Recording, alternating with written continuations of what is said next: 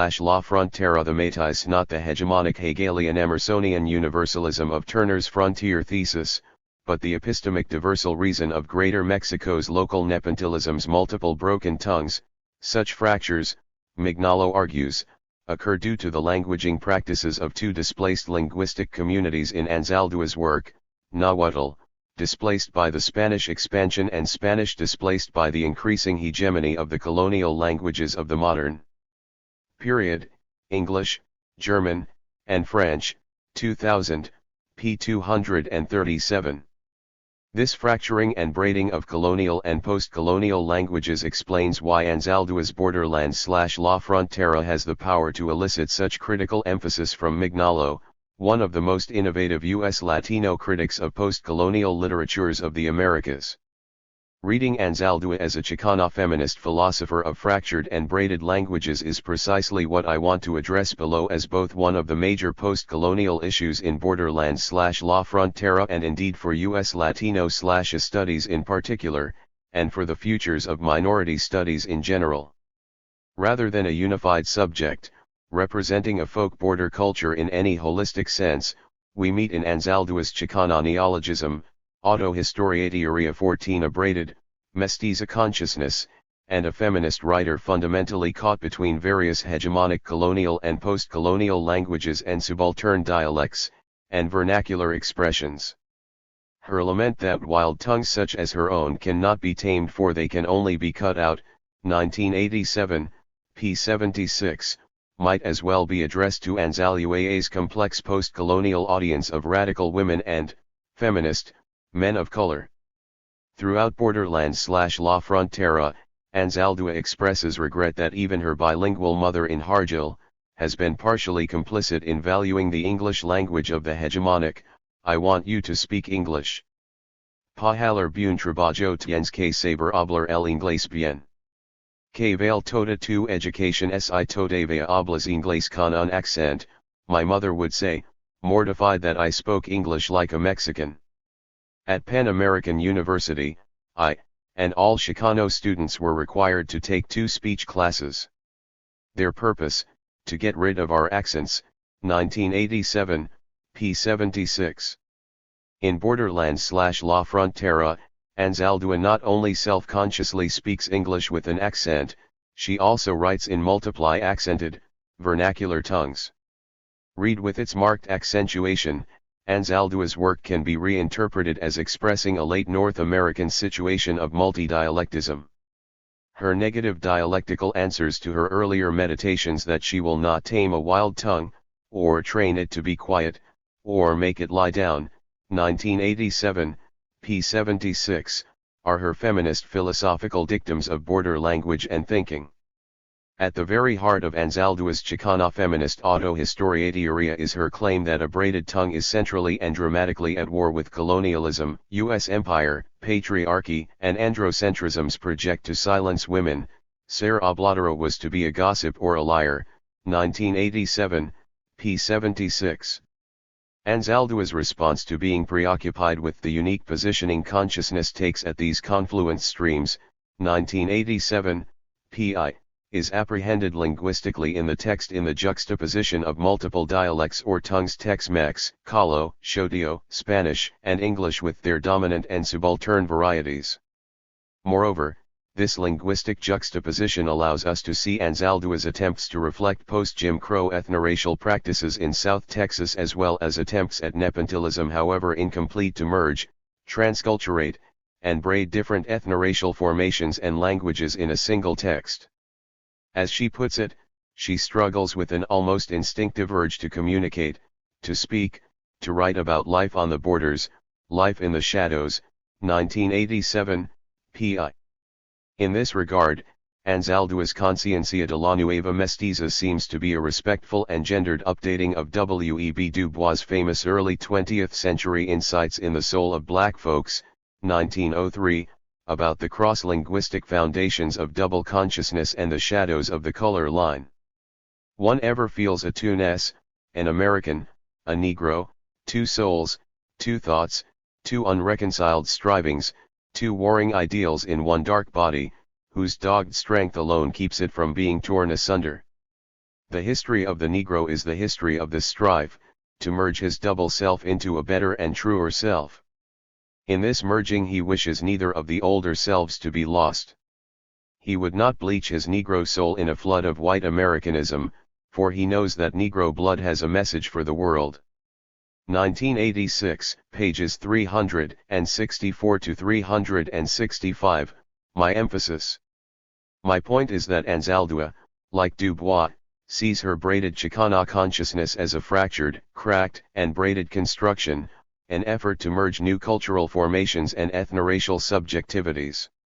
Like Du Bois, she, too, highlights the inherent U.S. linguistic wars both inside the body of the nation and in the body of her soul, for like the US-Mexico border itself, it is an open wound, dividing a pueblo, a culture / running down the length of my body / it splits me / me Raja, 1987, p. 24. Both Du Bois and Anzaldúa call for new ethnic, linguistic, and cultural exchanges between the South and the North. If, for Du Bois at the beginning of the 20th century blackness and whiteness were inextricably woven together, then, for Anzaldúa at the century's end Chicana, Latina, African American, and Euro-American vernacular English and Spanish have been knitted together into what Du Bois called the very warp and woof of this nation. This colonial difference is crucial to emphasize for those of us tracking Chicano/studies shifting and shifty cross-genealogy from the matrix of globalization's coloniality.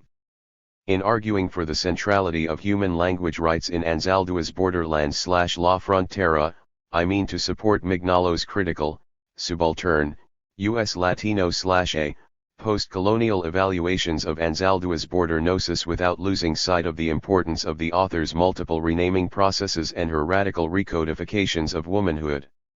As Chicana feminist scholars such as Norma Alarcon, Keila Sandoval, Yvonne Yarbrough Bejarano, Angie Shabram-Derner-Sejan, Sonia Saldivar-Hull, and Paula Moya have all rigorously and gracefully argued, Borderland / La Frontera is fundamentally a Chicana feminist text, a first-rate historia of post-Jim Crow South Texas, a jolting new positioning of the Native woman in Chicana studies, a terrific study in comparative whiteness and brownness, and post-positivist realist call for identity and social justice. Point 15. Yet what is perhaps an equally powerful feature of Anzaldúa's text has also been one of its least analyzed. Anzaldúa's discussion of nepotilism as a braided, U.S. Latino / a linguistic consciousness.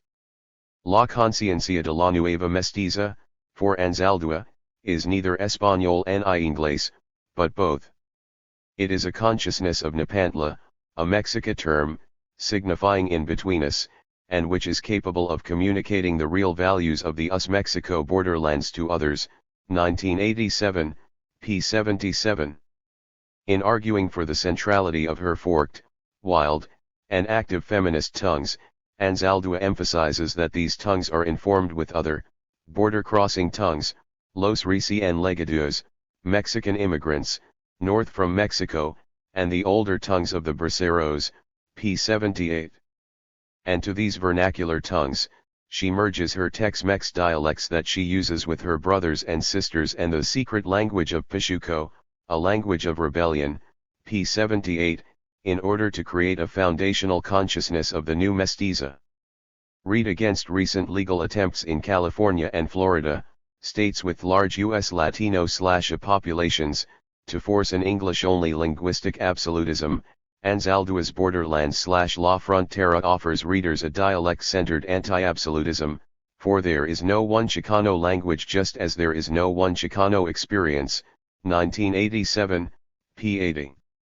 In her own testimonial theorization of experience, when in high school she was encouraged to take French classes because French was considered more cultured, she ends by noting that Spanish speakers will comprise by 2005 the biggest minority group in the USA, 1987, p. 81.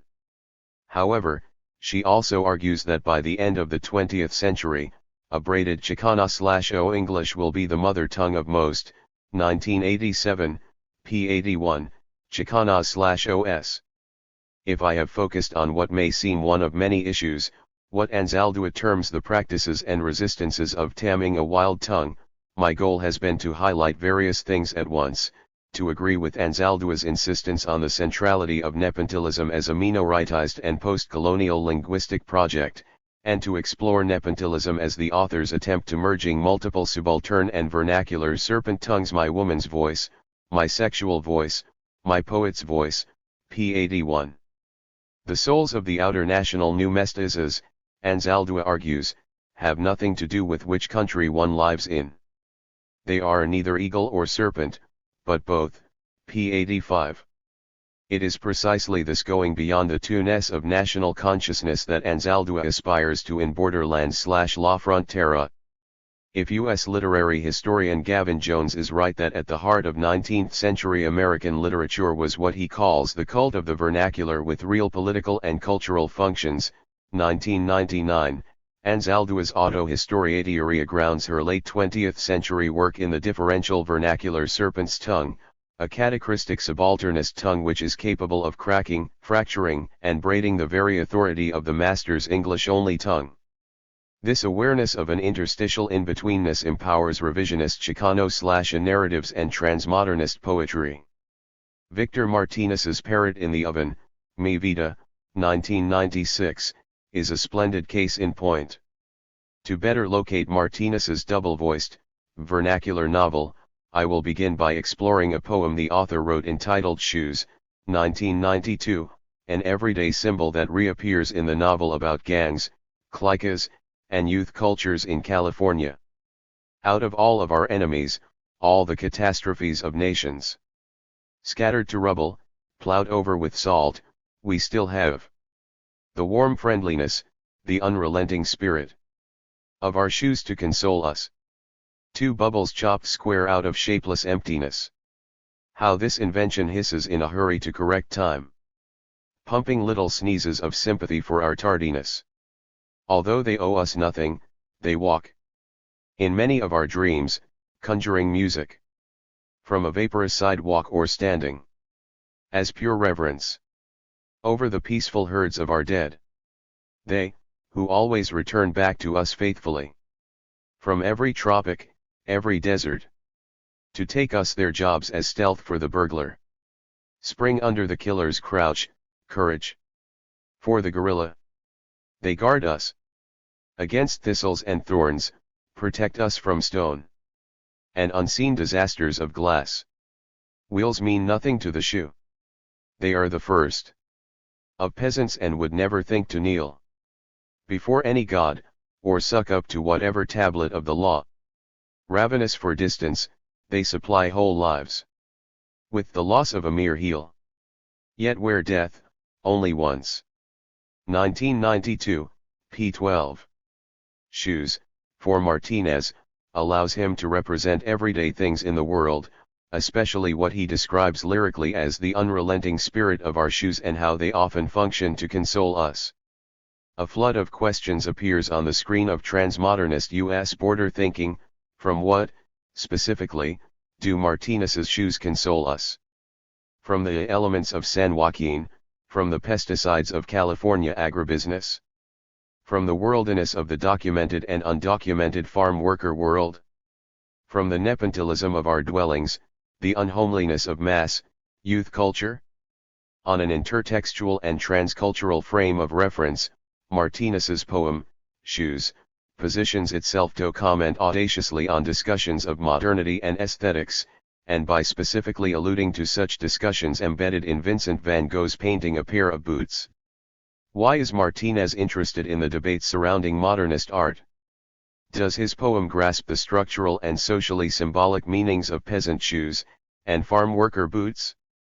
In his landmark book, Postmodernism, or the Logic of Late Capitalism, Frederick Jameson argues that Van Gogh's painting unleashes the whole object of agricultural misery, of stark rural poverty, 1991, p. 7.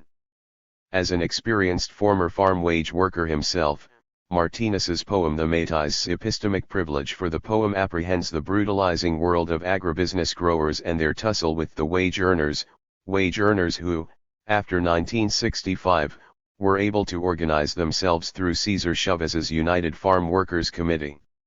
If, as Jameson suggests, Van Gogh's painting can only evoke the peasants' alienation of labor, who are themselves literally worn down like a pair of boots.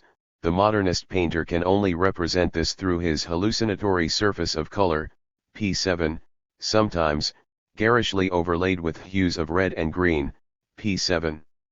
In other words, Van Gogh's A Pair of Boots, like Martinez's California farm worker poem Shoes, embodies deep dystopian and utopian tensions and ambivalences that we earlier saw in Gilroy's and Anzaldua's narratives of the US-Mexico borderlands and the Black Atlantic diaspora.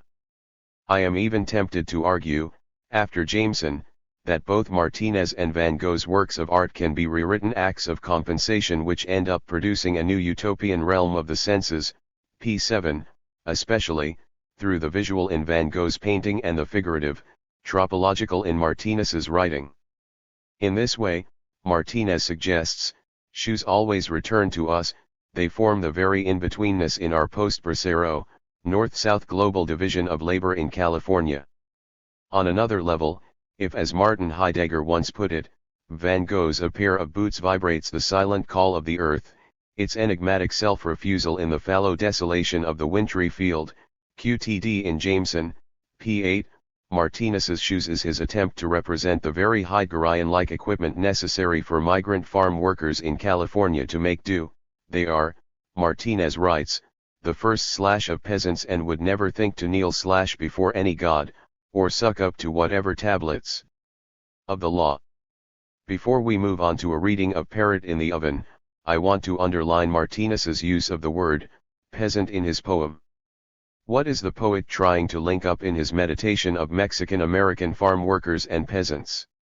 Is Martinez, like the South Asian subaltern historians, trying to democratize U.S. poetry by looking on subordinate social groups farm workers and campesinos as the makers of their own minoritized destiny? My own sense is that by his looking at farm worker/campesino shoes, Martinez is attempting to stretch the very category of the political far beyond the borders assigned to them in European and American political thought. Farm workers are not pre-political or pre-modern in any senses of the terms. Like Ranjit Guha, 1988, 1997, before him, Martinez insists that farm workers are real contemporaries of the colonial idea of power in the modern Americas, not pre-modern or primitive rebels, and that they are a fundamental part of the modernity that colonial idea brought to the Americas some 500 years earlier. Let's now turn to Martinez's Parrot in the Oven, Mi Vida, initially marketed by its New York publishers as a young adult novel, and contrapuntally read this young adult novel against his apparently more mature, modern, adult, philosophical poem, Shoes. Do these works by Martinez have anything in common? Do they inform each other and help us do away with false dichotomies such as young adult and adult literature classifications? Why do mainline U.S. publishers insist on infantilizing U.S. Latino/writers? Can a minoritized reading based on U.S. Latino/a mass youth culture help us better ground Martinez's epistemological obsession with the gaps between the farm worker's earth and a post-developed California world? My firm sense is that Martinez's novel opens up fresh vistas on the relationship between mass culture and the social by transforming radically the genre of the so-called young adult novel itself. If this emergent genre, like children's literature, is marginalized in the institutions of the Academy, Martinez crosscuts this subalternized form by focusing precisely on the ethno-racialized subalterns in California, especially the young vatos firmes, the clicas, youth gangs, and their ritual initiations, what the Chicano hip-hop artist Frost describes as the poetics of Los Chavas, Los Balas, and the Chevy Impalas, 1992. If historian Robin Kelly is right that most rap music is not about a nihilistic street life but about rocking the mic, 1997, p37, Martinez's Parrot in the Oven, Mi Vida takes it inventive linguistic lessons from the very youth culture it explores. What counts for Martinez is not just the Hernandez tussles in the barrio but the wild storytelling riffs and figures of speech of the young Chicano/a characters, especially Manny's ability to make comparisons in his world, his often hilarious facility to see likenesses between unlike things, what Kelly argues is fundamental to most urban rap music, the ability to kick some serious, linguistic inventiveness, p. 37. This is what Martinez's rich parrot in the oven is fundamentally about. Like Martinez's shoes, we can discern or discover the hermeneutical horizon of at least two levels or symptoms of reading. To begin with, Parrot in the Oven focuses on Manny Hernandez, a young homie from the Barrio Projects, who is determined to discover for himself what it means, existentially and cognitively, to be a vato germa guy to respect. This theme, the development or the education of the male hero's coming of age, is the Bildung of the young adult novel. Moreover, Martinez continually meditates on the related spaces of home and leisure, and a la Paul Guillory and Robin Kelly, he sees the male body not only as an instrument of labor but also of pleasure. And, Manny, as we will see below, draws lots of pleasure through his intense labor of producing whirling figurative play. As we begin reading Parrot in the Oven, Manny lives in the Barrio Hood, somewhere in the projects of Sal S.I. Puedes, and attends the San Joaquin Valley's J. Edgar Hoover High. Like the farm workers in shoes, he has to make do and has to grapple with his working-class family life, an alcoholic father, Manny Sr., an abused mother, Rebecca, who daily puts on a pair of worn-out boots and mops the Barrio Casitas floors, and his brothers and sisters. Manny comes of age here in Sal S.I. Puedes in a poetic series of fast-paced chapter vignettes. Stylistically and rhetorically, Martinez maintains the specificity of his setting and mass youth characterization through his artful everyday vernacular dialogues, and through intense language, what we earlier discussed as his startling elegant poetic imagery in shoes. Some of my favorite tropes include the following from Manny's consciousness. He could duck trouble better than a champion boxer could duck a right cross. P3. Dad is always cursing, simmering, and ready to boil over. P5. Migrant farm workers are like whirlwinds. P13. She was just trying to blossom herself up. P59. I had a face Dad said would look handsome on a horse. P80. She worked hard for beauty, teasing her hair as an ocean wave. P92. Her shadow will be erased, and her soul will drift to heaven like a fluff of a dandelion in the wind. And then it will blossom in another garden, so bright the colors will hurt your eyes. P89. Against the tussles of everyday misery in Manny's barrio life, the world opens up its worldliness, through Martinez's poetic transpositions and metaphoric exchanges. If Martinez's narrative focuses on the underside of the Hernandez family romance, Parrot in the Oven never lacks for compassion. Throughout, Manny wonders how his sisters and mother were able to stand it. P12. Incredulously perhaps, Manny even makes fun of the profound alienation and pain of his father's abusive patriarchy by saying to himself, deep down Dad liked me. This has to be read contrapuntally, I suppose, against all the hard smacks given to him by his father. For even the title of the novel, Parrot in the Oven, Mi Vida, evokes a male folk patriarchal bruising. Perico, or parrot, was what Dad called me sometimes. It was from a Mexican saying about a parrot that complains how hot it is in the shade, while all along he's sitting inside an oven. People usually say this when talking about ignorant people who don't know where they're at in the world, pages 51 to 52, in other words, Manny's dad thinks his son is a pendejo, pure and simple. Manny, the young adult novel protagonist, however, survives and even triumphs over his father's awkward love, California's under-endowed ugly, Proposition 13 public schools, and countless barrio feuds by working himself through a final climactic gang initiation beating. He is punched and whacked with storms of claps, kicks, and bites. When it is over, Manny's young body swells all over and Martinez writes, I could smell the acidy stink of the dirt, but strangely enough, there was no fear. Nor could I feel those blows, which felt instead like instead of me, they were hitting a slab of meat on a table. When they finally let me up, I sat there, swelling fast, flaring alive with throbs. P194.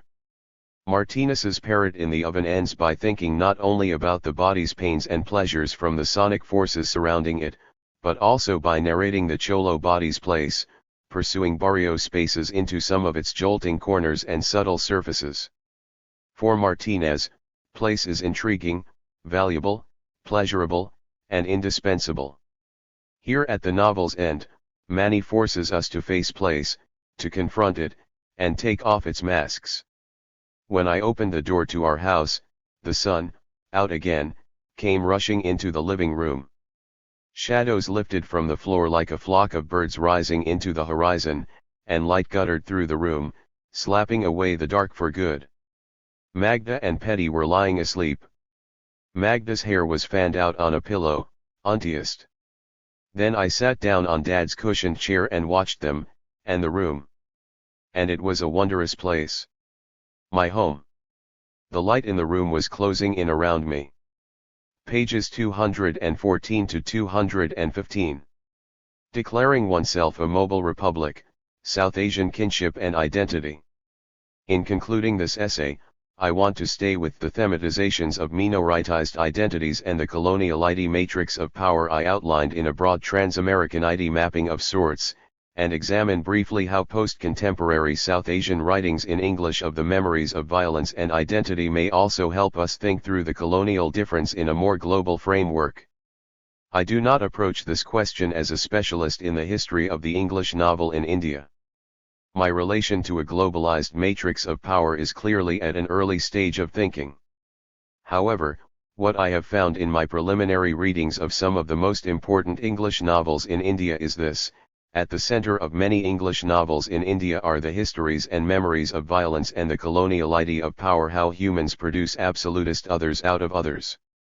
In this sense, narratives of the violence of colonialism in the English novel in India, Salman Rushdie's Midnight's Children or Amitabh Ghosh's recent The Hungry Tide, for example, are also narratological studies of the politics of identity and the colonial difference. What animates many South Asian novels in English of the memories of violence of British coloniality, of the partition of 1947, and beyond is the question of how to live within the context of global coloniality. At another level, South Asian, Indian, writers working in English, like Dubois, Anzaldúa, and Martinez's Double and Mextez's/O consciousness I highlighted above, must continually grapple with the colonial histories that form the very English language they and their characters use. 16.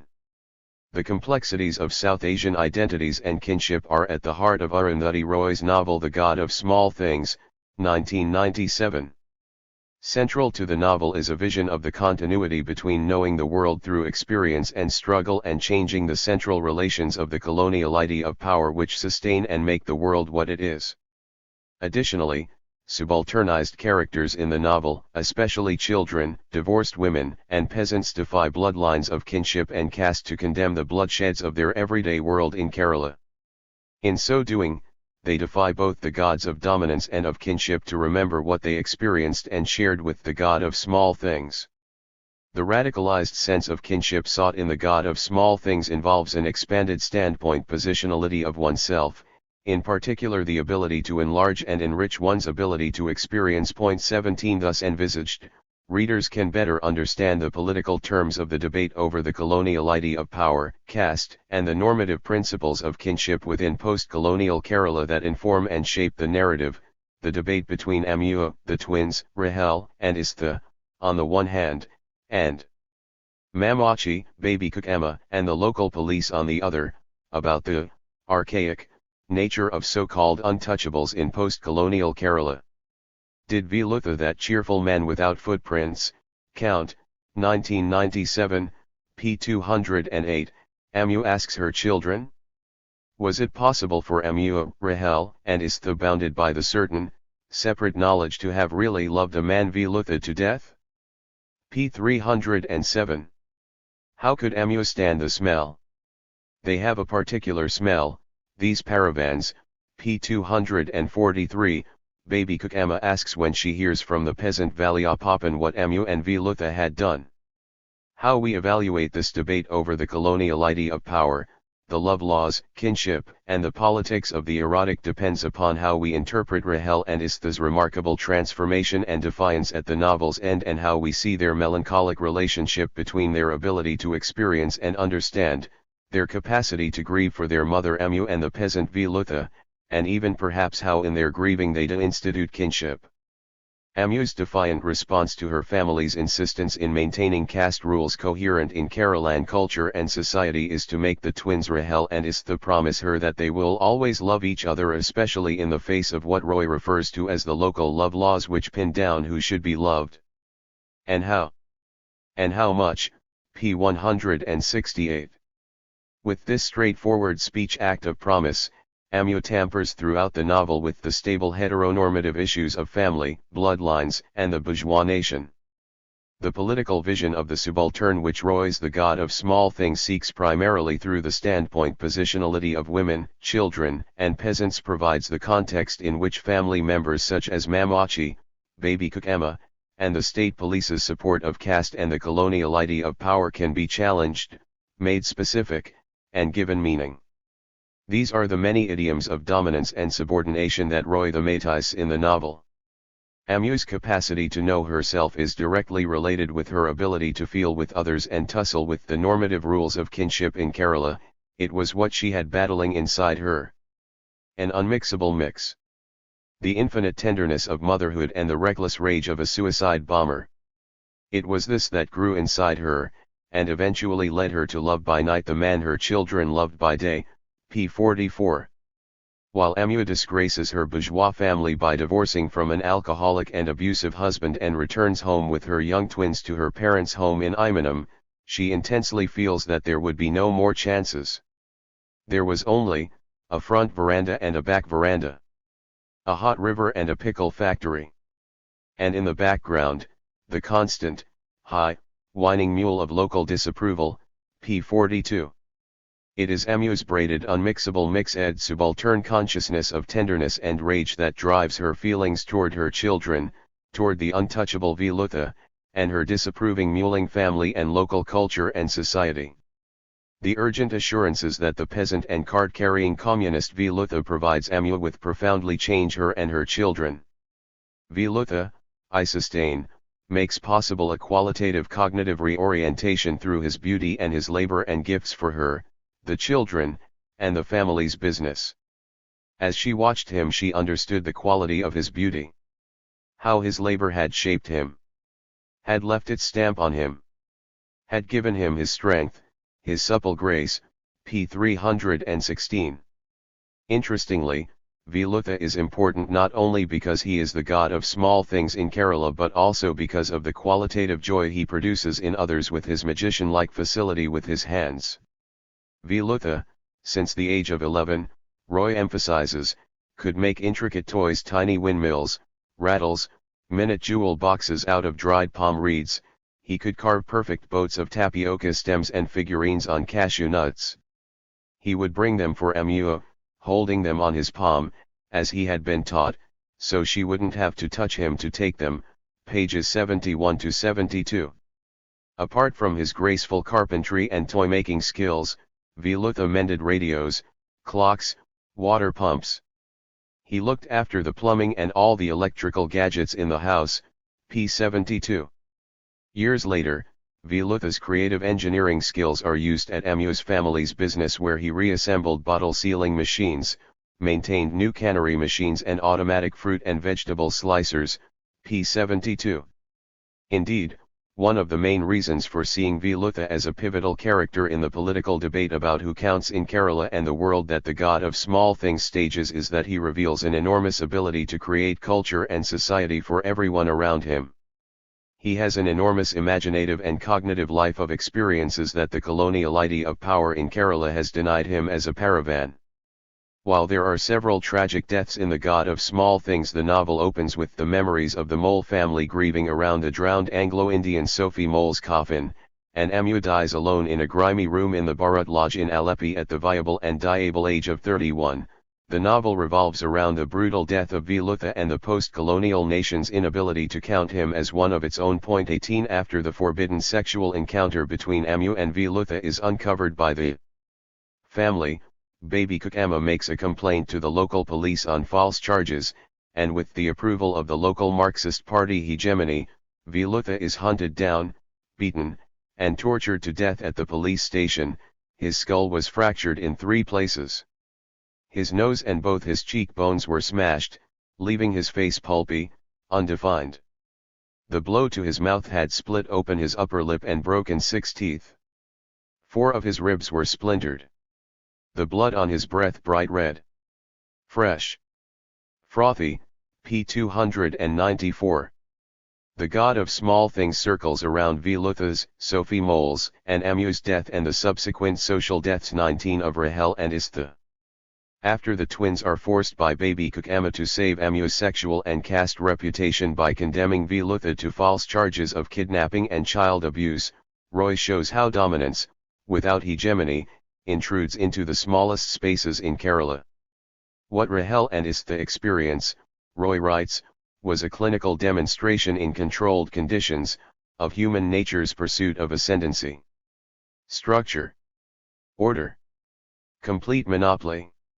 If the police hurt Velutha more than they intended to, it was only because any kinship, any connection between themselves and him, any implication that if nothing else, at least biologically he was a fellow creature had been severed long ago.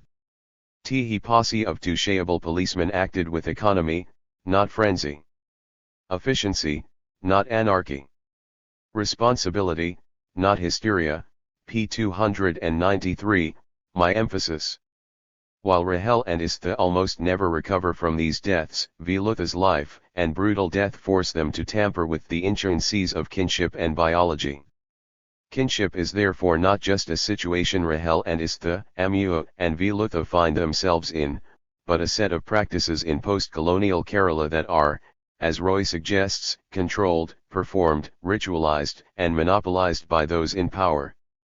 Kinship trouble, we might say, is what Roy seeks to deinstitute in the God of Small Things. In political and psychoanalytic terms, the God of Small Things traces Istha and Rahel's struggles to work through the implications of their complex cathectic relations with post-colonial Kerala and the Imanam house. Istha never fully recovers. He stops talking altogether. Occupying as little space as possible in Kerala, he walks along the banks of the river that smelled like shit and pesticides bought with World Bank loans, p. 14. Rahel, too, returns from a self-imposed diaspora of sorts in the United States, where she suffers a bad marriage in Boston, divorces, and labors in a New York City ethnic restaurant. When she learns that Istha has returned to Imanam, they have been apart for 25 years, since December 1969, she comes home. If for Rahel surviving the brutal Kerala past is partly predicated on her identity of diaspora, her attempt to form a coherent present also involves a transgressive acting out with her twin brother Istha. The adult twins do so by making the love laws and its rules incoherent. Interestingly, Roy cannot directly represent Rahel and Istha's sexual transgression. There was, after all, Roy explains very little that anyone could say to clarify what happened to Rahel and Istha. Nothing that would separate sex from love. Or needs from feelings, p. 310. What is only narratable is that Istha and Rahel had held each other closely, long after making love, and that night was not happiness, but hideous grief, p. 311. Hideous grieving, intimate loving, working through the coloniality of melancholia. All these idioms are woven together in the God of Small Things through Rahel and Istha, suggesting the complexity involved of coming to know oneself and expanding one's capacity to experience with others. The figures of Rahel and Istha may well compel a reading that tampers with the normative spheres of kinship, bloodlines that sustain and monopolize the society and the nation by exposing the socially contingent character of kinship. 21. Roy ends her post-colonial novel by suggesting how much theoretical and historical knowledge is involved in Amu, Istha, and Rahel's learning to experience in Kerala. Their changing relationship with Velutha is based on an understanding of the brutality of caste, the love laws, and of the necessity and urgency to deinstitute them.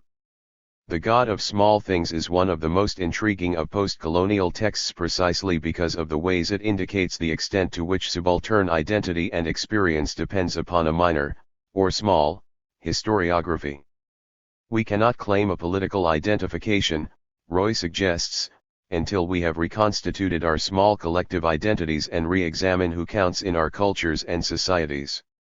In conclusion, I suggested that pensamiento fronterizo is linked to a realist view of U.S. minoritized studies. I suggested further that the recent directions in minoritized studies, subaltern studies, the colonial idea of power, and post-positivist realist studies could be taken as the most significant movements in U.S. post-colonial studies rather than as blueprints or master discourses to be imposed worldwide. Thus, pensamiento fronterizo in minoritized studies demands a different conceptualization of the self, of power, and of cultural citizenship. I have also assumed a framework in which the minoritized and subalternized designs in Anzaldúa, Martínez, and Roy's narratives are linked to different stages of the modern world system, the colonial idea of power from the Renaissance to the present in Anzaldúa and Martínez's narratives, and the love laws and the British imperial difference in Roy's novel. All three minoritized designs in these Chicano/A and South Asian works argue for a border and diasporic thinking as a necessary epistemology upon which a diversalist knowledge can be articulated in a transmodernist world governed by global capitalism and new forms of coloniality. Finally, my essay is an argument for a critical and comparative cosmopolitanism from below. At the same time, I see in Anzaldúa, Martínez, and Roy's imaginative writings a plea for a new politics of diversality, one that conceives border and diasporic thinking as a critical project.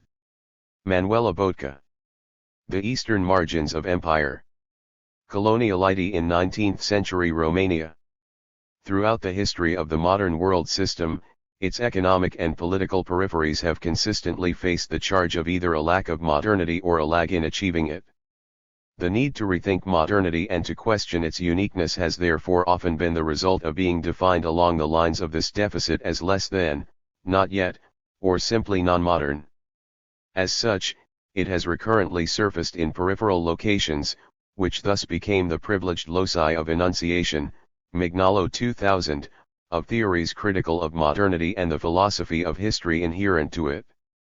Latin American dependency theory, emerged in response to the developmentalist perspective advocated by U.S. theorists of modernization in the 1950s and 1960s, is in this respect the best known, but by no means the only example. The metaphors of core and periphery, initially conceptualized in this context, have long informed social scientific thinking and have as such taken a variety of forms: center-periphery, metropolis-satellite, north-south.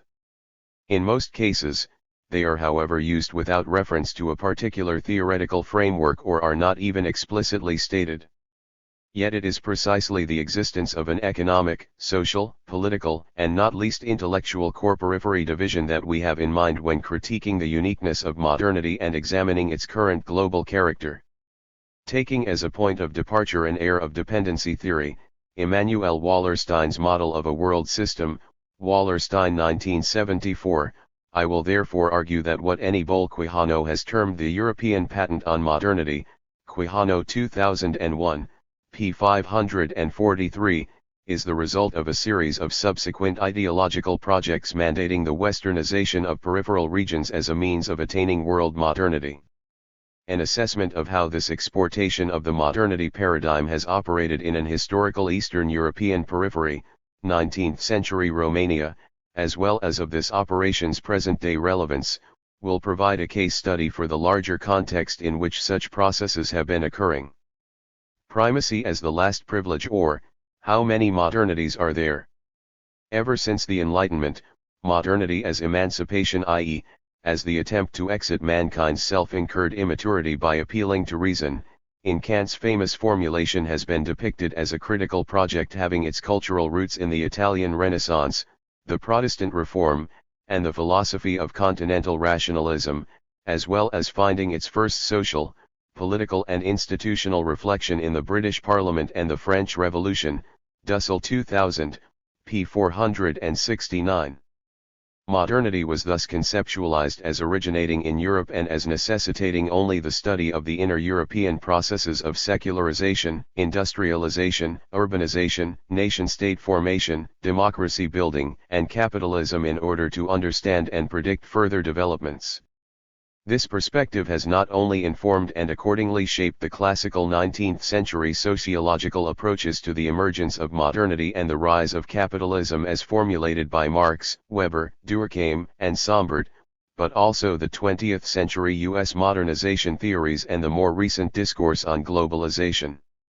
Although the growing empirical evidence has rendered the underlying convergence thesis gradual westernization as the non-Western society's only path to modernization increasingly implausible, the modifications that the dominant concept of modernity underwent in order to rise to the challenge of empirical reality proved insubstantial to the core of the matter, hailed as a theoretical turnaround within Western social science, the merely numerical proliferation of modernity in approaches.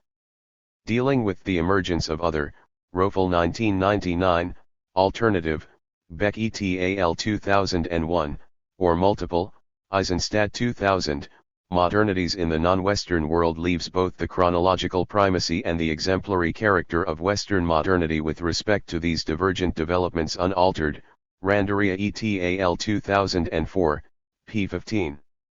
This enduring view has recently been criticized by Argentinian philosopher Enrique Dussel as being not only Eurocentric, but at the same time provincial and fragmentary, Dussel 2000, p. 470. According to him, the universal claim of European modernity is grounded in the central part that the economy, the states, and consequently the intellectual production of successive European locations played in world history from 1492 on, Dussel 2002. This coincides with Wallerstein's periodization of the emergence of the modern world system as a single division of labor encompassing multiple political systems, Wallerstein 2000, p. 75f, in which the accumulated surplus is unequally redistributed through the market to the benefit of the respective hegemon. The Spanish and Portuguese conquest of the Americas in the long 16th century had marked the beginning of the displacement of earlier world systems by a capitalist world economy having Western Europe as its core. In economic terms, these conquests represented the comparative advantage, Dussel 2002, p. 223, one that allowed successive European hegemons. Spain and Portugal were followed by the Netherlands and then Britain, a temporary monopoly in the world market at the expense of 1. colonized regions as well as of 2. competitors still outside the world system. With the incorporation of the Russian and Ottoman empires into the capitalist world system during the 19th century and the subsequent scramble for Africa among European powers, modern Europe as the core of world history became the first geopolitical location ever to successfully englobe all other cultures as its periphery or semi-periphery, Wallerstein 2000, p. 140. Eurocentrism, both as a general framework of knowledge and as a particular conception of modernity, was the result of the establishment of Western hegemony as a global model of military, economic, and epistemic power. The ongoing colonization of new areas enforced a classification of the planet with respect to its degree of Occidentalism, whose aim, as Walter Mignolo has put it, was to transform differences into values, Mignolo 2000, p. 13, such that, of the various ethnocentrisms making up the vast array of coexisting cultures, European ethnocentrism alone claimed and imposed universal validity for its economic and cultural precepts. Peruvian sociologist Aníbal Quijano identified the foundational myths behind the propagation of Eurocentrism in evolutionism: the notion that human civilization proceeded in a linear and unidirectional way from an initial state of nature through successive stages leading to Western civilization, and dualism, the view that differences between Europeans and non-Europeans can be accounted for in terms of insuperable natural categories such as primitive civilized, irrational rational, traditional modern, Quijano 2001, p. 543. With their help, the European patent on modernity was thus constructed in colonial times as a consequence of the redrawing of geographical borders and their simultaneous transformation into temporal stages of rationality and modernity. The Europeans generated a new temporal perspective of history and relocated the colonized population, along with their respective histories and cultures, in the past of a historical trajectory whose culmination was Europe. From then on, there were inferior races, capable only of producing inferior cultures. From then on, they were the past, Quijano 2001, pages 543, 552. Modernization theory, mandating a specific type of economic and social development after the U.S. model, was only the 20th century embodiment of a long series of global designs conceived and enacted from the particular local history of the Euro-American core, that had begun with Christianization in the 16th century and had been followed by the civilizing mission in the 19th, developmentalism in the 20th and the neoliberal global market of the present.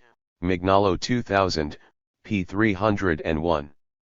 Allegedly universal knowledge therefore is never neutral or unpositioned, but reproduces the particular epistemological perspective of a local history that it subsequently does or does not manage to establish to the detriment of other local histories. Critical theories attacking modernity from within fail to pinpoint this additional dimension pertaining to coloniality too, and thereby become complicitous with the criticized global design, whose premises they unwillingly reproduce. Thus, throughout the history of the modern/colonial world system, the construction of pathological regions in the periphery as opposed to the so-called normal development patterns of the West justified an even more intense political and economic intervention from imperial powers. By treating the other as underdeveloped, as backward, metropolitan exploitation and domination were justified in the name of the civilizing mission. Grossvogel 2002, p. 221.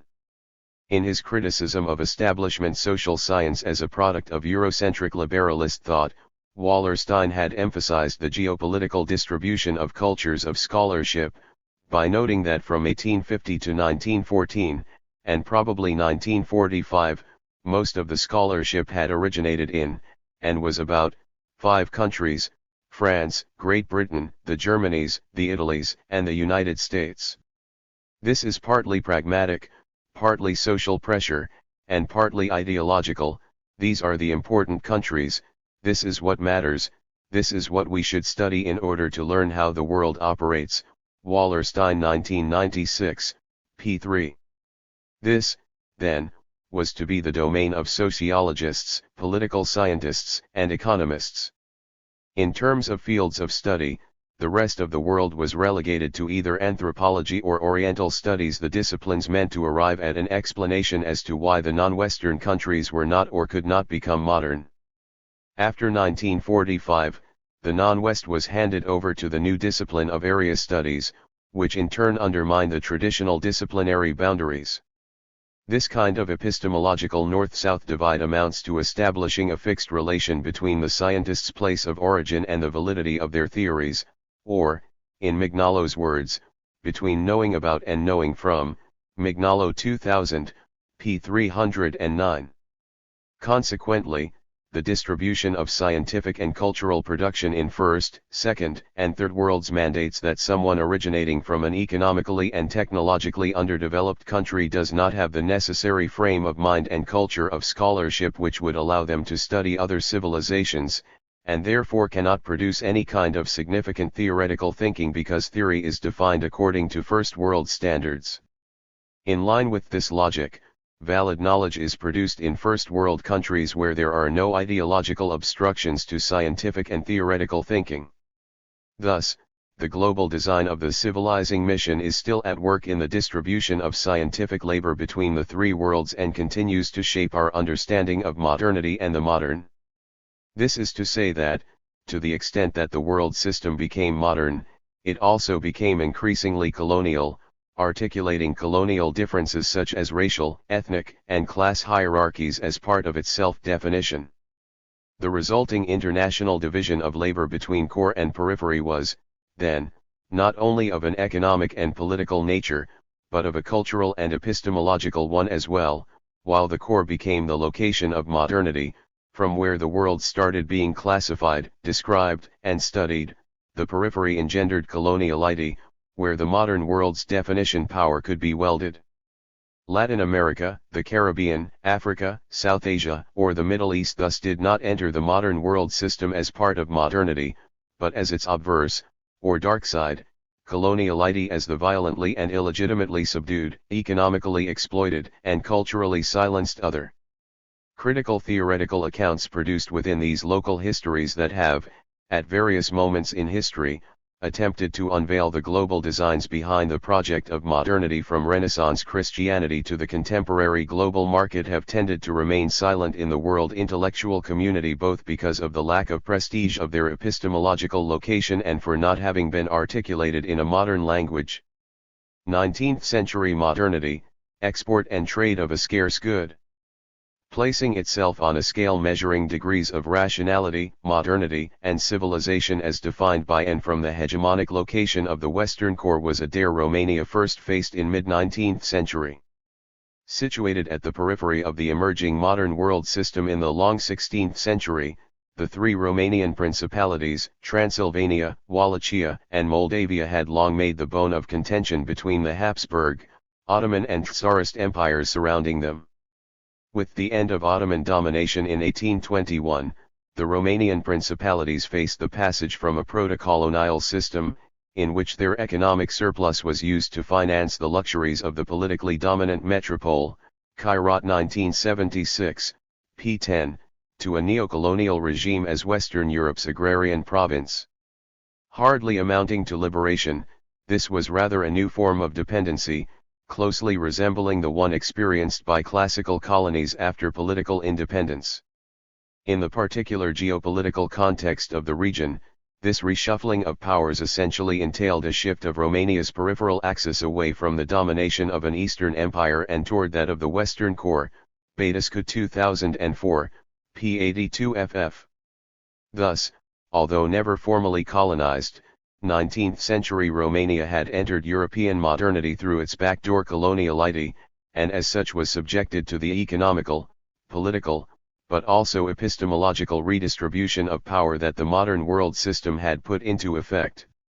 If race was not a prominent criterion of differentiation within Europe itself, unlike in its official colonies overseas, the negative term of opposing pairs such as civilized barbarian, rational irrational, developed underdeveloped applied to its eastern regions nonetheless. Hence, the systematic process of constructing inferior others as a core mechanism of legitimation for political intervention in economic exploitation and epistemological patronage of the periphery had also led to the emergence of pathological regions in that area of the modern world system whose north was its west. It was against this background of Western Europe's ambivalent relationship with its other within, the lesser European East, that Romania had to position itself in the second half of the 19th century. As the Ottoman economic pressure was loosening, the Western, and particularly French, cultural influence gained ever more ground in the principalities. Westernization, civilization, and economic progress were viewed as closely related and mutually reinforcing processes, Love 1996, p. 26. A French-inspired, liberal revolution in 1848 laying claim to national independence for all Romanians and stifled that same year by Russian and Turkish intervention had also addressed issues such as serf emancipation, abolition of the Belgian-inspired constitution and the privileges it warranted to the land-controlling class, equality of civic and political rights, freedom of speech and of the press, and the creation of a national army. Yet, unlike in the West, obstacles to cultural, political, and economic modernization in the European periphery were, first, imperial military domination, and second, the expansion of international capital. This meant that, once politically independent, Romania had to resist economic conquest in order to safeguard its national identity. Development issues could therefore only be formulated in terms of the foreign domination to which the country was subjected at that time, such that incipient sociological concerns were aimed less at global designs, i.e., at abstract evolutionary models applicable across space and time, and much more interested in the historical analysis of the nation, i.e., in local history. The Western war for men's minds on the eastern margins of empire. The 1848 revolutionaries, for their most part young intellectuals educated in Western universities, had advocated reforms in keeping with the country's traditions as well as the need for critical evaluation of the cultural imports. But their social thought, however concerned with the nation's well-being, was deeply rooted in the liberal ideology underlying their revolutionary activities, in their firm belief in progress as mankind's universal law and in civilization, chiefly understood in a Western European sense, as a superior stage of social evolution. Conservative thought, on the other hand, with its emphasis on organicity, tradition, collective values, and gradual change, was in itself critical of modernity. The acceptance it gained in Romania, where the awareness of peripherality invited critical rethinking, amounted to what has elsewhere been called a double critique or border thinking, i.e., a critical attitude toward two traditions that implies thinking from both, and at the same time from neither. Mignolo 2000, p. 67. By undertaking a critique from within modernity through the use of central elements of Western conservatism, and at the same time from its exteriority as an intellectual stance prompted by the social realities of the system's periphery, Romanian conservative thought as first illustrated by the literary critic Titu Mărescu, founder and leader of the most influential cultural society of the time, Ghinemia, the Youth, postulated the borderline between the Western core and the Eastern European periphery as a new locus of enunciation from which it was possible to rethink modernity. In order to ensure that the benefits of Western culture could be appropriated in a country situated at the border between barbarianism and civilization, as he put it, a critical view of the modernizing process was necessary, Mărescu argued. Given Romania's exposure to an array of proximate foreign powers, thorough social change as it resulted from the economic and cultural opening toward the west of Europe and the corresponding adoption of modern institutional structures represented a new kind of aggression, one on which the nation's survival came to depend. Dealing with the issue of the culture change in primitive areas in the 1960s, evolutionary anthropologists critical of the U.S. modernization school would similarly refer to the importation of Western ideology and political institutions by former European colonies lacking the corresponding technological and economical foundation as a war for men's minds. Solon/Service 1960, p. 117f, waged by the West in the attempt to preserve world dominance after formal decolonization. 100 years earlier, Mărescu warned that, in the absence of constructive criticism, evolution viewed not so much as a teleological process, but as the gradual development of given potentialities could easily fail to result in the progress advocated by Enlightenment philosophy and the liberal doctrine in its wake. His classically conservative stance on the positive function of criticism and of the continuity of traditions in times of disruptive social change delivered the means for framing his analysis of Romania's hasty modernization in terms of what would become a highly consequential approach, the theory of forms without substance, Bodka 2003.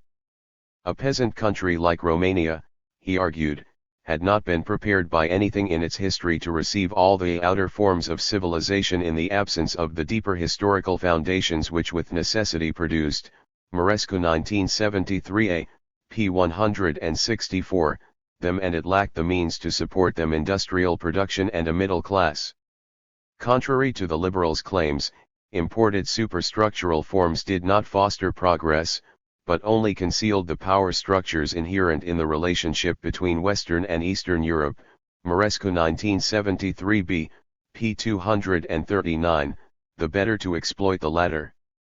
Consequently, Romania's sole possibility of preserving national independence throughout the process of modernization depended on her providing a specific cultural, economic, and political foundation to match and sustain the adopted forms, a conclusion that evolutionary anthropology would reach with respect to all the new states exposed to the ideological domination of the system's core powers after World War II, Solon/Service 1960, p. 119. Although he mainly referred to cultural and political superstructural elements, Mărescu clearly viewed both intellectual and economic progress as determining the issue of national sovereignty in the context of cultural dominance, thus warning against the dangers inherent in the modernization theory of his own time. Much like the policy prescriptions of 20th-century U.S. modernizationists, the liberal reforms implemented in mid-19th century Romania disregarded the power structures within Europe, and placed the country in a dependency situation. As soon as a higher culture is located in the vicinity of a people, it is bound to have some bearing on it. One cannot resist this call, Union in terms of cultural principles is the necessary fate of every European people. The question is only whether one can accomplish it as an equal companion or as an obedient slave, whether by preserving and strengthening one's national independence or by submitting to the foreign power. And this question can only be solved by the vitality of the people's economic and intellectual life. Muraresku 1973, p. 239. The costs of modernization, Muraresku noted 1 century in advance of Celso Furtado and André Gunder Frank, can only be assessed by considering both terms of the relationship, not by mandating modernity in self-contained societies. In the following decades, an amazing variety of sociological and economic theories of social development would use Titu Muraresku's model in order to define a proper evolutionary path along the lines of either form or substance. On the conservative side, it was the writer and columnist Mihai Eminescu who continued and expanded Murarescu's approach into a coherent socio-political theory of Romania's dependency status. For him, the mechanisms of the country's renewed peripheralization and as such, the means by which the war for men's minds was waged were not only economic, but also ideological. These, in his view, operated through the agency of a cosmopolitan element, first represented by Christianity, more particularly Catholicism, and later on, after the Enlightenment and the advent of the secular worldview, by internationally active economic agents. Cosmopolitanism understood as an unseen power, alien everywhere and at home everywhere, trying to realize the ideal of a universal empire. Eminescu 1876, p. 45, provided both the ideological cohesiveness and emotive force for the imperial projects of European powers, of which Austria-Hungary, posing the most direct threat to the Romanian provinces, was Eminescu's main point of reference. In 21st century parlance, Eminescu therefore denounced the capitalist system's reliance on successive ideological strategies acting as global designs and intent on providing a common identity to the otherwise historically and structurally heterogeneous, Quijano 2000, world system in expansion during the 19th century. Cosmopolitanism's emphasis on individualism, free trade, rational social organization based on universal and impersonal norms, and egalitarianism had found a well-suited agent in Romania's liberal government, Eminescu argued. Although they stood in sharp contrast to Romania's existing class structure, social mobility, and economic level, most cosmopolitan principles had already been forced upon Romanian society as part of the institutional reforms following the 1848 liberal revolution. Far from inducing development, these legislative changes wrought a serious breach in Romania's organic evolution. They disintegrated the traditional class system by displacing the indigenous bourgeoisie, destabilized the economy by enhancing consumption levels while diminishing production, and created gaps in the opportunity structure later to be filled by foreign economic agents. The Romanian constitution, which, unlike its Belgian counterpart, from which it had heavily borrowed, failed to represent precisely the largest segment of the population, the peasantry, was symptomatic for this mechanical adoption of foreign institutions lacking in local social substance. Every constitution, as a state's fundamental law, has as its correlate a particular class on which it is based.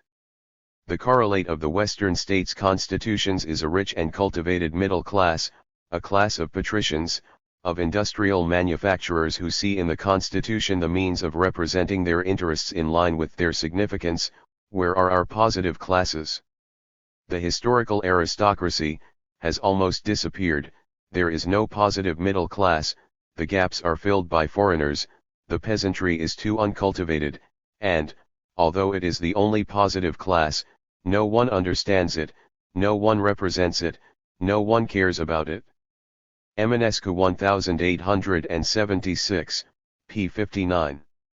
For Eminescu, then, cosmopolitanism, in its liberal variant, although acting as a global design, was rooted in the local history of the Western societies that elaborated it. The ideology it sought to export to underdeveloped countries by means of rational models of capitalist organization was a success story, but one that consciously ignored the historical realities which it confronted in the Eastern European periphery. Social revolutions such as had taken place in 1848 all over Europe were a luxury which small states, whose political or economic independence was constantly threatened, could not afford. Hence, advocating individual liberties in such a context could only act, as it already had, to the detriment of state power. Eminescu thus pleaded against a contractualist state, against individualism, free trade, and strictly formal modernization, and for a state representing the entire nation, instead of just separate individuals, for safeguarding nationality, and for protectionism. Consequently, in the context of peripheral development, Romanian liberalism was not even a valid doctrine in need of revamping, but just pseudo-liberalism, Eminescu 1879a, p. 301, i.e., a form without substance, while true liberalism, like true liberty, the very basis of which was a middle class that produces something, Eminescu 1877, p. 18, represented the outgrowth of Western economic and social circumstances that found their formal expression in the state constitution. The absence of these economic correlates in Romania thus explained why the implementation of a liberal constitution and of democratic principles could not benefit Romanian society and instead ended up serving the interests of the geo-historical location that had engendered and propagated them, Western Europe. So we allowed foreign legislations. Well, we did not allow them for Romanians, the needs of whom they did not match, but for economic elements that they did match and that know how to put them to use. We created a public atmosphere for exotic plants which proves lethal to the indigenous one. For today we have the most advanced liberal institutions. Control, people's sovereignty, French codes, departmental and communal councils.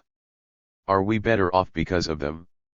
No, we are 10 times worse off, for the new institutions did not match our degree of culture, the sum of work power available to us, the quality of our work, so we have to exhaust all these in order to sustain the modern state's costly and useless apparatus. Eminescu 1877, p. 20. The main factors responsible for the increasing access foreigners gained to Romania's visibly growing state machinery had been, in Eminescu's view, the emergence of a favorable climate for social mobility and the creation of new socio-economic positions, especially in urban areas, in the context of the rise of political liberalism. They, too, accounted for the resulting polarization of the country's class structure into a foreign urban minority and a large rural, native majority financing the former's consumerist habits. Eminescu explained the functioning of this mechanism by means of a three-layered model: the real land, a large mass of the peasantry, 4/5 of the population, the country's sole productive force; the liberal institutions, the legal land providing the juridical apparatus needed for creating and justifying both the polarized structure and the economic exploitation; and, finally, the superimposed layer of parasitical elements, rendered indispensable to the mass of the population by usurious practices, Eminescu 1881a, p. 75. The social and economic function of the superimposed layer turned out to be the creation of a structure of fiscal exploitation sheltered by Romanian legislation at the expense of Romanian economy. By labeling the foreign elite a xenocracy, Eminescu 1881b, p. 323, in charge of the social and economic dimensions of the transition from a proto-colonial to a neo-colonial society, and further distinguishing between a xenocracy by conquest, i.e., a political one, as in the case of the Ottoman rule, and a xenocracy by insidiousness, i.e., one employing ideological and economic mechanisms characteristic of a neo-colonial model. Eminescu thus captured one of the most significant aspects of the phenomenon of coloniality of power, the contribution of neo-colonial elites to peripheralization after formal juridical decolonization. Not only was the country not approaching the Western standards of civilization, Eminescu claimed, but the very use of the notion of progress in Romania's current economic state was proof of the practical limitations and ideological sterility of imported political doctrines based on this notion, which, alongside liberalism, also included socialism.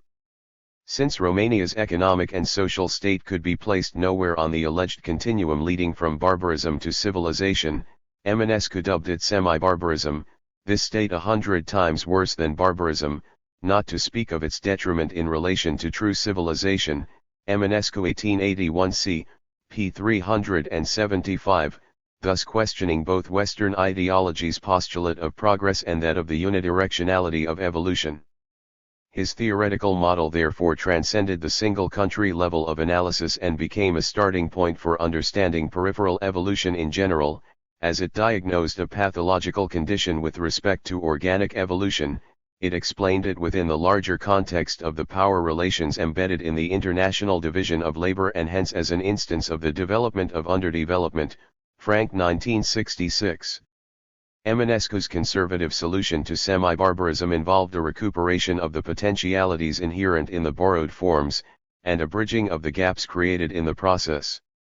If an evolution from forms to substance was possible, it had to proceed from a national and historical basis, whose reproduction had been stunted by the exploitative action of the superimposed layer. A people's true civilization does not consist in heedless borrowing of foreign laws, forms, institutions, labels, clothes.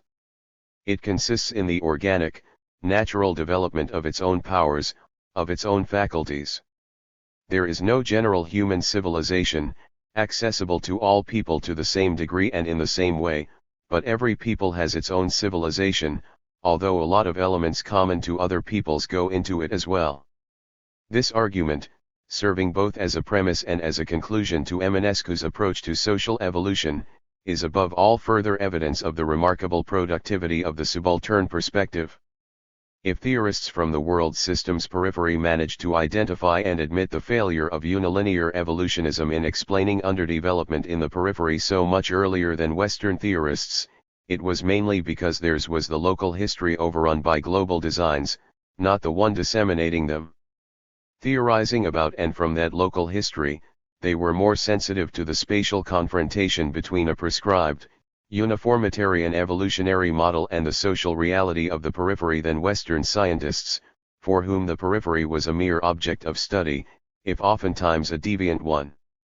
Against this background, insistence on the primacy of a peripheral country's national interest was a plea for the divergent character of evolution in general, for an acknowledgement of specific evolution in particular, and at the same time a form of resistance to the imposition of the global design of the civilizing mission, according to which the one general human civilization toward which evolution proceeded was European modernity. Thus, for Eminescu, the decision on whether or not industrialization was a choice for an agricultural country was not the predetermined result of a rigid sequence of stages, but the logical consequence of the advantages entailed by an industrialized country's relation to capital. Therefore, if Romania should industrialize, it was not because this was the inevitable evolutionary path, but because this particular form of internal organization of work would allow it to participate in the productivity of foreign capital, as opposed to being exploited by it. Romanian conservatism as border thinking. Even more than Mărescu's, the type of conservatism Eminescu embraced represents one of the clearest instances in which a Western political doctrine was resignified according to the historical realities of the world system's periphery. By criticizing modernity from its exteriority, i.e., from the perspective of coloniality inscribed in Romanian local history, he thus discarded the reproducibility of Western modernity as a myth. Consequently, to rule that the common denominator of such substantially different thinkers as Charles Maurras, the Slavophiles, Mihai Eminescu, and the agrarian school of writers in the U.S. South was the view that the foreigner was bad, modern society was bad, industry was bad, the soil was good, the past was noble, the nation had to be saved. Kairat 1978, p. 36. As Daniel Kairat did in a sweeping survey of conservative reactions to orthogenetic evolutionism, is to wrongly equate Western conservatism with its reinterpretation outside the Euro-American core. This attitude, however, illustrates only too well the previously discussed Eurocentrism of critical approaches enunciated from within modernity, and their subsequent blindness to its obverse, coloniality.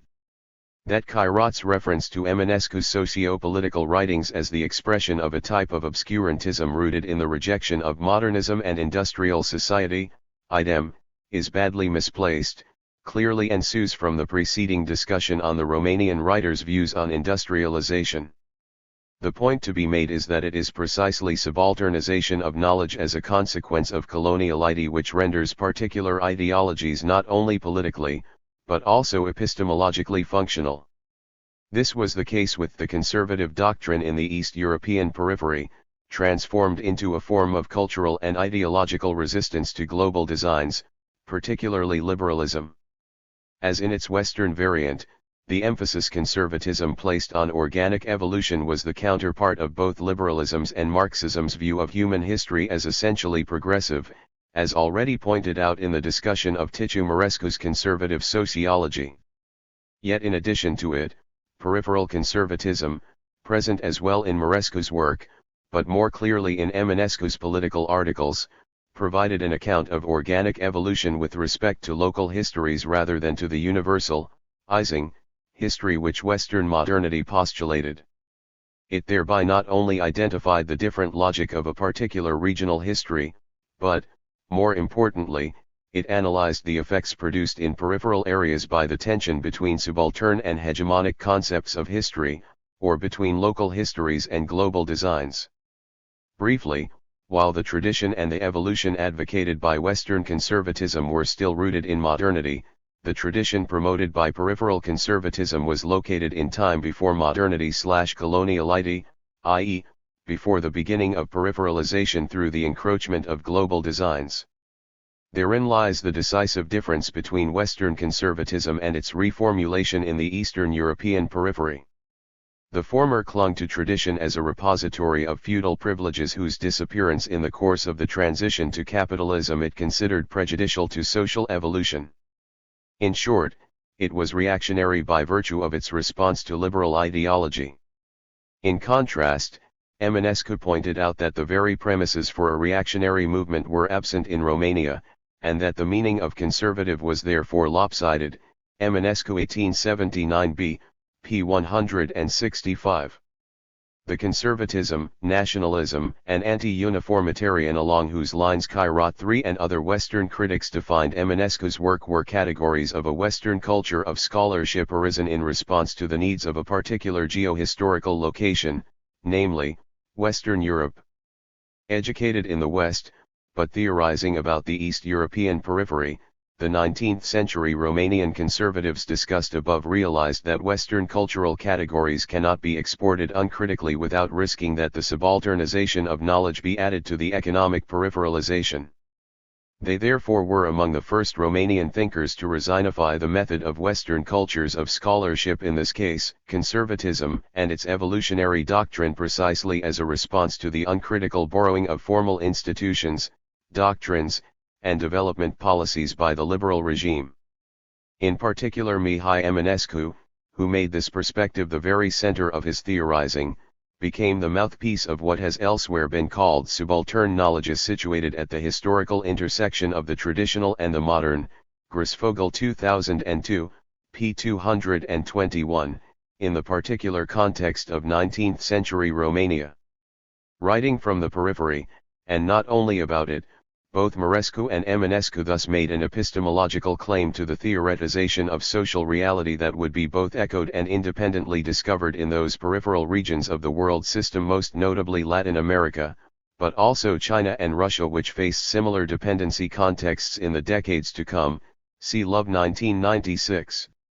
Concepts like Mărescu's forms without substance or Eminescu's superimposed layer and xenocracy reminiscent of both Celso Furtado's myth of economic development, Furtado 1974, and André Gunder Frank's Lumpenbourgeoisie, Frank 1974, all represent attempts to outline specific realities of the modern world system's periphery for which hegemonic social science, centered around European experience and its claim to universal truth, had no labels.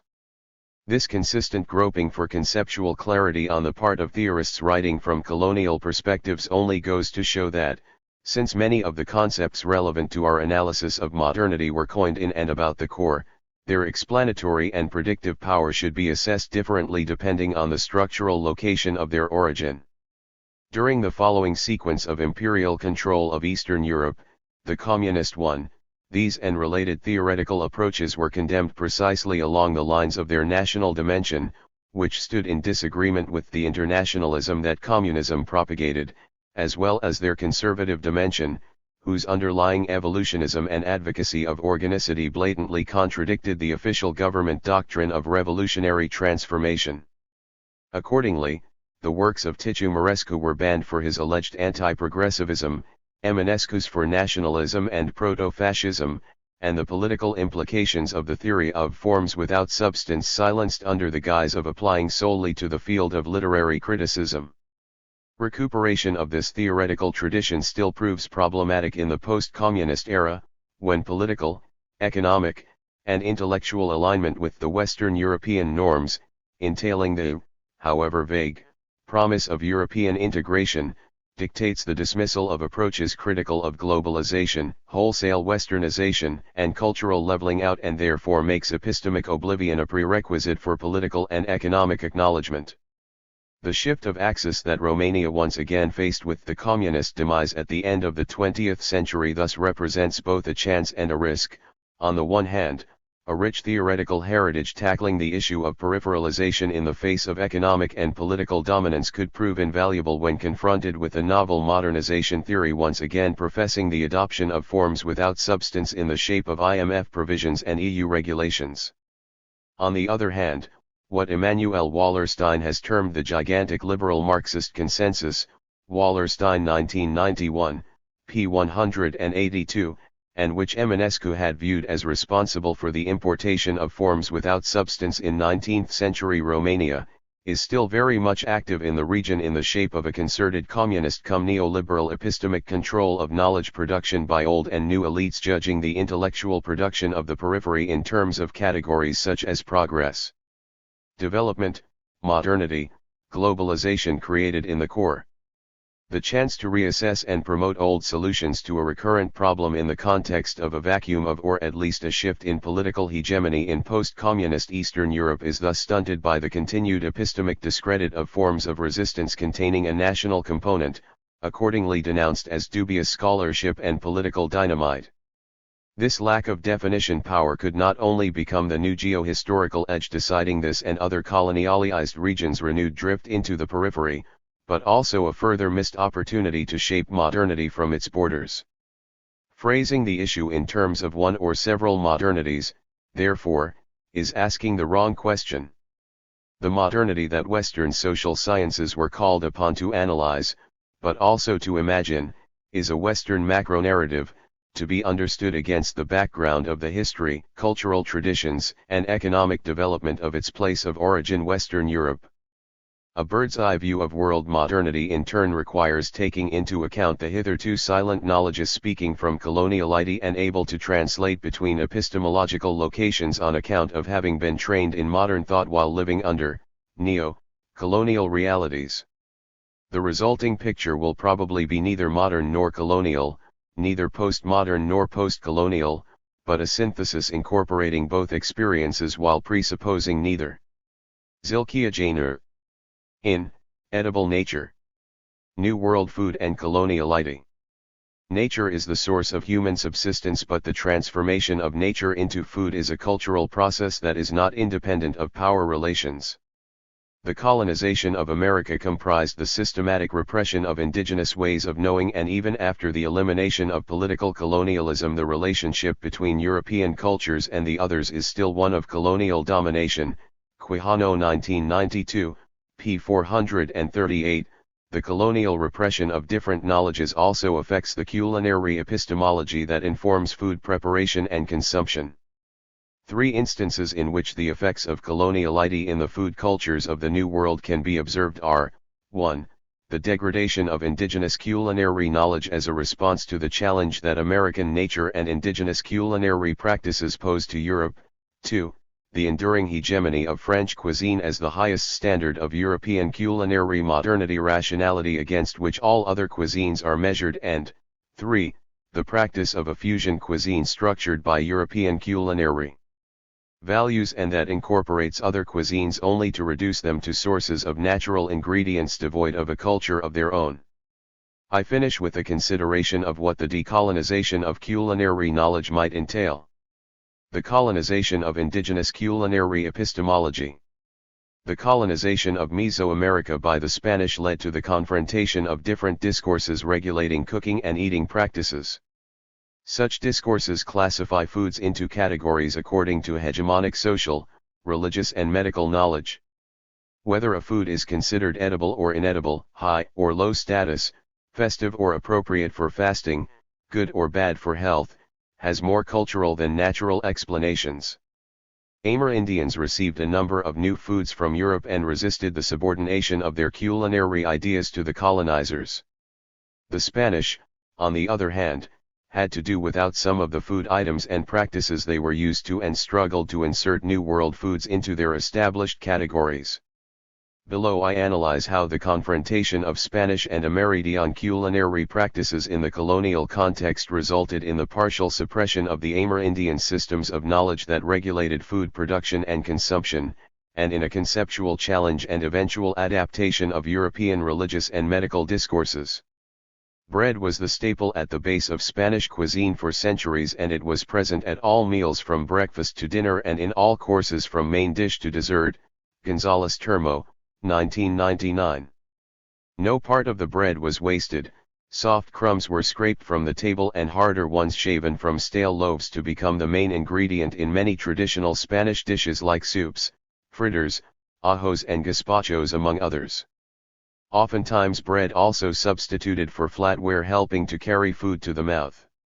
The centrality of bread in Spanish diet is still present in popular expressions like es más bueno que el pan to refer to something that is really good as being better than bread, and ganarse el pan, which equates making a living to earning your bread. The Catholic calendar of feasts and fasts regulated what and when people ate. Feasts involved all kinds of excess, particularly the day before Ash Wednesday, which started the 40 days of abstinence culminating with the celebration of Christ's resurrection. The Feast of the Eucharist, which is performed every Sunday during Mass, is a practice that makes Spanish culture closer to Amerindian cultures than to European ones. The Eucharist involves the transformation of bread and wine, the staples of Spanish cuisine, into the body and blood of Christ. According to the Catholic doctrine of transubstantiation, this transformation is not symbolic but literal by virtue of a miracle. The Eucharist gave the common act of eating ordinary food a transcendental quality by turning it into a communion with Christ and a requirement for the salvation of the soul. It is also a sublimated version of ritual anthropophagy. The Spanish colonizers condemned the ritual anthropophagy of Amerindians without making a connection with their own practices, which were under attack by dissenters. Fasting was another practice through which the Catholic Church structured the consumption of food. Fasting required the limitation of meals to one a day and the abstention from eating meat and animal products such as milk and eggs during the 40 days of Lent between Ash Wednesday and Easter and many other days throughout the year. Ritualized fasting has been considered a way of imposing the Christian cognitive system from Rome. Fasting contributes to the adaptation of individuals to the system of values and social interactions desired by ecclesiastical hierarchies. It establishes the public values of the community and mediates the experience of individuals. Garcia Aranda, 1996, p. 82.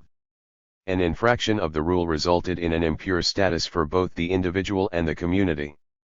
The Feast of the Eucharist and the fasting calendar thus determined membership in the community and the welfare of individuals and the community in this and the afterlife. Medicine, particularly humoral physiology and dietary theory, authorized another theoretical food system that affected Spanish food culture.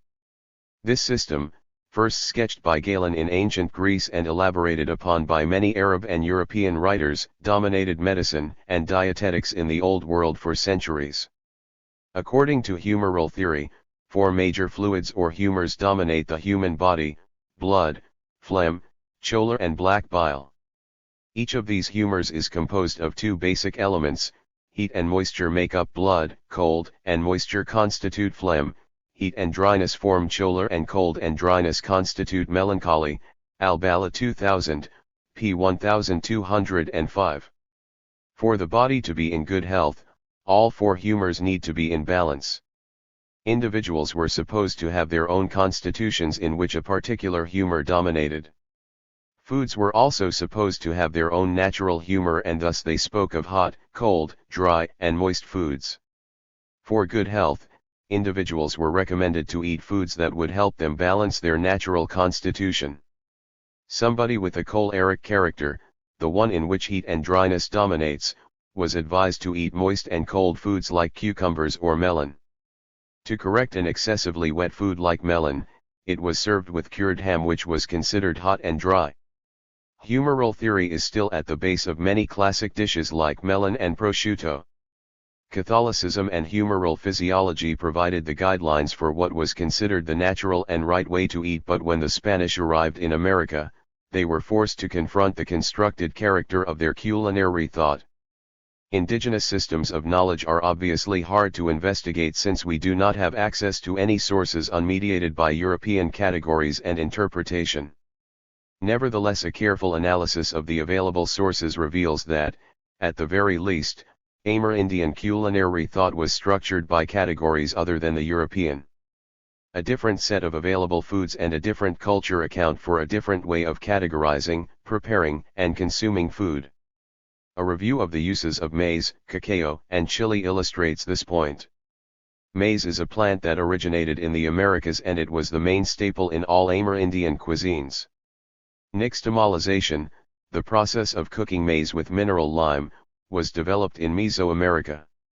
This process enhances the protein value of the maize for human beings, and it has been suggested that the rise of Mesoamerican civilization was made possible by its invention, Co 1994, p. 14.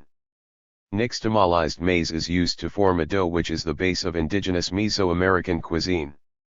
The importance of maize is most noticeable in the central role it has in the Mayan creation narratives as recorded in the Popol Vuh.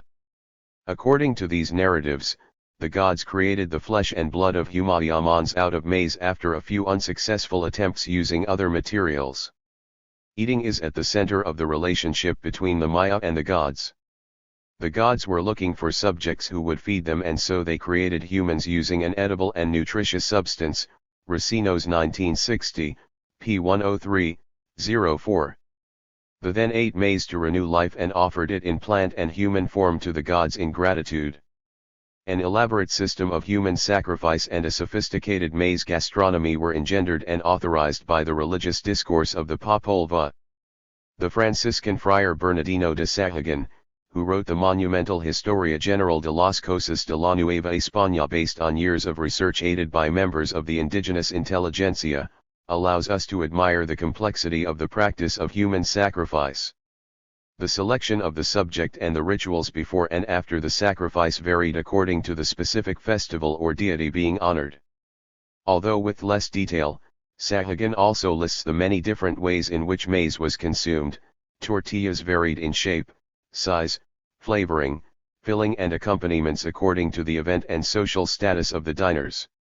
Tamales, thick maize dough with a meat and / or vegetable filling, are the dish that bridges the gap between cuisine and human sacrifice. According to Claudia Alarcon, 1999, tamales are a metaphor for creation since they are made much in the same way that humans were made. When offered to the gods, she considers tamales a symbolic representation of human sacrifice. It is not hard to see the structural similarity between this use of maize and the role of wheat bread in Spanish cuisine and religion. They share the use of food as a mediation between gods and humans and as sublimation of anthropophagy. It is harder to establish whether that similarity was already there and facilitated the integration of the two cultures, or whether it was imposed by Spanish narratives. Cacao, the seeds of the fruit of a plant which originated in the Amazon region, is another food that played an important role in Mesoamerican culture. Mayans were the first to cultivate the seeds and transform them into a highly prestigious chocolate drink. Contending Amerindian nations fought either for control over the richest cacao-producing lands, or for the establishment of beneficial trading relationships with those who controlled them. By the late post-classic period, commerce meant mostly the cacao trade, Co. and Co. 1996, pages 58 to 59. Cacao as a drink was enriched by the addition of many different flavorings like vanilla, chili, honey, flowers, and annatto or achaiote. The last flavoring also dyed the drink a deep red which made it look like blood. Aside from its economic and social importance, the cacao pod also had some ritual uses as a symbol of the human heart torn out in sacrifice.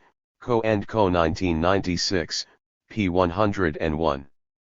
Chilies are another fruit native to the Americas, the traditional use of which allows us to appreciate how culinary practices are affected by discourses specific to different cultures. In the case of chilies, we do not have much information about how they were related to religion, medicine, or any other discipline. However, their uses in Mesoamerican cuisines are so strikingly different from the way in which the rest of the world uses them nowadays that we can only conclude that the categories regulating their use came from a system of knowledge that is lost or at least misunderstood. Sahagan specifies the different chilies that were used in each dish. It is also known that fasting for Amerindians meant abstaining from eating chilies and salt. Chilies as indispensable and versatile rather than as one-dimensional condiment is a characteristic of Mesoamerican cuisine that has neither been adopted by other cultures nor suppressed by more powerful ones. In the use of chilies we can still appreciate the trace of a different rationality even if we cannot fully grasp it. The 16th century witnessed a true revolution concerning food cultures on both sides of the Atlantic, but the exchange of flora, culture, and agriculture was asymmetrical. In terms of biodiversity, the asymmetry is considerable. Out of 250,000 major plant species on the planet known today, 100,000 live in the Americas and only 12,000 in Europe. Hernandez Bermeja and Laura Gonzalez 1996, pages 178-79. Produce now considered essential in European cuisine like tomatoes, potatoes, cacao, maize, and vanilla among many others, are native to America. In spite of the larger number and diversity of produce cultivated and consumed by Amerindians, newly arrived Spaniards experienced difficulty finding something to eat. Father Serra, cited in Co. 1994, pages 27-28, an 18th-century Franciscan missionary, explained it. At midday they brought us a meal of stewed and roast fowl. They brought arepas, thick maize tortillas, roast plantains, sweet manioc, sweet potatoes, etc. But we did not know how to eat without bread. Then I realized that bread was sustenance to someone who was brought up like me, and I remembered that when I was in Cadiz about to leave, a brother said to me, "Brother John, you are going to the Indies, God keep you from losing sight of bread." According to the Spanish, lack of wheat bread was equal to lack of food in spite of the abundance of produce. Not only the numerical proportion but also the cultural impact of the transatlantic exchange of food was unbalanced. The impact in the New World was already noticeable in the 16th century and it unequally affected the different social groups configured by the colonial system while the impact in Europe and the rest of the world was much slower. Garrido Aranda 1999, p. 198. Edible plants from the New World crossed the Atlantic without the indigenous knowledge about their cultivation, preparation, and consumption. They were planted in scientific botanical gardens and many of them changed their use from nutritional to decorative. Garrido Aranda 1999, p. 205. Maize, like many New World foods, suffered a change in social status. As Amerindians were subjugated and their gods discredited, the importance of maize diminished. In Europe maize was adopted as food for the poor or as animal feed. Maize and potatoes have an important role in European history since they put an end to famine in the 17th and 18th centuries. However, because the process of nixtamalization was not learned by Europeans, maize did not provide adequate nutrition. Chilies also suffered a drastic change in their use when incorporated into European food culture. In the 19th century the use or avoidance of chilies almost became a moral issue. Co. 1994, p. 64. Outside of Mexico, they have been reduced to providers of heat without attention to their different tastes, colors, textures, and preparations. Chilies have acquired importance as decorative element and some of the indigenous medicinal uses are only now being validated by modern medicine. Capsaicin, the pungent alkaloid in chilies, is being used to treat pain and respiratory disorders, and research on other uses is still ongoing. Andrews 2000, p. 287. The case of maize and chilies makes clear that the suppression of Amerindian knowledge was a regrettable loss for humanity. Mesoamerican cuisines adopted the use of lard, meat, and other animal products from the Spanish. The maize dough for tortillas and tamales is enriched and softened by lard and animal broth. The Mesoamerican diet, originally sparse in the use of meat, became more dependent on it. The heavy consumption of beef by colonial society has a material rather than a taste-related origin. Amerindians were displaced from maize-producing lands to give place to the raising of cattle, and a meat-based culinary culture literally colonized maize and a vegetable-based culinary culture. The cultivation of maize became increasingly difficult because of displacement and because of the destructive behavior of wild cattle. As a result, the prices of maize became prohibitive and Spanish and Amerindians alike grew fond of beef, which was plentiful. Romero de Solis 1996, p. 248. A new culinary culture emerged in colonial Mexico as the repertory of available foods changed and as Creoles and Amerindians adapted some of each other's culinary practices. The creation of a new culinary culture required the revision of the systems of knowledge that authorized Spanish culinary practices according to the possibilities of food production and consumption in the colony. The Catholic practice of fasting had to be adapted to the new natural and social reality, and humoral theory had to be updated to include the new foods which sometimes seemed to challenge or escape its categories. Chocolate, the foamy drink made with cacao seeds, was enthusiastically embraced by the Spanish after some initial hesitation. Before chocolate could become fully incorporated into Spanish and Creole food culture, a few theoretical questions had to be sorted out. How does chocolate fit into humoral theory? Is it hot or cold? Is it healthy? Is chocolate appropriate for fasting? In 1570, Philip II sent his royal physician Francisco Hernandez to the New Spain to classify the plants of Mexico as either hot or cold, and wet or dry. Co. and Co. 1996, pages 122-23. His conclusions regarding cacao and chocolate were quite accommodating. He considered cacao leans to the cold and humid, making drinks made from it good in hot weather and to cure fevers, but because the spices added to it are hot, it warms the stomach, perfumes the breath and combats poisons. Chocolate could be adjusted to the needs of people with all kinds of humoral constitutions. This conclusion allowed the Spanish to continue enjoying chocolate without undermining the authority of the humoral system. After gaining medical legitimacy, chocolate had to be conciliated with the fasting demands of the Catholic Church.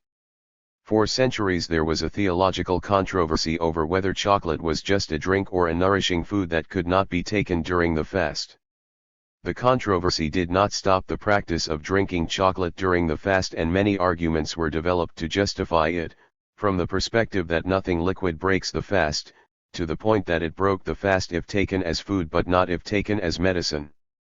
Chocolate was not the only Mesoamerican food that prompted an adaptation of Christian doctrine.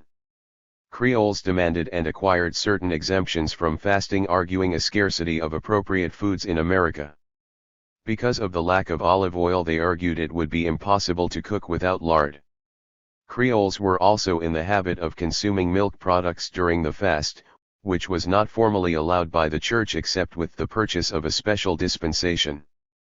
They argued that fish, a favorite food during Lent in Europe, was either of bad quality or too expensive, and that other traditional Lenten foods like chestnuts, almonds, and raisins were totally unavailable. Grupo Interdisciplinario de Cultura Alimentaria Andalucia America 1996, pages 168-72. Creoles had adapted to a different set of foods and successfully used the European bias against New World nature to help change fundamental religious tenets to accommodate their new food culture. The food revolution prompted by the colonization of America had long-lasting consequences, not only in terms of the variety of foods available but also regarding the major discourses and disciplines that categorize foods and regulate their consumption. Unequal power relations resulted in the loss of some biodiversity because the cultivation of many plants was abandoned and in the loss of indigenous knowledge regarding the uses of Native American plants. European systems of knowledge, particularly religious and medical, faced the challenge of a nature and culture that was organized independently of them. Some changes were performed in the European way of classifying the world but without breaking the overall cognitive systems that were supposed to give legitimacy to the colonial enterprise in the first place. Cooking Eurocentrism, a critical assessment of the hegemony of French cuisine. The subordination of indigenous and many other culinary knowledges made possible the establishment of the superiority of French cuisine as the culinary expression of European modernity rationality. According to the official website of the Cordon Bleu, 2005, Academy of Culinary Arts, their instructors teach the techniques and methods of cuisine, pastry, and bread baking which have been codified in France over the last 500 years, and which are applicable to any world cuisine. The belief that knowledge of French technique enables cooks to prepare any world cuisine is based on the assumption that other cuisines lack their own techniques or that such techniques are expendable. Academics, cooks and diners alike seem resistant to revise the myth of the superiority of French cuisine in spite of the influence of post-colonial and postmodern analyses and their critique of Eurocentric meta-narratives. Based on the current popularity of a variety of national cuisines and of fusion or world cuisine, we might feel tempted to argue that the French no longer have the monopoly of fine dining. However, the structure of the relationship between different cuisines in culinary schools curricula and in restaurant cooking reveals that French cuisine is still considered the superior one. The curriculum of schools with a general focus like the prestigious Culinary Institute of America, CIA, and the more up-to-date Institute of Culinary Education, ICE, is remarkably similar to the curriculum of schools that specialize on French cuisine like the Cordon Bleu or the French Culinary Institute. In spite of their claim to train generalist cooks, their instruction is almost exclusively French style with some token additions from other cuisines. The textbook used at the CIA is titled The Professional Chef, 2002, but the qualifier French style should be added to the title since the book does not seriously engage any other cuisines. The textbook is organized by categories that are apparently not specific to any cuisine, but the contents reveal the biases of this structure. Out of 7 parts, 1 is entirely devoted to stocks, sauces, and soups. Stocks and sauces are fundamental to French cuisine but are almost irrelevant to many other. In Indian cuisine, for example, dependence on stocks and sauces is the mark of an incompetent cook. CIA graduates are likely to know dozens of sauces while being unable to distinguish a kurma from a kalaya, or a mole poblano from a mole oaxaqueño. The other parts of the CIA course focus mostly on ingredients and techniques specific to French-style cooking. Students learn all about egg-based breakfasts, yeast breads, and the use of the French knife but remain ignorant of the many sophisticated ways to use spices and chilies and of the advantages of using grinding stones. They will also not learn meat, poultry, fish, and shellfish fabrication techniques that are essential for dishes other than French style. How fish is cut up in India, for example, has more to do with creating pieces with the right degree of fattiness or leanness for specific preparations than with the creation of boneless fillets. It is understood that choices need to be made when putting together a curriculum, but making a regional tradition of cooking pass as a globally valid one should not be acceptable. The ICE, 2005, divides its curriculum for the Culinary Arts Diploma into 6 modules. The first 4 modules follow more or less the same structure as the CIA textbook, and Module 6 is an externship. What stands out is Module 5, which attempts to account for the actual variety of global culinary knowledges. The module is divided into 4 courses: 1. Cuisine of France, 2. Cuisine of Italy, 3. Cuisine of Asia, and 4. Advanced Culinary Applications. There are 2 courses on European cuisines but only 1 to account for the varied cuisines of the Asian continent. The third course at least opens a window into other culinary systems which might allow students to realize the limits of their training. However, the ICE's description of their curriculum undermines the importance of that window, you will begin by creating classical, technique-driven dishes and progress to discovering the foods and flavors of global, ethnic, and contemporary American cuisines. This statement implies that only French-style dishes are classical and technique-driven, while dishes from other culinary systems are just an appendix that contributes foods and flavors, i.e. raw nature, but not culture or technique. The belief in the technical, if not overall, superiority of French cuisine is carried into the restaurant business, which results in the homogenization of high cuisines worldwide. Chefs that are trained in the French style prepare dishes from all kinds of cuisines using French techniques, convinced that by doing so they are actually improving what they call traditional recipes. The effect of this is that when we dine in their Mexican or Indian restaurants, we are still eating French style dishes. Fusion or world cuisine restaurants, which are not trying to conform to any single culinary system, also relegate cuisines other than French style to sources of exotic ingredients or inspiration, but rarely as a solid foundation of culinary technique and knowledge. A world cuisine determined by one local tradition passing as universal is the highbrow version of the McDonaldization of the world. I am not talking about the need to preserve so-called local traditions as if they were somehow frozen in a distant past. What I think is needed is the recognition of cuisines other than French as equal partners in the world of fine dining. All cuisines should be respected as living contemporary culture with their own rules, techniques, and epistemology. The hegemony of French cuisine can only be understood in the context of the modern/colonial world system and the cognitive framework that it created. Modern epistemology gave Europe the privilege of being the center of enunciation, Mignolo 2002. It established Europe as the model and point of view from which all other histories and epistemologies are evaluated. This epistemic privilege is also at work in historicist narratives that take the first in Europe and then elsewhere structure of time, Chakrabarty 2001, p. 7. In the field of culinary history, the modern/colonial cognitive system has established the regional conceptual framework of French cuisine as the highest point of culinary development for the rest of the world to follow. Culinary conceptual frameworks alien to the French model have been labeled as ethnic or traditional. The standard narrative of French culinary history is summarized by Nierenk and Poulain, 2001. The starting point is the Middle Ages, when spices were used liberally and cooking was determined by the principles of alchemy, humoral medicine, and religion. The publication in 1651 of L'Ecuisine François by Pierre Laveran is considered the turning point that marks the beginning of French and modern cuisine. The use of spices was minimized in favor of local herbs, and sweet dishes were confined to the end of the meal. Carême and Escoffier, who are the main heroes of this narrative, continued the task of codifying the cuisine in writing with formulas that are considered to be rational and perfected over time. The codified culinary system has been exported worldwide through a genre of writing about food from the French perspective and through restaurants, which are considered to be a unique French creation. A cycle of declines and nouvelle cuisines is acknowledged, which is taken as a sign of the vitality of the cuisine. Aside from the modern/colonial cognitive system that allows European culture to establish itself as the measure of everything human, the authority of French cuisine depends on three modern phenomena: the printed letter, standardization, and the restaurant. Alphabetic writing and the printed letter have been tools in the colonization of subaltern languages, memories, and epistemologies, Mignolo 1995, p. 204.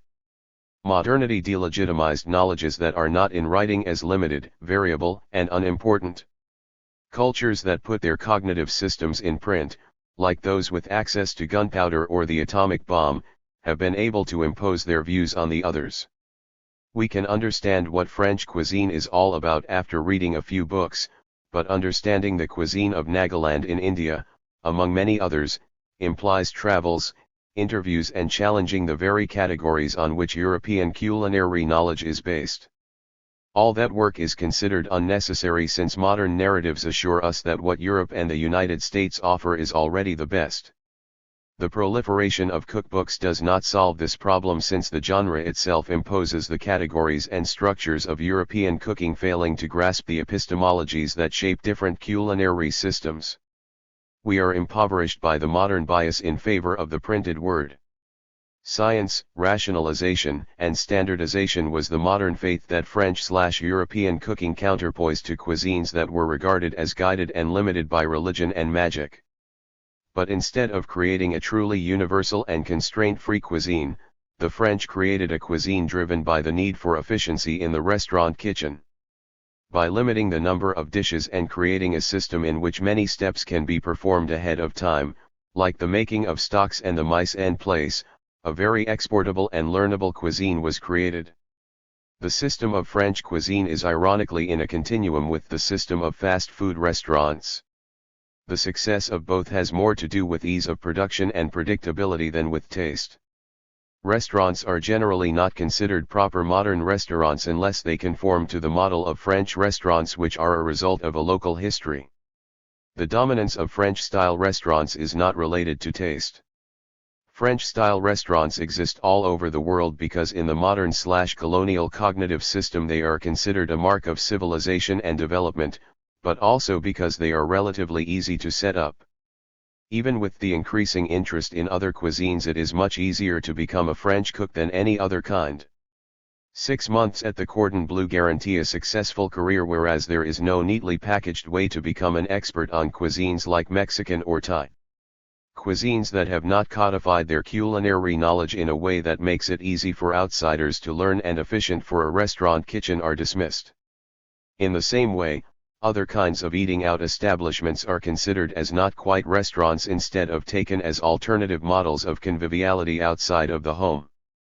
When cuisines are described and hierarchized using French cuisine as a standard, those that are somehow sauce-based and that follow rules that are easy to understand using European concepts get a high mark, whereas cuisines that use spices or follow rules that are not easily translatable into French ones, are put down. If French cuisine was not backed up by the prestige and power of modernity/coloniality, it would be easier to accept it as what it is, one cuisine among many determined by its regional history. The assessment of French food given by 2 different visitors illustrates this point. Kosa Pan, the first Thai ambassador to France, visited Paris in 1686 when the culinary revolution started by La Varenne was already a few decades old. With his confidence as a representative of the flourishing kingdom of Siam, he stated that wine helps give taste to the food which otherwise be insipid to our palates. Here are few spices and much meat, and an attraction of quantity replaces piquant wholesomeness, cited in Thompson 2002, p. 16. While remarking that abundance of meat and emphasis on quantity are contrary to the culinary system of Siam, which emphasizes quality and in which meat is not given a central role, Kosa Pan does not fail to grasp the importance of wine in the French culinary experience. Muhammad As-Safar, cited in Parkhurst Ferguson 2004, p. 185, a Moroccan scholar who visited Paris in the 1840s, offers another critical view of French cuisine: they are not creative in varying their menus with different things. Even if they have just eaten something, they bring it on the next time. In general, their food lacks flavor, and even salt and pepper. Similar opinions are shared by many people today, but they are too often silenced by the weight of the modern/colonial cognitive system. Accepting the authority of French cuisine is not only to perpetuate a colonial legacy, but also an impoverishing provincialism. Cooking the Caribbean, fusion cuisine and transmodern epistemology. These days fusion cuisine, or the mix of ingredients and cooking techniques from different traditions, is often associated with the phenomenon of globalization. However, it is necessary to historicize the process of globalization and to acknowledge that its origins are not exclusively Western. Hopkins 2002. The Caribbean has played an important part in the early stages of globalization and has had a fusion cuisine ever since the 16th century. In the following pages I discuss the long history of fusion cuisine in the Caribbean and compare it with the more recent Caribbean fusion cuisine developed in metropolitan restaurants in terms of their potential to contribute to a transmodern epistemology. I define Caribbean fusion cuisine widely in terms of time and space to include the cuisine practiced in the Greater Caribbean since the 16th century and that continues developing today in the region as well as in the major cities where Caribbean peoples have migrated in large numbers. In contrast, I call metropolitan restaurant fusion the more limited but influential practice of professional chefs catering primarily to a non-Caribbean clientele. The purpose of the comparison of these two systems of fusion is not to naively try to establish degrees of authenticity but rather to examine the political effects of cooking as social practice. Fusion, I argue, has been the way through which different cuisines were created before being codified as national cuisines and not a recent phenomenon that threatens the identity of regional traditions as some critics have suggested. However, the practice of fusion is not free from power relations as it establishes hierarchies between the different traditions that it merges. In this analysis of the history of Caribbean cuisine, I seek to clarify the power structure that has shaped Caribbean and metropolitan fusion practices and analyze their political implications. When looking at Caribbean dishes designed by metropolitan chefs, it seems like many of them have a naive vision of culinary traditions in which people simply eat what is locally produced. The abundance of fresh fish and the use of fruits in savory dishes so common in metropolitan restaurant Caribbean dishes have been the exception rather than the norm in dining tables across the Caribbean. Salted codfish from cold northern waters has been a more steady staple than fresh fish, and fresh fruits are eaten but are not routinely put into savory dishes. To account for the difference between the Caribbean cuisine of the metropolitan imagination and the cuisine actually developed and practiced in the Caribbean, we need a more complex notion of culinary cultures. Aside from local ingredients, a cuisine is determined by markets, social structures, and systems of cultural values.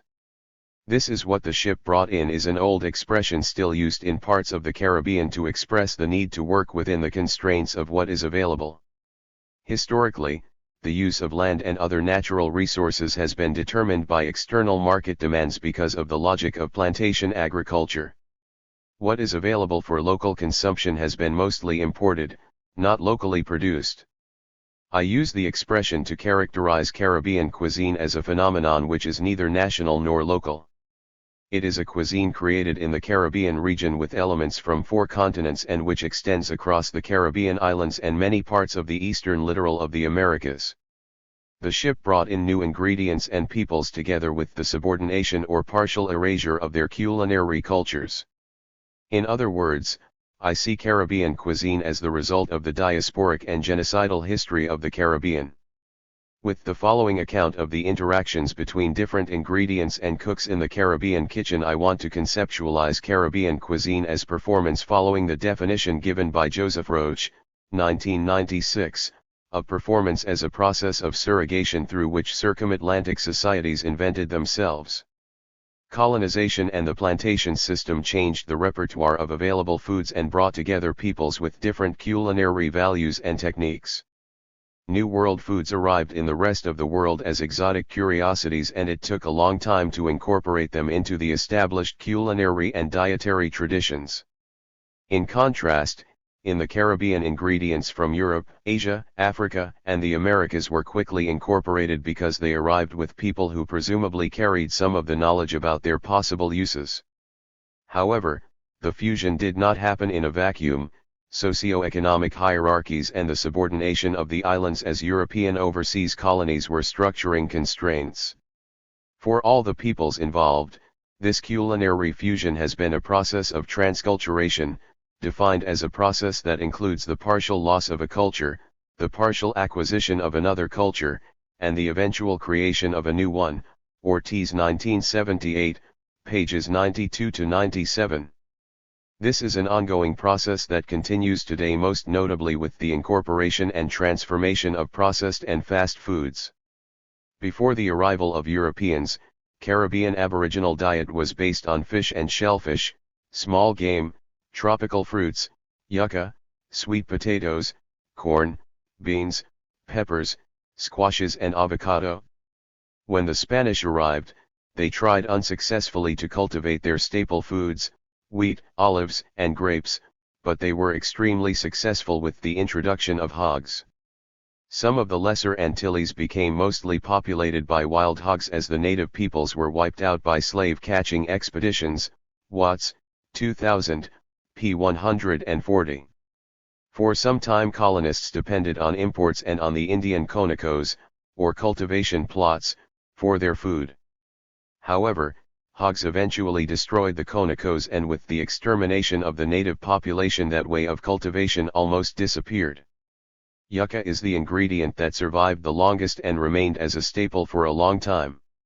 To solve the food crisis, colonists successfully introduced ingredients from the Americas: annatto, tomatoes, potatoes, vanilla, cacao; Europe, aromatic herbs, cabbage; and Africa, okra, names. They also brought ingredients from Europe that originally came from Asia: garlic, rice, eggplant, onions, citrus fruits, spices, apples, peaches, lettuce, cucumber, carrots; and ingredients from Africa that originally came from Asia as well: sugarcane, coconuts, bananas, camphor. In the 19th century additional ingredients were brought from Africa: ackee, breadfruit; and Asia: mango, nutmeg, tamarind, Lavera 1991.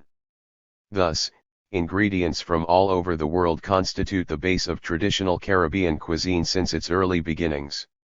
Who was doing most of the cooking and under what conditions? According to Spanish chronicles, the indigenous peoples and the colonists reacted to each other's food with repulsion. Out of necessity, both groups ended up trying, adapting, and liking unfamiliar foods. During the early phase, when the colonists depended on indigenous conocos for their survival, their taste was partially transformed. In free settlements of surviving indigenous peoples and free or escaped Africans, some of the aboriginal cooking knowledge was probably acquired by the Africans. The first cooks in the Caribbean kitchen were the indigenous peoples, and their cuisine survived their extermination in the food habits of the rest of the population.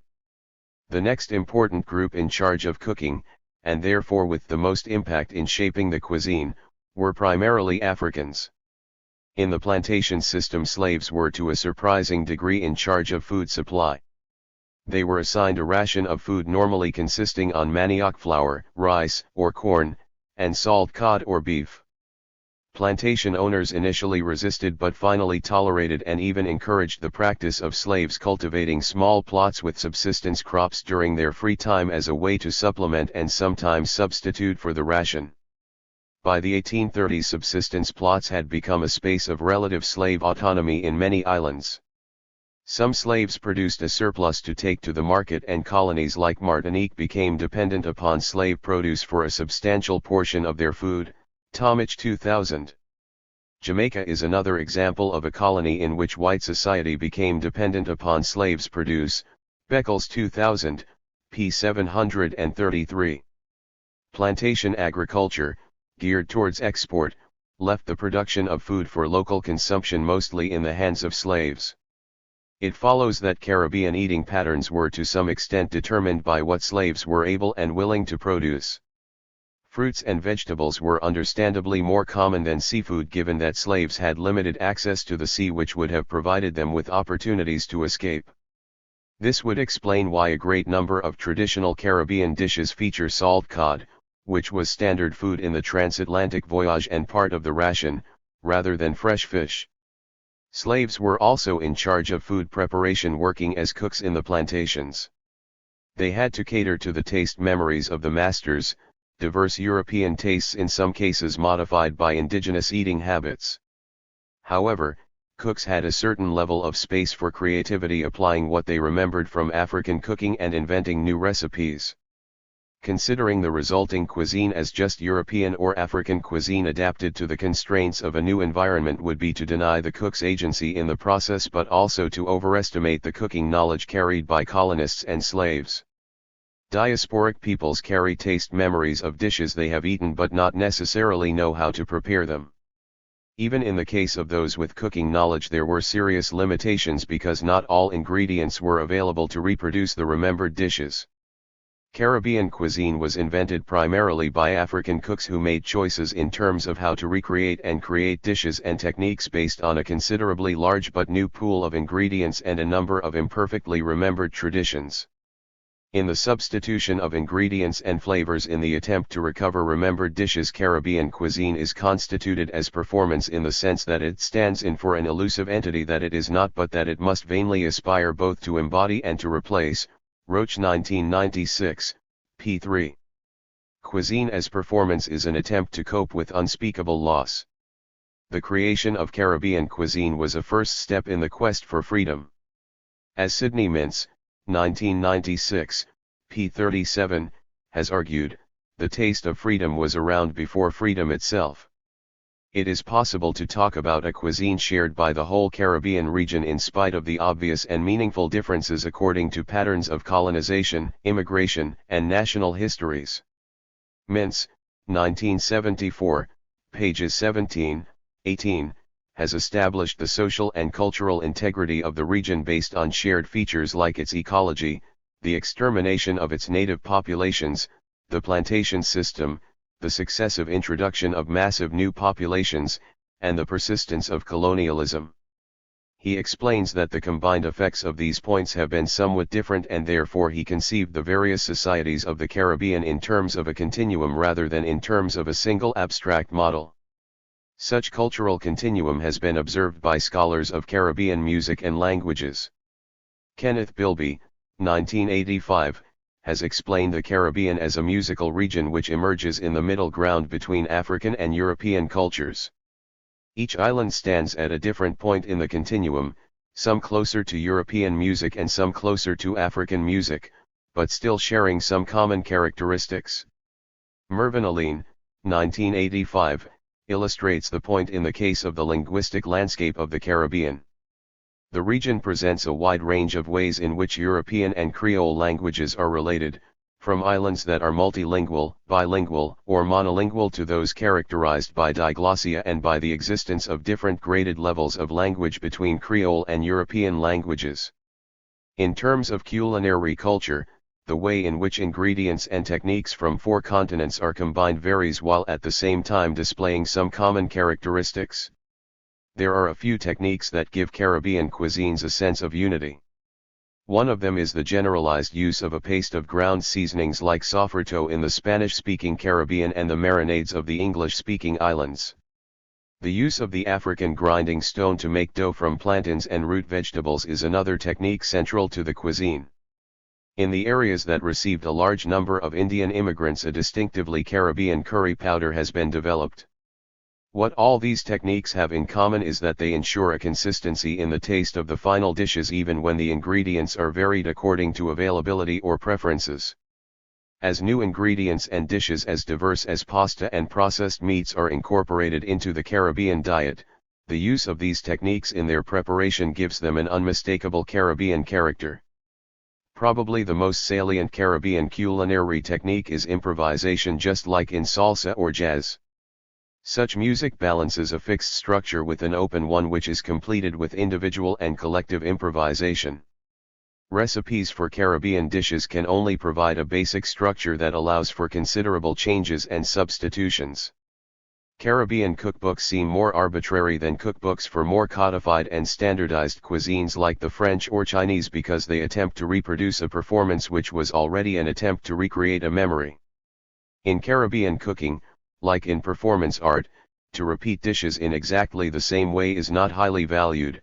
Fluidity, flexibility, and creativity are defining characteristic of this culinary culture. Puerto Rican pastel savory pies made with a dough of ground plantains and tubers, stuffed with pork, garbanzos, and olives, wrapped in banana leaves and boiled exemplify the centrality of improvisation in Caribbean cuisine. The dough can be made with plantains and green bananas and any or none of the following: calabaza pumpkin, potatoes, yucca, yautía, name and malanga.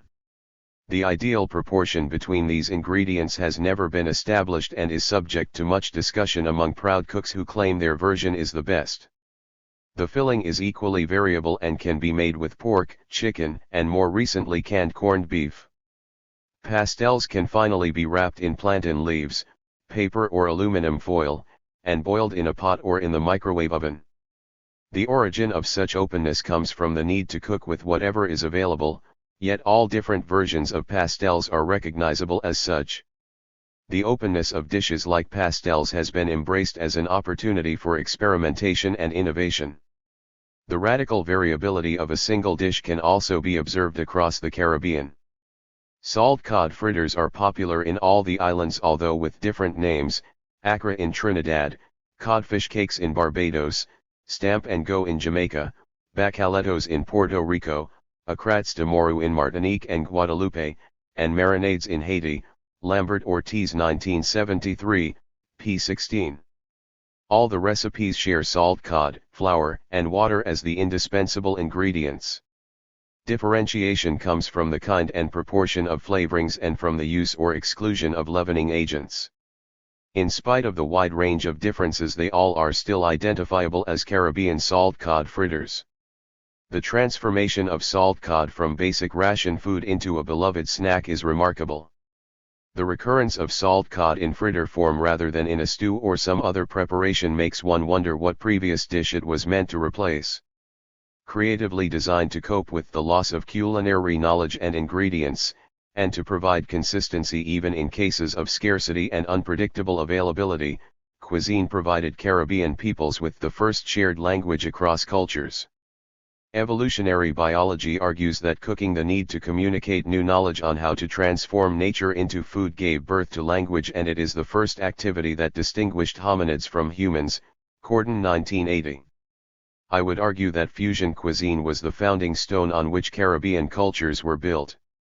Caribbean fusion cuisine enables the creativity of all cooks, and its development contributed to the creation of a free Caribbean by providing the opportunity to practice freedom.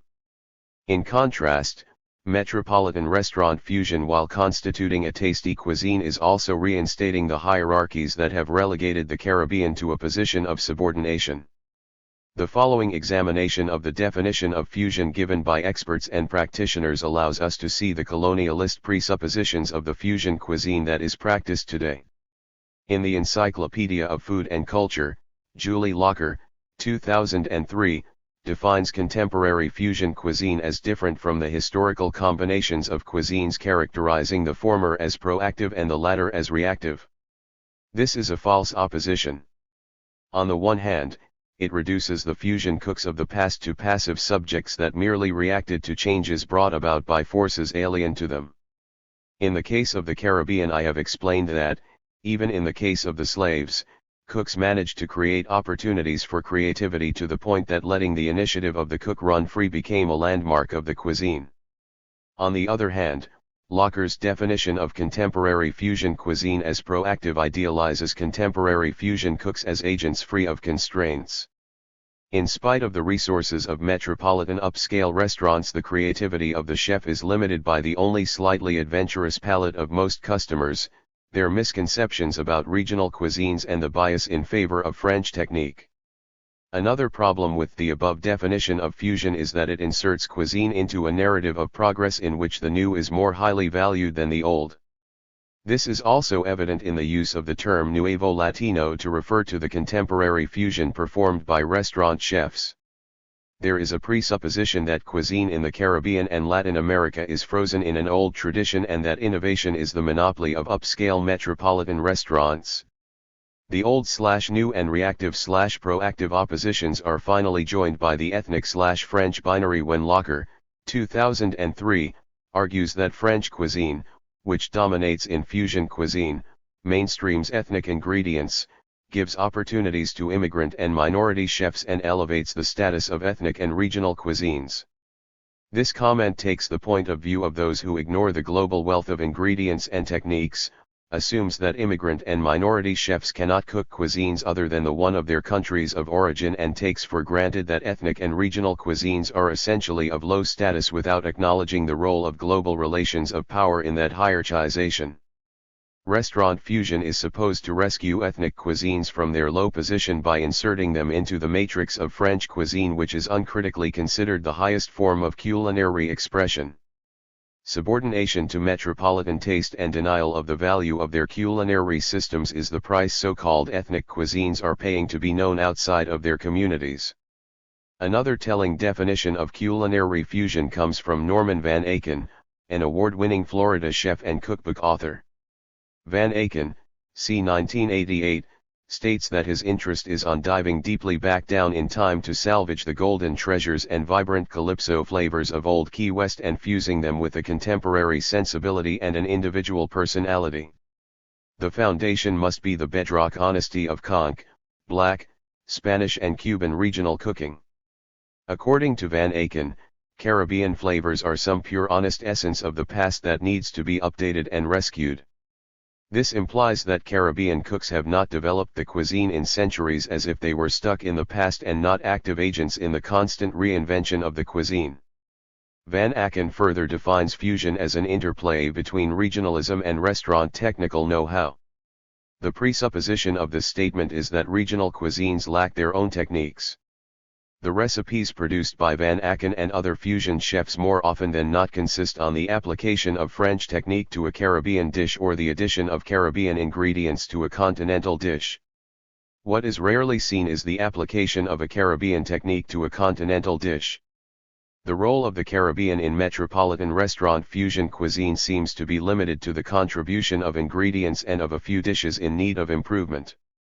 This hierarchization is reminiscent of the one that has relegated the Caribbean to a source of primary materials in the world economy. In both cases, the Caribbean is valued for its raw nature while its culture is consistently undervalued. Many metropolitan restaurant fusion chefs have a more personal relationship to the different culinary traditions that feed their fusion. However, they are also reinforcing the same old hierarchies whether they realize it or not. Douglas Rodriguez, 1995, a star chef whose Cuban family moved him to New York before the revolution, often travels to Latin America looking for ideas and a creative connection with his heritage.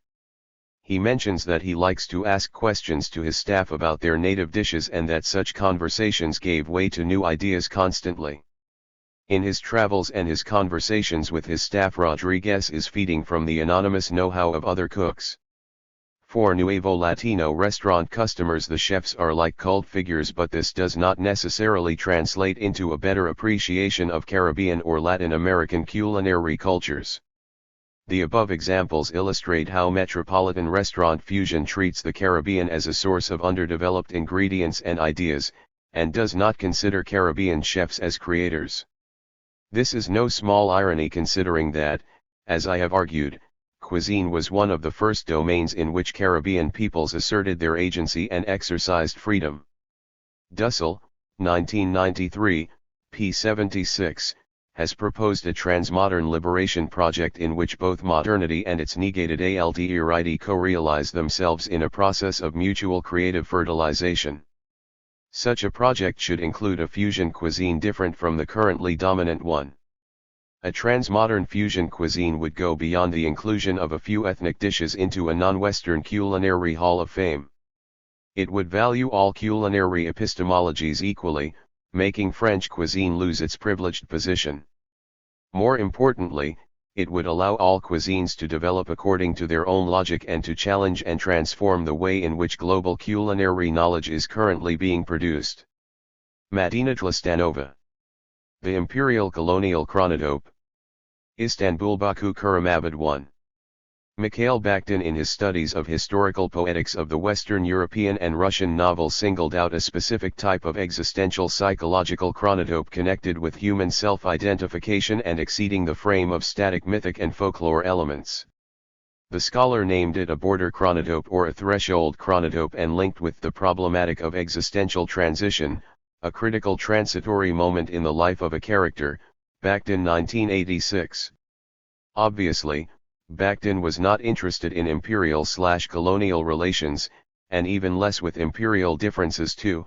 Levin 2000, Mignolo 2002, Mignolo and Tlistanova forthcoming, Tlistanova 2003, between Russia/Soviet Union and Western European imperial countries. That is why his border chronotopes are silent about imperial and colonial power differential. But what happens if we depart from Bakhtin's border chronotope and look at this no doubt fundamental and useful concept through the lens of coloniality of power, Quijano 2000, as it manifests itself in the works of transcultural writers coming from or writing about the cultures that have been marked with imperial/colonial difference? The imperial/colonial chronotope is characterized by in-betweenness, the protean nature, the constant state of transit, non-finality, parallel deterritorialization and dehistorization, i.e. falling out of space and time, in short, by everything that Salman Rushdie called being elsewhere, Rushdie 1991, p. 12, thus defining a possible territory of transcultural fiction, which is not limited politically or linguistically, but only in imaginative sense. Contrary to Rushdie, I think that it is not just the blurred category of imagination that is at work here, but a particular condition of transcultural subjectivity, that of restless non-belonging and a specific double consciousness, which generate complex relations with time and space and work for the creation of imperial/colonial chronotope that Bakhtin could not possibly write about. In this article I would like to dwell on the way the three contemporary transcultural writers coming from different traditions and places but equally marked with the colonial/imperial difference, Orhan Pamuk, Afanasy Mamedov and Andrei Valos, create each his unique chronotope of imperial or colonial city that in its turn defines the subjectivity of its inhabitants and the ways they cope with imperial/colonial differential. A few preliminary remarks. The degree of inventedness of the colonial/imperial topos, of the imagined nature of space, is different in the works of various transcultural writers, but almost always it negates the conglomerate of locale, ethnic culture, and time as the basis of poetological system typical for authenticity discourses. The way out of the dilemma of permanent transit has been looked for, both in the stale by now postmodernist paths and in the more attractive in-between routes, born at the juncture of the Western and non-Western epistemology. The number of traditions, played on, questioned and interrelated in the transcultural works that I am going to discuss, most of which are not familiar to Western readers, is much wider and more complex than e.g. in case of the British Empire and its colonies. As a result, we have a complicated picture. On the one hand, these authors may demonstrate a certain nostalgic and at the same time parodic memory of their ethnic cultural background. On the other hand, there is a balancing between their inclination to several imperial and colonial traditions, e.g. a combination of the Ottoman and Russian Soviet, or Austrian-Hungarian, and Russian Soviet imperial influence.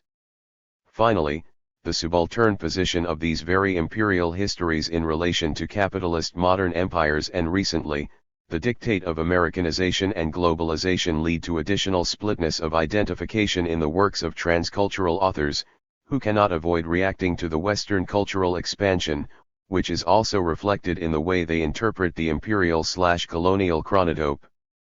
The imagined geography of transculturation is an intentionally invented space, based on playing on various cultural topi, recreating and rethinking the artistic reality, distorting the angles under which it is placed in relation to the real world. It is built on the tendency to subjectification, to the more and more pronounced isolation from any real locales, to the unimaginable and ephemeral nature of the spaces, which gradually leads the authors further and further away from any spatial stability and materiality. In the imperial/colonial chronotope, the topos largely recreates the old model of utopia or dystopia, adding to it the mutopian three element as well. The idea of nowhereness, lying in the basis of this chronotope, is close to the meaning of the word utopia itself. What comes to mind here is not even the classical case of Thomas More's Utopia, but rather such transcultural works as Anglo-Australian author Samuel Butler's Eruhan, 1872, an anagram of the word nowhere and a literate translation into English of the Greek utopia, where we encounter the theme of naming as the creation of the symbolic and real home that lies in the basis of many literary works from various locales, sensitive to the imperial/colonial problematic. A classical example in this case would be of course the Caribbean aesthetics. In the local history of Eastern Europe, Russia, Caucasus, and Central Asia, the imperial/colonial configuration was different, but here as well the toponymics retains the traces of various colonization layers, while the colonizers use the common strategy of erasing the previous cultural, linguistic, and religious traditions even on the level of place names. The logic of interaction of cultural influences in the subaltern empires and their colonies is deeply rhythmic and based on the horizontal links and non-systemic differences, while any efforts to impose binarity on these locales from outside ultimately fail. At the same time, the cultural, religious, ethnic incompatibility of the colonizers and the colonized in the space of Russian/Soviet or Ottoman empires has never been clearly asymmetrical in favor of the more modernized colonizer, as it was in case of Great Britain or France. On the contrary, in Russian Empire it was often the logic of interaction of two or more subaltern and marginalized cultures, often on a similar or same stage of modernization, or it could be the logic of subordination of the more Europeanized people, e.g. the Baltic countries by a less European Russian colonizer. Finally, it could be the subordination by the inconfident Russian colonizer of the people with a much more ancient non-European history. Time in the chronotope of in-betweenness changes its usual characteristics, such as linearity, one dimension, irreversibility, becoming multidimensional and moving with different speeds and in different directions, while the point of non-return, irreversibility, becomes highly arbitrary and can be easily negated. The Christian linear evolutionary idea of time, dominant in modernity, as well as the efforts to correlate it with the destiny of the whole mankind, is constantly presented as relative and arguable. This leads, on the one hand, to the revival of various concepts of cyclical time, both connected with traditional cultures and newly created, and on the other hand, sometimes, in the works of the same authors the concept of time correlates with the reconceptualized but recognizable idea of time and history, coming from natural sciences. That is why a character from transcultural fiction easily combines in his concept of time the cyclical half-forgotten traditions, the logic of a net game and the concepts of post-human existence. The external and seemingly more objective time moves in several directions, so that linearity entangles and clashes with cyclical and backwards time models. Several time models also coincide in the minds of transcultural characters who cannot be easily attributed to the archaic cyclical model of time, because they live in the lacunas and gaps between the linearity of Western modernity, the inadequacy of which they realize, and other time structures, which are being brought forward in their minds in various situations and often act together. A relatively subjective time which is born as a result does not have duration in the usual understanding of the word, or, in Bakhtin's definition, falls out of the normal flow of biographical time, Bakhtin 1986, p. 280. Subjectification of external time leads to extreme relativity of personal time, to its arbitrary acceleration or, less often, slowing down, sometimes, thickening, when an other acquires the ability to live out several lives no matter how short or unhappy they are. Such characters live out several lives which seem to be crammed into one physical existence, pressed like a spring in accordance with the fairy-tale beginning of B. Mukherjee's novel Jasmine, 1991. My past happened many lifetimes ago, Mukherjee 1991, p.5. The city chronotope. Let us now look at the chronotope of the imperial and colonial city in contemporary transcultural fiction from the point of view of imperial and colonial difference. The imperial city is often a sinister space where the imperial myths take shape and are realized in the life stories of various people. Here the colonial subject is defenseless and invisible. The imperial side of the city is viewed in utmost ruthless and phantasmagoric details by the individuals rejected and exiled by this space.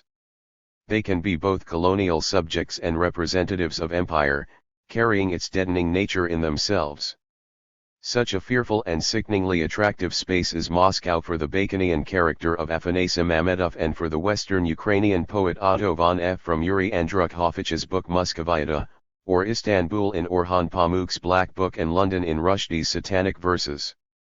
Transcultural authors often juxtapose the colonial city topos and the space of the imperial capital.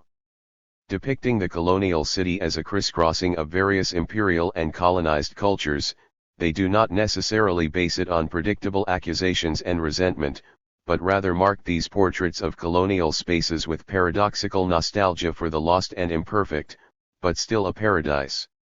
Hence comes the idealizing of his childhood Baku by Mamedov and of Kuramabad, Dushanbe, by Volos. Hence comes Bombay and Hong Kong nostalgia of Salman Rushdie and Paul Theroux. Deleuze and Guattari, reflecting on the contrast of the state and the nomadic war machine, divided spaces into smooth and striated, giving an example of chess and Go. The smooth space of Go in contrast with the striated space of chess game, Nomos against Polis, Delos and Guattari 1992, p. 4.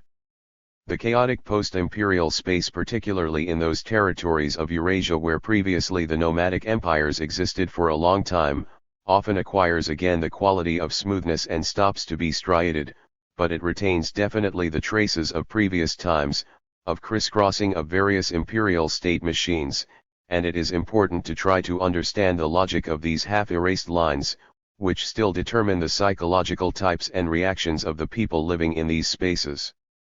The imperial city is the center of metropolis and its miniature model, a conglomerate of its main discourses, both verbal and nonverbal, connected with human behavior, with architecture, and with the very way of domesticating the space. The colonial city is a playful space of mimicry, of non-identical copy of metropolis, where not only the recognizable signs of colonization are palpably present in all their forms, but also the stability of original is effectively shaken, leading to its hybridizing. Both topi, the imperial and the colonial, undergo various artistic interpretations in the frame of the fantastic, the magic, the metamorphing, giving birth to imagined hybrid urban spaces, particularly if the time aspect of the urban chronotope corresponds to the moment of destruction, disintegration of empire and its reference system. The global urbanization of the postmodern space in its relation to exodus and rerouting of deterritorialized people in the imagined gigantic cosmopolis, also brings forward the rethinking of the city chronotope.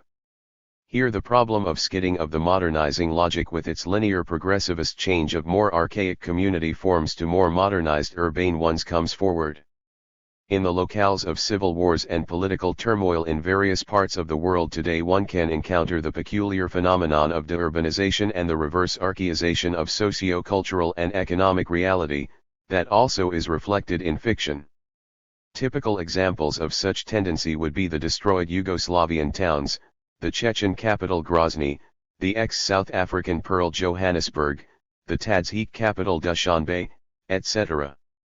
The most interesting interpretations of imperial/colonial city chronotope emerge in the works of those writers whose cultural, linguistic, ethnic, imperial/colonial and religious positioning is marked with a paradigmatic insuperable in-betweenness. They cannot be classified unanimously within one local history, living on the crossroads of many instead, and not accepting any of the histories completely. For this reason their works cannot be so easily coincided with the well-known post-colonial fictional models.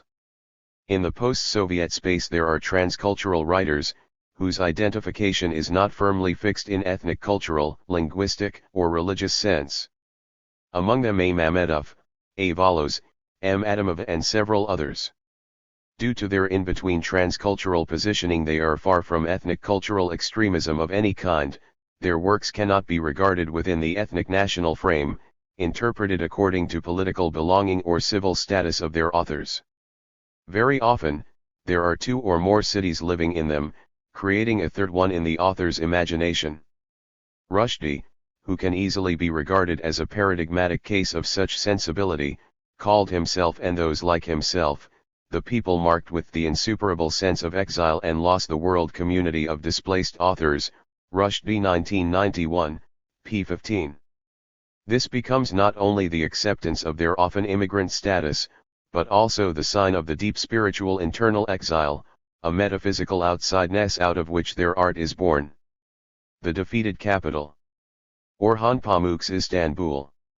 The polyphonic mythology of Istanbul, a mysterious ancient city between Europe and Asia, between the East and the West, lies in the center of Orhan Pamuk's novel The Black Book, overloaded with mysterious semiotic signs and marked with specific transcultural positioning of the author.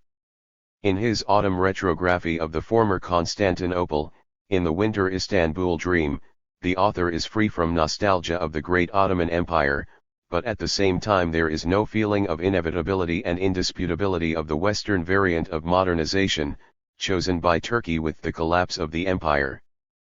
Pamuk tries to make out in the ancient city the signs of alternative but never realized possibilities of another being, of other, almost lost epistemic tradition Sufism, the Khurafit's order doctrine, based on religious mysticism of the revelation type. A recurrent motif of the novel is an effort to formulate what would a different, non-Western modernization of Turkey be like, a modernization, that in Pamuk's view, was strangled by Mustafa Kemal Ataturk, whose image in the novel is compared indirectly with the famous dictators of the 20th century. But in modern Istanbul even Ataturk shrinks and turns into a kitsch plaster figure with blue light bulbs in place of eyes, put on sale in a junk store. Another leitmotif in Pamuk's novel is a specific restlessness of his compatriots, their inability to finally master Istanbul's topos. They remain the aliens in the ancient Constantinople, who only manage to externally acquire the legacy of other ancient cultures, at the crossroads of which stands the old city. For this reason Pamuk's characters are haunted with the sense of their own defeat, sadness, despair, peculiar stagnation, typical of all inhabitants of the defeated empires, and various post- and neo-imperial inferiority complexes. For the main character of Pamuk's novel Istanbul is a hostile place, floating from under his feet, as if in a nightmare. Pamuk sees his compatriots as stuck at the border, their modest world lacks a center and is not indicated on the maps, it is everywhere and nowhere at once, and they are not able either to be themselves or someone else. The magic chronotope of Istanbul is based on the constant transit of the characters from Asia to Europe and back. The transition from Europe to Asia is connected with the metaphors of threshold, bridging, a complex mixture of various cultural influences and historical layers. European Istanbul is a synonym of Western modernization, while the old Asian city is not just a way to the past, but to the impossible renaissance of the forgotten traditions not necessarily archaic or authentic. Pamuk also strives to show that modernization and urbanization do not necessarily have to be in the form of painful breaking up, an artificial imposing of the Western models, as it happened in the ancient cosmopolitan city culture of Istanbul, which always in its Byzantine and Turkish times was marked by ethnic, religious and cultural tolerance. The millet system as the Ottoman variant of multicultural existence was destroyed together with the deterioration of territorial unity of empire and penetration of nationalist and socialist movements in the late 19th century. Istanbul of Pamuk's novel somehow retains a confluence of left radicalist, communist, nationalist sentiments and medieval mysticism of various Muslim heresies and secret orders, banned by Ataturk in 1926. The possibility of non-Western modernization stands in the center of the story of Bediye Ustad, who created the first Turkish mannequins for the Museum of Sultan Abdülhamid. His creations, competing with Allah the exact copies of human beings, repeating even the typically Turkish gestures and mimics, were rejected by the religious elites of the country that had not started then yet its history of constant Europeization. Later they were also rejected by the modernized style of the first years of the Republic on account that their form was not Western enough, and they desperately embodied the rejected national dream.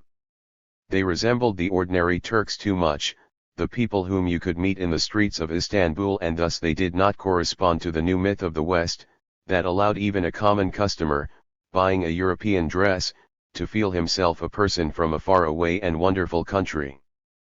Pamuk ironically points out that it was for the sake of this dream of the West that the revolution in clothes, shaving off the beards and even changing of the alphabet were introduced. Pamuk 2000, p. 81.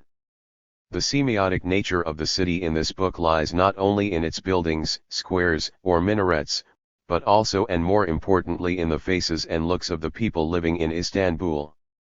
The topography of the city is closely connected by the author with the topography of the human face and with the symbolic correlation of the alphabetic letters and the lines on the faces.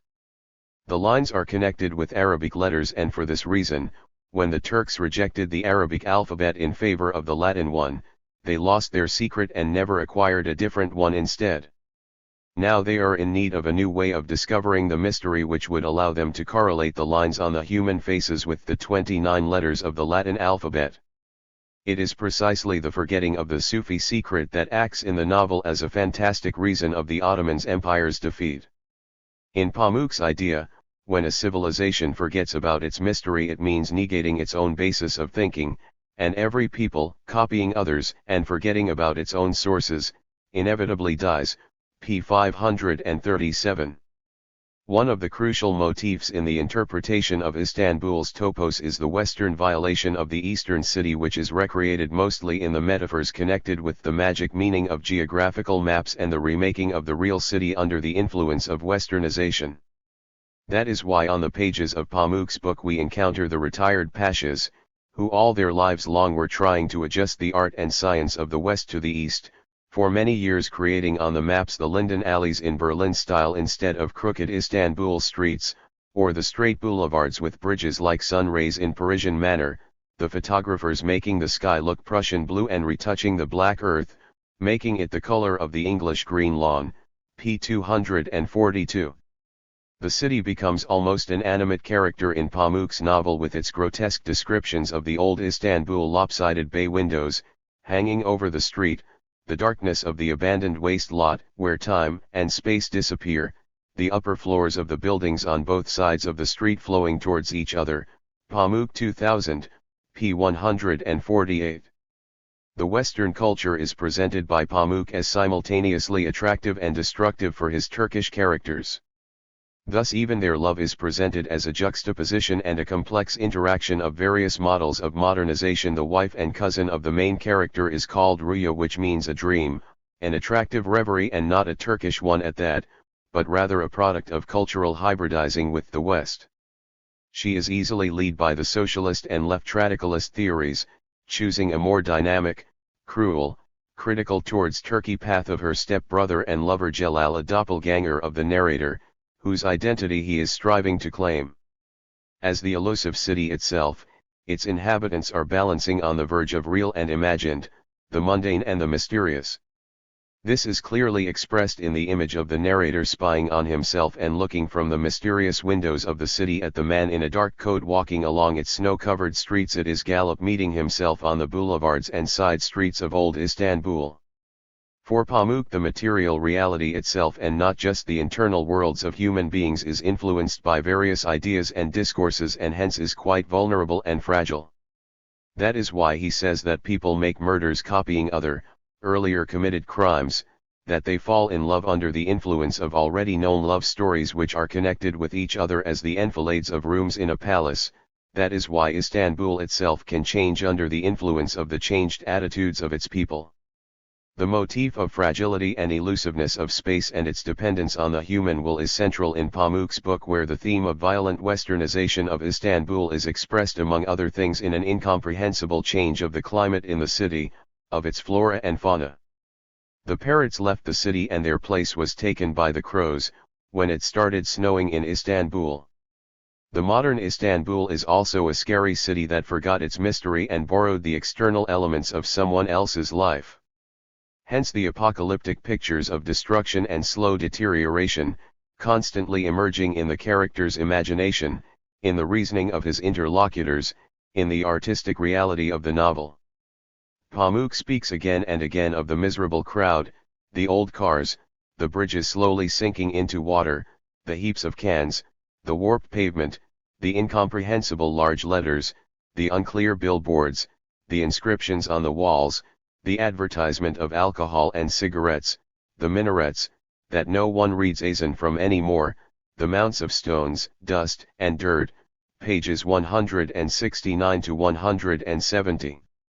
These haunting descriptions strangely resemble the pictures of the immigrant poor part of baby London, seen by Gabriel, a half-fantastic character of Rushdie's Satanic Verses, and primarily this refers to the characteristically easy and almost imperceptible shift, a lacking boundary between the signs of material and spiritual deterioration and decline.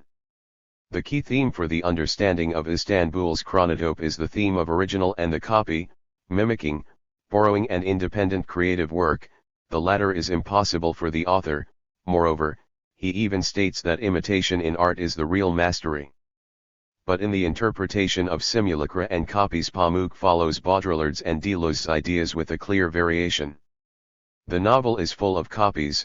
They literally chase the main character everywhere, from the annoying commercial of olive paste Ender, the copies of which are multiplying and diminishing on the labels, to the flat in the building that the family used to own, as a stiff copy of the past, recreating the smallest details of the dust, the smell of forgotten perfume, the yellow newspapers. The city itself also is presented as a copy, good or bad, of the Western original, resembling a museum exposition. But in Pamuk's decentered world, none of the copies equals the original word for word, and in fact none of the originals is possible in the long run, because each of them is a copy of something that existed before. Finally, in a certain sense, the theme of the copy is regarded within the mimicry problematic and that of imperial difference, which in its Turkish variant acquires a specific overtone. Here we speak not of a colony in the real sense of the word, but of a defeated empire, conquered by the winning West not by means of colonial expansion, but rather by more subtle ways of cultural and epistemic colonization. Among these humanistic means of modernization, that the author connects with deprivation of memory, of the past, of history, Pamuk points out the cinema, the music, the demonstration of the beautiful women's faces and landscapes, the bright bottles, the weapons, the airplanes, the clothes, etc. They all attain better results than the more traditional methods of colonization, that he did not even give a name to, only commenting that they were used by the missionaries in Latin America and Africa, p. 165. Afanasy Mamedov's Baskau. The chronotope of the imperial and colonial city plays an important role in the nostalgic novel Hazar Wind, written by Afanasy Mamedov and superimposing Moscow and his native Baku. If in Pamuk's book the ancient underground of Istanbul was the focus of the esoteric mystical knowledge, in Mamedov's work the underground clearly carries a negative infernal meaning, and is expressed in the image of Moscow Metro, where God disappears as people and birds disappear, where the muscular sculptures at the station Revolutionary Square seem to be ready to come alive and jump off their granite places directly into the horrible 1937 and take all passengers with them, along the dark underground tunnels to their native Lubjanka, Mamedov 2000, p. 242. The metro underground is similar to the fairytale wonderland that you can get into not only through the rabbit hole, but also through the sewage hatchway. The laws of time and space here change and time can freeze, but one can also go through an existential moment of spiritual enlightenment and revelation. That is what happens with Mamedov's character, the ascensionalist, the one who strives to the vertical, painter, who envisions his most successful canvas precisely in metro, together with seeing his own life under a new and unexpected angle, because every ascending along the vertical starts always from the absolute bottom symbolized by the underground. But it is not the Moscow tube that is used by Mamedov as a fantastic transport, connecting the past and the present by a myriad of strange coincidences. It is tram number 6 from his Baconian childhood, unexpectedly coming into the Moscow present and bringing him into the small flat at the outskirts of Moscow. The tram imagery is crucial here as well as in Pamuk's book, working for the creation of a specific atmosphere of a southern town by the sea, where even the trams lazily shine in the sun and move slowly, allowing the fast boys to jump off while the tram is still moving. Pamuk's main character desperately tried to read his city as a book and decipher its secret signs. Mamedov's autobiographical hero is also looking for the mysterious signs and correspondences, pointing in the direction of his previous Baconian life in alien Moscow. Mamedov creates a hybrid imagined space, as a collision of the real, native topos of Baku, the lost Eden of his childhood, and an other, alien topos of Moscow, where only small and carefully chosen isles can become native for the character. Finally, he creates an absolutely imagined, hybrid space in between, conceptualized mainly in visual terms, because the protagonist is an artist. Salman Rushdie would probably call this phantasmagoric hybrid world Baskau, a cross between Baku and Moscow.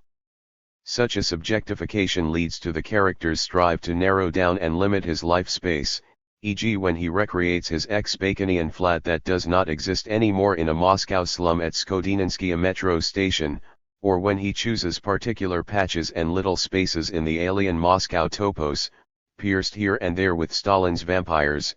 The word refers to the style in architecture that was associated with Stalin and called Stalin's empire. A specific feature of this topos creating activity is the unity, the magmatic plasticity of various times and spaces. That is why a tram from the Baconian past materializes suddenly in Moscow present. Baku and Moscow are not just two cities which live in the main character, they are two capitals. One is a colonial capital and the other is imperial. One is cosmopolitan in a specific oriental way, almost as multicultural as Odessa or Tashkent, the other with its official status of metropolis and a pseudo-European tint.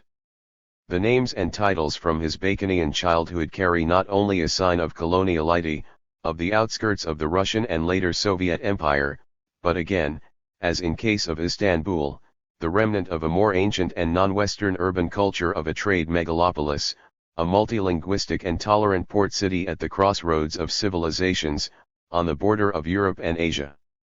This city saw the caravans and the merchants, the Roman legions and the Zoroastrians.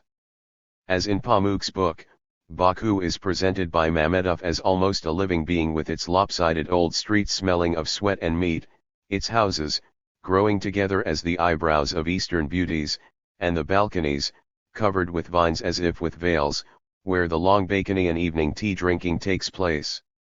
The Governor's Park with the Green Theatre, where the author used to be taken for a walk when he was a kid and where he had his first date under a palm tree, exists in this topos along with the old town, the fortress, Ichirishikar, the famous Sea Boulevard and the Torgovaya, trade, street, and the Soviet imperial motif, the Bolshevik Kirov's monument over the restaurant Friendship, the old men with their Muslim beards under the palms, along with the tolling of the bells at the Armenian church that sounds so close from the Jewish quarter Judmilizi, a real present for Chagall, p. 110. The Russian Empire imagery is brought forward when the author describes the characters' family dwelling and their favorite places: Agamalyev's flat with the door chain from Tsar Nikolai's times, the Vorontsov's palace, the pre-revolutionary books that belonged to the grand-grandfather. When Afik is reading these books, he is annoyed with their imperial sense of the big time, expressed not only in the fine paper and print, but also in the short-sighted and simple cheerfulness and unjustified self-confidence, p. 95. This link between his family and the Russian-Soviet imperial colonial complex causes Afik's rejection of the present Islamic Eastern variant of Azerbaijan's recolonization. As in Pamuk's book, the transcultural topos of Baku, which is called by the author simply the city, with a capital letter, as Mikhail Bulgakov did describing his Kiev, is clearly marked with specific tolerance, which couldn't be eliminated even in the Soviet decades, but was destroyed in just several months after the collapse of USSR and the conflicting building of the independent nation-state. The winter miserable Baku in Mamedov's book comes unexpectedly similar to the winter myth of Istanbul in Pamuk's novel. It is also an eastern city where there should not be any snow, but ironically it finds itself in a new and more western climate zone due to its peculiar imperial/colonial configuration. Discussing the presentation of Baku and Moscow topos by Mamedov, it is important to take into account a paradigmatic duality of the main character, his inability to become a native in any culture, Azeri or Moscow, colonial or metropolitan. Brought up on the Western European and Russian Soviet intellectual and aesthetic canon, he cannot completely reject certain deeper Eastern epistemic roots. Although the main character calls his family an imperial one, rather it should be called cosmopolitan. It answers the definition of not quite Russian/Soviet variant of modernization, close to what Pamuk is describing in his book. Mamedov's character, knowing almost no Azeri language and very little about its culture, tends to see it, at least in the beginning, in exoticist terms. Aestheticizing the Oriental difference, including his own, as if he was looking at it with the Western eyes, he is trying to remember his disappearing city, knowing that his life would continue from now on bypassing Baku. But he is remembering it clearly in the wrong way, already changed and seen through the prism of stereotypes of Western exoticism and nostalgia: the flat roofs, the Maiden Tower, the symbol of Baku, the Narjan Island, the women, cooking pitibazbash in big iron pots, the girls with jugs on their shoulders, the minarets of Tizpira, the poetic side streets and little yards, the blue communal night where everyone knew everything about everybody, the flowers, the tastes, the odors of the Baconian life, the dark blue shadow of the streets and the melting heat of the summer, The Slow Speech of Baconian Inhabitants, p. 64. In this sense the main character is entirely the product of this Baconian city subculture, which is between the quasi-Western modernization of the Russian and Soviet Empire and the more archaic non-urban culture of the rest of Azerbaijan. Hence the constant juxtaposition of a specific Baconian microcosm and the regions, provinces, the inhabitants of which are dreaming of making their way to the capital, even if colonial, that lives according to its own laws and in its own pace of modernization of an eastern city. In the Baconian part of the book the character acts as a colonizer of his own native city, exoticizing its topos, making it correspond to the norms acquired as a result of education and bringing up in a particular family and social environment. The character would acquire a completely different way of looking at things in Moscow, where the object of exotization and imperial demonization would be himself. He will mockingly play on the Moscow stereotypes about the people from Caucasus and Transcaucasia, whom they cannot tell apart either in ethnic, cultural or religious and linguistic sense. In the description of Moscow the optics changes as the city is regarded not through its imperial ethnic and cultural discriminatory elements, but rather through totalitarianism of the communist regime. The sensibility of a colonized subject here mingles with and flows into the sensibility of an individual, repressed by the ideological system. As Mamedov was writing his novel for several years, the book turned out to be a diary of his own changing self-positioning in relation to the Soviet Empire. In the beginning, the gloomy image of the Soviet Union still intact is hovering over the heroes of Hazar Wind. The people leaving the city in the late 1980s still do not see themselves as immigrants or refugees, but only as lucky colonial subjects going to live in the metropolis and on top of that having all the legal rights, equal with the titular nation at least on paper. They do not yet understand that metropolis has its own subtle ways of repression and discrimination, which easily combine with formal egalitarianism. Urbanization as one of the important sides of modernization is recurrent in the novel and repeated in the experience of the village people coming to Baku, as well as on the larger scale, in the story of the migrants from the outskirts of the empire who are looking for luck and wealth in its center. Toward the end of the narrative the main character would become more and more aware of his double status. Now he is an immigrant who never became a native in the unfriendly and cold Russia, and a person, whose childhood world is forever lost and non-existent, who is expelled by the new and hostile Baku together with his family. The disappearing city of the childhood is succeeded by the scary Baku of the Civil War, following the Sumgait massacre. It is the city where one can always hear the machine guns and where people have to make it home before the curfew. There is an episode in the book which is important for the understanding of the relations between the colonized, Azeris and Armenians, and the Russian/Soviet Empire, just before its collapse, half-heartedly trying to put the order back into the colony which it does not really need anymore. The attitude of Slavic soldiers and officers to both the ethnic group they are persecuting and the group they are presumably protecting in this conflict clearly echoes the racism of the white man's burden type, which does not make difference between the Chinese, the black, and the Indian. The author casually informs us about a patrol tank riding along the old Baconian street, destroying everything alive and man-made in its way and violating the beloved city. The two Slavic representatives of the empire, driving the tank, behave as if they already had all the keys from all the doors of the city and could not tell an Azeri from an Armenian, calling all of them the Kurks, cornbread, also in condescending Slavic slang a non-European, Asiatic person, p. 82. Little by little Mamedov shows how in the new independent Azerbaijan the imperial colonial configuration is changing once again. The pendulum of identification goes in the direction of Turkey and not the defeated Russian Empire. Even the change of alphabet from Cyrillic to Latin demonstrates a clear change of the model to the Turkish variant of modernization. Connecting the disappeared Baku of the Russian and Soviet imperial times and Baku at the crack of the 21st century, the author mentions that the main character's grandmother went to a specific gymnasium where the local girls were made into the good second-rate copies of the Russian mademoiselles, and now in the new Baku this old school turns into a Turkish lyceum and the new director equals Azeris and Turks, making the former be a copy of the latter. A similar historical parallel is constructed by the author in connection with the crisscrossing and clashing of the Ottoman and Russian influences in the local Baconian and Ogamaliev's history. It is the Turkish genocide of the Armenians at the end of the 19th beginning of the 20th century that still lies deep in the genetic memory of the Baconians. It is the arrival of Nuri Pasha, Ataturk Enver's brother, later on the coming of the Scottish troops, and finally the 11th Red Army, the succeeding colonizers, that would be always remembered by the city.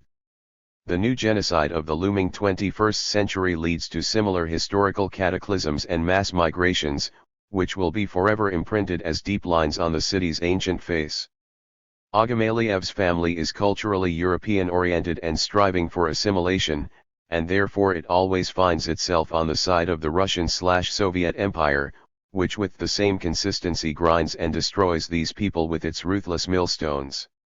The grandfather of the main character, Bey Ogamaliev, is fighting the Basmashs, the counter-revolutionary groups in Central Asia during the 1918-1920 Civil War, the people who are closer to himself than the new Soviet power, but this does not save him from Stalin's camps.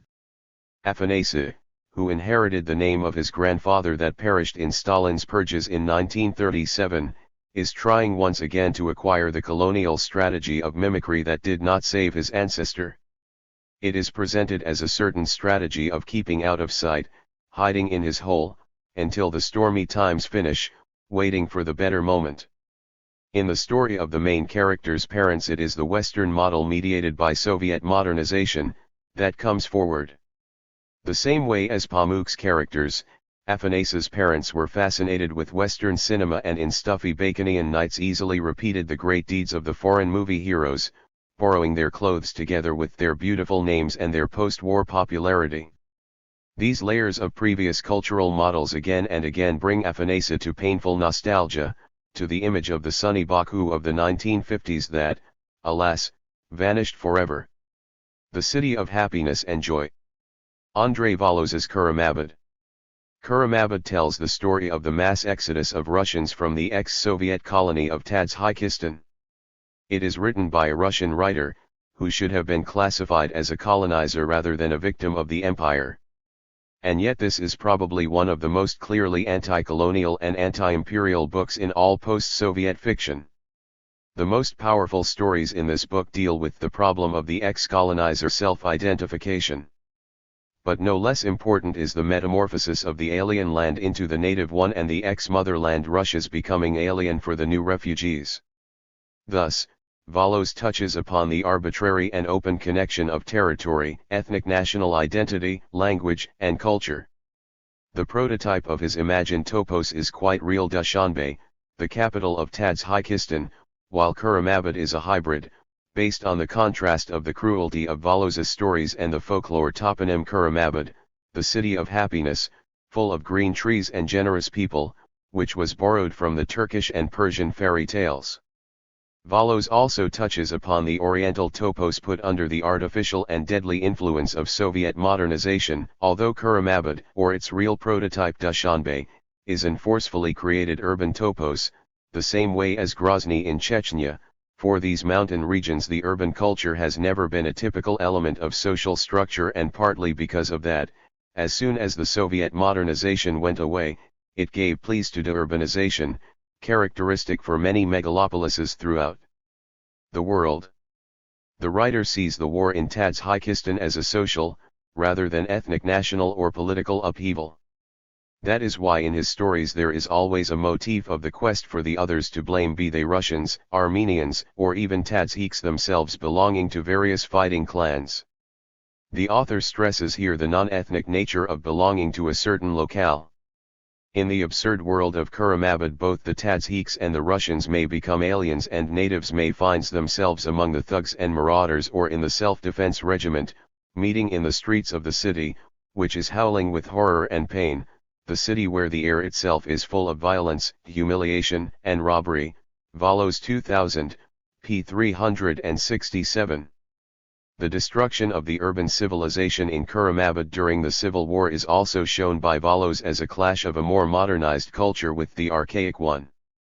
The nationalistic opposition uses as its cannon fodder the poor jobless youngsters from the villages, easy to manipulate by the ancient, and endemic for Tadzhikistan, clan social structure that just takes the form of the new political forces. The pictures of deurbanization are terrible, absurd, and even fantastic. In this book we see the people, who live in skyscrapers, but do not have running water, gas, electricity for months, spending days and nights in the lines for bread, making fires in their balconies and washing their hair with clothes washing detergents. But these pictures are also marked with almost documentary objectivity and a complete lack of sensationalism, at times bringing Valos's narrative to a truly tragic level. In Kuramabad, a city where time stopped or started moving backwards, there are several mini-topi around which the narrative is organized.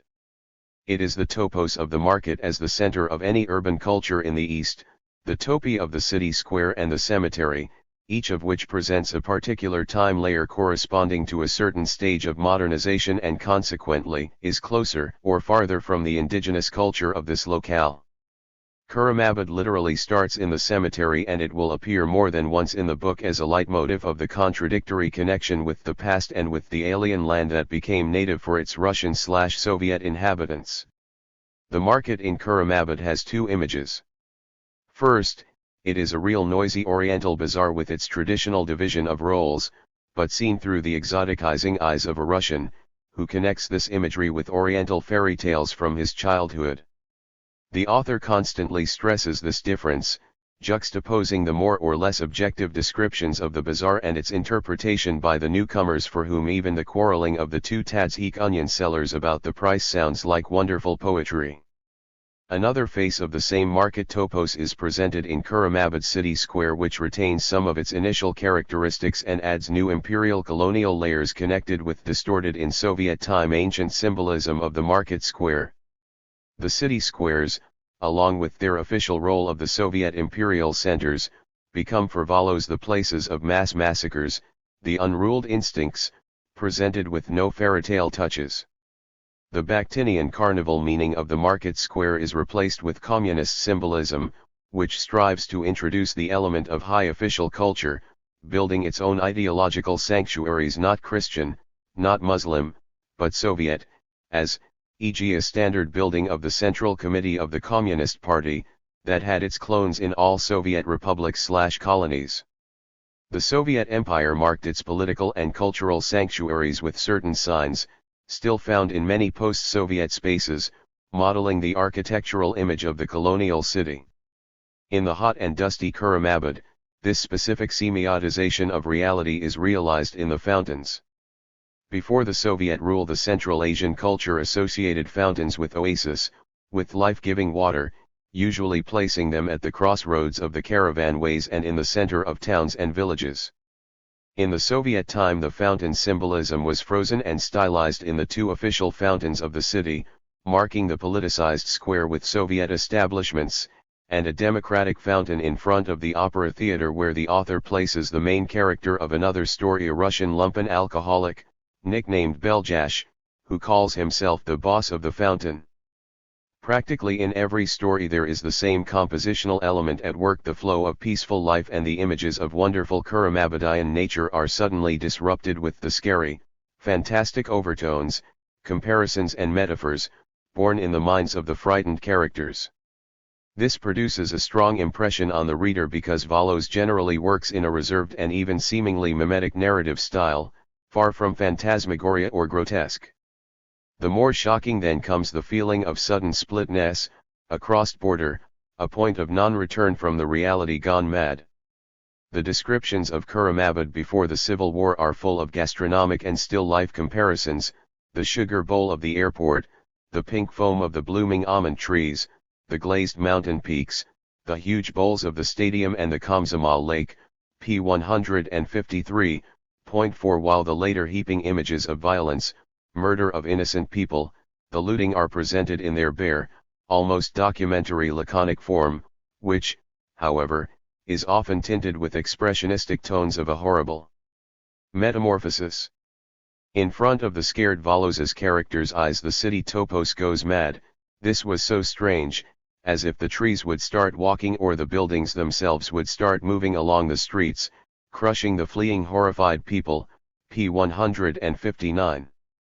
Kuramabit is presented as an injured organism which can be hibernating or crucified with horror and pain in the midst of political turmoil, an organism that can liven up with the tender colors and odors of the blooming trees and the sounds of the forever prevailing oriental bazaars in the spring, and finally, in the most telling episodes, the city is compared with mother's womb, where there is no hunger, no unhappiness, where you cannot call anything your own or alien because everything exists for you, p. 371. One of the best stories in the book Little Grass Snake tells about a strange affection between the elderly Russian woman, refusing for a long time to leave the city because she has nowhere to go, and the poisonous snake, that crawled into her apartment by chance, looking for food and shelter and soon became a dear and close friend. Here the topos of Kuramabit is compressed into one injured building by the road, leading from the airport to the city center. The writer stresses the fragility of life balance, suddenly interrupted by the heavy tanks that iron the city, causing the people and animals living in and under the cracked land lose their normal environment. The tanks of empire, sent to repress the mutiny, are also presented in a personified way of the reality gone mad, not just as mechanisms, driven by people, but as fantastic green battle elephants, who seem to have their own will. Little Grass Snake is based on a simple idea that when there is no platform for understanding left, either national or imperial, ethnic and religious, the only and last component, on which the main character is building her relations with the snake, a newcomer from another world, switches on. It is an elementary unity of living beings, even if so different, and a human gets used to anything in the world, and moreover to the living creatures, p. 176, states Volos. Home in Volos's book is presented as unattainable ideal for the people, who all of a sudden become the outsiders in this land. Home is the quintessence of stability, safety, protection. In Soviet times these people used to live on the thin crust of external artificially created life, and now they urgently need the material signs of their connection with reality, such as home. This is true about the main character of the story, a house by the river, who almost lost his dream house and for whom the defense of his home turns out to be the dilemma of the moral choice, either to stay a human being with dignity, or to behave in the manner that is dictated to him by the crazy world around, i.e. to kill, to betray, to rob. Unsuccessfully trying to answer the question of what makes a person an other or a native in the land, Volos's Russian characters, who are often the descendants of the Soviet unwilling colonizers, regard Imperial Russia as an alien space, while Tadzhikistan that becomes alien for them in one blink, the land where already 2 generations of their ancestors were buried, still remains for them a native land. Such are most of Volos's characters, who were not asked if they wanted to be replanted in the new soil or not. In this sense his view of the destiny of Russian settlers in Central Asia is rather unconventional, because instead of usual charges against the colonizers, the reader traces here the absurd logic of the Soviet Empire, which was vainly trying to reach the certain leveling of the economic and social status of the colonies and the metropolis, and at the same time to implant the Imperial Soviet ideology by constant inflow of Slavic people, often with infringed rights, the prisoners, the so-called special migrants, the people fleeing repressions, etc., into the under-modernized outskirts of the empire. In Volos's book, topos is presented as a complex natural urbanistic phenomenon. The streets of Kuramabit are inseparable from the smell of dust, from the earth and the air, and the author states many times that it is not the language, not ethnicity, not religion that define the individuals belonging to the locale. Each of the empire's stepchildren is trying to reject the forceful deterritorialization in his own way, repeating stubbornly that he will stay in Kuramabit and it is better if they kill him there, on his native land. The topos of Kuramabit itself has a certain magic of clearly non-ethnic nature, and leaves its mark on all its inhabitants, irregardless of their ethnic belonging and age. That is why Volos calls his Russian heroes skinny, dark, dried-out Kuramabitians.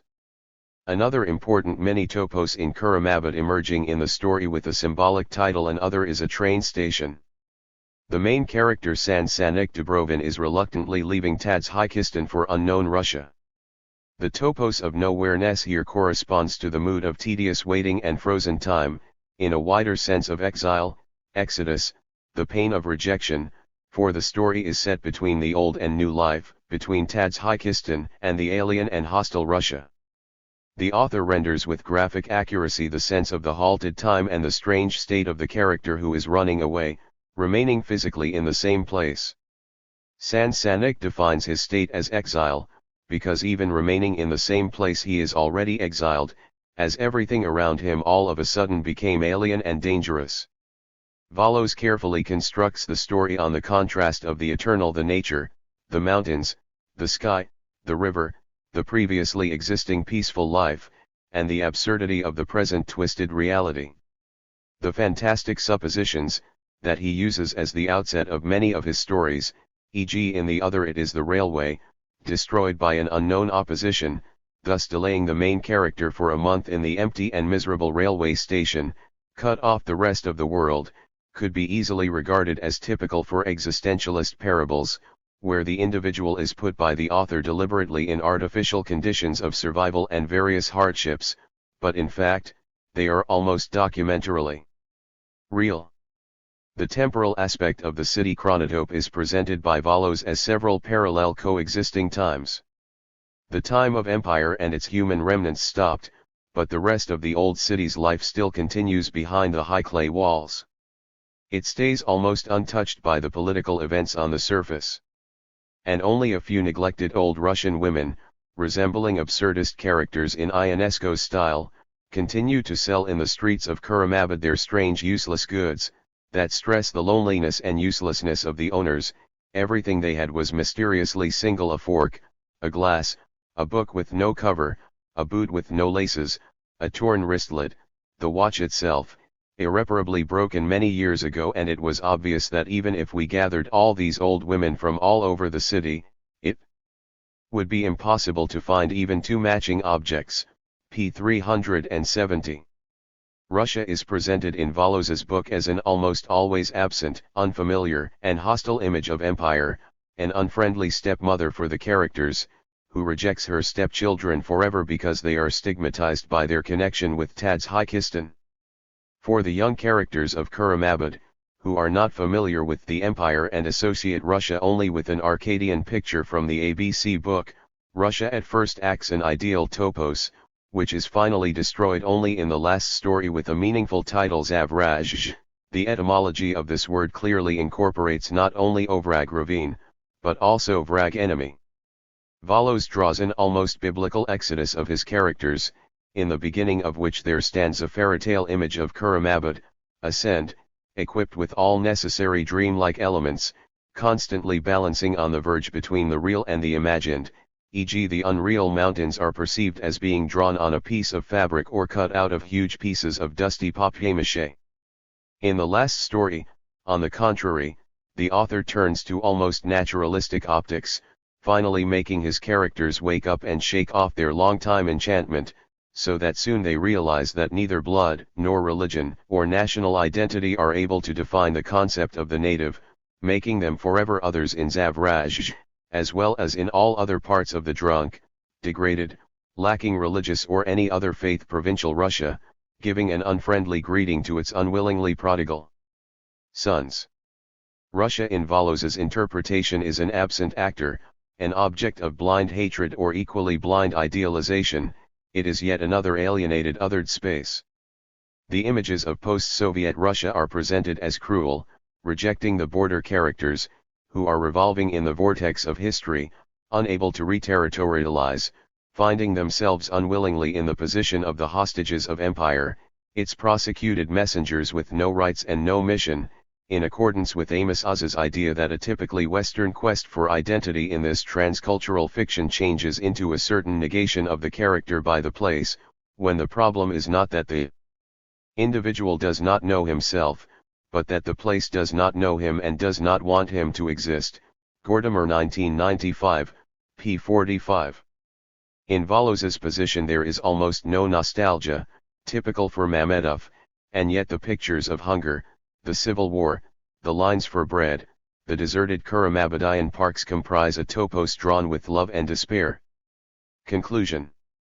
Chronotope acquires a central function in the works of the transcultural writers marked with both imperial and colonial difference.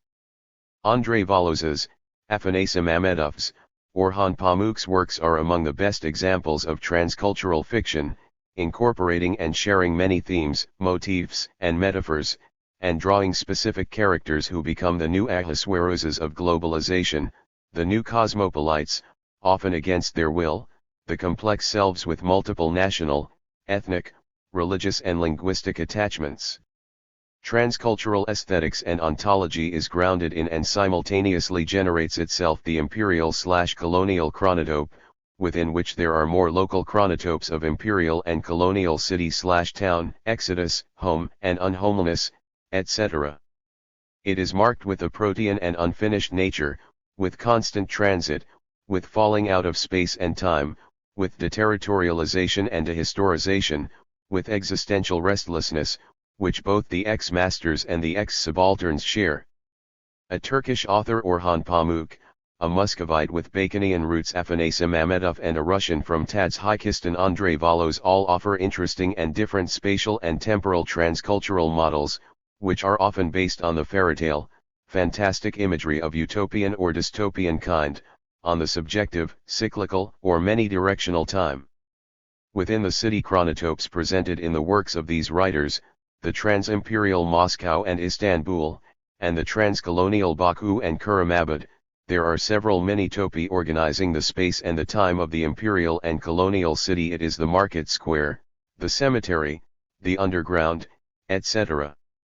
Each of these books is also a story of painful modernization, fighting with and conquering the previous local traditions, bringing forward its own myths, meta-narratives and unresolved dilemmas of subjectivity. This happens in a semiotic way in case of Pamuk, takes a nostalgic Proustian form in case of Mamedov. Finally, it is expressed in the specific double vision, circulating between the Oriental fairytale and the cruelty of at times almost documentary Valos's narrative, while the empire itself acts for many new modern Ahasueruses as an absent and hostile space, where they do not feel at home. Transcultural aesthetics generates a variety of imperial/colonial chronotopes, and in this article I dwelled on only 3 examples, leaving out many other interesting instances from the Western Ukrainian Yuri Andrukhovich and American Paul Theroux to Australian Peter Carey and South African J.M. Coetzee and A. Danger.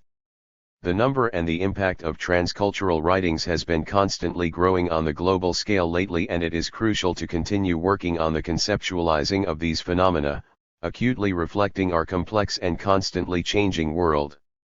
Santiago Castro Gomez. The Missing Chapter of Empire. Postmodern Reorganization of Coloniality and Post-Fordist Capitalism 1. This paper starts with a sense of puzzlement about this question: is there only one world or are there various possible worlds? I want to reformulate this question in the following way: is it possible to share a single world where many worlds are possible? Or to put it yet another way, is it possible to share a world where different ways of knowing that world can coexist and complement each other? A world where epistemological plurality can be recognized and valued? Unfortunately, my answer to these questions would have to be a provisional no, because to this day, at least for the last 500 years, it has not been possible to recognize the epistemological plurality of the world. On the contrary, a single way of knowing the world, the scientific technical rationality of the Occident, has been postulated as the only valid episteme, that is to say the only episteme capable of generating real knowledge about nature, the economy, society, morality, and people's happiness. All other ways of knowing the world have been relegated to the sphere of Dasein, as if they were a part of modern science's past, and are even considered an epistemological obstacle to attaining the certainty of knowledge. What made this possible? How was one form of rationality able to establish itself as the only legitimate way of knowing the world? By virtue of what kind of power were other ways of knowing expulsed from the map of epistemes and downgraded to the underdeveloped character of Dasein? The coloniality of power is the category used by some social scientists and philosophers of Latin America to describe the phenomenon by which a rigid hierarchy between different knowledge systems exists in the world. This hierarchization is not new, its roots are based in the European colonial experience, and specifically in the idea that the colonizer possesses an ethnic and cognitive superiority over the colonized. It is for this reason that our question about the coexistence of diverse legitimate ways of producing knowledge should necessarily involve an analysis of the coloniality of power in the contemporary world. Our question would then be, do we live in a world where the old epistemological hierarchies made rigid by modern colonialism have disappeared, or on the contrary, are we witnessing a postmodern reorganization of coloniality? In their famous book Empire, Michael Hart and Antonio Negri, from here forward H/N, offer a clear answer to this question. Their thesis is that the modern/colonial hierarchies have disappeared, and that there now exists a unique opportunity for the multitude to generate a plurality of possible worlds in opposition to the single world of empire. However, my thesis would be that empire is only a postmodern renewal of the rigid epistemological hierarchies that existed under modernity, making it difficult to think of a radical democracy of the multitude as H/N propose. To defend this thesis I will present the following. First, I will briefly outline the arguments that H/N offer to support the death of colonialism in the contemporary world. I will then give a critical analysis of their arguments, showing what problems are manifested in the genealogy of empire by H/N. Finally, I will come to a case study that serves as an example of what constitutes the postmodern reorganization of coloniality in empire. The era of empire. The general thesis of H/N is that both imperialism and colonialism have reached their end because they are both specifically modern devices of the exploitation of human labor, and today capital does not need these historical forms to reproduce itself. On the contrary, imperialism and colonialism, which were very useful to the expansion of capital for more than 400 years, actually became an obstacle for global capitalism. For this reason these forms were overtaken by the dynamics of the world market itself. Hart and Negri 2001, p. 323. Firstly, H/N associate colonialism directly with the formation of European nation-states in the 17th century. In the 17th century, the intellectual elites and politicians of Europe found themselves in a kind of civil war because the humanist revolution of the 16th century too that established the plane of immanence, was threatened by the illustrious counter-revolution. The intention of this counter-revolution was to exercise control over the constitutive desires of the multitude, that is to say the early commercial bourgeoisie of Europe, and to establish rational standards in all areas of society. Finally, what the Enlightenment proposed was to legitimate, by way of science, the establishment of disciplinary apparatuses that permitted the normalization of bodies and minds to orient them towards productive work. But it is precisely in the enlightened project of normalization where colonialism fits so well. Constructing the profile of the normal subject that capitalism needed, white, male, owner, worker, heterosexual, etc., necessarily required the image of an other located in the exteriority of European space. The identity of the bourgeois subject in the 17th century is constructed in opposition to the images of savages who lived in America, Africa, and Asia that chroniclers and travelers had circulated throughout Europe.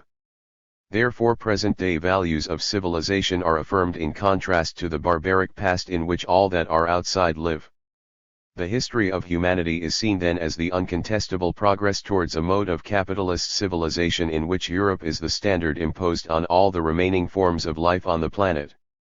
The transcendent apparatus of the Enlightenment constructs a unified European identity that requires the figure of the colonial other. Hart and Negri 2001, p. 149. Now in the 19th century, once the Fordist mode of production had consolidated its hegemony, colonialism continued to play an important role in the reproduction of capital, thanks to the struggle that arose between the different industrial empires of Europe. In this phase, colonialism is subordinated to the formation of European industrial society and the need to conquer outside markets as a source of resources. Here H/N yield to the way classical Marxist theory drew the limits of the concept of imperialism.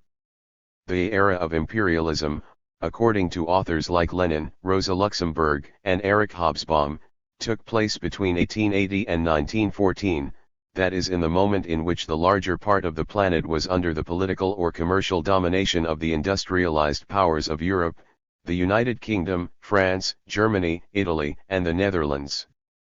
These countries competed fiercely for control of zones of influence that could accelerate the process of industrialization, a competition that would culminate in the First World War. From this perspective, colonialism appears as a subproduct of the development of industrial capitalism in certain European nation-states. This situation persisted until well into the 20th century, until the first 2 decades of the Cold War, when the larger part of the colonized countries declared their independence from Europe, in the moment when capitalism started to make the move from a Fordist economy to a post-Fordist mode of production. H/N's thesis is that with the advent of post-Fordism, world capitalism enters into the last and definitive stage of its history, empire. In the new phase, the type of production that now dominates the world economy is not that of commodities like in industrial society, but that of symbols and abstract language. Hart and Negri 2001, pages 286 to 297. It is not the manufacturing of physical objects but the manipulation of data, images and symbols that characterizes the post-Fordist economy. This hegemony of immaterial work requires that production stop being tied to specific territories and that the factory is no longer the paradigmatic center of work. Globalization not only transplanted production outside the physical walls of the factory, radically transforming the relation between capital and work, it also converted colonialism into a historic relic of humanity. In the moment in which knowledge becomes the principal productive force of global capital, replacing the physical labor of slaves and the manual work of the factory, colonialism stops being necessary for the reproduction of capital. In effect, colonialism was a historical formation that grew in a context where you could still talk about an inside and an outside of capital.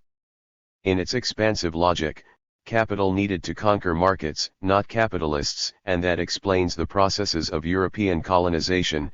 Hart and Negri 1000, pages 228 to 233. But when the empire had filled all social spaces with its logic, when production was no longer tied to specific territories, when the time of the open borders of capital had ended, there is no longer an outside where the categories of colonialism and imperialism can be applied. Point 3. The argument that capitalism has reached its end relies also on the thesis that the modern sovereignty of the nation-state has declined and ceded to the postmodern sovereignty of empire. If colonialism was a creation of the sovereignty of nation-states in Europe, then the decline of that sovereignty would necessarily mean the end of colonialism. The sovereignty that we are now living is not modern, but postmodern. Colonialism, as a functional element of the project of modernity, is a thing of the past. The colonial representations of the other that affirmed European identity are no longer necessary, because Europe is no longer the center of the world system. In fact, empire does not need to have more centers. According to H/N, our postmodern empire doesn't have a Rome, p. 310, that is to say that now we do not divide the world hierarchically into centers, peripheries, and semi-peripheries, as Wallerstein would have wanted it. Without centers, without peripheries, and without an outside, empire doesn't need the representations of the other to affirm its identity, because empire doesn't have an identity. Empire is smooth and spectral, it is found everywhere, without being located anywhere at that same time. For this reason, affirm H/N, the dialectic of colonialism has stopped being functional today. Point 4. For H/N, the territorial dichotomies of center and periphery are obsolete, because in empire it is no longer possible to demarcate large geographical zones as privileged sites of production. There certainly exists an uneven development, but the lines of division and hierarchy are now not found along national borders, p. 324.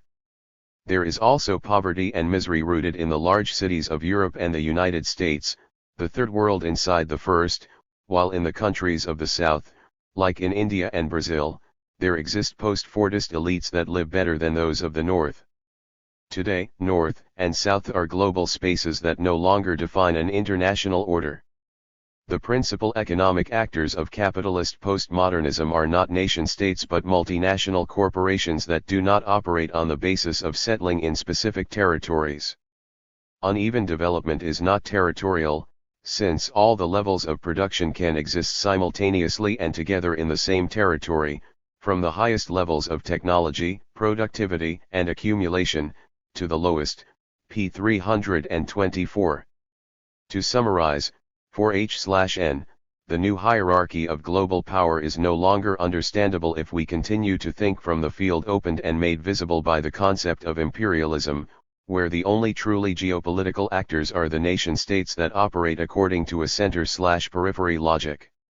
Today, the structure of the postmodern world system does not operate primarily on the basis of interstate relations and the struggle between metropolitan states for hegemonic control over the peripheries. Empire is not English, French, Arab or American, but simply capitalist. This explains the reordering of the old geopolitical divisions based on territories, North and South, Center and Periphery, in function of the new global hierarchy of power, and also explains why colonialism is a phenomenon of the past. In empire, old inequalities and colonial segmentations between the countries have not disappeared, but have acquired another form. There are inequalities now that do not have an imperialist form because both imperialism and colonialism become obstacles for the expansion of capital. Hart and Negri 2001, p. 323. The darker side of the force. I want to propose a critique of H/N that salvages some elements of their theory of postmodern capitalism, but which also points to the deficiencies in their analysis of colonialism. Formulated in positive terms, my thesis will be that the concept of empire allows a critical analysis of global capitalism that supplements, and in some cases replaces, analyses using the concept of imperialism. The numerous critics of the book are correct in that there continue to be imperial rules and actors that are the same as those conceived under the concept of imperialism. However, there are other rules and other global actors becoming hegemonic in the post-Fordist economy that the concept of imperialism fails to grasp. It is here where the concept of empire reveals its importance. Formulated in negative terms, my thesis will be that the genealogy of empire, as it is reconstructed by H/N, makes the understanding of the typically modern phenomena that persist in empire difficult, such as Occidentalism, epistemological hierarchies, and racism. From my point of view, the genealogy of empire proposed by H/N is incomplete and should be complemented with what in this work I call the missing chapter of empire. I want to begin by alluding to an article published by Walter Mignolo in the year 2002 titled Colonialismo Global, Capitalismo, and Hegemonia Epistemica. In this text, Mignolo affirms that the concept of empire elaborated by H/N only shows one side of globalization, its postmodern side, completely ignoring its darker side. Mignolo 2002, p. 227. What is the darker side of postmodernism? For a number of years, Mignolo has worked on the subject of colonial representations in modern Occidental thinking. In his book, The Darker Side of the Renaissance, Mignolo appeals to the classic gesture of modern critical theory. It is not possible to understand the humanism of the Renaissance if we ignore its historical a prioris, that is to say its historical conditions of possibility. In the pen of Wallerstein, Mignolo says that the capitalist economy world that arose in the 16th century constitutes the global scene in which the humanistic thought of the Renaissance developed. But this economy world comes marked from the beginning with what the sociologist Ennio Quijano calls a structural heterogeneity. The economic and political domination of the economy world by Europe is sustained by colonial exploitation and is not conceivable without it. That is to say, the grand works of humanism of the Renaissance cannot be considered only spiritual phenomena, independent of the modern/colonial world system in which they materialized. The gold of the Indies made the great flow of riches from America to the European Mediterranean possible, a situation that generated the conditions for the humanistic revolution of the 16th century to flourish. Therefore, The structural heterogeneity that Mignolo and Quijano talk about is based on the premise that the modern and the colonial are simultaneous phenomena in time and space. Thinking of the Renaissance as a European phenomenon, separated from the modern/colonial economy world that sustains it, is equivalent to generating an incomplete and mystified image of modernity. But this is precisely what started to occur in the 18th century. Mignolo affirms that Enlightenment, Aufklärung, thinking generates what the Argentinian philosopher Enrique Dussel calls the Eurocentric myth of modernity. This myth consists of the elimination of the structural heterogeneity of modernity, in the name of a lineal process in which Europe appears as a privileged place of enunciation and generation of knowledge. The traditional and the modern stop coexisting and now appear as successive phenomena in time. Coloniality is not seen as a constitutive phenomenon but rather as a derivative of modernity. This would be an exclusively European phenomenon originating in the Middle Ages, and that later spread around the world through intra-European experiences like the Italian Renaissance, the Reformation, the Enlightenment, and the French Revolution. In this way, the myth of Eurocentrism identifies European particularity with universality tout court, and identifies coloniality with the European past. The coexistence of diverse ways of producing and transmitting knowledge is eliminated because now all forms of human knowledge are ordered on an epistemological scale from the traditional to the modern, from barbarism to civilization, from the community to the individual, from the Orient to the Occident. Mignolo points out that this colonial strategy of producing silences and absences belongs to the dark, side of modernity. By way of this strategy, scientific thought positions itself as the only valid form of producing knowledge, and Europe acquires an epistemological hegemony over all the other cultures of the world. Castro Gomez 2005. Now we can return to the question, why do H/N show only the postmodern side of empire, without consideration of its dark, side? Mignolo's answer is consistent with his previous work. As coloniality is the other face constitutive of modernity, post-coloniality is the structural counterpart of postmodernity. But H/N only talk about the postmodern face of empire, ignoring its post-colonial manifestation. In this way, the structural heterogeneity is newly eliminated, privileging an Eurocentric vision of empire. Empire is postmodern in the sense that modernity is transformed along with the transformation of coloniality. This step is not given by Hart and Negri because to them post-coloniality is a phenomenon that is derivative, and not constitutive, of postmodernity.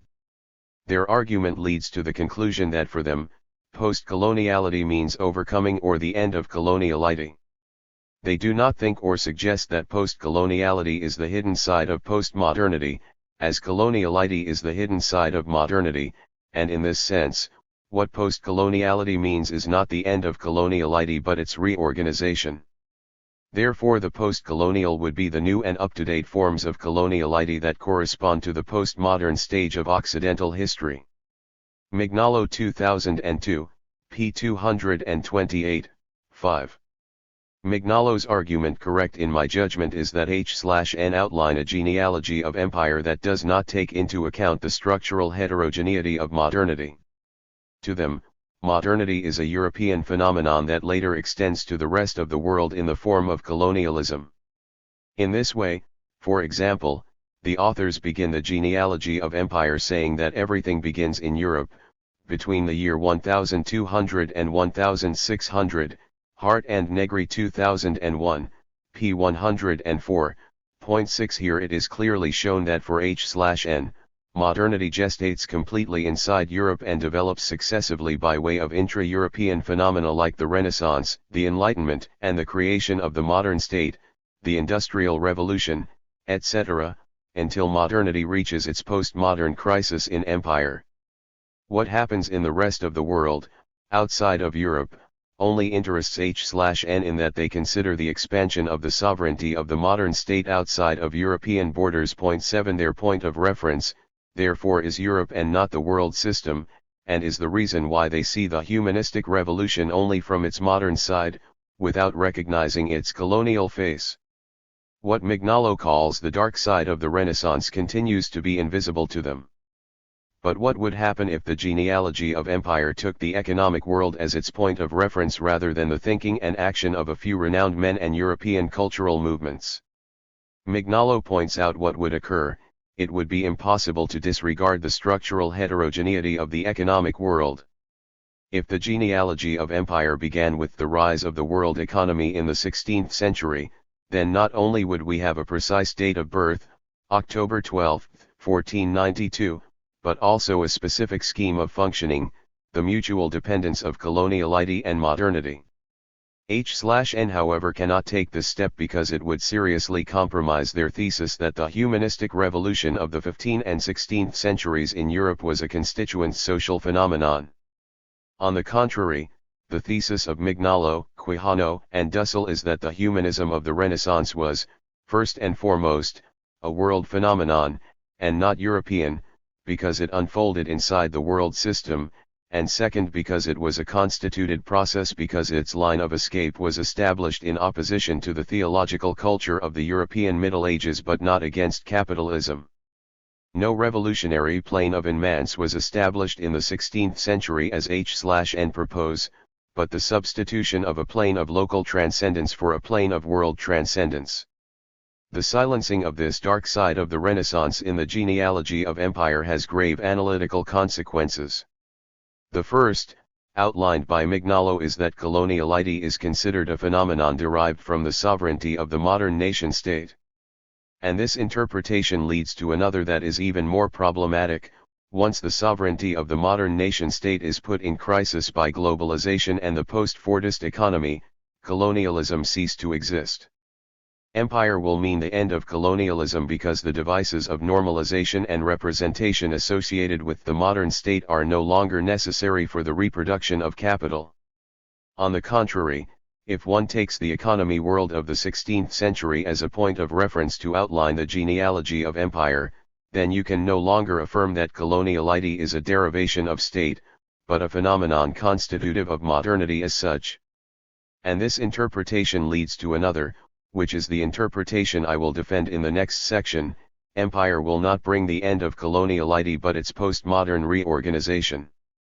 This imperialistic reorganization of coloniality is the other side, invisible to H/N, that empire needs for its consolidation. In summary, we can therefore say that the creators of the concept empire have a Eurocentric vision of the concept that fails to recognize its colonial devices. Point 8. The missing chapter of empire would have to elaborate a non-Eurocentric genealogy to allow a critique of the new, postmodern, forms of coloniality. In the following, I will try to trace an outline of what such a critique might look like. Using the same concept of empire created by H/N, I will show how coloniality does not disappear in postmodern capitalism, but is reorganized in a post-colonial way. The post-coloniality of power.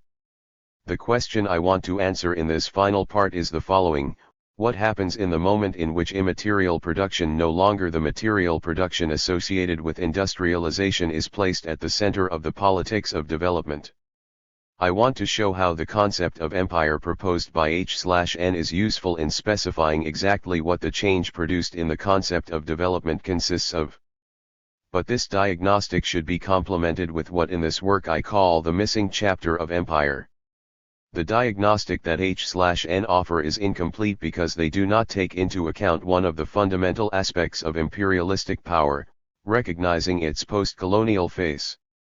In effect, of all the structural changes that the authors analyze with great insight in their book, Modern to Postmodern Sovereignty, Imperialism to Empire, the Fordist to the Post-Fordist Economy, the Disciplinary Society to the Society of Control, etc., there is one that stands out by its very absence: the change from coloniality to post-coloniality. I want to show what this change consists of, taking as an example the new global agendas of sustainable development. During the 60s and the 70s, the nation-states, supported by studies in the social sciences and especially economics, defined development of third-world countries in reference to the indicators of industrialization. It was assumed that development depended on the promotion of industry, in such a way that underdevelopment necessarily corresponded to a pre-industrial stage of history. Overcoming underdevelopment was equated with promoting the take-off of the industrial sector. It was believed that promoting industry would result in an increase in per capita income and improvement in the indices of literacy, education, life expectancy, etc. To the developmentalists, the call for promoting the transition from traditional society to modern society because they assumed that modernization is a rehearsal of the old colonial idea according to which underdevelopment was an inferior phase to full development. Development and underdevelopment are two Western ideas. Thus, promoting modernization became the central objective of the Asian, African, and Latin American states during these decades. In this context, state intervention was made urgent in key sectors like health, education, family planning, urbanization, and rural development. All of this was part of a strategy designed by the state to create industrial enclaves that permitted a gradual elimination of poverty and to bring development to all sectors of society. The underdeveloped populations of the Third World were seen in this way as an object of planning, and the agent of this biopolitical planning should be the state. The function of the state was to eliminate obstacles to development, that is to say eradicate, or in the best of cases discipline, all those whose profiles of subjectivity, cultural traditions, and ways of knowing would not adjust to the imperatives of industrialization. However, the Colombian anthropologist Arturo Escobar has shown that beginning in the 1980s, the idea of industrial development weakened and was replaced by another idea, sustainable development. According to Escobar, it seems the idea of development is losing part of its strength. Its incapacity to carry out its promises, together with resistance from many social movements and many communities, is weakening its powerful image. The authors of critical studies try to give form to this social and epistemological weakening of development by way of their analyses. You could argue that if industrial development is losing its push, it is because it is no longer indispensable to the globalization strategies of capital. Escobar 1999, p. 128. 9. According to Escobar, capital is undergoing a significant change in its form and is gradually acquiring a postmodern face. Escobar 2004, p. 382. This means that certain aspects once considered residual variables of modern developmentalism, like the biodiversity of the planet, the conservation of the environment, and the importance of non-occidental systems of knowing, now become central elements of the global politics of development. For Escobar, sustainable development is nothing more than the postmodern restructuring of modern development. This means that economic development is no longer measured by the material levels of industrialization, but in terms of the capacity of a society to generate and preserve human capital.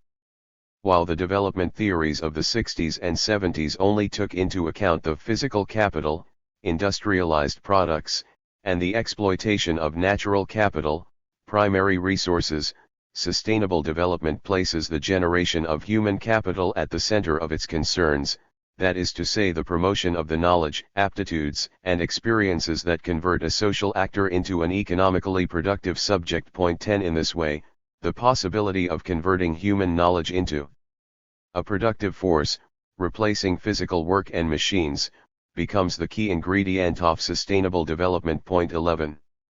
H/N's reflections also point in this direction. For them, hegemonic production is no longer centered on material work, that is to say hegemonic production is no longer based in the industrial sector and its disciplinary apparatuses. The hegemonic strength of work today does not comprise material workers but agents capable of producing and administering knowledge and information.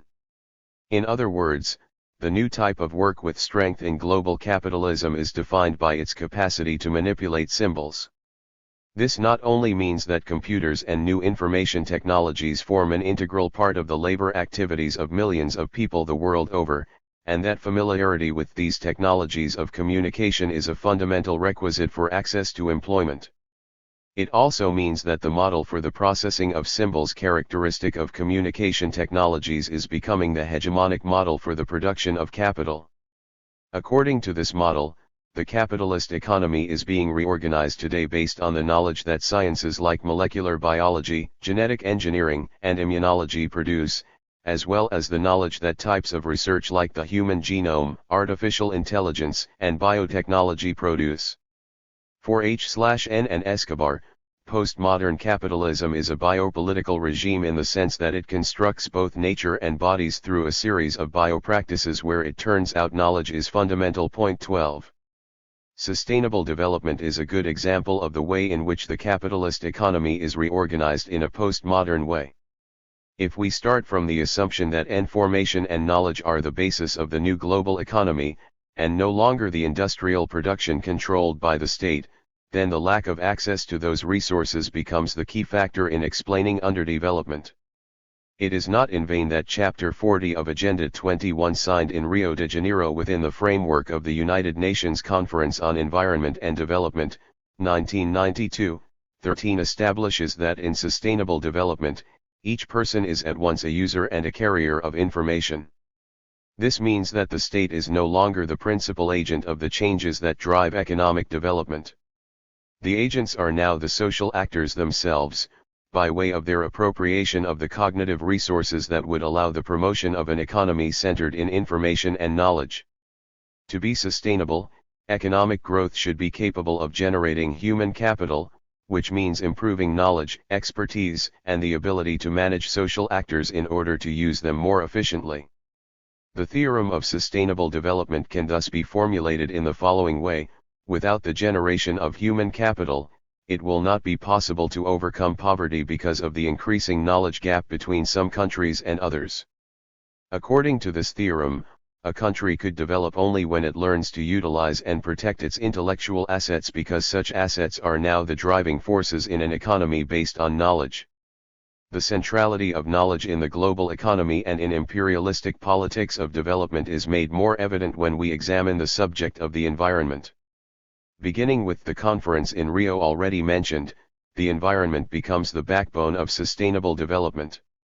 It was at the conference that the Agreement on Biological Diversity was signed, obligating signatory nations to protect their genetic resources, given that now genetic resources were considered part of the common heritage of mankind.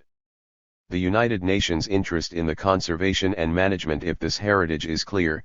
Genetic resources have economic value and mean benefits for those businesses that work with the latest technologies in the areas of biotechnology and genetic engineering.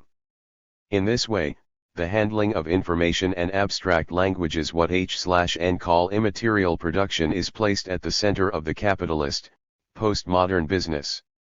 In effect, the identification, alteration, and transference of genetic material by way of knowledge have economic applications in the fields of agriculture and health. In the agricultural sector, biotechnology works by incrementing the production of food by means of the production of transgenic plants that are most resistant to plagues and insects, and less vulnerable to chemical fumigation. In 1999, 90% of the soybeans produced in Argentina and 33% of the corn produced in the United States originate from transgenic crops, and that percentage is even higher for products like cotton, tomatoes, tobacco, sugarcane, asparagus, strawberries, papaya, kiwi, barley, cucumber, and zucchini. The biotechnological transformation of agriculture is a profitable business for the food industry and is controlled by a handful of businesses specialized in biotechnical research. The same occurs in the health sector. The pharmaceutical industry is concentrated in the production of medicines with a biological basis that are used in the treatment of illnesses like cancer, hemophilia, and hepatitis B, not to mention the growing production of generic medication and pharmaceutical drugs. It is estimated that the market for medication derived from plant extracts or biological products generates profits that hover around $400,000 million annually, earnings that are concentrated in the hands of a small number of multinational businesses that monopolize groundbreaking research. Point 14. Therefore, the subject of biodiversity places us at the forefront of a strategic sector of the global economy that will certainly redefine the geopolitics of the 21st century, because access to genetic information will determine the difference between success and economic failure. Multinational corporations are interested in genetic resources that can be altered and manipulated by expert knowledge. Interestingly enough, the greatest diversity is found in countries located in the South, the underdeveloped countries. For this reason, these businesses have initiated a real lobbying campaign to obtain patents for these resources, appealing to intellectual property rights, CDI. Before the Uruguayan round of the GATT-15 in 1993, no transnational legislation existed that pertained to intellectual property rights. Multinational businesses like Bristol-Myers, DuPont, Johnson & Johnson, Merck, and Pfizer, with vested interests in the biodiversity business, pressured for the introduction of the TRIPS-16 Accord into the negotiations. This agreement permits the monopolistic control of the planet's genetic resources by businesses. Intellectual property is a juridical concept with a transnational scope. It is protected by the United Nations through the OMPI, World Intellectual Property Organization, which protects and regulates the creations and innovations of the human intellect, such as artistic and scientific works. 17 According to this norm, when immaterial products involve some type of technological innovation that has commercial application, they can be patented by their authors and used as if they were private property. 18 A patent is defined as the concession that the state grants to an inventor so he can commercially exploit his product in an exclusive way, for a certain amount of time. In the case of biodiversity and genetic resources, multinational corporations that work with the latest technologies can legitimately claim that any genetic alteration of the flora and fauna implies an inventive activity of the intellect that has a direct application in the agricultural or pharmaceutical industries, and therefore they are rightfully protected by patents. By claiming that genetically modified biological material is no longer a product of nature but of human intellect, the multinationals claim the right to patent and declare as their own the economic benefits from the commercialization of these products. Legitimate in this way by a supranational juridical regime, the intellectual assets administered by multinational corporations are converted into the key sector for the creation of wealth in postmodern capitalism. But it is precisely here where the post-colonial face of empire is revealed. I am talking about the ways in which new representations of development reinforce the modern/colonial hierarchies in a postmodern register, establishing a difference between the valid knowledge of some, and the non-knowledge or daza of the others. One example of this is the way in which global agendas of sustainable development approach the subject of traditional knowledge. Multinational corporations are aware that by association with biodiversity and genetic resources, traditional knowledge and its officials acquire a fabulous economic potential and represent numerous opportunities for commercialization. It is no wonder that in 2001 the OMPI created an Intergovernmental Committee for the Protection of Intellectual Property, Genetic Resources, Traditional Knowledge, and Folklore, and that in 2003 UNESCO declared that communities, in particular indigenous communities, play an important role in the production, safeguarding, maintenance and recreation of the intangible cultural heritage, thus helping to enrich cultural diversity and human creativity. 19 The safeguarding of traditional knowledge, now transformed into the guarantors of sustainable development, does not come for free. What is sought is to put a whole series of knowledges used for hundreds of years, by hundreds of communities worldwide at the disposal of multinationals specialized in research on genetic resources. These knowledges become susceptible to appropriation by multinational corporations through patents. Naturally, this requires a change in the representations of the other. What does this change consist of? We know that in the modern paradigm of development, non-Occidental systems were seen as the enemies of progress. It was assumed that industrialization created the conditions to leave behind a type of knowledge based in myths and superstitions, replacing it with the technical scientific knowledge of modernity. It was also believed that personal traits like passivity, lack of discipline and indolence, associated perhaps to defects of race, depended rather on the absence of modernity. The absence of modernity could be overcome in the same way that the state resolves structural problems like illiteracy and poverty. In this way, the modern paradigm of development was also a colonial paradigm. Other knowledges had to be disciplined or excluded. However, and as H/N see it, postmodern capitalism is presented as a machine of segmentary inclusions, not of exclusions. Non-Occidental knowledge is welcomed by the global agendas of empire because it is useful to the capitalist project of biodiversity. The tolerance of cultural diversity has become a politically correct value in empire, but only in the sense that diversity is useful for the reproduction of capital. The indigenous person, for example, is no longer seen as someone pertaining to the social, economic, and cognitive past of humanity, but as the guardian of biodiversity, ULOA, 2004. Once considered obstacles to a nation's economic development, the indigenous are now seen as indispensable to the sustainable development of the world. Traditional knowledge is elevated to the category of the intangible heritage of humanity. Arturo Escobar formulates it in this way. Once the semiotic conquest of nature is complete, the sustainable and rational use of the environment becomes imperative. Here is found the underlying logic of the discourses of sustainable development and biodiversity. This new capitalization of nature not only rests on the semiotic conquest of territories, in terms of biodiversity reserves, and communities, as the guardians of nature, it also requires the semiotic conquest of local knowledges, in the sense that saving nature requires the valuation of local wisdom about the sustainability of nature. Modern biology begins to discover that local systems of knowledge are useful complements. The point that we want to emphasize is that the semiotic conquest mentioned by Escobar resignifies the colonial and modern mechanisms that legitimate the exclusion of other knowledges in a postmodern form. It is in this sense that we talk about the post-colonial face of postmodernity. The recognition that is given to non-Occidental systems of knowledge is pragmatic rather than epistemical. Although the wisdom of indigenous communities or black communities can now be seen as useful for the conservation of the environment, the categorical distinction between traditional knowledge and science, elaborated in the Enlightenment of the 18th century, is still in force. The former continues to be seen as anecdotal knowledge, not quantitative and lacking methodology, while the later continues, in spite of the transdisciplinary efforts of the last decades, to be taken as the only epistemically valid knowledge. Not a single document of global entities like UNESCO questions this assumption.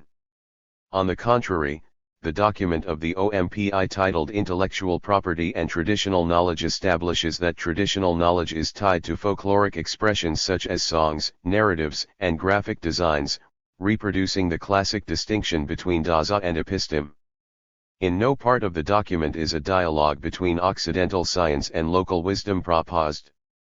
Neo-dialogue between a biologist trained at Harvard and a shaman from Putumayo is possible, only what amounts to a transfer of knowledge in one direction. In this way, all that is sought is to document the Daza and preserve it, according to what is established by the Agreement on Biological Diversity signed in 1992, so that it can later be patented. Point 20. The praxis of multinational corporations is a clear example of how we have not reached the end of colonialism as H/N declare, but that colonialism reformulates itself in a postmodern way. Firstly, research in genetic engineering is very expensive. For that reason, a small number of companies from the richest countries in the world dominate the field, while their object of study, the biological wealth of the earth, is concentrated the poor nations of the subtropical and tropical regions of the world. It is estimated that more than 4/5 of the biological diversity of the planet is found in regions that used to be called Third World. Colombia, surpassed only by Brazil, is the second most biodiverse country in the world. More species of amphibians, mammals, and birds exist there than in any other nation. For the above reasons, supranational entities like the OMPI and regional treaties like the TLC are intended to eliminate national-level protections of biodiversity and open the door to big pharmaceutical and agribusiness corporations so they can move forward with research and patent the genetic resources contained in natural products. All this of course is with the help of local communities according to those who look to seduce local communities with the promise of a share in the earnings from the sale of traditional knowledge. For this, however, a patent is required that would allow those companies to control the knowledge and resources generated by this fabulous business. Indeed, 95% of the biological patents are controlled by 5 big biotechnical companies, and the earnings produced by the issuing of patents was $15,000 million in 1990. The patents are the juridical mechanism by which new forms of colonial expropriation of knowledge are legitimate. Vandanashiva mentions the case of a bioprospecting contract between a conservationist institute from Costa Rica and the pharmaceutical multinational Merck in 1991. Merck, with earnings of $4,000 million a year and close to 3,000 shareholders from all over the world, paid the ridiculously low sum of $1 million to Costa Rica for the exclusive right to investigate, collect samples and catalog the genetic resources in a number of Costa Rica's national parks. This was done without consulting or soliciting the opinion of the indigenous communities that live in that region, and without guaranteeing them any sort of benefit. According to Shiva, the market for the medicinal plants discovered and patented by Merck, but facilitated by the indigenous communities and locals, is estimated today at some $43,000 million. Something similar occurs with the Free Trade Agreement, Tratado de Libre Comercio, which requires that countries rich in biodiversity like those of the Andean region provide legal guarantees for the implementation of biological corridors where multinationals can appropriate genes and the ancestral knowledge of the population. In this way, and in signing the agreement as proposed by the United States, the market for products derived from biodiversity and associated knowledge would stay under the monopolistic control of a handful of companies. Therefore, we have argued that postmodern capitalism, based in the production of knowledge, has converted biodiversity into the new green gold of the Indies. H/N's thesis that there is no outside of empire does not mean that all geographical territories have already been colonized by the market economy, and that therefore the era of colonialism has ended. It means, better yet, that capital now needs to find post-territorial colonies to continue its process of expansion. These new colonies, even if they continue to be seated in the old territories of modern colonialism, they no longer reproduce the same logic of that colonialism. Its logic is rather of a post-Fordist type, because it is no longer material riches that they seek, but information contained in the genes and in non-occidental systems of knowledge. It is for this reason that they no longer look to destroy but to preserve traditional wisdom, despite the fact they still see them as epistemically devalued forms. Now the value given to the work of local communities has no material measure as in modern colonialism, but is measured in immaterial terms. Their work and their culture have value as long as they serve to produce sustainable knowledge. However, this knowledge is expropriated by the new logic of empire. It is surprising then that H/N declare the death of colonialism so assuredly, in spite of being aware of this problem. Consider for example the following passage taken from the book Multitude. The global north is genetically poor in plant varieties and yet it holds the vast majority of the patents, while the global south is rich in species, but poor in patents. What is more, many of the patents in the power of the north are derived for the genetic primary material that is found in the species of the south. The wealth of the north generates benefits in the form of private property, while the wealth of the south does not generate any wealth because it is considered the heritage of all humanity. But instead of considering bioproperty as a form of postmodern reorganization of coloniality, H/N prefer to engage with hegemony of immaterial work. Nonetheless, the step from Fordist to post-Fordist production that is emphasized by H/N does not only mean that immaterial production obtains hegemony over material production. It means, above all else, that we are entering a type of world economy that is no longer based entirely on mineral resources, but increasingly in plant and biological resources. 40% of all productive processes today are based in biological materials and the tendency is growing. This means that without the genetic resources located in the poor regions of the South, and without the premeditated expropriation of non-occidental systems of knowledge, the post-Fordist economy of empire would not be possible. For this reason we declare that the colonialism of power has not died, but has only changed form. This does not mean that the strictly modern forms of coloniality have disappeared, but that other forms have appeared that share an affinity with the new imperatives of immaterial production. Returning then to the question that opened this work, is there only one world, or are there various possible worlds? It would have to be said that the conditions generated by empire, the colonial hierarchies of knowledge established by modernity, persist and make it difficult to think of a world in which epistemic plurality is recognized and appreciated.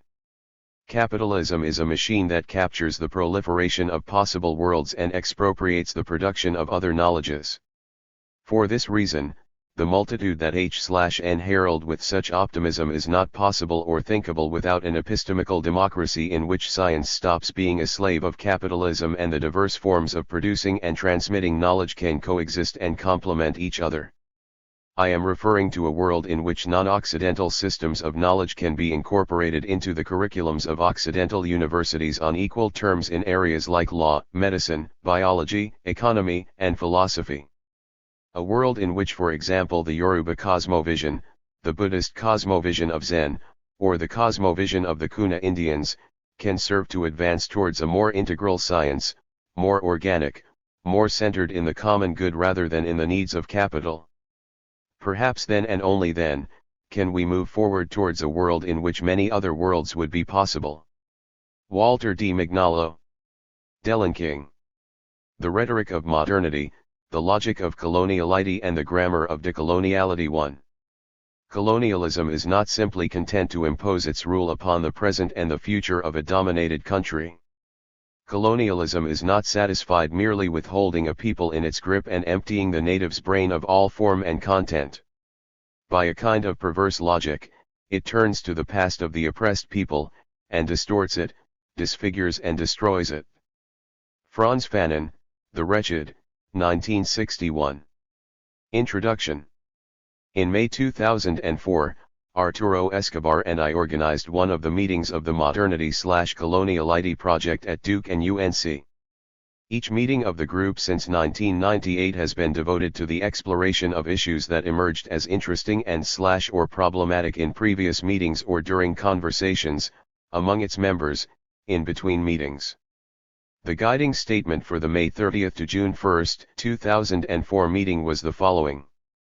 How does Horkheimer's critical theory project look to us today, when global and pluriversal revolutions are taking place, out of the diversity and pluriversity of the many local histories that in the past 500 years, some in the past 250 or perhaps only 50 years, couldn't avoid the contact, conflict, and complicity with the West, example Western Christianity, its secularization and relation to with capitalism and its obverse, socialism/Marxism. What should critical theory aim to be when the dams de la terra are brought into the picture, next to Horkheimer's proletarians or today's translation of the proletariat, such as the multitudes? What transformations are needed in the critical theory project if gender, race, and nature were to be fully incorporated into its conceptual and political framework? Finally, how can critical theory be subsumed into the project of modernity/coloniality and decolonization? Or would this subsumption perhaps suggest the need to abandon the 20th century formulations of a critical theory project? Or, would it suggest the exhaustion of the project of modernity? The questions formulated in the statement were not intended to drive the debate toward a manifesto of consensus, which would have killed the questions instead of leaving them as signposts for thought. I am sure that each of the participants in the 3 days workshop came out with their own answers, with reformulated questions or with other, related questions. The argument that follows started before the meeting, but in its last version it carries the indelible mark of 3 days of intense, creative, and productive dialogues. Point 2. Epistemic delinking. Under the spell of neoliberalism and the magic of the media promoting it, modernity and modernization, together with democracy, are being sold as a package trip to the promised land of happiness, a paradise where, for example, when you can no longer buy land because land itself is limited and not producible or monopolized by those who control the concentration of wealth, you can buy virtual land. 3. Yet, When people do not buy the package willingly or have other ideas of how economy and society should be organized, they become subject to all kinds of direct and indirect violence. It is not a spiritual claim, or merely a spiritual claim that I am making. The crooked rhetoric that naturalizes modernity as a universal global process and point of arrival hides its darker side, the constant reproduction of coloniality. In order to uncover the perverse logic that Fanon pointed out underlying the philosophical conundrum of modernity/coloniality and the political and economic structure of imperialism/colonialism, we must consider how to decolonize the mind, Thiongo, and the imaginary, Grzinski, that is, knowledge and being. Since the mid-70s, the idea that knowledge is also colonized and, therefore, it needs to be decolonized was expressed in several ways and in different disciplinary domains. Point 4 However, the groundbreaking formulation came from the thought and the pen of Peruvian sociologist Aníbal Quijano. Quijano's intellectual experience was shaped in his early years of involvement in the heated debates ignited by dependency theory, in the 70s.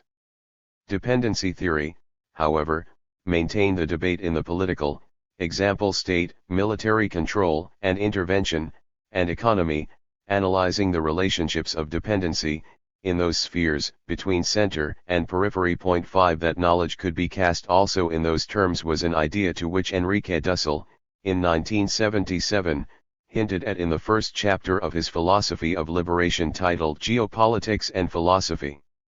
In a complementary way, in the late 80s and early 70s, Aníbal Quijano introduced the disturbing concept of coloniality, the invisible and constitutive side of modernity.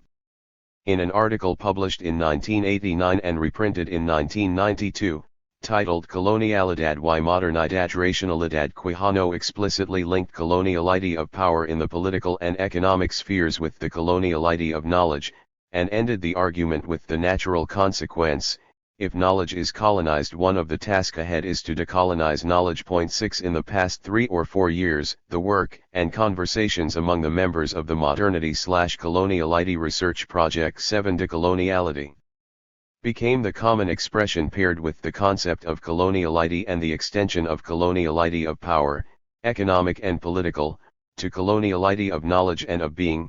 Gender, sexuality, subjectivity, and knowledge were incorporated into the basic vocabulary among members of the research project. Point 8 One of the central points of Quijano's critique to the complicity between modernity/rationality is the exclusionary and totalitarian notion of totality. I am aware of the pleonasm, that is, a totality that negates, occlude the difference and the possibilities of other totalities. Modern rationality is an engulfing and at the same time defensive and exclusionary. It is not the case, Quijano added, that in non-European imperial languages and epistemologies, Mandarin, Arabic, Bengali, Russian, Aymara, etc., the notion of totality doesn't exist or is unthinkable.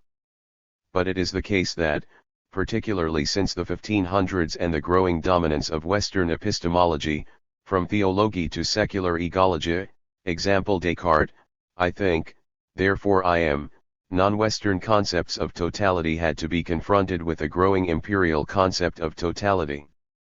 The cases of the Ottoman and Inca empires are often quoted as examples of respect for the difference. I am not of course offering the examples of the Ottoman and the Inca empires as idea for the future, but just in order to show the regionalism of the Western notion of totality.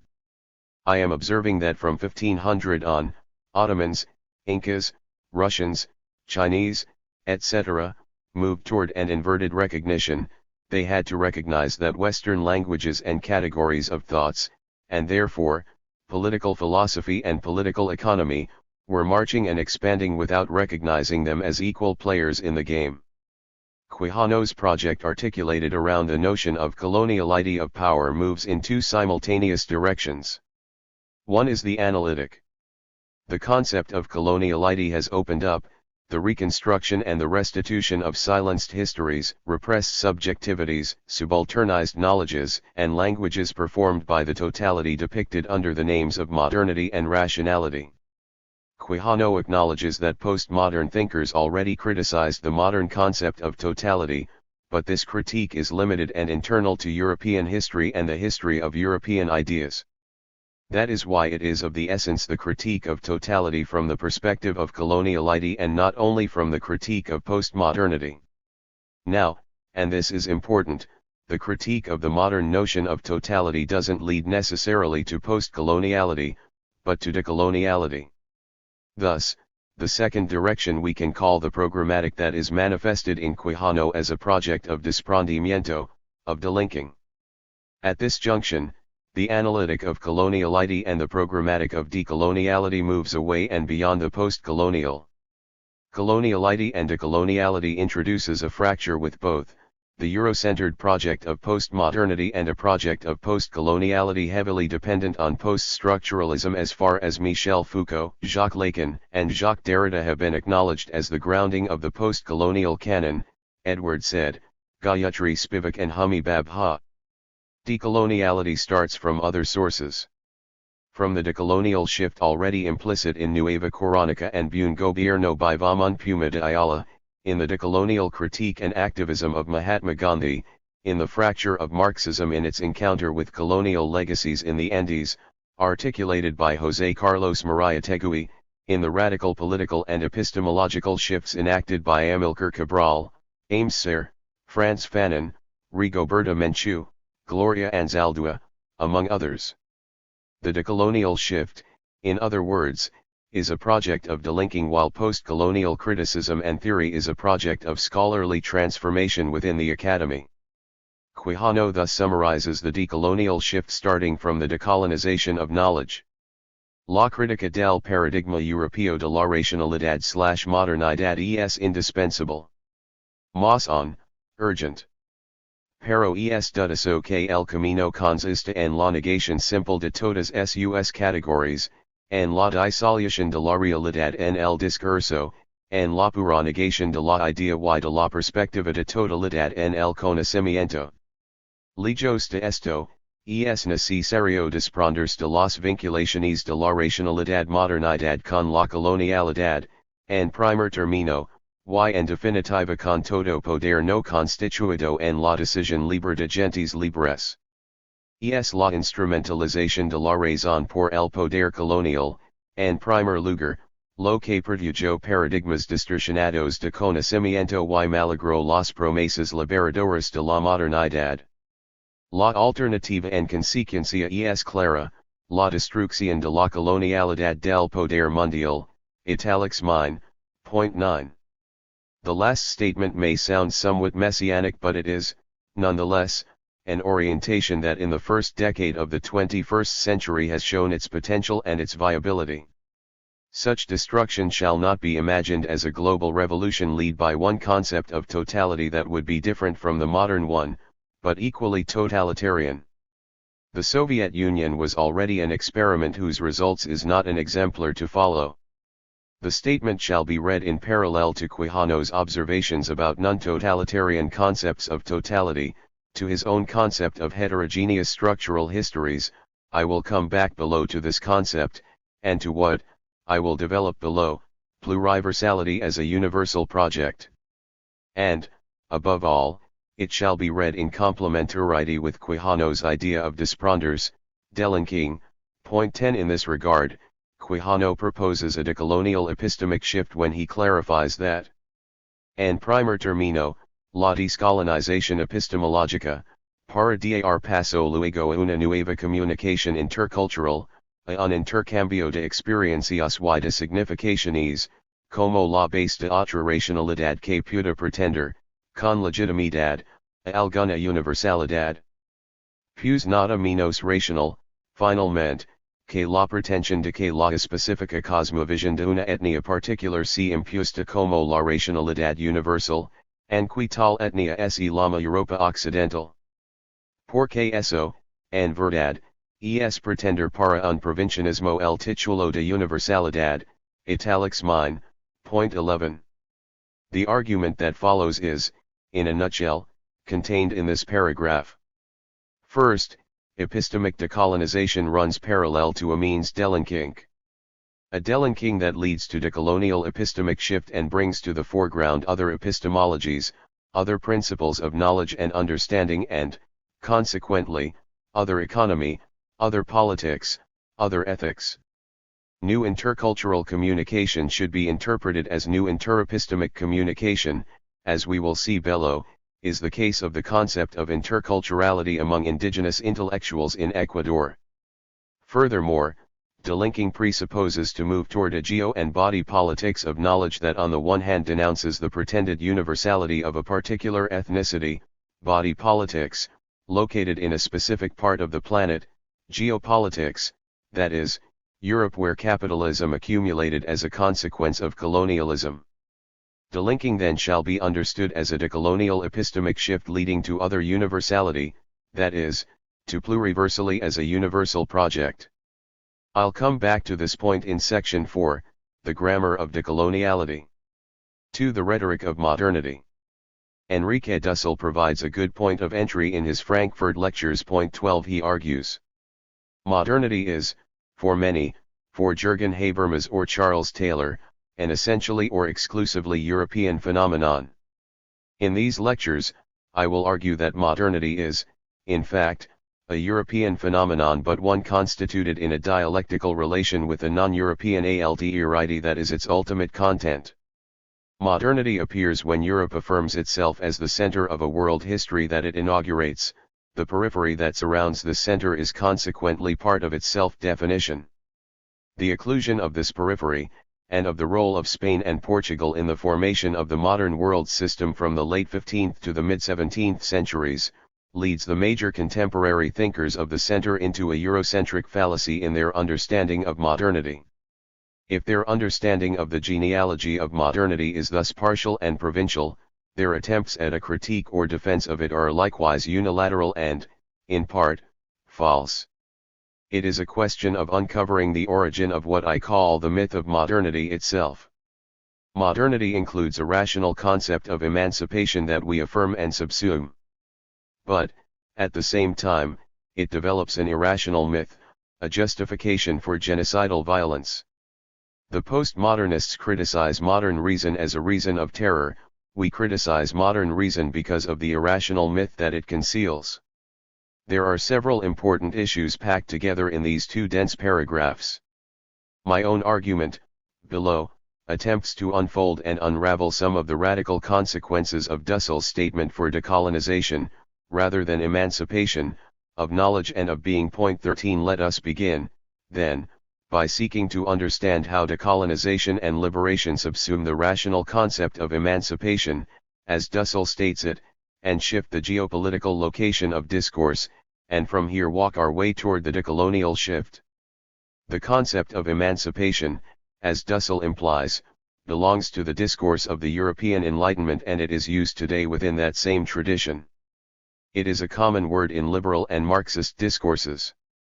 Thus, beginning with his foundational book Philosophy of Liberation, 1977, Dussel makes the geopolitical choice to use the keyword liberation instead of emancipation in consonance with the social movements of national liberation in Africa and Asia, as well as in Latin America. 14. Attaching the word liberation to philosophy complemented the meaning that the word had on all revolutionary fronts of political decolonization in Asia and Africa and their struggles for decolonization.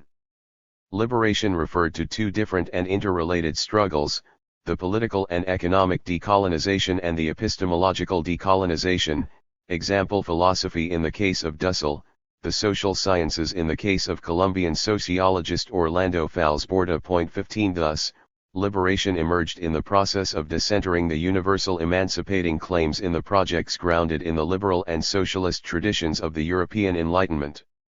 Seen in reverse, the fact that Escobedo Laca 16, for example, opts for emancipation instead of liberation might reveal that the two distinct projects are actually located on different geopolitical terrains. The point here is less to determine which one is right, but, rather, to understand what each offers and for whom. We must ask, who needs them? Who benefits from them? Who are the agents and the intended targets of emancipating or liberatory projects? What subjectivities are activated in these projects? Does the distinction even matter when emancipation has a universal ring that seems to cover the interests of all oppressed people in the world? The concept and the idea of emancipation in the 18th century was based on three major historical experiences: the Glorious Revolution of 1668 in England, the independence of the colonists in America from the emerging British Empire in 1776, and the French Revolution in 1789. In every historical account, the three initial historical moments were successful in achieving the meaning of emancipation. Yet, the Glorious Revolution was led by the ascent of the British bourgeoisie and supported by the earlier uprising of the Levellers in 1648. Likewise, the main actors of the U.S. Revolution of 1776 were the Anglo-descendant colonizers, just as the people that ended up in the control of the French bourgeoisie in the French Revolution pertained also to that social stratum. While the Russian Revolution, 1917, was, at least theoretically, the obverse of the glorious U.S. and French revolutions, it responded to the same logic of modernity, although with a socialist/Marxist content instead of a liberal one. While emancipation was the concept used to argue for the freedom of a new social class, the bourgeoisie, translated into the universal term of humanity and setting the stage to export emancipation all over the world, although Haiti presented the initial difficulties to emancipating universal claims, and was recovered in the 20th century in Marxist discourse to argue for the emancipation of the working class, or still more recently, for the emancipating forces of the multitude. 17. Liberation provides a larger frame that includes the racialized class that the European bourgeoisie, directly or indirectly, colonized beyond Europe, or beyond the heart of Europe, as it was the colonization of Ireland, and, thus, subsumes emancipation. What remains still unsaid and untheorized is the fact that the concept of emancipation in the discourses of the European Enlightenment proposes and presupposes changes within the system that doesn't question the logic of coloniality. The emerging nation-states in Europe were, simultaneously, new imperial configurations, in relation to previous monarchic empires, like Spain and Portugal. I am arguing here that both liberation and decolonization points toward conceptual, and therefore epistemic, projects of delinking from the colonial matrix of power. Because of the global reach of European modernity, delinking cannot be understood as a new conceptual system coming, literally, out of the blue. Delinking in my argument presupposes border thinking or border epistemology in the precise sense that the Western foundation of modernity and of knowledge is on the one hand unavoidable and on the other highly limited and dangerous. The danger of what Ignacio Reymanet, Le Monde Diplomatique, labeled la pensée unique, and that before him Herbert Marcuse labeled the one-dimensional man. La pensée, however, is not just neoliberalism, as Reymanet implies. La pensée unique is Western in toto, that is, liberal and neoliberal, but also Christian and neo-Christian, as well as Marxist and neo-Marxist.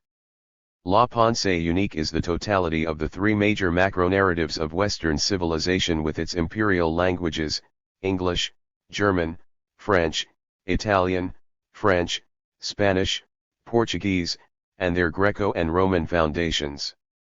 To delink from the colonial matrix of power and the logic of coloniality embedded in la pensée unique, it is necessary to engage in border epistemology and in alternatives to modernity, or in the global and diverse project of transmodernity.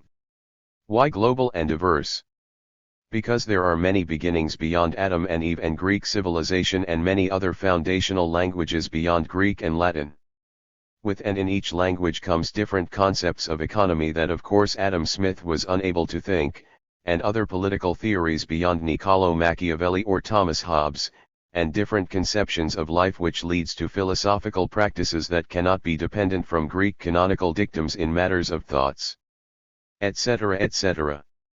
Conceptual, and theoretical, delinking is, in the argument I am advancing, the necessary direction of liberation and decolonization, while transformation within the colonial matrix of power is the splendor and limitations of any project of emancipation.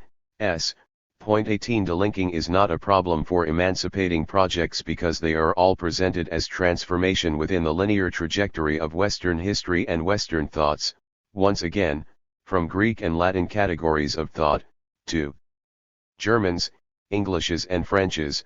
Point 19. The distinctions I just established between emancipation on the one hand and liberation and decolonization, as delinking projects, on the other, invites the rethink of the concept of revolution. Yet, not every revolution since the end of the 18th century to the second half of the 20th century, then, belongs to the same universal and ascending order of modernity and the emancipation of man. The Tupac Amaru uprising in Peru, 1781, the Haitian Revolution, 1804, and the decolonization of Africa and Asia in the 20th century, introduced a different dimension, which was not entirely subsumed under and into the picture of liberalism and socialism/Marxism. Tupac Amaru uprising as well as the Haitian Revolution carried in them the delinking seed. Contrary to any of the Spanish America or Anglo-America independences, which were all independences within the system, and therefore, some kind of emancipation, Tupac Amaru and the Haitian Revolution introduced in other cosmologies into the dominance and hegemony of Western cosmological variations within the same rhetoric of modernity and logic of coloniality. These struggles for decolonization were led by a mixture of native elite and the dams, the racially defamed and politically, economically, and spiritually in religion and knowledges dispossessed. Point 20. Tupac Amaru uprising and the Haitian Revolution are part of the system of liberating and decolonizing movements that ended the modern structure linking empires to colonies, Spain, England, France, Portugal. Decolonization in Africa and Asia had in common with Tupac Amaru and the Haitian Revolution, to liberate from the ties to imperial power, although it was not clear that the liberation from categories of thoughts was also at stake.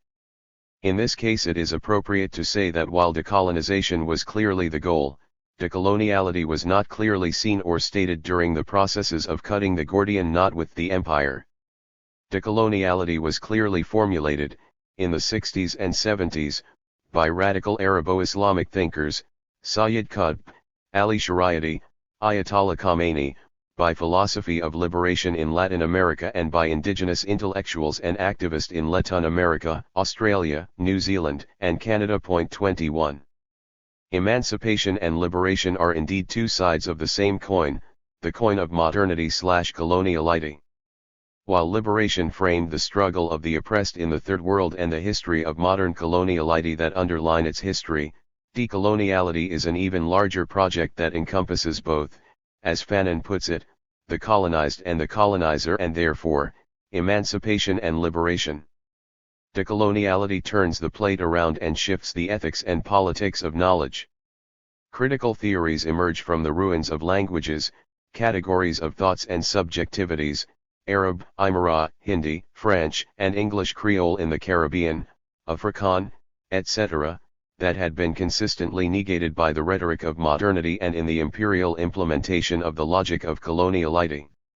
Conceiving emancipation as the profile of the revolutionary processes led by the European bourgeoisie and the white, Protestant and Catholic, Creoles from European descent in the Americas as well by some native elites in decolonized Asian and African countries, and conceiving liberation as the profile of the revolutionary processes in the colonies led by natives, example people of non-Christian faith and of non-white colors, against both the European colonizer and the local native elites. That used the nation-state to link with the political and economic projects of Western Europeans, and in the 20th century US, states and private corporations is another way to understand that modernity is not an exclusively European phenomenon but constituted in a dialectical relation with a non-European alterity. If modernity is understood essentially as a European phenomenon, then the emancipation of people in the non-European world has to be planned, dictated, and executed from Europe or the US itself only. Spreading democracy in the Middle East, President Bush repeated dictum is a case in point and an illustration of what Habermas's project on the completion of the incomplete project of modernity. It is not sure that Islamic or indigenous progressive intellectuals, like Habermas himself, would like to go along with German ideals. In such a scenario, there is no possibility of an other political economies and political theories. Religions would be tolerated as far as they do not interfere with the political economy and the political theory that rules the world. Everything shall be dictated by and from that original point, in space and time, where power concentrates. The rest of the world would have to wait and see, to listen, and follow the leaders like in the war in Iraq. 22. Fortunately, the World Social Forum, the social forum of the Americas and countless delinking social movements, not NGOs.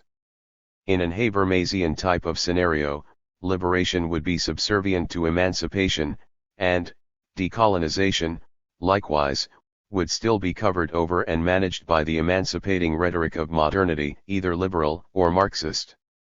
In other words, if emancipation is the image used by honest liberals and honest Marxists from the internal and historical perspectives of Europe or the US, then looking at the world history from outside of those locations, either from a country geohistorically located beyond both or from the perspective of immigrants from those countries to Europe and the US, means coming to terms with the fact that there is a still further need for liberation/decoloniality from the people and institutions.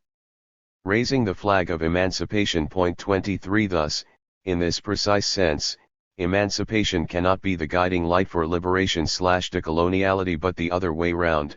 Liberation/decoloniality includes and remaps the rational concept of emancipation in this complexity.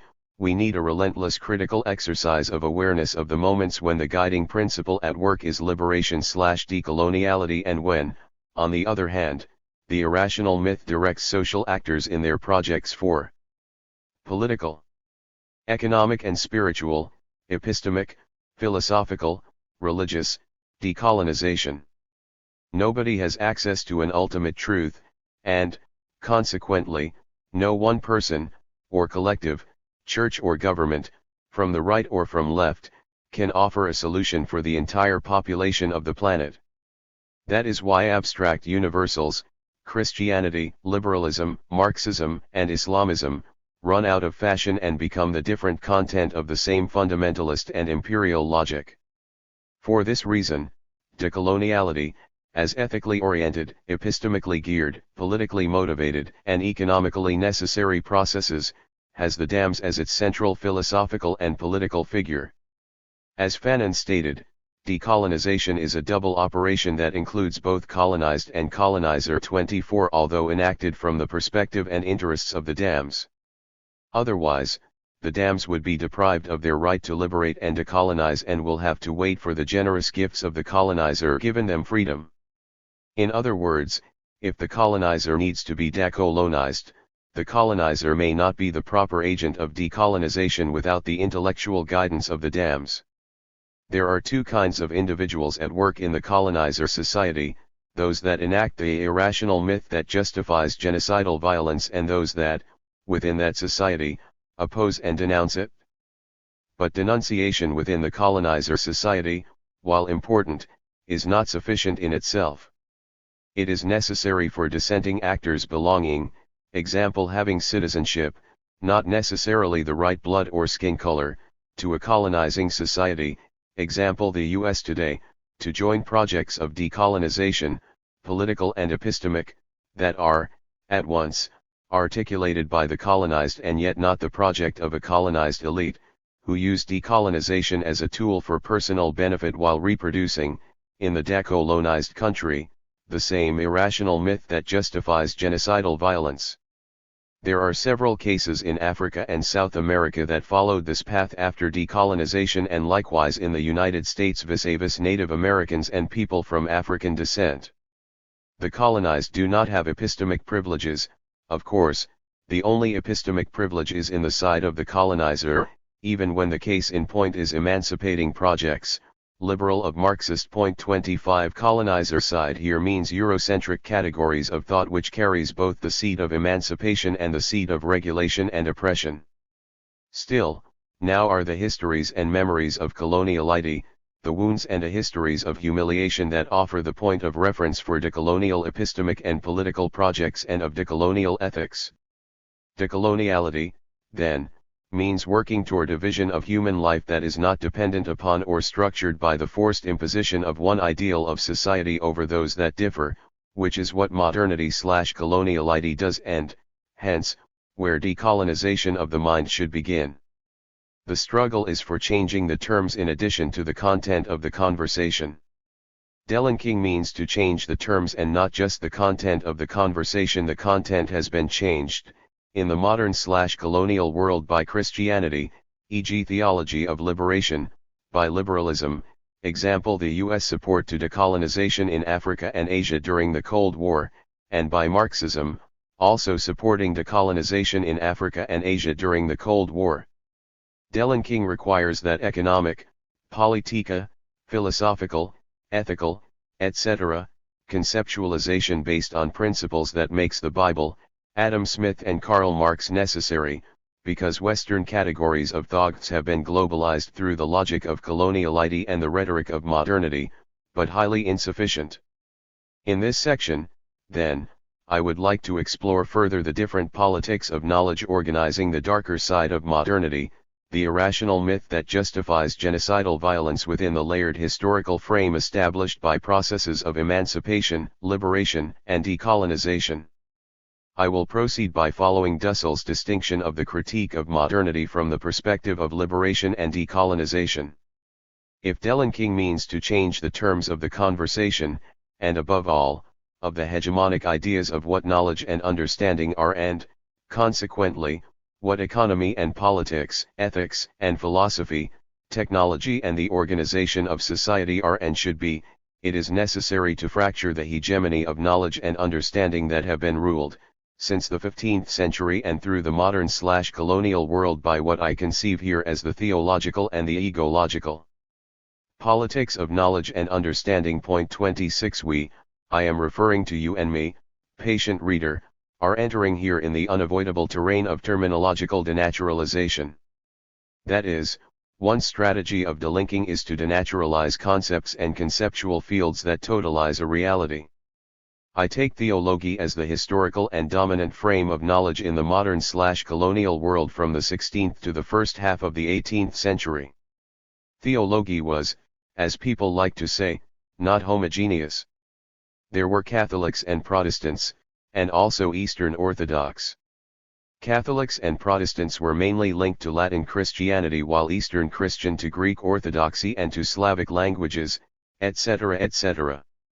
The hegemony in the Western world, Western Europe and the Americas, during the 16th and 17th centuries was the common ground on which Catholics and Protestants played out their differences. The theological politics of knowledge and understanding was, then, the platform for the control of knowledge and subjectivity in Europe and the Americas, but not yet in China, India, or the Arab Islamic world. When Western politics of knowledge began to be imposed in Asia and Africa, in the 19th century, Europe has already gone through an internal transformation. The sovereignty of the subject began to be felt at the beginning of the 17th century. Cervantes, Bacon, Shakespeare, Descartes, and the questioning of theology open up the doors for a displacement, within Europe, from the theological to the egological politics of knowledge and understanding. But in the colonies, between the end of the 16th and the beginning of the 17th centuries, the concerns were quite different. Creoles from Spanish descent were concerned with the sovereignty of the colonial subject, that is, in asserting their sovereignty vis-a-vis the European modern subject as well as vis-a-vis the authority of the Church. At the end of the 17th century, the idea of science and of secular philosophy served very well the need of autonomy of the American Creoles from Spanish descent. A similar orientation could be traced within American Creoles from British descent in the British colonies of the Northeast.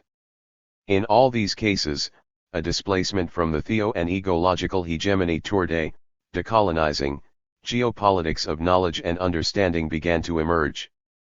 By geographic and bodygraphic, as I will develop below, 27 I mean historical imperial/colonial location of new subjects of knowledge and understanding that had been negated, ignored, and made invisible, precisely, by the theo and ego-logical politics of knowledge enacted agents and agencies of knowledge and understanding located in the domain of the empire rather than in the sphere of the colonies. Epistemic geopolitics implies a decolonial shift and acquires its meaning, here, not in relation to an object, the earth, but in the frame of epistemic embodiments, geohistorical and body-graphical. 28 In the spatial organization of the modern/colonial world, the geopolitics of knowledge names the historical location, space and time, the historical marks and configuration of a space and a place, etc., and authority of loci of enunciations that had been negated by the dominance and hegemony of both the theological and ego-logical politics of knowledge and understanding. But much before the Creoles from European descent, Latins, or Anglos, indigenous intellectuals expressed and articulated the need to de-ink. Chief example among them is Vaughn Puma de Ayala in the late 16th and early 17th century. For several reasons, Vaughn Puma's argument and positionality, both confronting the Spaniards and critiquing the Inca administration, Vaughn Puma belonged to a community under Inca's administration, is certainly very complex, and I do not have room here to honor that complexity. For the purpose of my argument, Vaughn Puma's Nueva Crónica y Buen Gobierno was a crucial moment whose relevance not only has been scholarly recognized and understood in his delinking argument 29, but also his original move has been also understood by social movements like the Zapatistas in their relentless process of delinking, from their theoretical revolution to their political and economic implementation in the Caracoles. 30 The basic structure of Vaughn Puma's arguments is that it is necessary, in the first place, a Nueva Crónica, that is, a chronicle of Andean civilization before the arrival of the Spaniards that complements the partial and very often crooked narratives of missionaries and men of letters who appointed themselves to write the chronicles that, according to them, indigenous people did not have. The missionary arguments were simple: these people do not have alphabetic writing, therefore they cannot have history, because for a Renaissance man of the 16th century, history was irretrievably linked to alphabetic writing in the Greco-Latin tradition, not Hebrew or Arabic or even Cyrillic, of course. Thus, Vaughn Puma de Ayala Nueva Crónica not only contradicts Spanish ones, but uses their one language in order to show that the Spanish histories were never told full. 31 The Nueva Crónica furthermore is not a correction of a Spanish mistake within the same Spanish epistemic logic, but it is above all the introduction of a new logic to tell the story. It is, indeed, a truly epistemic delinking in history writing. Consequently, from a Nueva Crónica that has delinked from the historiographical precepts of European historiography of the time, comes the proposal of Buen Gobierno. Obviously, the Buen Gobierno that Vaughn Puma proposes is not based on Machiavelli but on the practices and histories of Andean social organization, but this time taking into account that contrary to ancient times the Spaniards were there to stay and the region was no longer what it was. The radical delinking performed by Vaughn Puma put him at odds of course with Spanish authority, and he paid with 4 centuries of silence. Inca Garcilaso de la Vega, instead, enjoys quick fame because he remains within the system, and his proposal was closer to emancipation than to delinking, that is, as radical liberation and epistemic decolonization. Delinking cannot be performed, obviously, within the frame of the theo and the ego-logical politics of knowledge and understanding. For, how can you delink within the epistemic frame from where you want to delink? Delinking is the reverse of assimilation. To assimilate means that you do not belong yet to what you are assimilating. It doesn't make sense to conceive assimilation within the frame one wants to assimilate. For that reason, early delinking projects, such as the one advanced by Samir Emin 32, were not radical delinking but rather radical emancipation within the rhetoric of modernity and the logic of coloniality. In other words, delinking could hardly be thought out from a Marxist perspective, because Marxism offers a different content but not a different logic. 33 The epistemic locations for delinking comes from the emergence of the geo and body politics of knowledge. 34, of which Vaughn Puma shall become the reference point of all subsequent projects. 35. If the theo and ego politics of knowledge and understanding are the hegemonic frame of Western modernity in its internal diversity, they are also the constraints of the pensée unique, i.e., monotopic thinking.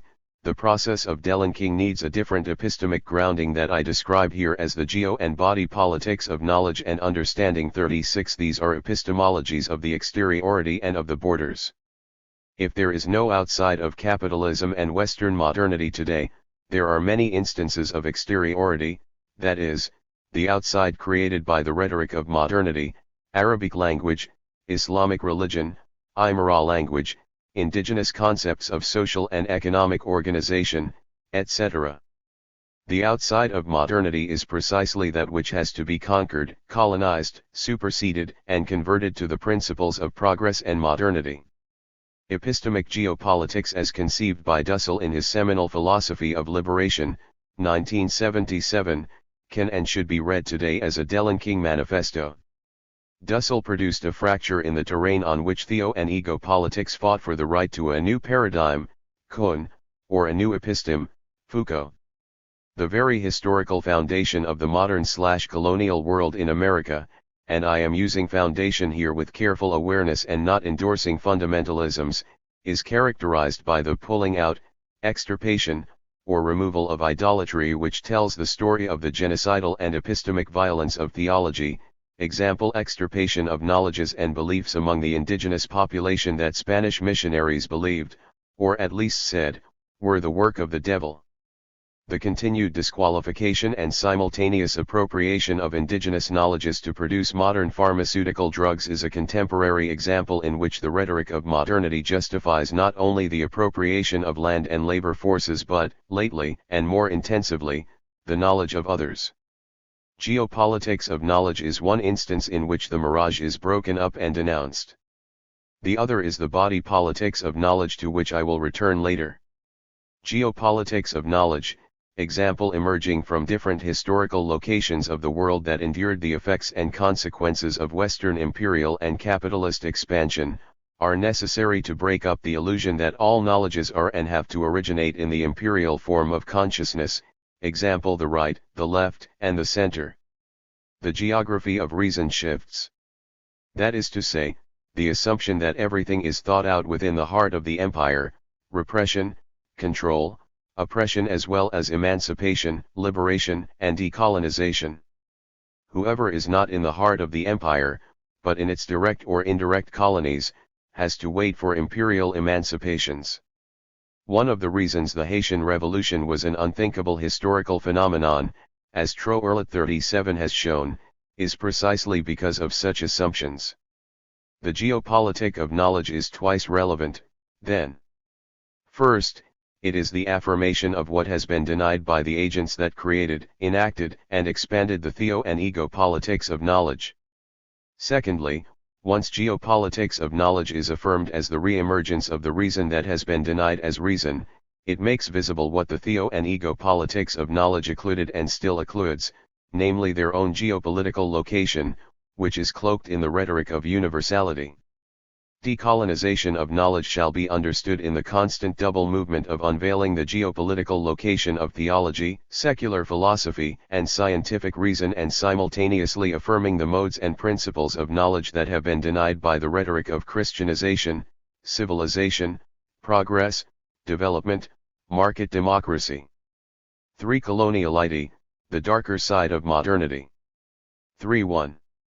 Delinking presupposes to know from where one should delink, as I suggested before. Delinking means desprenders from the coloniality of knowledge controlled and managed by the theo-ego and organological principles of knowledge and its consequences. Delinking goes together with the decolonial shift, and the geo and body politics of knowledge provide both the analytics for a critique and the vision toward a world in which many worlds can coexist. As a critique, the geo and body politics of knowledge reveals the totalitarian bent of theo-ego and organopolitics of knowledge, even when good intentions could be found in their content. As a vision, the geo and body politics of knowledge lead the way toward a pluriversal world as a universal project. This vision differs, quite radically, from the polycentric world that Samir Amin proposed as the path after delinking. In its early version, delinking was conceived as an economic and political delinking from the imperial states, Example Western European capitalists countries plus the US. 38 Delinking today shall be thought out and projected as a delinking from the rhetoric of modernity and the logic of coloniality. But in order to proceed in that direction, part 4 below, we need to spell out both the rhetoric of modernity and the logic of coloniality. The rhetoric of modernity works through the imposition of salvation, whether as Christianity, civilization, modernization, and development after World War II or market democracy after the fall of the Soviet Union. Thus, the geopolitical rather than postmodern of modernity focuses not only on reason as the reason of terror, as Dussel pointed out, but also, and mainly, on the irrational myth that it conceals, which I understand here as the logic of coloniality. If coloniality is constitutive of modernity, in the sense that there cannot be modernity without coloniality, then the rhetoric of modernity and the logic of coloniality are also two sides of the same coin. How are the rhetoric of modernity and the logic of coloniality entangled together? Let's explore the question, first, through the concept of modernity and then explore its relationship to the rational concept of emancipation. For the purposes at hand, a general definition of modernity as proposed by Anthony Giddens about 10 years ago should suffice. Modernity refers to modes of social life or organization which emerged in Europe from about the 17th century onwards and which subsequently became more or less worldwide in their influence. This associates modernity with a time period and with an initial geographical location, but for the moment leaves its major characteristics safely stowed away in a block box. 39. What would those modes of social life be? Niall Ferguson helps by offering a snapshot. While in the 1620s only gentlemen had taken tobacco, by the 1690 it was a custom, the fashion, all the modes so that every ploughman had his pipe. What people like most about these new drugs, tobacco among men, tea among ladies, was that they offered a very different kind of stimulus from the traditional European drug, alcohol. Alcohol is technically a depressant. Glucose, caffeine, and nicotine, by contrast, were the 18th century equivalent of uppers. Taken together the new drugs gave English society an almighty hit. The empire, it might be said, was built on huge sugar, caffeine, and nicotine rush nearly everyone could experience. 40. In the 1940s, Cuban anthropologist Fernando Ortiz made a similar, although sardonic, observation of the same phenomenon. Ortiz's is not an observation from inside the memories and sensibilities of the empire but, rather, from within the memories and sensibilities of the colonies. While Ferguson tells the story available within the ideological frame of the ego politics of knowledge, Ortiz belongs to another history, literally, to the colonial history of the Caribbean looking east and somewhat up north. There is no warranty of being better and being good because of the simple fact of belonging to the memories of the colonies. It simply means that it is an other frame of consciousness that perceives and senses the world that cannot be subsumed by and under the consciousness and sensibilities that have been produced in the social forms of life and institutions within the empire. The vision that emerges from the memories, wounds, humiliations, disavowal of Caribbean consciousness, example Fanon 1952, Césaire 1956, Winter 2006, etc., where brutal exploitation of labor and massive slave trades took place, involving, of course, British merchants, is less glorifying and celebratory of modernity than Giddens or Ferguson. But, above all, it is an other way of knowing and not simply a critique of historical content that is argued within the same logic that underlies the narratives of Giddens and Ferguson. What is at stake, briefly, is the conflictive coexistence of the theo and ego politics of knowledge on the one hand and the geo, and body, on the other. From the underside of modernity 41 from, that is, the forms of consciousness shaped in and by the history of coloniality, Ortiz observed. Tobacco reached the Christian world along with the revolutions of the Renaissance and the Reformation, when the Middle Ages were crumbling and the modern epoch, with its rationalism, was beginning. One may say that reason starved and benumbed by theology, to revive and free itself, needed the help of some harmless stimulant that should not intoxicate it with enthusiasm and then stupefy it with illusions and bestiality, as happens with the old alcoholic drinks that lead to drunkenness. The coincidental appearance of these four exotic products in the Old World, all of them stimulants of the senses as well as of the spirit, is not without interests. It is as though they had been sent to Europe from the four corners of the earth by the devil to revive Europe when the time came, when that continent was ready to save the spirituality of reason from burning itself out and give the senses their due once more. 42.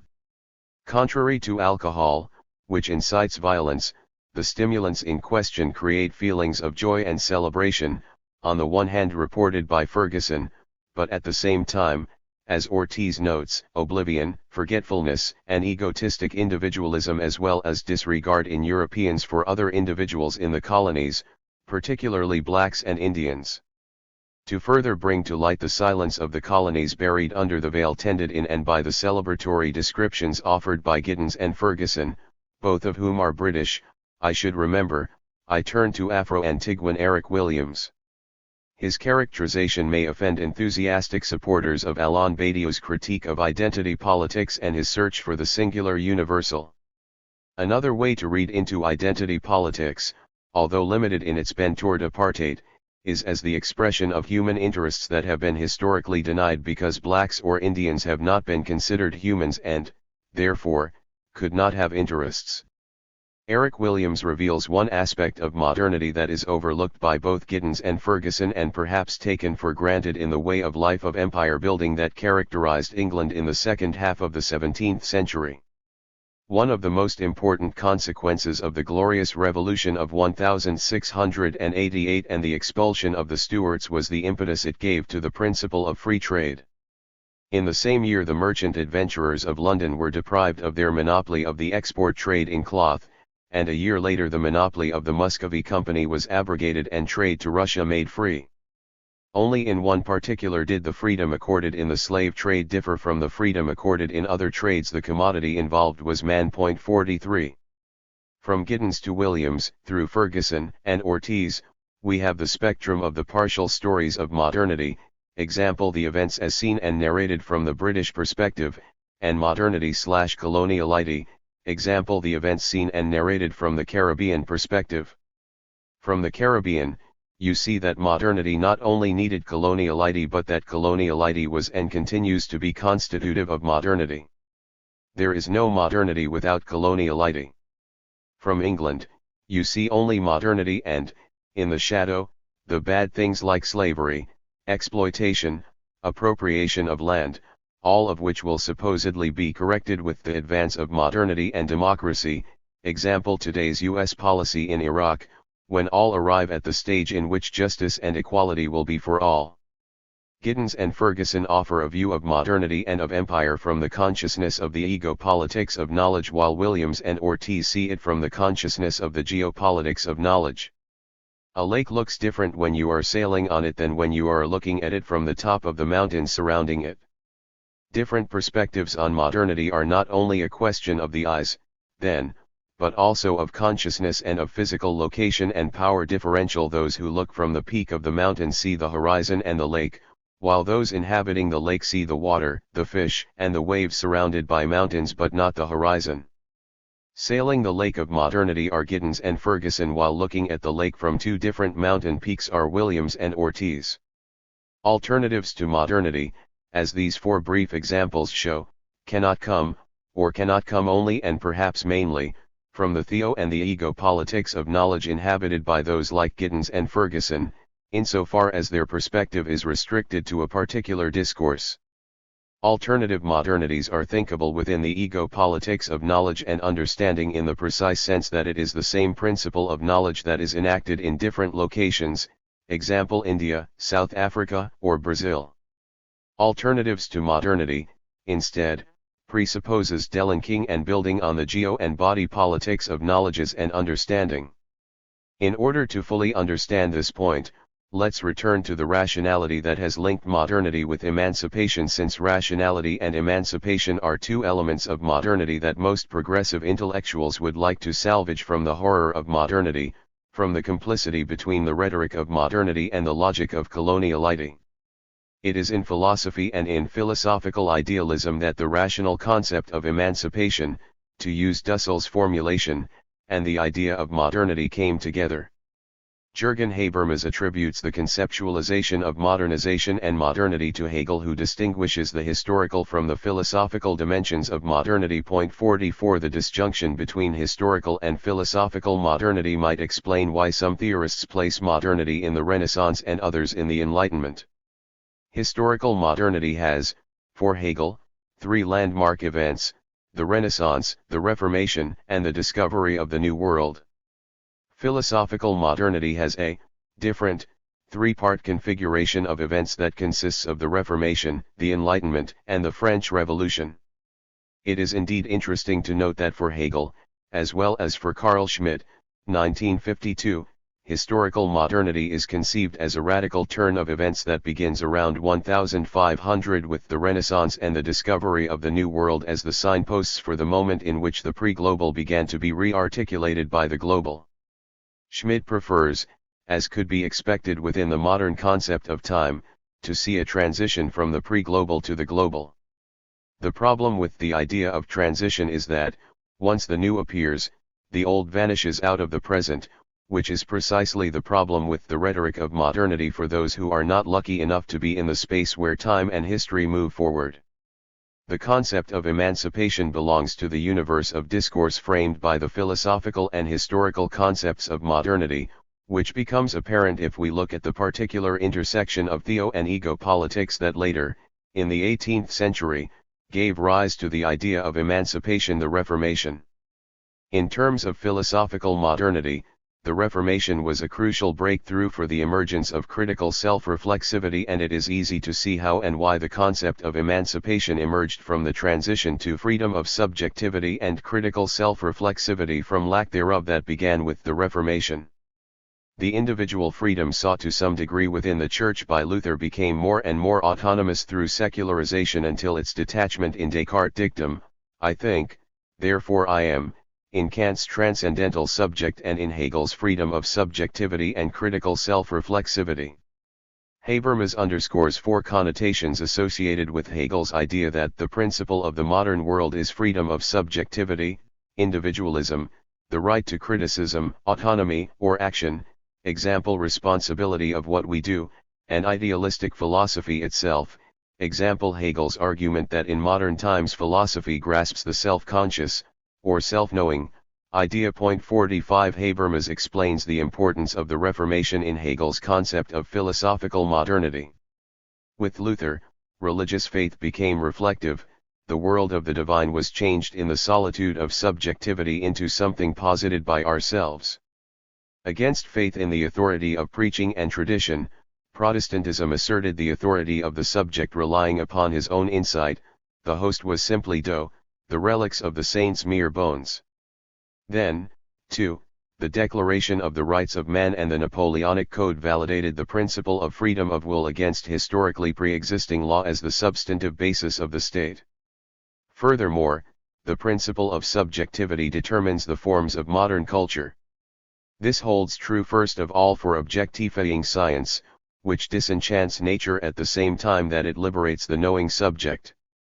Thus writes Hegel, all miracles were disallowed, for nature was a now system of known and recognized laws, man is at home in it, and only that remains standing in which he is at home, he is free through the acquaintance he has gained with nature. 46. These two paragraphs contain most of the elements necessary to reveal the rhetoric behind what Dussel called the rational concept of emancipation. Habermas' celebratory view of Hegel's concept of modernity allows me make visible its underside, a. The limits of the concept of emancipation once it is detached from the historical experience and the social class that made it necessary, b. The blindness to the other side of modernity, that is, coloniality. In spite of the fact that Hegel, and the Enlightenment philosophers and economists, were reflecting on the particular experience of an ascending bourgeoisie that wanted freedom of subjectivity from the monarchic and Christian Catholic coercion, their exportation of freedom of subjectivity and critical self-reflexivity around the planet for the good of everyone repeated the same restrictive mechanisms. Certainly, Aymara, Quechuas, Nahuatls, African slaves in Haiti, etc., in the New World, and during the 16th century, also experienced coercion by monarchic and Christian Catholic powers. But, was Hegel speaking for all of them in the sense that Indians and people of African descent could or should identify with Hegel's freedom of spirit and disenchantment of nature? Individuals who have been enslaved or forced into a position of serfdom may not need philosophical freedom. And Hegel's celebration of science and the disenchantment of nature may not have been enthusiastically acclaimed by indigenous people and African-brought slaves. Nature was, precisely, one of the spheres of social life in which Africans, Afro-descendants and indigenous people could maintain their freedom of subjectivity and their critical self-reflexivity as oppressed slaves or serfs of European powers administered by a Creole/Mestizo elite from European descent. It was, in fact, that sector of the population, the Creoles and Mestizo elite, who led the way of independence from Spain and hooked themselves to the new economic, politic and epistemic imperial configuration imported from France, Germany, and England, for whom Hegel made sense. At least in the Spanish colonies, the leaders of the independence and of the emerging nation-states opted for what seemed natural: the application of the principles of political theory and political economy that were emerging in France, England, and the US. 47 For the Creole/Mestizo elite, the term emancipation applied, although only partially, since emancipation from Spain put them in the economic hands of England, the political web of France and the philosophical net of Germany. Although modernity is not simply a European phenomenon and is inextricably entangled with the colonies, as Dussel has noted, the rhetoric of modernity has been predominantly put forward by European men of letters, philosophers, intellectuals, officers of the state. The modern/colonial power differential was, of course, structured at all levels: economic, political, epistemological, militarily, but it was at the epistemological level that the rhetoric of modernity gained currency. 48 If we had time to go into the biography of the main voices that conceived modernity as the series of historical events taking place from Italy to Spain and Portugal and from there to Germany, France, and England, all of them would originate in one of the 6 European countries leading the Renaissance, the colonial expansion and capitalist formation, and the European Enlightenment. Dissenting voices from the colonies were not concerned about conceiving modernity and expanding it west. Dissenting voices, like that of Ramon Puma de Ayala in the Spanish Viceroyalty of Peru in the early 17th century and of Kobna Ottaba Kugoano in British Ghana, were silenced or ignored. In the name of what or on what grounds? Of theopolitics of knowledge the first and the ego-politics of knowledge the second. Voices like Ramon Puma and Kobna Ottaba anchored both the geo and body politics of knowledge, and they shall become for the decolonial shift what Plato and Aristotle were for the foundation of the theo and ego politics of knowledge.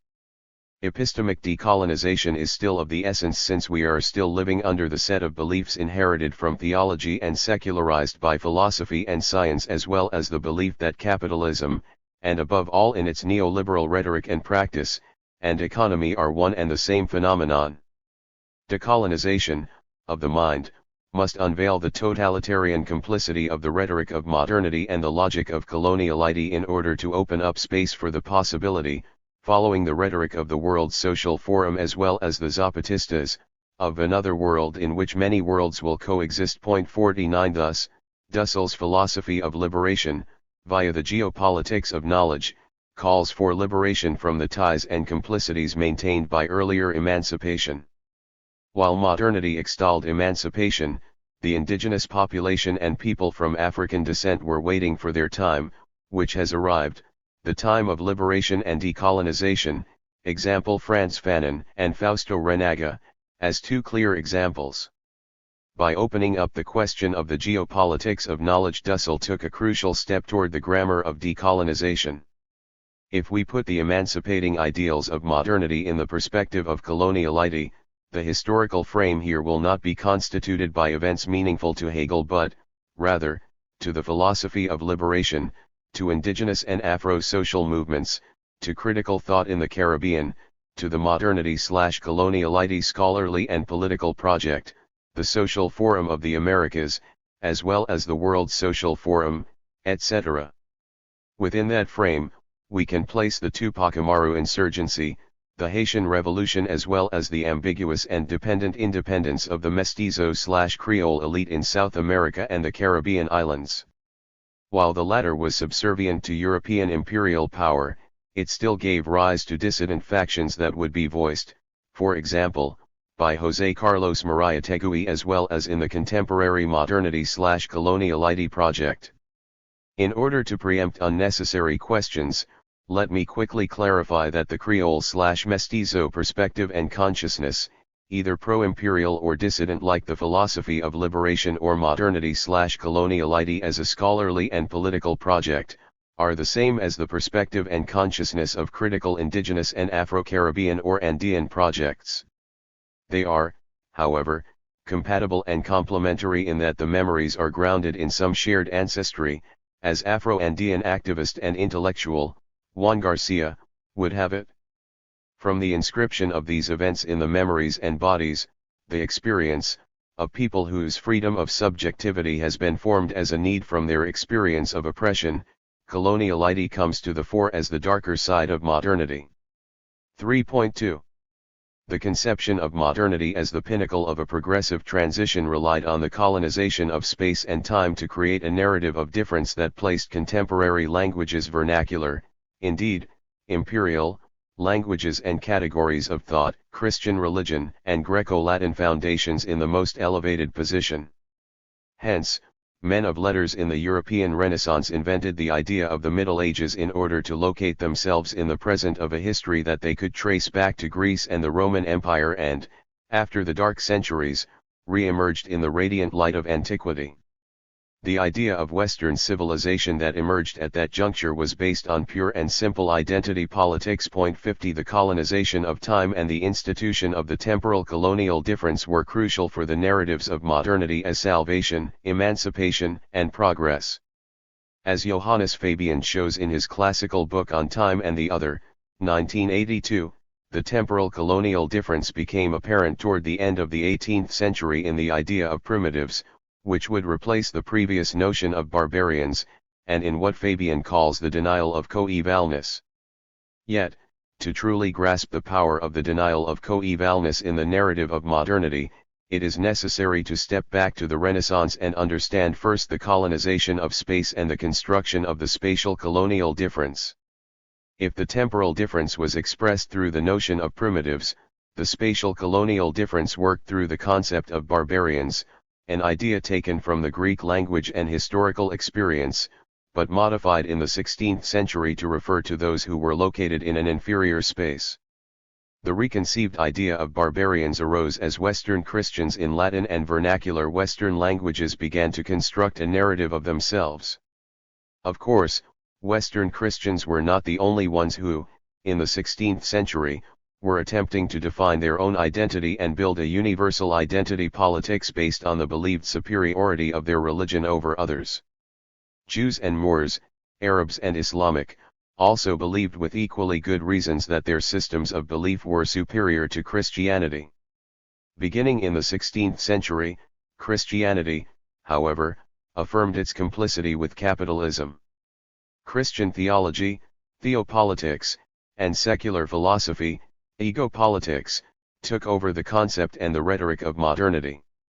As they became hegemonic, theology and secular philosophy grounded by Christianity formed the master voice through which the people, regions of the world and other religions would be classified, described, and ranked.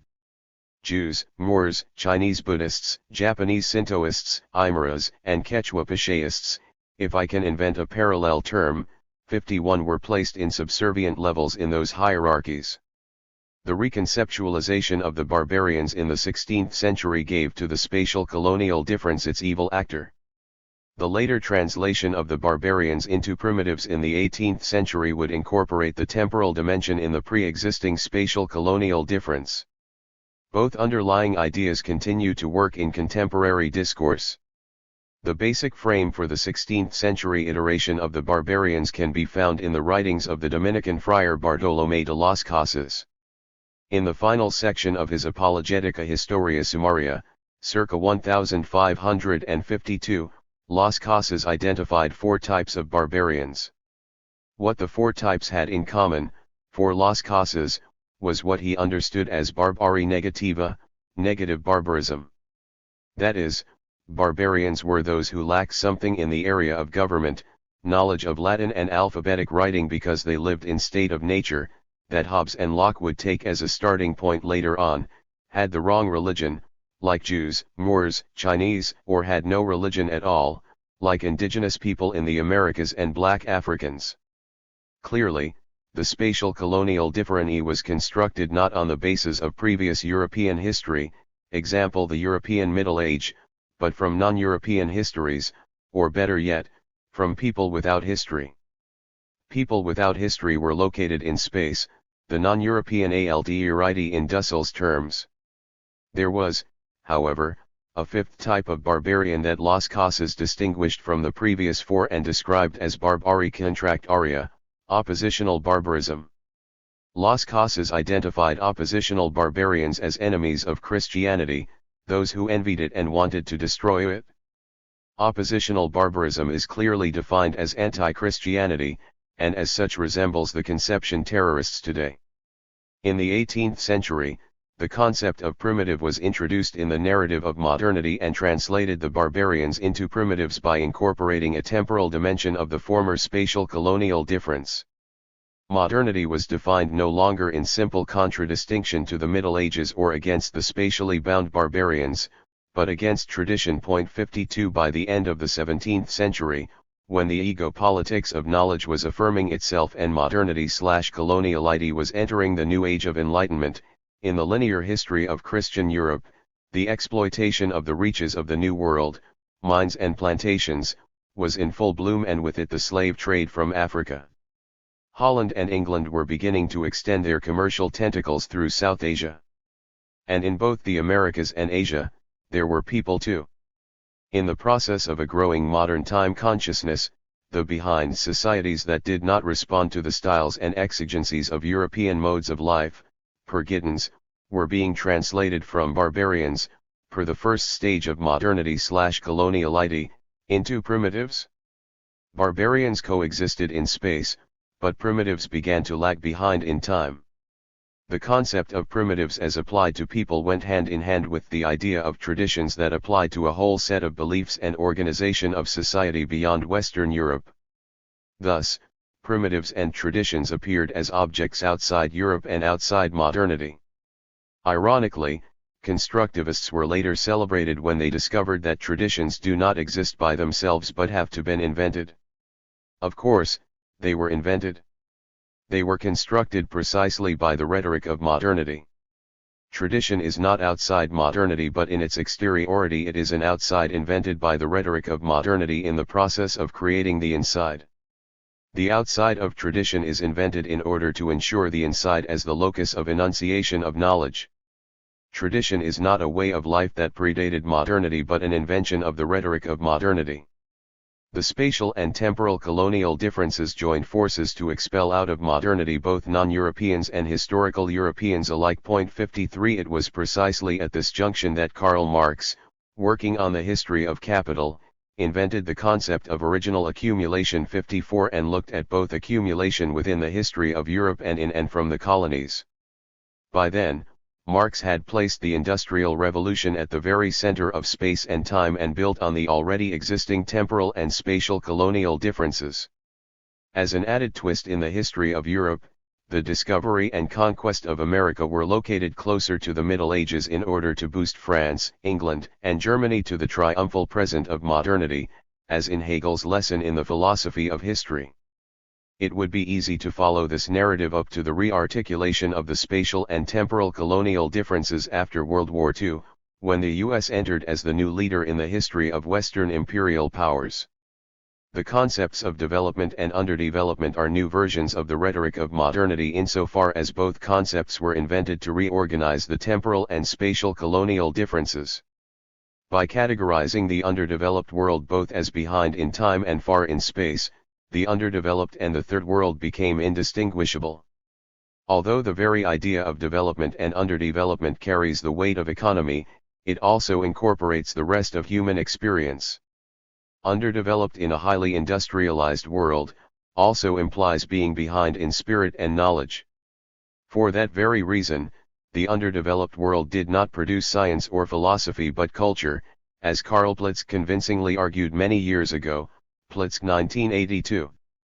But in the Cold War the rhetoric of modernity reached a crucial point of bifurcation, the redistribution of the spatial and temporal colonial differences that started a quarter of a century before, with the breakthrough of the Russian Revolution and the translation of the Russian into the Soviet Empire and the rhetoric of time, developed and underdeveloped, as complemented by the rhetoric of ranking of geohistorical locations, first, second, and third worlds. The Russian Revolution was a family feud, a struggle within modernity, liberals versus socialists. It was a consequence of the Enlightenment, although socialist instead of liberal, pro-state instead of pro-private enterprises. Consequently, it was and it wasn't in the same paradigm than the Glorious, the US and the French revolutions. And of course, even less within the same paradigm of the Haitian Revolution. What was the location of the Russian Revolution in the rhetoric of modernity and the logic of coloniality? We can only understand its location if we make note that another construction of difference was at work as early as the 16th century. Take as evidence the fact that when Las Casas described the four types of negative barbarism, he did not place the inhabitants of the Ottoman and the Islamic empires in the same hierarchy as the people in the Inca and Aztec empires, even though all coexisted at the beginning of the 16th century. A difference must be at play. If we make an effort to put ourselves in Las Casas' time and place, he lived in Spain and also in what are today Haiti, the Dominican Republic and southern Mexico, we can assume he may have been aware that Suleiman the Magnificent, Sultan of the Ottoman Empire, was on equal footing with, if not above, Charles V, Emperor of the Holy Roman Empire. And, because of the still vivid presence in the middle of the 16th century of signs of the sophistication of the Islamic Empire in Córdoba, Granada, and Seville, he must have been aware of the accomplishments of that society. The Ottomans, then, posed a real threat to the superiority of Western Christians in mid-16th century. The Aztecs and Incas, in contrast, had no history of fighting against Christianity like Islam had and as the Ottomans learned to have from the second half of the 15th and 16th centuries. And, above all, the society and economy of the Aztecs and Incas had already been dismantled and Spanish Christians were in their territory building European institutions and creating a Spanish/Christian-like society. Thus, despite the many pages Las Casas devoted to argue that Indians are human beings who are in a position to learn and adopt the Christian doctrine, he couldn't avoid seeing in them the innocence of children who need guidance by conversion and not physical punishment as in the just war defended by Sepulveda. Those inhabitants of regions east and south of Europe were not considered naive or unequal but, merely, mistaken. Thus, I would say that spatial/temporal difference must be seen simultaneously as both imperial and colonial. It was imperial in the way the agents of the Spanish crown and church defined their relations and differences with Islam and the Ottomans, and, it was colonial in the way Spanish missionaries and men of letters defined themselves in relation to the Indians and the African slaves. Spain expelled the Moors from their territory, but never colonized them, and recognized that they were among equals, although the Moors had the wrong God from the point of view of the Christians. On the contrary, it was never considered, even by Las Casas, that the Aztecs and Incas ruling elites, with whom he did not have direct contact, like Cortés or Pizarro, were not just human beings but equal human beings. The Arabic and Islamic worlds of North Africa and the Middle East would be subjected to the colonial difference later on in the 19th century when France and England began the second wave of colonial expansion in Asia and Africa, but, from the 16th to the end of the 18th century, the Ottoman Empire and the Islamic world remained in the frame of imperial difference. We can likewise locate Russia within the imperial difference. it would have been difficult for Las Casas to pay attention to the rising Russian Empire. The ending domination of the Golden Horde coincided, chronologically, with the expulsion of the Moors from the Iberian Peninsula. Both what would become the Spanish and Russian was at their beginning. But events in Russia did not count in the life and interests of Christian Renaissance men of letters who were telling the stories that later on became canonical and hegemonic. Russia may have been out of Las Casas' radar, even though Orthodox Christianity may have been among those threatening Christianity and wanting to destroy it. The emerging Russian Empire may have been peripheral to Las Casas' contrarian barbarism, but he may have known that during the first half of the 16th century, Moscow was redefined as the Third Rome and as the center of an emerging empire, but Orthodox Christian. The imperial difference works by using some of the features of the colonial difference and applying them to regions, languages, people, states, etc., that cannot be colonized. A degree of inferiority is attributed to the imperial other that has not been colonized in that it is considered, because of language, religion, history, etc., somewhat behind time in history, or, if its present is being considered, marginal space. 55 By the beginning of the 19th century, the idea of time measured in terms of progress and the march of Western civilization was gaining ground. George W. F. Hegel rewrote Las Casas and defined a new system of classification.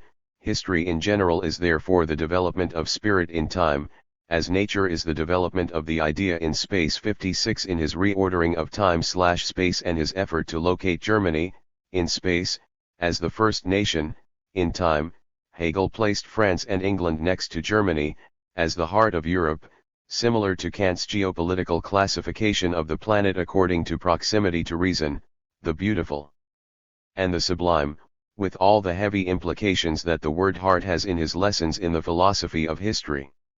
Latin countries occupied the margins to the south. The northeastern states of Europe, Poland, Russia, and the Slavonic kingdoms came late into the series of historical states, and form and perpetuate the connection with Asia. 57 Which as we know is in the past. Furthermore, Hegel underscored the time-space distribution and the role of places in universal history when he added, for example, that the Poles even liberated beleaguered Vienna from the Turks, and the Slavonics have to some extent been drawn within the sphere of Occidental reason. Yet this entire body of peoples remains excluded from our considerations, because hitherto it has not appeared as an independent element in the series of phases that reason has assumed in the world. 58 They were and simultaneously they were not, now you see it, now you don't. Such is the mechanism of the imperial difference. Imagine the other side, what Poles and Russians felt and thought. The Hegelian heart of Europe was the object of desire, the desire to inhabit that present in time and that location in space, to be modern, precisely, as Giddens defined it in both time and space, e.g. 17th century and Europe. I do not have time here to explore one of the latest stages of this same rhetoric of modernity in the 20th century, but I would invite the reader to think of Samuel Huntington's The Clash of Civilization, 1995, and Who Are We, 2004, as Huntington re-articulates the imperial/colonial difference with the Islamic world after the fall of the Soviet Union. 59 There is, in Huntington's description of Islamic civilization, the recognition of imperial glories, but, at the same time he voices the growing Western conceptualization since Orientalism of Arab inferiority based on their language, religions, and ways of life. Add the fact that the invention of the idea of the Middle East, at the turn of the 20th century, when oil became for industrialized countries what gold was in the 16th century for mercantile capitalism. 10 years after the clash of civilization, Huntington went on to remap and refresh the colonial difference with Latin America, as he is hesitant to whether give to Latin America a place in the West. You can begin to see how a refreshing of the imperial difference, Middle East, works in tandem with the redrawing of the colonial difference, Latin America. Huntington remaps the ethno-racial pentagon, Hollinger 1995. 10 years ago, Hollinger was interested in asking who the Hispanics were and how they emerged as the fifth leg of the ethno-racial pentagon. Huntington is no longer interested in describing who Hispanics/Latinos/as are, but in demonstrating that they are a threat and why they are so. If the clash of civilization reinscribed Western hegemonic identity politics, who are we? Does the same with Anglo-Saxon hegemonic identity politics. 60. 3.3. The spatial/temporal and imperial/colonial differences are organized and interwoven through what Peruvian sociologist Aníbal Quijano has articulated as the colonial matrix of power, which was instituted at the inception of the modern world, according to the narratives told by European men of letters, intellectuals, and historians, or the modern/colonial world, if we define it through the critical consciousness of dissidents, Creoles and mestizos, as well as from oppressed, exploited and marginalized history of Indians and blacks in the Americas. The rhetoric of modernity with its various distinctions, I have been arguing here, goes hand in hand with the logic of coloniality, which allows me to make the strong claim that coloniality is constitutive of modernity, that there is no modernity without coloniality. Giddens, and Georgian Habermas and Charles Taylor, as quoted earlier by Dussel, tells half of the story, the imperial half that we also find in Las Casas, Hegel, and Huntington. But what is the logic of coloniality and how does it work? A terminological question emerges here. Is the modern world the same as modernity? Is the colonial matrix of power the same than coloniality? As with any question of language, the answers are up for grab. The point should be to avoid the modern expectation that there is a word that carries the true meaning of the thing instead of the form of consciousness and the universe of meaning in which the word means.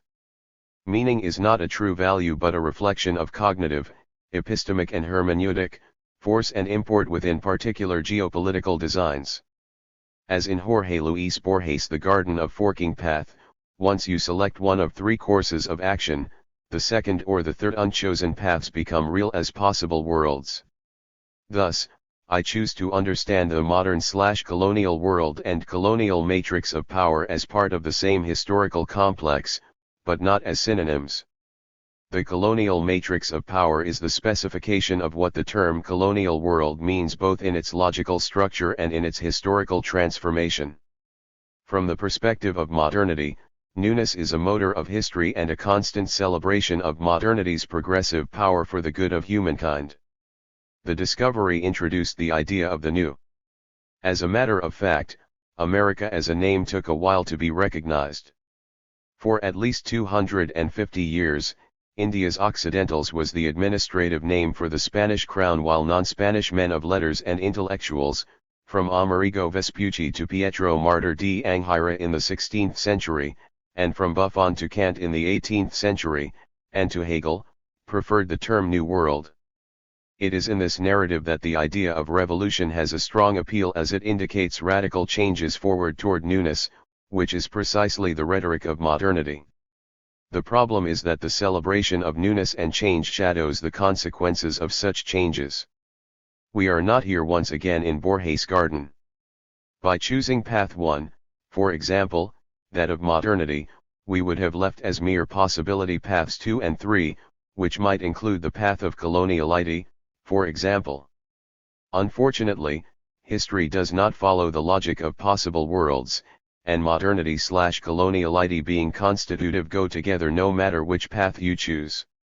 Aníbal Quijano and Emanuel Wallerstein 61 closed a long debate, in the 70s, as to whether there was a transition from feudalism to capitalism in America, a nonsense question that only could have been imagined by a model of history that takes European history as a model. The spatial epistemic break was invisible and unimaginable to the Latin American left. And in this case was the concept of coloniality, rather than Wallerstein history of capitalism, that illuminated the structural moment in which the expansion of the West goes sidewise and not up. Quijano and Wallerstein stated that it was not the discovery that integrated the Americas into an already existing capitalist economy. On the contrary, a capitalist economy, as we know it today, couldn't have existed without the discovery and conquest of Americas.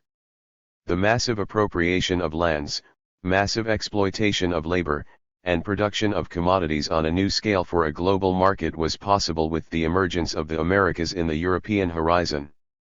The very idea of modernity was invented in the narratives in which the emergence of Europe was articulated on a double front, separated from the Middle Ages, in the temporal axis, and of the Americas, where the barbarians were located, in the spatial axis. It was not the discovery, per se, that mattered, but its consequences: the transference of economic power from the Mediterranean to the Atlantic, and the qualitative changes in the production of commodities and the transformation of the commercial circuits.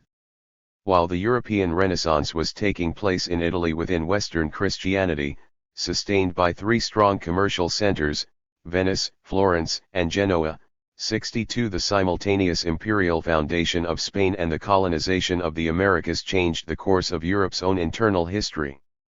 The European Renaissance and New World were two fundamental anchors of the modern/colonial world, held together by the complicity between the rhetoric of modernity and the logic of coloniality. From the 16th century on, they coexist and codepend as well on the formation of capitalism as we know it today. As a matter of fact, the modern/colonial world cannot be conceived except as simultaneously capitalist.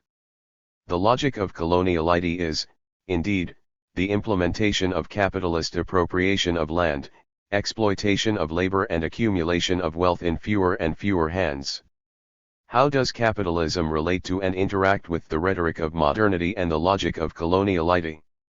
Quijano, 1990, 1995, 2000, has been exploring the formation of the colonial matrix of power in four different and mutually articulated domains. 1. The appropriation of land and the exploitation of labor. 2. The control of authority, viceroyalty, colonial states, military structures. 3. The control of gender and sexuality, the Christian family, gender and sexual values and conduct. 4. The control of subjectivity, the Christian faith, secular idea of subject and citizen, and knowledge. The principles of theology structuring all forms of knowledge encompasses in the trivium and the quadrivium, secular philosophy and concept of reason structuring the human and natural sciences and the practical knowledge of professional schools, example law and medicine, in Kant's contest of the faculties. How are these four spheres of human experience interrelated? They are interrelated through knowledge and racism and capital. The scheme might also be read in the reverse direction. The four domains are the particular structure that the conjunction of knowledge and capital assumed in the 16th century and beyond. How? The control of knowledge in Western Christendom belonged to Western Christian men, which meant the world would be conceived only from the perspective of Western Christian men. There was diversity within Christianity, of course, not only among Catholics and Protestants but also among Franciscans, Dominicans, Jesuits, Evangelists, etc. Yet, all recognized themselves as Christians and, better yet, as Western Christians, that is, those without much interaction with the Orthodox Church, heir of Byzantium and of Eastern Christians. There were, of course, numerous and prominent nuns in Spain and in the New World, who like Sor Juana were intellectuals interested in the principles of knowledge. Sor Juana, though, is a good example of a woman who was chastised for entering the house of knowledge that belonged to men, the direct guardians on earth of God's knowledge. As her rejection demonstrates, for women in Europe as well as for Creoles or mestizos in the New World, there was no space in the house of Western knowledge. Likewise, when the Moors were expelled from the Iberian Peninsula, Islamic knowledge was barred from the house of Christian knowledge. I have shown one telling instance in the case of José de Acosta's Historia Moral y Natural de las Indias 63. By 1590, when he published the book, all knowledge that reached Western Christians, in and through Italy and Spain since the 8th century, was banned from the house of knowledge and not read. Only Greek or Latin and the languages of their Western Christian children, Italian, Spanish, Portuguese, French, and German and English as the Anglo-Saxon heir through the Holy Roman Empire inherited by Germany, could speak knowledge, meaning Hebrew, along with the Jews who were expelled from Spain and compared to Indians, and Arabic lost their residency in the house of knowledge. The Western Christian men in control of knowledge were also white. Thus, in the 16th century a concept of race emerged at the intersection of faith, knowledge, and skin color. In Spain, the emerging concept of religious racism justified the expulsion of Moors and Jews. In the New World, the surfacing of the Indians, people speaking myriad languages, among them Aymara, Quechua, Guarani, Nahuatl, various dialects of Maya roots, as dissected and classified since the 19th century by Western linguists, created a crisis in Christian knowledge as to what kind of being the Indians would have in the Christian chain of beings. Since Indians did not fit the standard model set by white Christian men and did not themselves have the legitimacy to classify people around the world, they were declared inferior by those who had the authority to determine who was who. There were defenders of the humanity of the Indians among the Spaniards, as we noted above, but, generally, the recognition of their inferiority was shared. The conclusion was justified by the fact that, among other things, the Indians did not have religions and whatever they believed was considered to be the work of the devil. Also, they did not have alphabetic writing and so were considered people without history. 64 Superficial traits became the visible markers of inferiority, the most apparent of which was a skin color that contrasted with the pale skin of most Spaniards, mostly missionaries, and red-haired soldiers as Hernán Cortés. In the New World, then, racism was an epistemic operation that institutionalized the inferiority of the Indians and, subsequently, justified genocidal violence, as Dussel pointed out, and exploitation of labor, as Quijano underlined. Race was, in the colonies and before the Industrial Revolution, what class became after the Industrial Revolution in Europe. The implantation of the encomienda, an economic institution Spaniards had in place while pushing the Moors toward the south, and expropriating their lands, was one of the initial structure of both appropriation of land and exploitation of labor. The encomendero received in donation from the king a substantial piece of land and a significant number of Indians workers as serf and slaves. The second fundamental economic structure more prominent among British, French, and Dutch, was the plantation in the extended Caribbean, from today San Salvador de Bahia, in Brazil, to today Charlestown in South Carolina, including of course all the Caribbean islands. The genocidal violence that caused the death of millions of indigenous people and created the need of renewed labor force generated, as we know, the massive slave trade of black African, many of them Moors, but darker skinned in comparison with the Indians and the North African Muslims that were expelled from Spain. Thus, knowledge articulated the four spheres of social life in two ways, in terms of faith and physical complexion. Whatever did not fit the religious and moral standards set by Christianity, in terms of faith and physique, was cast out of the standard of humanity. Once people were classified, they were located in a genealogy of beings, a caste, which is the term used in the 15th century and that became slowly translated into race. 65. Thus, racism and the colonial idea of being are one and the same cognitive operation entrenched at the philosophical level in the colonial matrix of power. The colonial matrix of power gives a historical depth and a logical consistency to Frantz Fanon's notion of the dams as a theoretical concept grounded in the history of the colonial matrix of power. The racial classification that constitutes the modern/colonial world, through the imperial and colonial differences, had in theology and the theopolitics of knowledge its historical and epistemic foundation. The secular version of the late 18th and 19th century was simply a translation, as I've tried to show, from theopolitics into secular egopolitics of knowledge as the final horizon of knowledge. One may wonder, for instance, what people in the Islamic world or in China or India thought about racial classification in the West as it was being elaborated since the 16th century. Most likely, they were not aware that they were being classified and what consequential role they would have in the order of thing that was being articulated in Western structures, principles, and institutions of knowledge. By the end of the 20th century, however, the entire globe is responding in one way or another to Western racial classification. 66.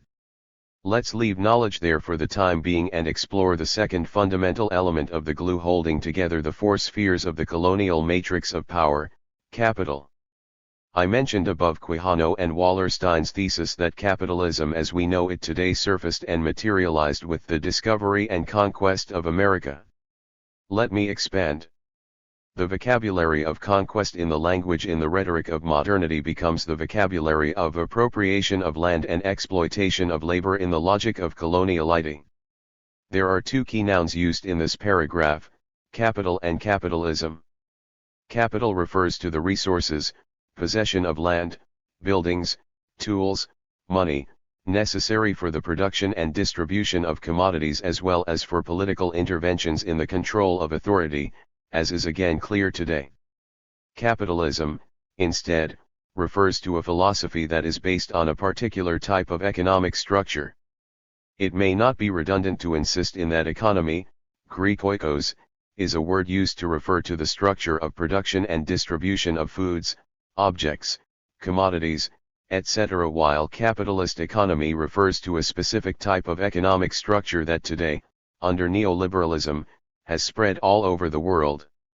Capital, paradoxically enough, shall not be confused with capitalist economy in the sense that other economic structures could be envisioned in which capital, a component of an economic structure, would not be the centerpiece, the object of desire and transcendent point of reference. In this view, Karl Marx's magnus opus, Das Kapital, is about capitalism rather than capital. Making clear the distinction between capital and capitalism, will help us get out of the modernity trap in which Marx himself was caught, example the idea of progress and the need of the bourgeois revolution to move to the next stage of progress, the socialist revolution.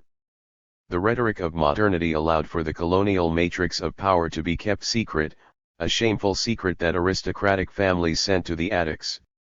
All the literature about the transition from feudalism to capitalism in the history of Europe that was, in the 60s, transplanted in order to understand the transition from feudalism to capitalism in South America supported the myth of modernity as progress. The application to Latin America was absurd, of course, and did not work for the simple fact that there was no European feudalism in Tawantinsuyu and Anahuac when the Spaniards arrived.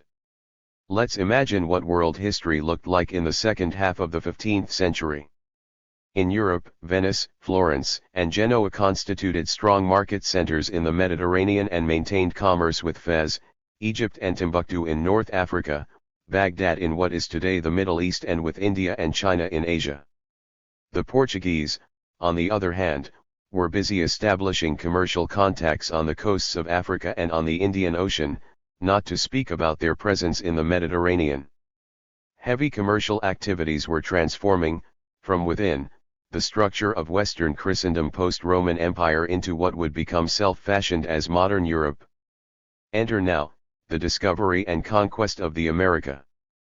Think about how, as we have mentioned, it changed the already existing commercial circuits led by Florence, Venice, and Lisbon. In a matter of a few decades, a massive extension of land and the possibility of massive exploitation of labor to produce commodities for an already globalizing market were offered to the Europeans of the Atlantic coast, Spain, Portugal, Holland, France, and England. Capital was necessary to organize labor, production, and distribution, and the appropriation of land enormously increased the size and power of capital. It was land, rather than money, that made possible the qualitative jump of mercantile economy into mercantile capitalist economy. Capitalist here means that a theory of capitalism began to emerge out of the change in the scale of economic practices, which would later be articulated in the 18th century with the physiocrats in France and with Adam Smith in England. Thus, the story of the transition from feudalism to capitalism will depend on whether you tell the story from the perspective of Europe alone or whether you believe that in the period of time between the 12th to the 18th century there was also a world beyond the European portion of the Roman Empire. That is, it depends on whether you believe that the story of Europe is the story of the world or that the history of Europe is about 1/5 of the story of the world. What was going on across the planet, I ask again, between the 12th and the 18th century of the Christian era? Allow me, for simplicity, to use the Christian calendar. We must choose between Story 1 and Story 2 to decide whether we accept the narrative of the transition from feudalism to capitalism or unveil it as a mirage. Story 1, the Renaissance begins in 1453, the date of the fall of Constantinople to the Turks, a defeat for the Christian world that had much to do with propelling the Renaissance. Columbus needed to look for a new route to the east with the road blocked by the Turks after the conquest of Constantinople, and instead opened up the New World for exploration and conquest. Hence, from a political and economic point of view, the northwest and western ends of the Mediterranean began to see a flourishing in commerce and political transformations. As we mentioned, the Italian city-states in the Mediterranean as well as the Portuguese were important trade centers, and a new class of merchants was gaining force over the power of the landlord and the church, who ruled the Dark Middle Ages, from the fall of Rome in 426 to the fall of Constantinople in 1453. According to Story 1, the Renaissance was, politically, a period of emerging nation-states that rivaled one another to acquire stocks of gold. Italy, Portugal, Spain, Holland, France, England were among those nations, whether by exploratory expeditions to the New World, conquest, or by pursuing export trade. The mercantile interests of merchants became aligned with the sovereign to pursue policies that promised success in the acquisition of national treasure, and the era of mercantilism and of statecraft was the product of their symbiosis. It is this story that traces the shift from feudalism to the Big Bang of human history, the Industrial Revolution. Story 2, Western Christendom was, in the 15th century, one of the 7 or 8 major commercial circuits that existed at the time, and was, relatively, marginal in the world trade economy, as Abu Lughod, 1982, demonstrated in his discussion of the historical moment that preceded European hegemony. The emergence of a new world coupled with the Protestant Reformation facilitated the translation of Western Christendom into Europe, one of the 4 continents. The sudden growth of European economy had as its counterpart the formation of new societies in which the massive appropriation of land created the conditions for European émigrés, for the destruction of existing civilizations, and for the transportation of African slaves to replace the labor force lost by the massive death of indigenous people. Out of the genocidal violence of European merchants and the Church, which sometimes contributed to genocide and other times fought against it, and out of the intervention of the emerging European states, a new type of society emerged out of the ruins of the first wave of colonial expansion in the Americas. Story 2 hints toward the colonial matrix of power and toward missing pieces of the story that disappear when the European Renaissance is described as the internal history of Europe and not part of a larger global narrative which would include the disruptions of pre-existing societies in Africa and the Americas as well as concurrent events in the Arab world. What prevailed was a partial history celebrating the discovery and conquest as European triumphs. Francisco de Gamarra followed by Adam Smith and Karl Marx coincided in underscoring the discovery of America as one of the greatest events in the history of humankind. Although the event was the same, de Gamarra had religious motives for celebration while Smith and Marx had economic ones. Gamarra cast the discovery in the frame of the theopolitics of knowledge while Smith and Marx framed it in the ego-politics of knowledge. According to Smith, who was looking retrospectively from the perspective of the 18th century, capital and knowledge joined forces to allow for the conceptualization of capitalism. As such, the colonial matrix of power described above became the foundation of capitalism, example the confluence of economic organization, social and institutional structures and social values, and capitalism, as the engine of the system that bears the name of neoliberalism, a conservative and violent narrative advancing war and free trade to expand the Western world, continues to reproduce the colonial matrix of power, as we have seen in the military occupation of Afghanistan and Iraq and in Latin America through the enforcing the free trade of the Americas. Although against capitalism, and indirectly empire, Marx also remains within the macro-imperial narrative because he misses the colonial mechanisms of power underlying the system he critiques. The unfolding the colonial matrix of power creates a fracture in the hegemonic imperial macro-narratives. Frantz Fanon, on the contrary, introduced an other consciousness and directed the evaluation of the discovery toward the history African slavery that tied European imperial and capitalist powers to Africa and the colonies in the making of the modern/colonial world. To do so, he reinscribed into the knowing process the secondary qualities that both the theo and ego politics of knowledge suppressed when they divided body and soul, theo, or body and mind, ego. Fanon's was not just a general or universal inscription of the subjectivity of the modern subject. Rather, he brought back into the house of knowledge the subjectivity of the dams, the denied and defamed subject that had been a subject beyond the possibilities of knowing. Likewise, the oppositional macro-narrative of mestizos, like Marie Idegui, who was critically aware in the 1920s of the consequences Spanish imperial formation of colonies in India's Occidentals and of the dangers of the emerging imperial history of the U.S., and its politics toward Latin America, whose consequences are we witnessing today, brought to the surface that which festered beneath the rhetoric of modernity. Thus, while Gomara celebrated the triumph of Christianity, Adam Smith of free trade, which is being recast today by neoliberalism, and Marx saw original accumulation as a condition of capitalism, that for him was coming into existence with the Industrial Revolution. 67 Fanon and Maria Tegui, like Eric Williams above, made coloniality, although they did not use the word, the center of their critique.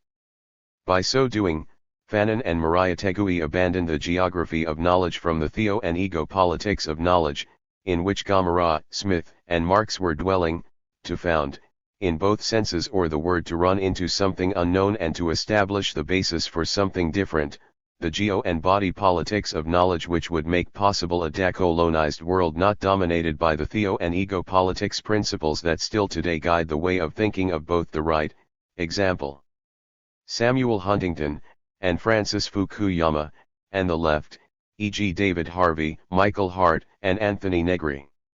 I would like to advance the thesis that the emergence of the geo and body politics of knowledge introduced a fracture in the hegemony of the theo and the ego politics of knowledge, the two standard frames for the colonization of the souls and the minds since the Renaissance that comprises the right, the left, and the center, example Christianity in its various forms and secular conservatism, liberalism in its various forms, and socialism Marxism in its various forms. Since I have already defined geopolitics, let me explain what I mean by body politics. The monarchic state of the 16th and the 17th century operated within the general theological frame. With the disentanglement of church and the state following the bourgeois revolutions, as I have tried to explain, the nation-state entered the frame of the ego politics of knowledge. In both the theo and the ego politics, the body graphical inscription of the knowing subject was cast out, made invisible, parallel to the invisibility of the geopolitical location in the modern imperial/colonial world. Thus, the body politics of knowledge includes the reinscription, per Fanon for example, of the history inscribed in the black body in a cosmology dominated by the white body underneath the theo and ego politics of knowledge. For the grammar of decoloniality, prolegomena to the decolonial shift. 4.1. The thesis advanced in the last paragraph lead us, directly to the grammar of decoloniality. The time has come, and the process is already in motion, for the rewriting of global history from the perspective and critical consciousness of coloniality and from within geo and body political knowledge. Part of the project of delinking is, as Vamon Puma clearly saw it at the beginning of the 17th century, the need to write nuevas coronicas. That is, we must formulate a critical theory that goes beyond the point to which Max Horkheimer carried the meaning of critique in Kant. Horkheimer was still working within the frame of the ego politic of knowledge, and the radicalism of his position must be understood within that frame, and his critical concept of theory could offer no more than a project of emancipation, epistemic, political, ethical, economic, within the conceptual frame of the modern/colonial world. Traditional theory was, to summarize Horkheimer's position in a nutshell, constructed on the basis of givens, on the empirical acceptance, for instance, of laws in nature that science has only to discover. Critical theory, on the other hand, would interrogate the very assumptions that nature is governed by laws, and will also open the question on the consequences of such assumptions in and for a capitalist society. Critical theory should now be taken further, to the point and project of delinking and of being complementary with decolonization.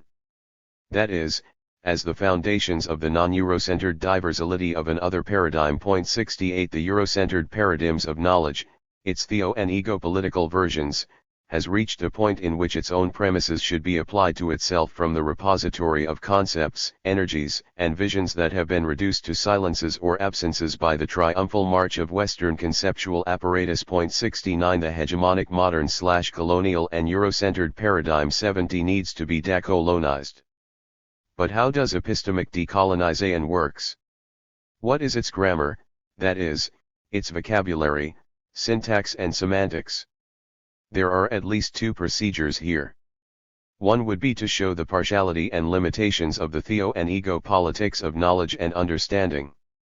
The other is offered by the grow and expansion of the geo and body politics of knowledge and understanding.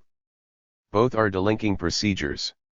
It will not suffice to denounce its content while maintaining the logic of coloniality, and the colonization of knowledge, intact. The target of epistemic decolonization is the hidden complicity between the rhetoric of modernity and the logic of coloniality. For critical theory to correspond with decolonization, we need to shift the geography of knowledge and recast it, critical theory, within the frame of geo and body politics of knowledge. Thus, the first step in the grammar of decolonization could be cast, using an expression coming from the documents of the Universidad Intercultural de los Pueblos Indígenas del Ecuador, learning to unlearn. 71 Dussel and Fanon give us two solid starting points to do so, the first connected with epistemic geopolitics and the second with epistemic body politics. When critical theory becomes decolonial critique, it has of necessity to be critical border thinking and, by so doing, the decolonial shift, decolonization of knowledge and of being, marks the Eurocentered limits of critical theory as we know it today, from the early version of the Frankfurt School, to later post-structuralists, e.g. Derrida, and postmodernists, e.g. Jameson. Let's see how the decolonial shift operates and why it cannot be subsumed as epistemic break, Foucault, or paradigmatic change, Cohen. The decolonial shift belongs literally to a different space, to the epistemic energy and the lack of archive that has been supplanted by the rumor of the disinherited or the dams in Fanon's conceptualization. Dussel identified in Marx's scientific program a shift within the ego politics of knowledge to unveil, contrary to Smith, whose theory of political economy was framed within the perspective and consciousness of the bourgeoisie, the logic of capital from the perspective of the labor force, that is, the proletariat. 72 By so doing, Marx embraced the perspective of the proletariat, although not necessarily its consciousness. However, as a German Jew, his early writings were devoted to the Jewish question. Marx may have felt the racial differential inscribed in his body and his persona. He translated the racial differential that made the Jews the dams within Europe into the subaltern position of the proletariat in class differential. Marx's analysis resulted in a scientific explanation of the logic of oppression. It is perhaps the internal, to Europe, colonial wound that gave Marx, and also Spinoza and Freud, that critical edge, that discomfort, and that anger that pushed them to reveal what the Christian bourgeoisie and its direct and indirect ideologues were either not seeing or covering up. Internal decoloniality is really taking place among those thinkers, except that all of them were very entrenched in European memories and subjectivities and were unable to see the parallel between their situation and the external colonial wound, example Indians, Africans, Arabs, Muslims, etc. In that very specific domain, knowledge meant not so much related to seeking another abstract, and hegemonic, truth, but a truth that was hidden by the classical, beginning with Smith's, theories of political economy. Within the ego politics of knowledge, Marx contributed to the emancipation of the proletariat through the exposure of the logic of capital. Up to this point, Marx continues to be a fundamental contributor to critical theory. However, emancipation in the Marxian sense must be subsumed under liberation and decolonization insofar as the emancipation of the proletariat in Europe, and the US, cannot be taken as a model for export. A similar observation might be made with respect to the multitude, understanding multitude not as a new proletariat but as a new working class, Paul Verno, Michael Hart, and Anthony Negri. In other words, the new and extended working class is not just oppressed because it is a working class but because the majority of the most exploited workers belong to the wrong racial group. In spite of the fact that today whites are also subjected to similar exploitative rules, they are the quantitative minority of those laboring, for example, under reprehensible conditions in the multinational factories throughout the Third World.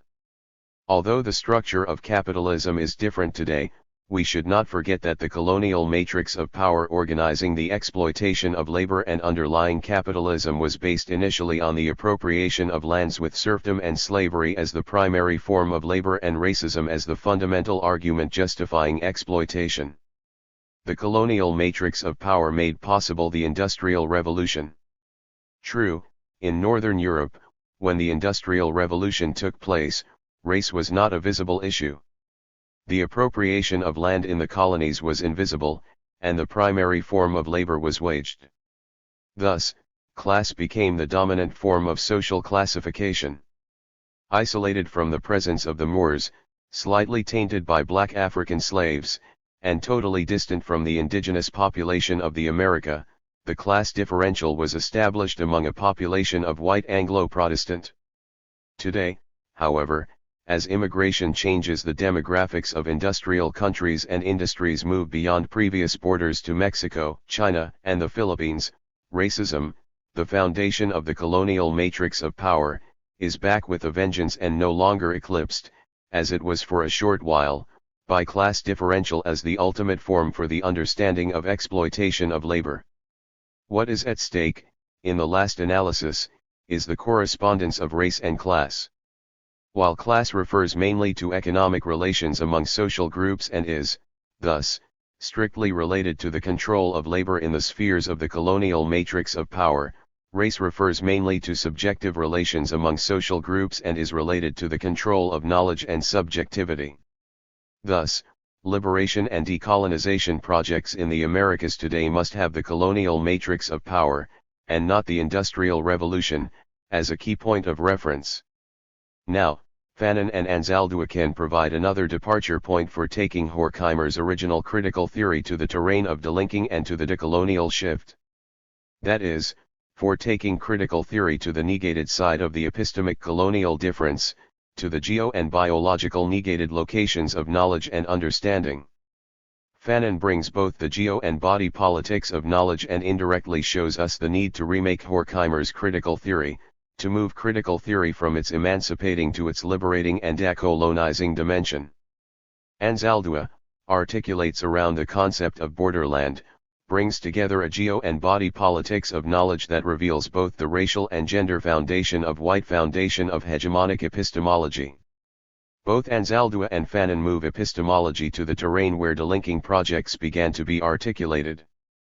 Fanon points, as in the epigraph at the beginning of this discussion, toward the necessary diagnosis of the epistemic colonization, of souls, of minds, of spirits, of beings, and to the perverse logic of coloniality that, in his own words, distorts, disfigures and destroys, or tends to marginalize, every past that is not the past of the Eurocentered version of history.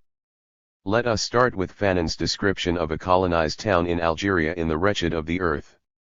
The town belonging to the colonized people, or at least the native town, the Negro village, the Medina, the reservation, is a place of ill fame, peopled by men of evil repute. They were born there, it matters little where or how. It is a world without spaciousness, men live there on top of each other, and their huts are built on top of the other. The native town is a hungry town, starved of bread, of meat, of shoes of coal, of light. The originality of the colonial context is that economic reality, inequality, and the immense difference of ways of life never come to mask the human realities. When you examine at close quarters the colonial context, it is evident that what parcels out the world is to begin with the fact of belonging to or not belonging to a given race, a given species. In the colonies the economic substructure is also a superstructure. The cause is the consequence. You are rich because you are white because you are rich. This is why Marxist analysis should always be slightly stretched every time we have to deal with the colonial problem. Point 73. And, that colonial problem is not a minor one. Quantitatively, there are far more people affected by colonial than by the modern problems. That is, the Industrial Revolution is caught and subsumed in the colonial problem and, thereby, moves to the periphery. Without questioning the relevance of Marx and Horkheimer contribution to emancipation, their insights do not cover the full story, in the same way that the Bible and the Qur'an are relevant for the believers but not necessarily for non-believers. To replace sacred texts by secular texts does take us to decoloniality, but to new forms of abstract and imperially geared universals. One of the benefits of secularization was, precisely, the emancipation from the sacred insofar as the sacred became an obstacle for the emancipation of certain social groups. To turn into sacred figures the authors and texts that so brilliantly fought for the secularization of the sacred and for the emancipation of people held hostage to sacred truths, would be contradictory. Secularization is not by itself a safe place. Uncoupling the state from the church is not a global way to go, necessarily in the sense that such uncoupling, as we have been witnessing since 9/11, doesn't promise or warranty justice, democracy, and equality. At the same time, it would also be incongruous with the emancipating principles of modernity to take secularization as the sacred truth and impose, by military force if necessary, the secular on societies who do not necessarily have a problem with giving priority to the sacred or with weaving together the sacred and the secular, the mesquite and the state. Once we bring geo and body politics into the realm of knowledge and understanding, we realize that secular modernity has its own politics, which do not necessarily coincide with the needs, visions and desires of everyone on the planet, and that new projects, ethical, political, epistemic, are emerging in which secular modernity is being transcended by multiple projects of epistemic decolonization grounded in the geo and body politics of knowledge. 4.2. It is precisely at this point that Gloria Anzaldua's conceptualization of the conciencia mestiza, in terms of gender and race, becomes the platform of another decolonial project emanating from the local histories of Chicano / as in the U.S., a project that continues and complements previous ones, example Vaman Puma, Mahatma Gandhi, Frantz Fanon, Rigoberta Menchú. Both the body - Chicana, Lesbiana, and the geopolitics, La Frontera as subaltern epistemic perspective, of knowledge are at work here deepening and enlarging the decolonial shift. It is often mentioned that one of the many problems in Anzaldua's position, is that she quotes or, others will say, follows, Mexicans pro-Nazi philosopher José Vasconcelos. And of course, critics pointed out, it is a wrong path to follow, to go Vasconcelos' way. Indeed, Anzaldúa opens her crucial chapter on La Conciencia de la Mestiza. Towards a New Consciousness quoting Vasconcelos. The chapter begins with an epigraph, Por la mujer de mi raza / hablará el espíritu, which is a twist on Vasconcelos' famous dictum, a national dictum in Mexico, Por mi raza hablará el espíritu. She quotes Vasconcelos after this epigraph by mentioning that he envisaged a raza mestiza, una mezcla de razas afines, una raza de color la primera raza científicas del globo. He called it a cosmic race, la raza cósmica, a fifth race embracing the four major races of the world. Curiously enough, Vasconcelos was proposing the formation of the fifth leg of the ethno-racial pentagon as an amalgamation and transcending of the previous four, white, African black, Asian yellow, Indian red. For Vasconcelos, this was a cosmic race, a superhuman race that reminds Zarathustra. However, Vasconcelos's idea suffered two drawbacks. About 40 years after his proposed ideal, in Mexico, the U.S. government under Nixon's presidency proposed another version of the fifth leg of the ethno-racial pentagon, Hispanics. And Hispanics, far from being, or part of, the cosmic race, fell at the bottom of the scale. Samuel Huntington has recently contributed to underscore the ranking of Hispanics that appeared under Richard Nixon. 74 The second mortal coup to the cosmic race was, from inside Latin/A/O history, came from Anzaldúa. After quoting Vasconcelos, preceded by the epigraph just mentioned, Anzaldúa goes on to specify that, from this racial, referring to Vasconcelos, ideological, cultural and biological cross-pollinization, an alien consciousness is presently in the making, a new mestiza consciousness, una conciencia de mujer. It is a consciousness of the borderlands. 75 The title of the chapter, let's remember, is La conciencia de la mestiza and not for instance La conciencia mestiza. This second expression responds to the same logic that, for instance, the study of French anthropologist Jean-Louis Amsel on mestizo-logics, which is a study of identity in Africa and elsewhere. The same could be said of French ethno-historian, Serge Gruzinski, in his study of La pensée métisse, mestizo thoughts, based on 16th century Mexico, but moving beyond to find other expression of such hybrid manifestations. 76 Both Amsel's and Gruzinski's are important disciplinary studies that remain within the ego-politics of knowledge that grounds the foundation of the social sciences in 19th century Europe. Like in Vasconcelos, mestizage and hybridity are celebrated, out there, but neither of them let their epistemic frame get infected and mixed, like the blood and the mind of the bodies they are analyzing. The differences between Vasconcelos on the one hand and Amsel and Gruzinski on the other is that the former celebrates mestizage to maintain the purity of the Creole national discourse, while the latter makes mestizage an object of study maintaining intact the disciplinary purity of anthropological discourse. Anzaldúa, instead, proposes something else. Amsel and Gruzinski observe and describe a social phenomenon, but their consciousness remains within the homogeneity of the disciplines. They do not question the disciplines but describe a phenomenon outside, so to speak. Anzaldúa turns the plate around and by underlining La conciencia de la mestiza, she radically shifts gears and introduces a fracture in the ego-politics of knowledge. As a matter of fact, hers is a radical contribution to the body politics of knowledge that, like the geopolitics of knowledge we saw in Dussel, is shifting the attention from the enunciated to the very act of enunciation. How does the body politics of knowledge succeed in transforming the locus of enunciation and in changing the terms of the conversation? And how does it complement the geopolitics of knowledge in fracturing the epistemic hegemony of Western theo and ego politics of knowledge? Let me elaborate on some of the problematic statements made by Anzaldúa. I think we need to allow whites to be our allies. Through our literature, arte, corridos, and folk tales we must share our history with them so when they set up committees to help Big Mountain, Navajos or the Chicano farm workers or Los Nicaraguenses they won't turn people away because of their racial fears and ignorance. They will come to see that they are not helping us but following our lead. Individually, but also as a racial entity, we need to voice our needs.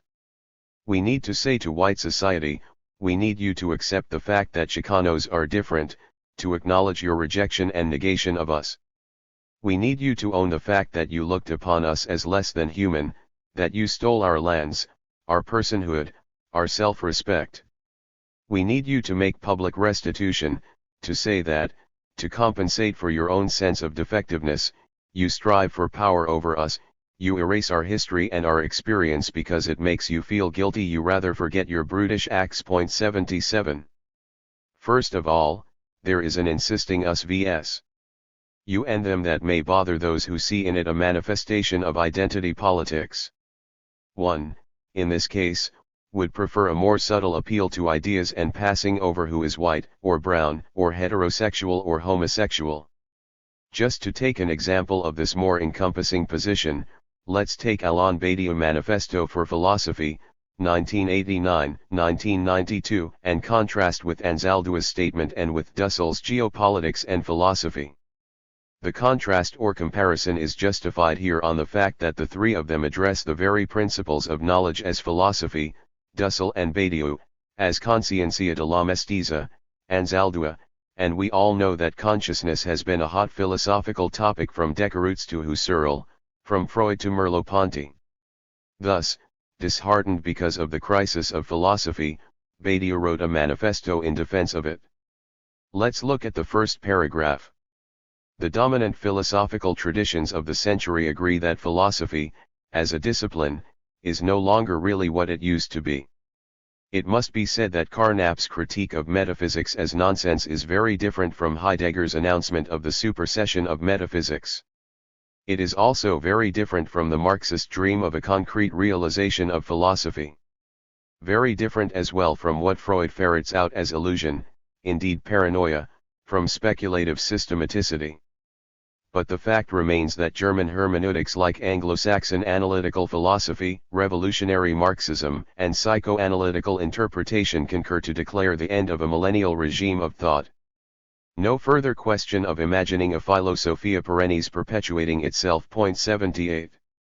In the following paragraph Badiou goes on to comment on Philippe Lacoue-Laborde, Jean-François Lyotard, Jacques Lacan, Jacques Derrida, etc., and to bring the Jews question into consideration to conclude that if philosophy is incapable of conceptualizing the extermination of European Jews, it is the fact that it is neither its duty nor within its power to conceptualize it. It is up to another order of thought to render this thinking actual. 1992, p. 30. Fair enough, we shouldn't ask of philosophy what philosophy can't deliver. Badiou mentions Emmanuel Levinas once, in passing, on page 67. But in comparison to Anzaldúa, Badiou's is a restful paragraph. There is no division between us and them. The list of philosophers Badiou mentions are all European men, some are Jews, some are not. He is not making distinctions between Freud and Marx, on the one hand, and Heidegger and Carnap, on the other, beyond their different philosophical projects. And he takes as a natural given the fact that analytical philosophy is identified with Anglo-Saxon tradition and hermeneutics with German tradition. There is no us vs them, apparently, because there is no them only us. Dussel, for example, cannot avoid situating his own philosophical project in relation to them, the European philosophers, and Anzaldúa in relation to them, the white Anglo-Saxon. But for Badiou, this is not a problem. This scenario should help in understanding Anzaldúa's claim. In the first paragraph quoted above, they will come to see that they are not helping us but following our lead. And she adds in the following paragraph, we need you to accept the fact that Chicanos are different. There is no need for white Anglo-Saxon, in Anzaldúa's conceptualization, or European men philosophers, with the exception of Levinas, to state that you, people of color and of the Third World, we, the European male philosophers, need you to accept the fact that European male philosophers are different. And if there is no need to make that assertion, it is because an illegitimate universality of thought is assumed by male European philosophers, with the exception of Levinas. Thus, Anzaldúa's clear-cut, they are not helping us but following our lead, is the basic claim that established the foundation of the geopolitics, example Third World perspective, and the body politics, example post-civil rights consciousness in USA, women and men of color, gay and lesbians, from where an identity based on politics, and not a politics based on identity, emerged. 79. 4.3.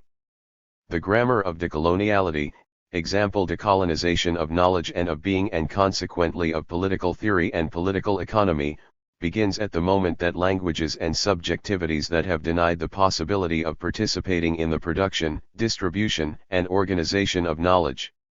The colonization of knowledge and of being worked from top down, and that is the way it is still working today, looking from economy and politics, corporations, and the state down. That is the way social sciences and financial and political think tanks work.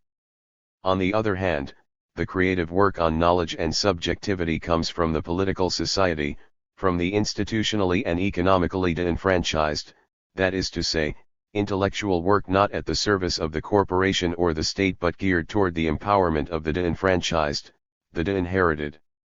In that sense, the grammar of decoloniality is working, has to work, from bottom up. That is, the practice of liberation and decolonization is initiated with the recognition, in the first place, that the colonialization of knowledge and being consisted of using imperial knowledge to repress colonized subjectivities, and the process moves from there to build structures of knowledge that emerge from the experience of humiliation and marginalization that have been and continue to be enacted by the implementation of the colonial matrix of power. Theo and ego politics of knowledge are exhausted and cannot generate an alternative to modernity because they rely on imposition of one perspective and one type of consciousness over others. To contribute to a world in which many worlds can coexist, they must be decolonized and refashioned through the geo and body politics of knowledge. For decolonization to be fully operative, we must create alternatives to modernity and neoliberal civilization. We must begin to imagine such alternatives from the perspectives and consciousnesses unlocked in the epistemic, ethical, and political domain of the geo and the biopolitical loci of enunciation and of action. Such alternatives are not mere fantasies or the imagining of another utopia.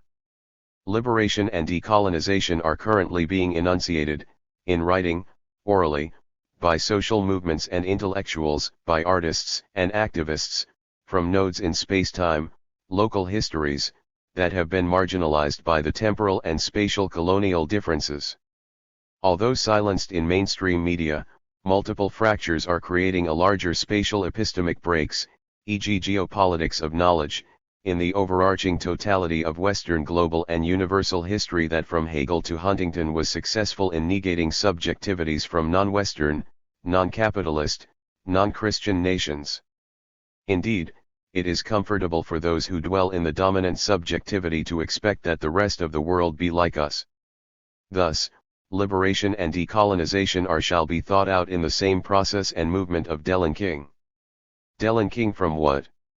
From the totality of Western epistemology, grounded in Latin and Greek and expanded around the globe by means of the 6 imperial and vernacular European languages of modernity. The geo and biopolitical shift in epistemology presupposes border thinking, which as a decolonial project is already critical but beyond Horkheimer's and postmodern uses of the term, and border thinking is the connector between the diversity of locals that were subjected as colonies of the modern empires, Spain, England, the US, or that as empires had to respond to Western expansion, example China, Russia, the Ottoman Empire until 1922. Border thinking is grounded not in Greek thinkers but in the colonial wounds and imperial subordination and, as such, it should become the connector between the diversity of subaltern histories, colonial and imperial like Russia and the Ottoman empires, and corresponding subjectivities. That is, border thinking is one way to describe what the spatial epistemic breaks emerging all over the planet have in common, and I will return to this idea later. We are not, of course, looking to retrieve an authentic knowledge from Chinese, Arabic, or Aymara, but, rather, we want to include the perspective and in the foundation of knowledge subjectivities that have been subjected in and by the colonial matrix of power. The diversity of actual manifestations and practices of border thinking make up what I have described as an other paradigm. 4.4. It is time to go back to Quijano's initial paragraph that set in motion this argument, the analysis of the continuing rhetoric of modernity and the logic of coloniality and the projects of decolonization of knowledge and of being and of delinking. As the passage quoted above, section I, reiterates, a specific group of individuals, the majority of whom were, as we know, white, Christian, European men, put into place the basic principles of knowledge, e.g. subject-object, which were complicit with the variegated concept of totality. There is, of course, nothing wrong in the fact that a given group of people put forward its own cosmovision. The problem arises when a limited number of people feel they are appointed by God to bring their good to the rest of the humanity. That is, as Quijano puts it, the provincial pretense to universality. Thus, the already accepted claim that one of the directions for the decolonization of knowledge is to provincialize Europe is clearly implied in the last sentence. The critique of the Eurocentered paradigm of knowledge, Quijano writes in the first of the 3 paragraphs, cannot be a total rejection of the concept of totality or of the European concept of subject. To make such move would be to use the same logic and pretend that a different universalism will be better than the one that is today hegemonic and dominant, and I mean both. Such is the problem and limitation, for example, of Islamic fundamentalism. How can we proceed? Quijano suggests delinking modernity/rationality from coloniality. First, as our discussion has indicated, we delink the rhetoric of modernity from the logic of coloniality. Then, the doors open to all forms and principles of knowledge that have been colonized, silenced, repressed, and denigrated by the totalitarian march of the genocidal dimension of modernity. That move takes us in the direction Dussel calls transmodernity. An objection might be that this move by itself guarantees nothing and could be taken as a new version of the neoliberal project insofar as nothing escapes the market and there is no outside to the global neoliberal, capitalist totality, no outside of capitalism, and so on and so forth. We can counter this postmodern objection, which, of course, is still within modernity itself, by explaining that we have not been claiming an outside but an exteriority where the difference between the space of experience and the horizon of expectations becomes apparent. The difference between the space of experience and the horizon of expectations is not the same for Koselleck, soaked to the skin in the memories and traces of European history, as for Lewis Gordon, flooded in the memories and traces of slavery in the Caribbean with all its past and current consequences, and for Jacqueline Martinez, drenched with the memories and traces of Mexican Americans and the meaning of homosexuality in that particular space of experience and horizon of expectations. Thus, that exteriority is a basic assumption in the modernity/coloniality scholarly and political project. Let me explain. Habermas has relied on Koselleck to bring out one of the dimension of modernity, related to time. In his investigation in conceptual history, Reinhard Koselleck has identified and characterized modern time consciousness in terms of the increasing difference between the space of experience and the horizon of expectation. My thesis, said Koselleck, is that in modern times the difference between experience and expectation has increasingly expanded, more precisely, that modernity is first understood as a new age from the time that expectations have distanced themselves ever more from all previous experiences. 81. Commenting on this passage, Jürgen Habermas adds that modernity's specific orientation toward the future is shaped precisely to the extent that societal modernization tears apart the old European experiential space of the peasants' and craftsmen's life worlds, mobilizes it, and devalues it into directives guiding expectations. These traditional experiences of previous generations are then replaced by the kind of experience of progress that lends to our horizon of expectation, till then anchored fixedly in the past, a historically new quality, constantly subject to being overlaid with utopian conceptions. 82. If you read and think about both statements from the feeling, experiences, existence, history of Bolivia for example, and Latin America, instead of from Germany and Europe, I suspect that first you may not come up with these issues and problems as central, and, secondly, if you pay attention to the fact that these issues have been put on the table by prominent German thinkers, then you have to accept that modernity goes together with the colonia idea of knowledge. People in Bolivia, Nigeria, Argentina or India have to think from the German experience from where Koselleck and Habermas are thinking. We have to recognize, however, that time has accelerated, cars are speedier, aircraft fly at an incredible amount of miles per hour, the internet has made the world shrink, and postmodernity has been characterized by that time-space contraction of the life world. However, one should ask whether people in La Paz, Bolivia are living the life world in an experiential space that gets further away from the horizon of expectations of people in Munich, Germany. Further away is indeed the conceptual trap, in the sense that modernity has been conceived as such precisely to produce the illusion that people living in the contemporary world are further away in time and not living in a different socio-historical dimension. In Munich, you do not see or feel coloniality. In La Paz, Bolivia, you feel it all the way, all the time, in your bones. Modernity is constantly reproducing coloniality. Which means that the rhetoric of progress, of salvation, of technology, of democracy goes hand in hand with the logic and practice of oppression, racial discrimination, political concentration of power in the hand of a Creole/mestizo/an elite. As a consequence, the growing social movements led by leaders like Evo Morales, the Cocoleros, and Felipe Quispe, the Aymara communities, have been giving the space of experience and the horizon of expectations a radical new twist, and the life world of Bolivia has been transformed from the social roots, with the events of October 2003. Take another example. Pope John Paul II grew up in communist Poland. When he became a pope, in 1980, he worked hard to dethrone communism. The explicit reason was the totalitarian bent of Soviet communism. The less explicit reason was that communism was an enemy of the Church and, in consequence, the manifestation of evil. However, the interesting twist is that Pope John Paul II was short-sighted and couldn't understand why liberation theology in Brazil was fighting against totalitarian regimes that were not communist. As a matter of fact, Pope John Paul II was against theology of liberation for being too close to Marxism.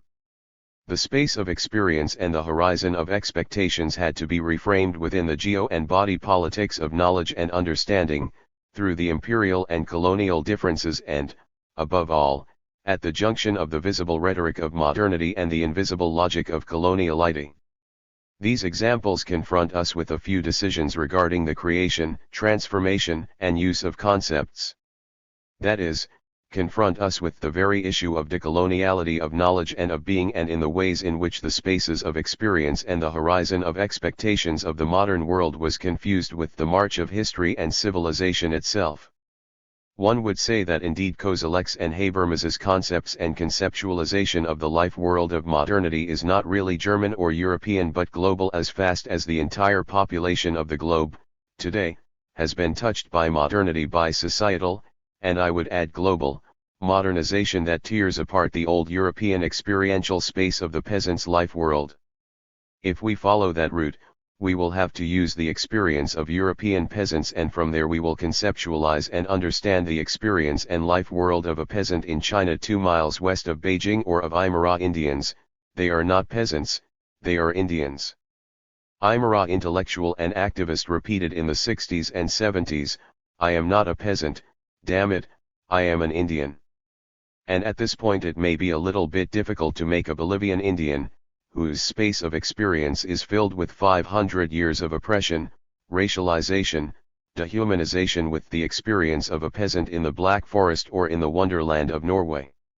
I am not saying that it is not important to think of the peasant of southern Germany or central Norway, or even on the life world of the modernized elite in Munich that is replacing the imperial memories and lifestyle for a fast speed and technological way of making money. I am just saying that we cannot take for granted that what happens in Munich, and it is felt and thought by Germany, happens more or less similarly in other places, and people will think more or less similarly. There are, however, reasons to think that, and one is the uses, for example, of Kozelek and Habermas, in Latin America or in China, which is, however, nothing else than the consequence of Western expansion since the 16th century. Western expansion includes the good, the bad, and the ugly. Although the good in its various forms, it is a consequence of the bad and the ugly, as we are witnessing today in Iraq.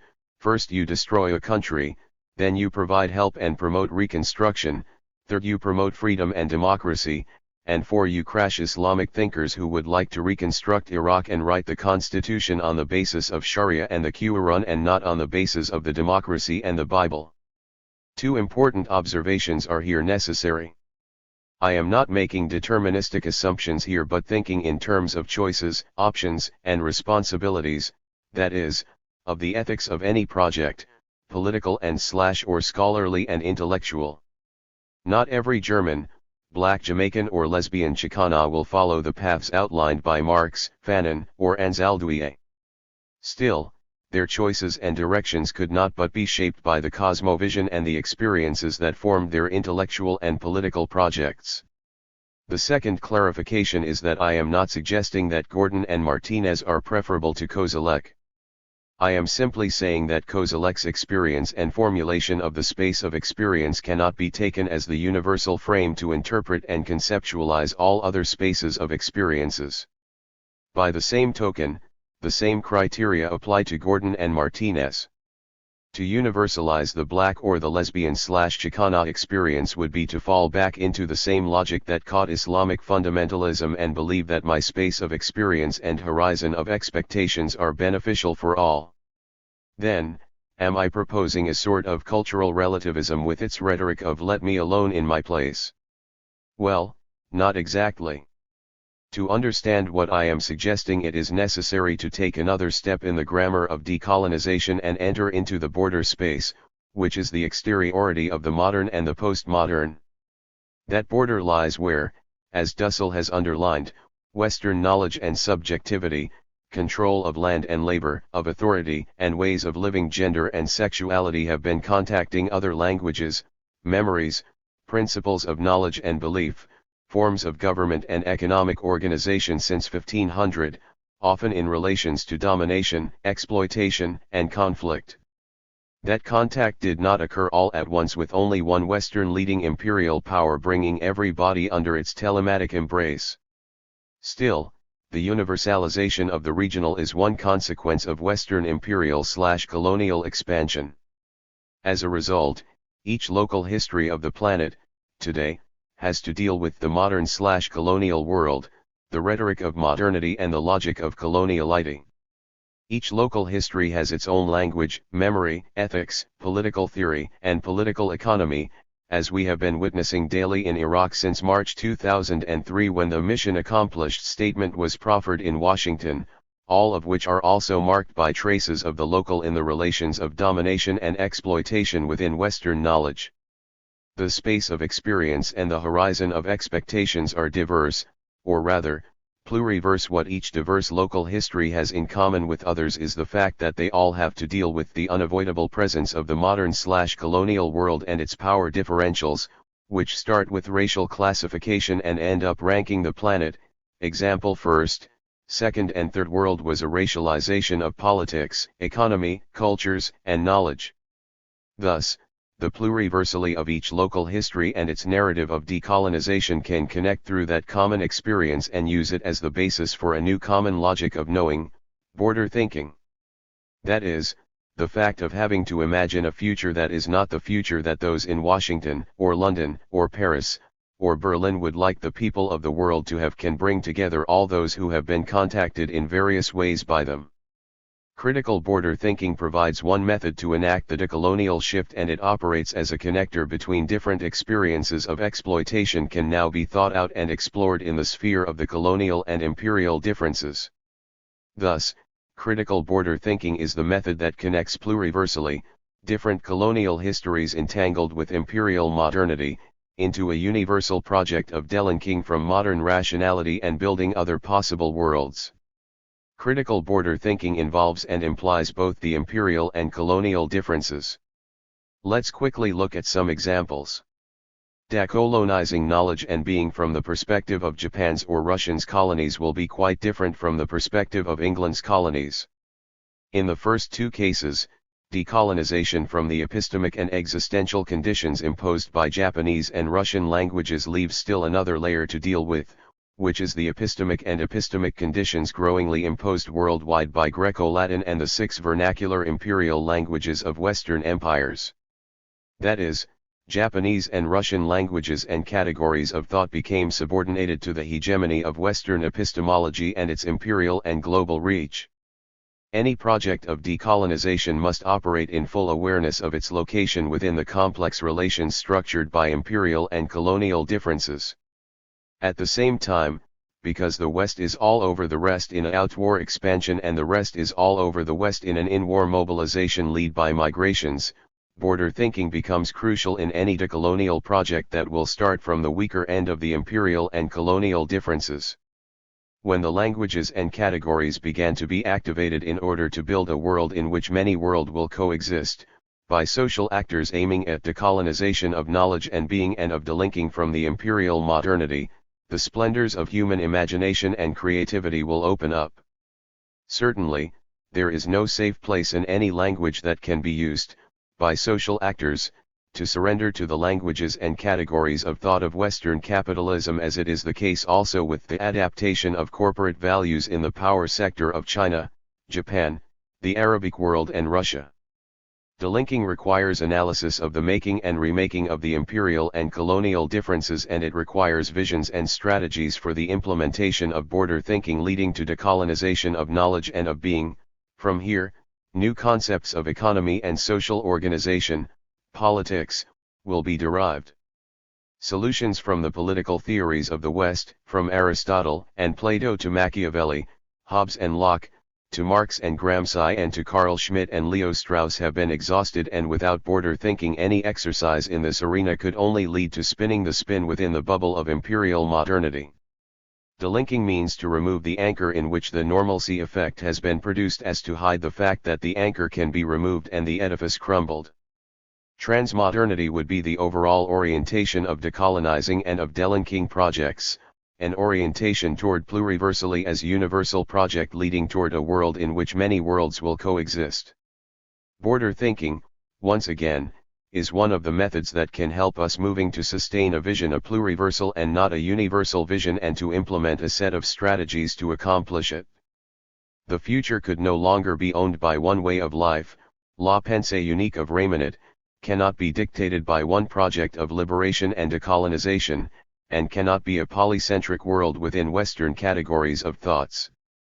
A world in which many worlds could coexist can only be made by the shared work and common goals of those who dwell in one of the many worlds coexisting in one world, and where differences are not cast in terms of values of plus and minus degree of humanity. And that is how I understand Quijano's assertion, quoted above, that epistemic decolonization is necessary to make possible and move toward a truly intercultural communication, to an exchange of experiences and significations as the foundation of an other rationality. The exchange works as an alternative to Kozelek's space of experience, and an other rationality replaces the horizon of expectations. In fact, I submit that the horizon of expectations here will be precisely pluriversally as a universal project. That is, the universally of the project has to be based on the assumption that the project cannot be designed and implemented by one ethnic group, but has to be interepistemic and dialogical, pluriversal. Thus, border thinking becomes the necessary critical method for the political and ethical project of filling in the gaps and revealing the imperial complicity between the rhetoric of modernity and the logic of coloniality. Emancipating projects, as devised in Europe in the 18th century, Dussell's rational concept of emancipation, can be kept alive, but they must be extracted from their appropriation by the rhetoric of modernity to justify the logic of coloniality, their use as irrational justification of ethnocidal violence. And, as I have tried to show here, they are far from being meaningful for everyone on earth and should never again become an abstract universal of human emancipation. We have come full circle back to the geo and body politics of knowledge as alternatives to the hegemony and dominance of the theo and ego politics organizing the modern/colonial world, that is, as we have discussed, Europe and the US in their relations of conflict and domination framed by colonial and imperial differences. Liberation projects that have emerged and are emerging in the Third World and decolonizing projects arising from the critical consciousness of the damnice of their racialization and the ways they have been dispossessed of their humanity, mind and soul. Fanon, C.R.L. James, Winter, Gordon, Maldonado Torres, will naturally subsume European projects of emancipation and open the possibility of entering into a pluriversal dialogue of equals in a common march toward a world in which free life will be the horizon instead of free trade. Coda. The struggle for epistemic decolonization lies, precisely, here. The next step, the work we have to do next, is to link analysis from the perspective of coloniality and the grammar of decoloniality, its ethical, political, and theoretical consequences, with strategic plans toward the future. Such strategies will and are already taking place in different locales and histories, from the Zapatistas to the World Social Forum to progressive Muslims, intellectuals and Southern European critical voices, and in diverse geo- and biopolitical genealogies of thought and action. Crucial to the strategies toward the future, toward a pluriversal world linked to the assumption of the universality of the pluriversal, is to avoid the modern and imperial temptation of the good and best universal. Christianity, neo-liberalism, Marxism, Islamic fundamentalism, have given enough proof that not every body in the planet would submit to any one of the abstract universal at hand. Decoloniality is a planetary critical consciousness that emerged and unfolded, precisely out of the limits of abstract universal of its current manifestations and out of the dangers that, in the future, a new abstract universal will attempt to replace the existing ones, or that the existing ones will renew themselves as new. Neoliberalism, neo-Marxism, neo-Christianism, neo-Islamism, neo-Slavism, neo-Africanism, neo-Judaism, neo-Eurocentrism, neo-Confucianism, neo-Hinduism, etc. Pluriversally as a universal project is quite demanding. It demands, basically, that we cannot have it all our own way. The struggle for epistemic decoloniality lies, precisely, here, delinking from the most fundamental belief of modernity, the belief in abstract universals through the entire spectrum from the extreme right to the extreme left. For this reason, to imagine a new global left means falling back into the old house while just changing the carpet. Maria Lugones. The coloniality of gender. I am interested in the intersection of race, class, gender, and sexuality in a way that enables me to understand the indifference that men, but, more importantly to our struggles, men who have been racialized as inferior, exhibit to the systematic violences inflicted upon women of color. I want to understand the construction of this indifference so as to make it unavoidably recognizable by those claiming to be involved in liberatory struggles. This indifference is insidious since it places tremendous barriers in the path of the struggles of women of color for our own freedom, integrity, and well-being, and in the path of the correlative struggles towards communal integrity. The latter is crucial for communal struggles towards liberation, since it is their backbone. The indifference is found both at the level of everyday living and at the level of theorizing of both oppression and liberation. The indifference seems to me not just one of not seeing the violence because of the categorical separation of race, gender, class, and sexuality. That is, it does not seem to be only a question of epistemological blinding through categorical separation. Women of color feminists have made clear what is revealed in terms of violent domination and exploitation once the epistemological perspective focuses on the intersection of these categories. But that has not seemed sufficient to arouse in those men who have themselves been targets of violent domination and exploitation, any recognition of their complicity or collaboration with the violent domination of women of color. In particular, theorizing global domination continues to proceed as if no betrayals or collaborations of this sort need to be acknowledged and resisted. In this project I pursue this investigation by placing together two frameworks of analysis that I have not seen sufficiently jointly explored. I am referring, on the one hand, to the important work on gender, race, and colonization done, not exclusively, but significantly by Third World and women of color feminists, including critical race theorists. This work has emphasized the concept of intersectionality and has exposed the historical and the theoretico-practical exclusion of non-white women from liberatory struggles in the name of women. The other framework is the one introduced by Aníbal Quijano and which is at the center of his work, that of the coloniality of power. Placing both of these strands of analysis together permits me to arrive at what I am tentatively calling the modern/colonial gender system. I think this understanding of gender is implied in both frameworks in large terms, but it is not explicitly articulated, or not articulated in the direction I think necessary to unveil the reach and consequences of complicity with this gender system. I think that articulating this colonial/modern gender system, both in the large strokes, and in all its detailed and lived concreteness will enable us to see what was imposed on us. It will also enable us to see its fundamental destructiveness in both a long and wide sense. The intent of this writing is to make visible the instrumentality of the colonial/modern gender system in subjecting us both women and men of color in all domains of existence. but it is also the project's intent to make visible the crucial disruption of bonds of practical solidarity. My intent is to provide a way of understanding, of reading, of perceiving our allegiance to this gender system. We need to place ourselves in a position to call each other to reject this gender system as we perform a transformation of communal relations. In this initial paper, I present Aníbal Quijano's model that I will complicate, but one that gives us in the logic of structural axes a good ground from within which to understand the processes of intertwining the production of race and gender. The colonial idea of power. Aníbal Quijano thinks the intersection of race and gender in large structural terms.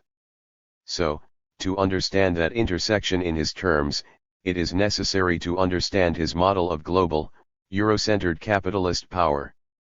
Both race and gender find their meanings in this model patron. Quijano understands that all power is structured in relations of domination, exploitation, and conflict as social actors fight over control of the four basic areas of human existence: sex, labor, collective authority, and subjectivity/intersubjectivity, their resources and products. Quijano, 2001-2, p. 1, what is characteristic of global, Eurocentered, capitalist power is that it is organized around two axes that Quijano terms, the colonial idea of power and modernity. Quijano, 2000b, 342, the axes order the disputes over control of each area of existence in such a way that the meaning and forms of domination in each area are thoroughly infused by the colonial idea of power and modernity. So, for Quijano, the disputes/struggles over control of sexual access, its resources and products define the domain of sex/gender, and the disputes, in turn, can be understood as organized around the axes of coloniality and modernity. This is too narrow an understanding of the oppressive modern/colonial constructions of the scope of gender. Quijano's lenses also assume patriarchal and heterosexual understandings of the disputes over control of sex, its resources, and products. Quijano accepts the global, Eurocentered, capitalist understanding of what gender is about. These features of the framework serve to veil the ways in which non-white colonized women were subjected and disempowered. The heterosexual and patriarchal character of the arrangements can themselves be appreciated as oppressive by unveiling the presuppositions of the framework. Gender does not need to organize social arrangements, including social sexual arrangements. But gender arrangements need not be either heterosexual or patriarchal. They need not be, that is, as a matter of history. Understanding these features of the organization of gender in the modern/colonial gender system, the biological dimorphism, the patriarchal and heterosexual organizations of relations, is crucial to an understanding of the differential gender arrangements along racial lines. Biological dimorphism, heterosexual patriarchy are all characteristic of what I call the light side of the colonial/modern organization of gender. Hegemonically, these are written large over the meaning of gender. Quijano seems not to be aware of his accepting this hegemonic meaning of gender. In making these claims, I aim to expand and complicate Quijano's approach, preserving his understanding of the colonial idea of power, which is at the center of what I am calling the modern/colonial gender system. The colonial idea of power introduces the basic and universal social classification of the population of the planet in terms of the idea of race. Quijano, 2001-2, p.1, the invention of race is a pivotal turn as it replaces the relations of superiority and inferiority established through domination. It reconceives humanity and human relations fictionally, in biological terms. It is important that what Quijano provides is a historical theory of social classification to replace what he terms the Eurocentric theories of social classes. Quijano, 2000b, 367, this move makes conceptual room for the colonial idea of power. It makes conceptual room for the centrality of the classification of the world's population in terms of races in the understanding of global capitalism. It also makes conceptual room for understanding the historical disputes over control of labor, sex, collective authority, and intersubjectivity as developing in processes of long duration, rather than understanding each of the elements as pre-existing the relations of power. The elements that constitute the global, Eurocentered, capitalist model of power do not stand in separation from each other, and none of them is prior to the processes that constitute the patterns. Indeed, the mythical presentation of these elements as metaphysically prior is an important aspect of the cognitive model of Eurocentered, global capitalism. In constituting this social classification, coloniality permeates all aspects of social existence and gives rise to new social and geocultural identities. Quijano, 2000b, 342, America and Europe are among the new geocultural identities. European, Indian, African are among the racial identities. This classification is the deepest and most enduring expression of colonial domination. Quijano, 2001-2, p1, with the expansion of European colonialism, the classification was imposed on the population of the planet. Since then, it has permeated every area of social existence, and it constitutes the most effective form of material and intersubjective social domination. Thus, coloniality does not just refer to racial classification. It is an encompassing phenomenon, since it is one of the axes of the system of power, and as such it permeates all control of sexual access, collective authority, labor, subjectivity/intersubjectivity, and the production of knowledge from within these intersubjective relations. Or, alternatively, all control over sex, subjectivity, authority, and labor are articulated around it. As I understand the logic of structural axis in Quijano's usage, the element that serves as an axis becomes constitutive of and constituted by all the forms that relations of power take with respect to control over that particular domain of human existence. Finally, Quijano also makes clear that, though coloniality is related to colonialism, these are distinct, as the latter does not necessarily include racist relations of power. Coloniality's birth and its prolonged and deep extension throughout the planet is tightly related to colonialism. Quijano, 2000b, 381. In Quijano's model of global capitalist Eurocentered power, capitalism refers to the structural articulation of all historically known forms of control of labor or exploitation, slavery, servitude, small independent mercantile production, wage labor, and reciprocity under the hegemony of the capital wage-labor relation. In this sense, the structuring of the disputes over control of labor are discontinuous. Not all labor relations under global, Eurocentered capitalism fall under the capital/wage relation model, though this is the hegemonic model. It is important in beginning to see the reach of the coloniality of power that wage labor has been reserved almost exclusively for white Europeans. The division of labor is thoroughly racialized as well as geographically differentiated. Here we see the coloniality of labor as a thorough meshing of labor and race. Quijano understands modernity, the other axis of global Eurocentered capitalism, as the fusing of the experiences of colonialism and coloniality with the necessities of capitalism, creating a specific universe of intersubjective relations of domination under a Eurocentered hegemony. Quijano, 2000b, 343, in characterizing modernity, Quijano focuses on the production of a way of knowing, labeled rational, arising from within this subjective universe since the 17th century in the main hegemonic centers of this world's system of power, Holland and England. This way of knowing is Eurocentered. By Eurocentrism, Quijano understands the cognitive perspective not of Europeans only, but of the Eurocentered world, of those educated under the hegemony of world capitalism. Eurocentrism naturalizes the experience of people within this model of power. 2000b, 343. The cognitive needs of capitalism and the naturalizing of the identities and relations of coloniality and of the geocultural distribution of world capitalist power have guided the production of this way of knowing. The cognitive needs of capitalism include measurement, quantification, externalization, or objectification, of what is knowable with respect to the knower so as to control the relations among people and nature and among them with respect to it, in particular the property in means of production. This way of knowing was imposed on the whole of the capitalist world as the only valid rationality and as emblematic of modernity.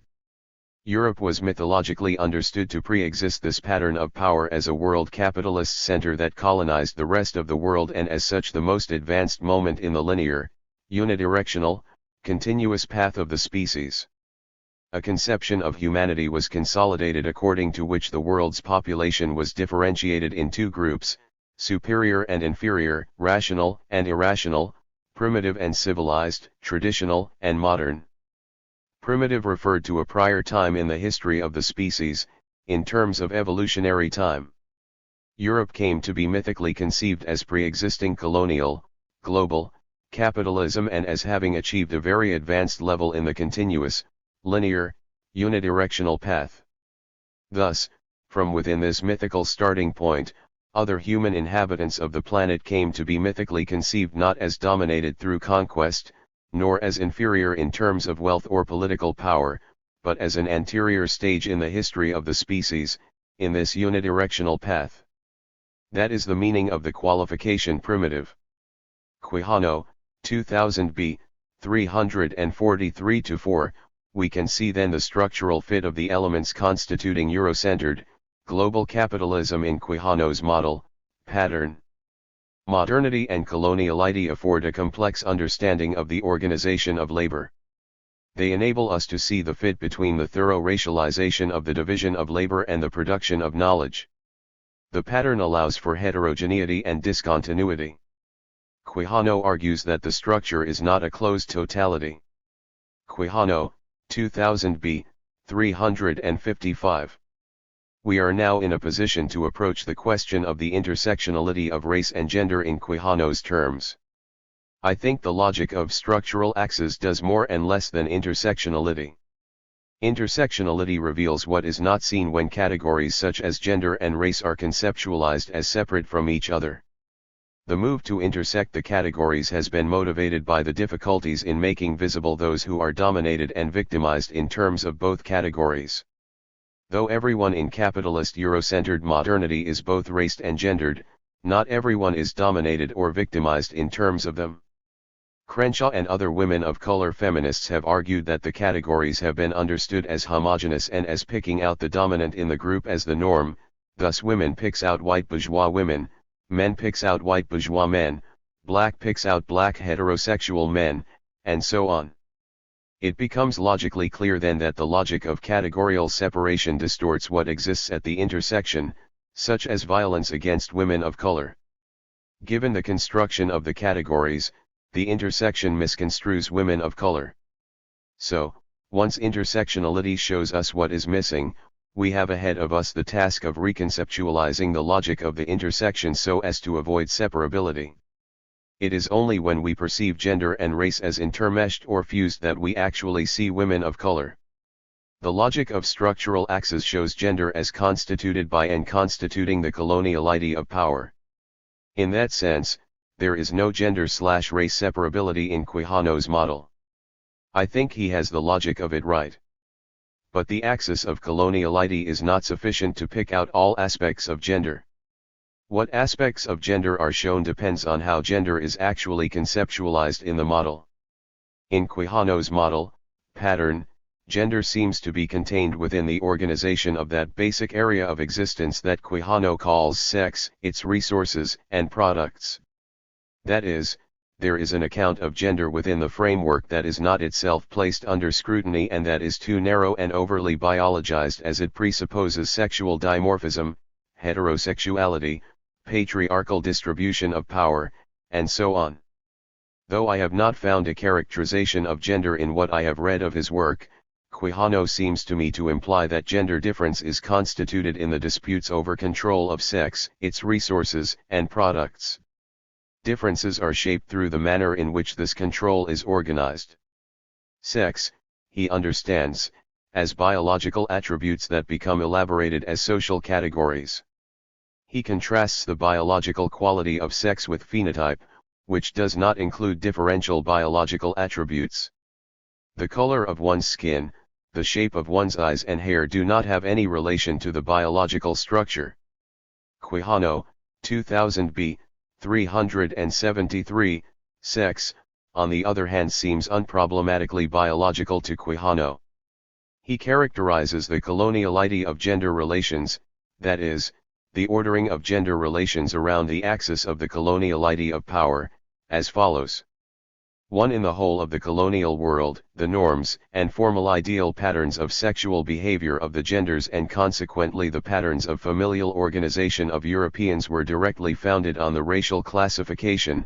The sexual freedom of males and the fidelity of women were, in the whole of the Euro-centered world, the counterpart of the free, that is, not paid as in prostitution access of white men to black women and Indias in America, black women in Africa, and other colors in the rest of the subjected world. En todo el mundo colonial, las normas y los patrones formales de comportamiento sexual de los géneros y en consecuencia los patrones de organización familiar de los europeos fueron directamente fundados en la clasificación racial, la libertad sexual de los varones y la fidelidad de las mujeres fue, en todo el mundo eurocentrado, la contrapartida del libre esto es, no pagado como en la prostitución, más antigua en la historia acceso sexual de los varones blancos a las mujeres negras y indias, en América, negros en el África, y de los otros colores en el resto del mundo sumtado. 2. In Europe, instead, it was the prostitution of women, that was the counterpart of the bourgeois family pattern. En Europa, en cambio, fue la prostitución de las mujeres la contrapartida del patrón de la familia burguesa. 3. Familial unity and integration, imposed as the axes of the model of the bourgeois family in the Eurocentered world, were the counterpart of the continued disintegration of the parent-children units in the non-white races, which could be held and distributed as property not just as merchandise but as animals. This was particularly the case among black slaves, since this form of domination over them was more explicit, immediate, and prolonged. La unidad y integración familiar, impuestas como ejes del patrón de familia burguesa del mundo eurocentrado, fue la contrapartida de la continuada desintegración de las unidades de parentesco padres hijos en las razas no blancas, apropiables y distribuibles no solo como mercancía sino directamente como animals.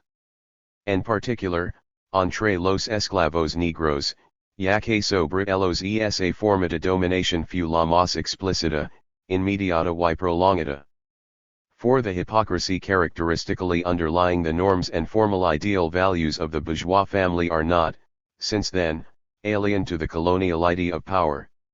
La característica hipocresia subyacente a las normas y valores formal ideals de la familia burguesa, no es, desde entonces, ajena a la colonialidad del poder.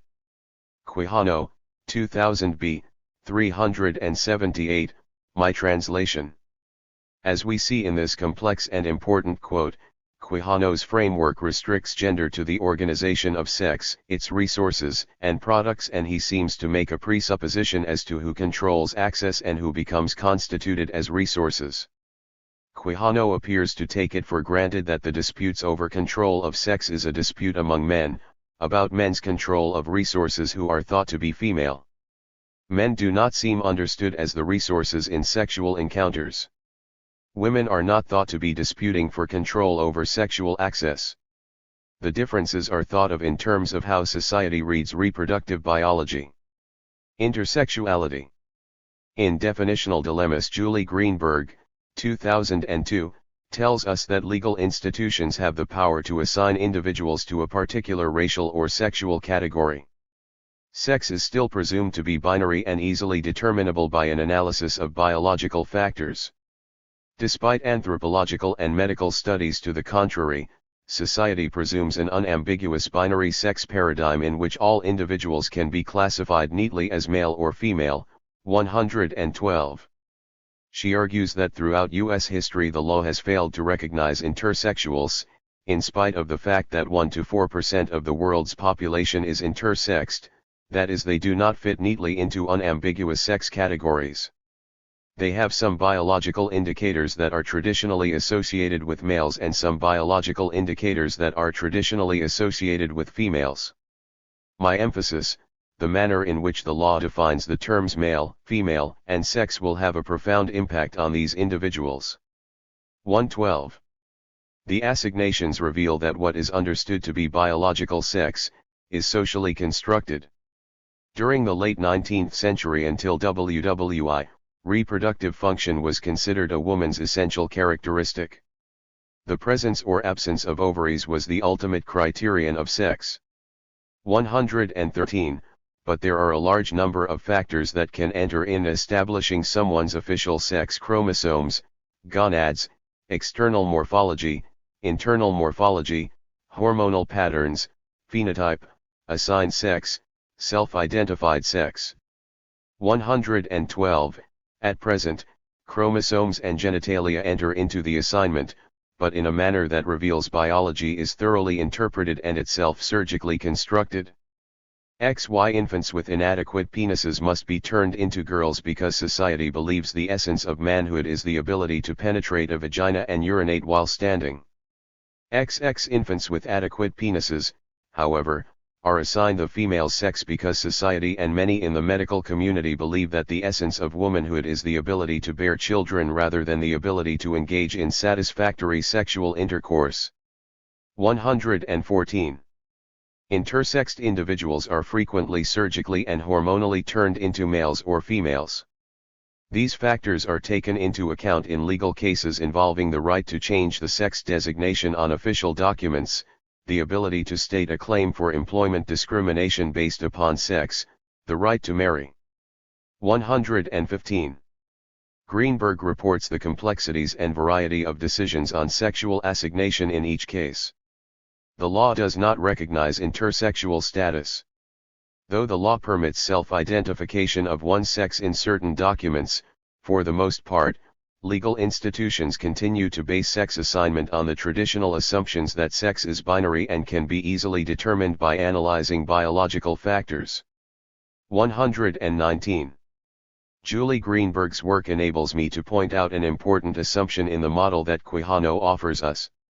This is important because sexual dimorphism has been an important characteristic of what I call the light side of the colonial/modern gender system. Those in the dark side were not necessarily understood dimorphically. Sexual fears of colonizers led them to imagine the indigenous people of the Americas as hermaphrodites or intersexed, with large penises and breasts with flowing milk. But as Gunn Allen and others make clear, intersexed individuals were recognized in many tribal societies prior to colonization without assimilation to the sexual binary. It is important to consider the changes that colonization brought to understand the scope of the organization of sex and gender under colonialism and in Eurocentered global capitalism. If the latter did only recognize sexual dimorphism for white bourgeois males and females, it certainly does not follow that the sexual division is based on biology. The cosmetic and substantive corrections to biology make very clear that gender is antecedent to the biological traits and gives them meaning. The naturalizing of sexual differences is another product of the modern use of science that Quijano points out in the case of race. It is important to see that not all different traditions correct and normalize intersexed people. So, as with other assumption characteristics, it is important to ask how sexual dimorphism served and serves Eurocentered global capitalist domination/exploitation. When egalitarianism takes a non-gendered or a gynocentric form. As Eurocentered, global capitalism was constituted through colonization, gender differentials were introduced where there were none. Oyoronki Oyoomi shows us that the oppressive gender system that was imposed on Yoruba society did a lot more than transform the organization of reproduction. Her argument shows us that the scope of the system of gender imposed through colonialism encompasses the subordination of females in every aspect of life. Thus Quijano's understanding of the scope of gendering in Eurocentered, global, capitalism is much too narrow. Paula Gunn Allen argues that many Native American tribes were matriarchal, recognized more than two genders, recognized their gendering and homosexuality positively and understood gender in egalitarian terms rather than in the terms of subordination that Eurocentered capitalism imposed on them. She enables us to see that the scope of the gender differentials was much more encompassing and it did not rest on biology. Gunn Allen also shows us a construction of knowledge and an approach to understanding reality that is gynocentric and that counters the knowledge production of modernity. Thus she points us in the direction of recognizing the gendered construction of knowledge in modernity, another aspect of the hidden scope of gender in Quijano's account of the processes constituting the coloniality of gender. Non-gendered egalitarianism. In her The Invention of Women, Oyoronki Oyoomi raises questions about the validity of patriarchy as a valid transcultural category. 20. She does so, not but contrasting patriarchy and matriarchy, but by arguing that gender was not an organizing principle in Yoruba society prior to colonization by the West.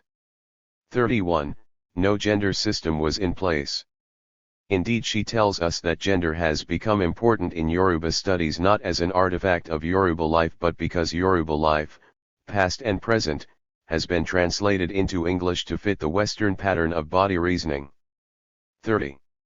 The assumption that Yoruba society included gender as an organizing principle is another case of Western dominance in the documentation and interpretation of the world, one that is facilitated by the West's global material dominance. 32. She tells us that researchers always find gender when they look for it. 31. The usual gloss of the Yoruba categories Obinrin and Okenrin as female/woman and male/man, respectively, is a mistranslation. These categories are neither binarily opposed nor hierarchical. 32-33. The prefixes Obin and Oken specify a variety of anatomy. Oyoomi translates the prefixes as referring to the anatomic male and the anatomic female, shortened as Anamali and Ana-female. It is important to note that she does not understand these categories as binarily opposed. Oyoomi understands gender as introduced by the West as a tool of domination that designates two binarily opposed and hierarchical social categories. Women, the gender term, is not defined through biology, though it is assigned to Ana-females. Women are defined in relation to men, the norm. Women are those who do not have a penis, those who do not have power, those who cannot participate in the public arena. 34. None of this was true of Yoruba Ana-females prior to colonization. The imposition of the European state system, with its attendant legal and bureaucratic machinery, is the most enduring legacy of European colonial rule in Africa. One tradition that was exported to Africa during this period was the exclusion of women from the newly created colonial public sphere. 123. The very process by which females were categorized and reduced to women made them ineligible for leadership roles.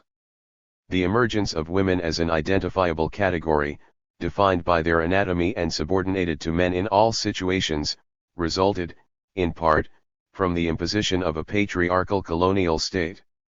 For females, colonization was a twofold process of racial inferiorization and gender subordination.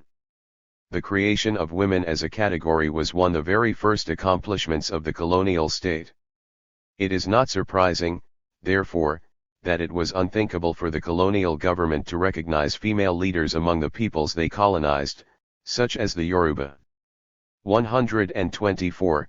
The transformation of state power to male gender power was accomplished at one level by the exclusion of women from state structures. This was in sharp contrast to Yoruba state organization, in which power was not gender determined. 125. Oyoomi recognizes two crucial processes in colonization, the imposition of races with the accompanying inferiorization of Africans, and the inferiorization of Ana-females. The inferiorization of Ana-females extended very widely from exclusion from leadership roles to loss of property over land, and other important economic domains. Oyoomi notes that the introduction of the Western gender system was accepted by Yoruba males, who thus colluded with the inferiorization of Ana-females. So, when we think of the indifference of non-white men to the violences exercised against non-white women, we can begin to have some sense of the collaboration between Ana-males and Western colonials against Ana-females. Oyoomi makes clear that both men and women resisted cultural changes at different levels. Thus while in the West the challenge of feminism is how to proceed from the gender-saturated category of women to the fullness of an unsexed humanity, For Yoruba Obinrin, the challenge is obviously different because at certain levels in the society and in some spheres, the notion of an unsexed humanity is neither a dream to aspire to nor a memory to be realized.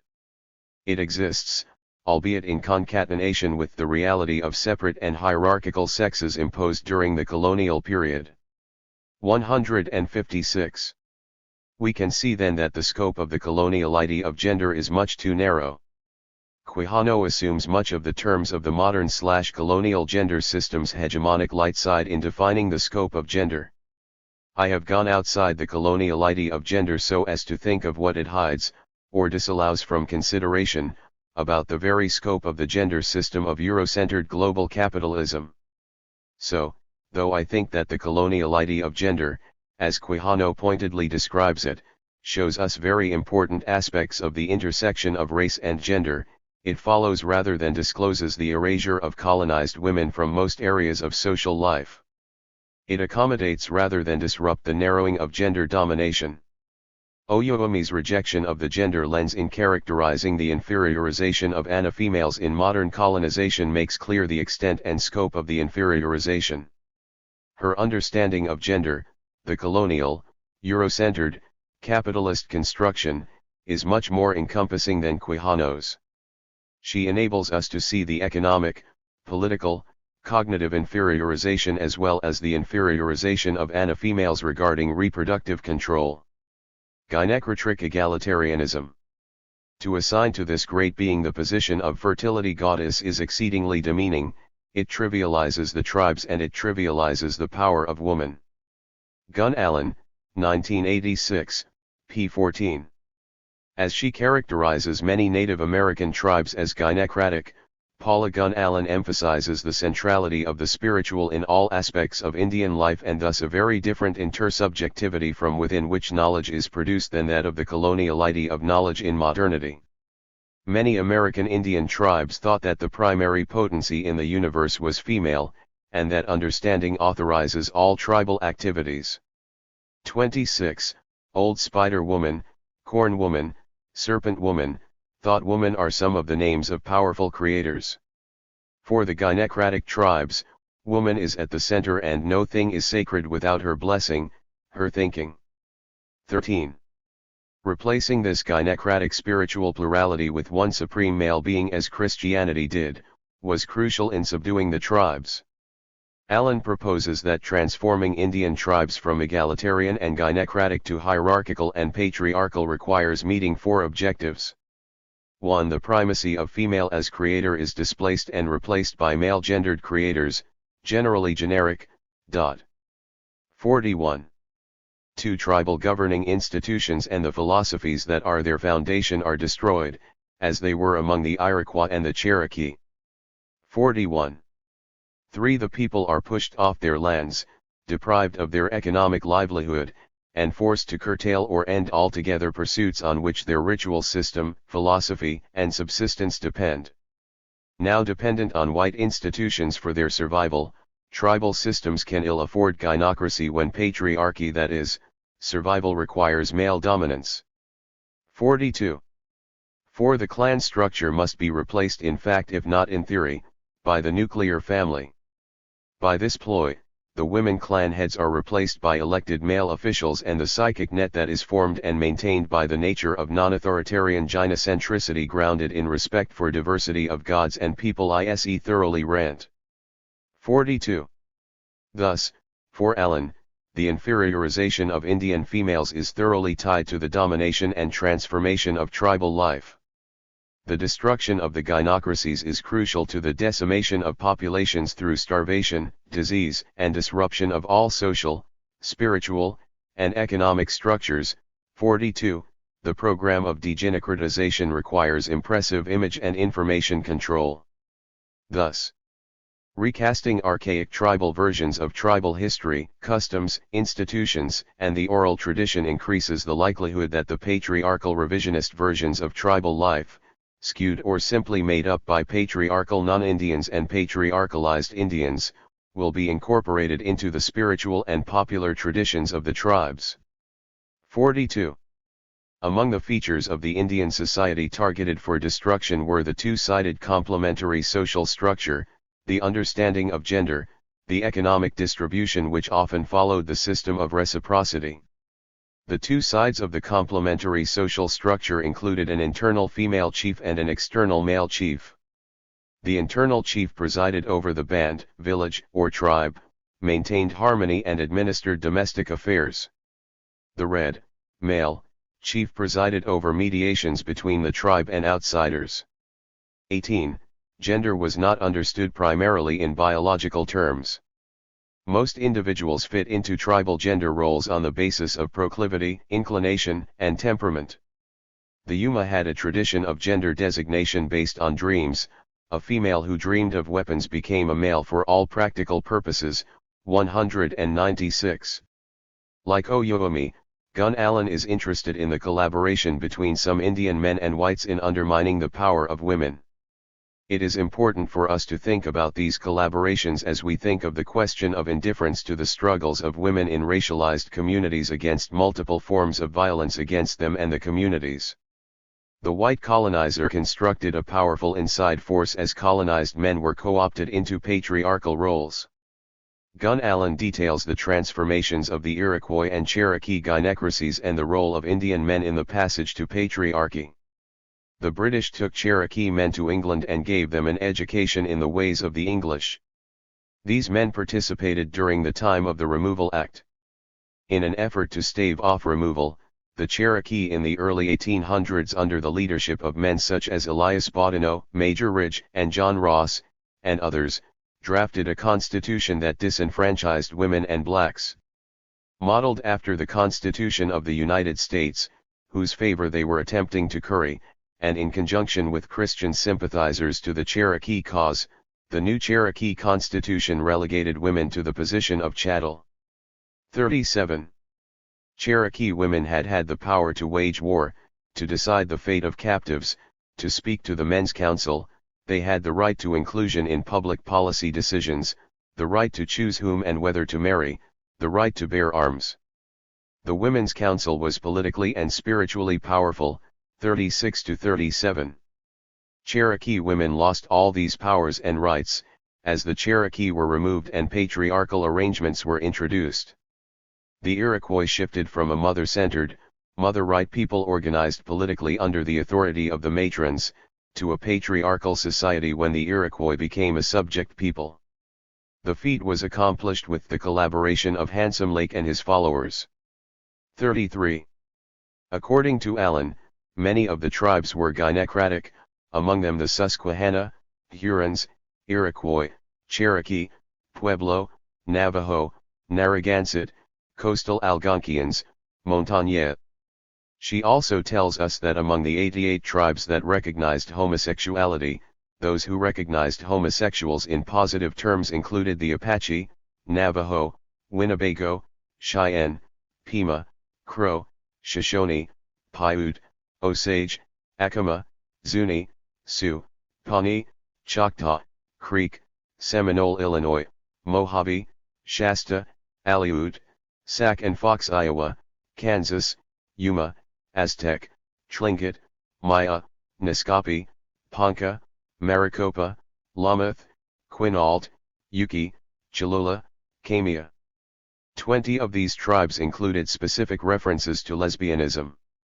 Michael J. Orwell, 2003, comments usefully on the use of the term third-gender. He tells that third-gender does not mean that there are three genders.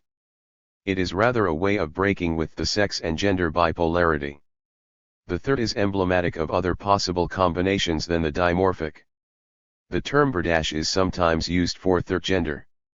Orwell tells us that male berdache have been documented in nearly 150 North American societies and female berdache in half as many groups. 27. He also comments that sodomy, including ritual sodomy, was recorded in Andean societies and many other native societies in the Americas. 27. The Nahuas and Mayas also reserved a role for ritualized sodomy. Sigel, 104. It is interesting that Sigel, 2003, tells us that the Spanish saw sodomy as sinful, but Spanish law condemned the active partner in sodomy to criminal punishment, not the passive. In Spanish popular culture, sodomy was racialized by connecting the practice to the Moors, and the passive partner was condemned and seen as equal to a Moor. Spanish soldiers were seen as the active partners to the passive Moors. 102 to 104. Allen's work not only enables us to see how narrow Quijano's conception of gender is in terms of the organization of the economy, and the organization of collective authority, she also enables us to see that the production of knowledge is gendered, the very conception of reality at every level. She also supports the questioning of biology in the construction of gender differences and introduces the important question of gender roles being chosen and dreamed. But importantly, Allen also shows us that the heterosexuality characteristic of the modern/colonial construction of gender relations, is produced, mythically constructed. But heterosexuality is not just biologized in a fictional way, it is also compulsory, and it permeates the whole of the colonial idea of gender, in the renewed, large sense. In this sense, global Eurocentered capitalism is heterosexualist. I think it is important to see, as we understand the depth and force of violence in the production of both the light and the dark sides of the colonial/modern gender system, that this heterosexuality has been consistently perverse, violent, demeaning, a turning of people into animals, and the turning of white women into reproducers of the race and the class. Horuzwal's and Seigel's work complements Allen's, particularly in understanding the presence of sodomy and male homosexuality in colonial and pre-colonial America. The colonial/modern gender system. Understanding the place of gender in pre-colonial societies is pivotal to understanding the nature and scope of changes in the social structure that the processes constituting colonial/modern Eurocentered capitalism imposed. Those changes were introduced through slow, discontinuous, and heterogeneous processes that violently inferiorized colonized women. The gender system introduced was one thoroughly informed through the colonial idea of power. Understanding the place of gender in pre-colonial societies is also pivotal in understanding the extent and importance of the gender system in disintegrating communal relations, egalitarian relations, ritual thinking, collective decision-making, collective authority, and economies. And thus in understanding the extent to which the imposition of this gender system was as constitutive of the colonial idea of power as the colonial idea of power was constitutive of it. The logic of the relation between them is of mutual constitution. But it should be clear by now that the colonial, modern, gender system cannot exist without the colonial idea of power, since the classification of the population in terms of race is a necessary condition of its possibility. To think the scope of the gender system of Eurocentered global capitalism, it is necessary to understand the extent to which the very process of narrowing of the concept of gender to the control of sex, its resources, and products constitutes gender domination. To understand this narrowing and to understand the intermeshing of racialization and gendering, it is important to think whether the social arrangements prior to colonization regarding the sexes gave differential meaning to them across all areas of existence. That enables us to see whether control over labor, subjectivity/intersubjectivity, collective authority, sex Quijano's areas of existence were themselves gendered. Given the colonial idea of power, I think we can also say that having a dark and a light side is characteristic of the co-construction of the colonial idea of power and the colonial/modern gender system. Considering critically both biological dimorphism and the position that gender socially constructs biological sex is pivotal to understand the scope, depth, and characteristics of the colonial/modern gender system. The sense is that the reduction of gender to the private, to control over sex and its resources and products is a matter of ideology, of the cognitive production of modernity that understood race as gendered and gender as raced in particularly differential ways for European/whites and colonized/non-white peoples. Race is no more mythical and fictional than gender, both powerful fictions. In the development of 20th century feminisms, the connection between gender, class, heterosexuality as racialized was not made explicit. That feminism centered its struggle and its ways of knowing and theorizing against a characterization of women as fragile, weak in both body and mind, secluded in the private, and sexually passive. But it did not bring to consciousness that those characteristics only constructed white bourgeois womanhood. Indeed, beginning from that characterization, white bourgeois feminists theorized white womanhood as if all women were white. It is part of their history that only white bourgeois women have consistently counted as women so described in the West. Females excluded from that description were not just their subordinates. They were also understood to be animals in a sense that went further than the identification of white women with nature, infants, and small animals. They were understood as animals in the deep sense of without gender, sexually marked as female, but without the characteristics of femininity. Women racialized as inferior were turned from animals into various modified versions of women as it fit the processes of Eurocentered global capitalism. Thus heterosexual rape of Indian women, African slave women, coexisted with concubinage, as well as with the imposition of the heterosexual understanding of gender relations among the colonized when and as it suited Eurocentered, global capitalism, and heterosexual domination of white women. But it is clear from the work of Oyomi and Allen that there was no extension of the status of white women to colonized women even when they were turned into similes of bourgeois white women. Colonized females got the inferior status of gendering as women, without any of the privileges accompanying that status for white bourgeois women. Though, the history presented by Oyomi and Allen should make clear to white bourgeois women that their status is much inferior to that of Native American women and Yoruba women before colonization. Oyomi and Allen also make clear that the egalitarian understanding of the relation between Ana females, Ana males, and third-gender people has not left the imagination nor the practices of Native Americans and Yoruba.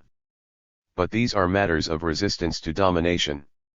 Erasing any history, including oral history, of the relation of white to non-white women, white feminism rode white women large.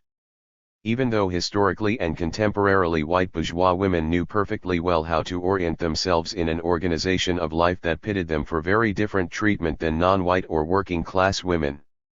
White feminist struggle became one against the positions, roles, stereotypes, traits, desires imposed on white bourgeois women's subordination. No one else's gender oppression was countenanced. They understood women as inhabiting white bodies but did not bring that racial qualification to articulation or clear awareness. That is, they did not understand themselves in intersectional terms, at the intersection of race, gender, and other forceful marks of subjection or domination. Because they did not perceive these deep differences, they did not see a need for creating coalitions. They presumed a sisterhood, a bond given with the subjection of gender. Historically, the characterization of white European women as fragile and sexually passive opposed them to non-white, colonized women, including women slaves, who were characterized along a gamut of sexual aggression and perversion, and as strong enough to do any sort of labor. The following description of slave women and of slave work in the U.S. South makes clear that African slave females were not considered fragile or weak. First came, led by an old driver carrying a whip, 40 of the largest and strongest women I ever saw together. They were all in a simple uniform dress of a bluish check stuff, the skirts reaching little below the knee, their legs and feet were bare, they carried themselves loftily, each having a hoe over the shoulder, and walking with a free, powerful swing, like chasseurs on the march. Behind came the cavalry, 30 strong, mostly men, but a few of them women, 2 of whom rode astride on the plow mules. A lean and vigilant white overseer, on a brisk pony, brought up the rear. Takeke, 111. The hens are required to be in the cotton field as soon as it is light in the morning, and, with the exception of 10 or 15 minutes, which is given to them at noon to swallow their allowance of cold bacon, they are not permitted to be a moment idle until it is too dark to see, and when the moon is full, they oftentimes labor till the middle of the night. Takeke, 111. Patricia Hill Collins provides a clear sense of the dominant understanding of black women as sexually aggressive and the genesis of that stereotype in slavery. The image of Jezebel originated under slavery when black women were portrayed as being, to use Jewel Gomez's words, sexually aggressive wet nurses, Clark et al. 1983, 99. Jezebel's function was to relegate all black women to the category of sexually aggressive women, thus providing a powerful rationale for the widespread sexual assaults by white men typically reported by black slave women. Davis 1981, D. White 1985. Jezebel served yet another function.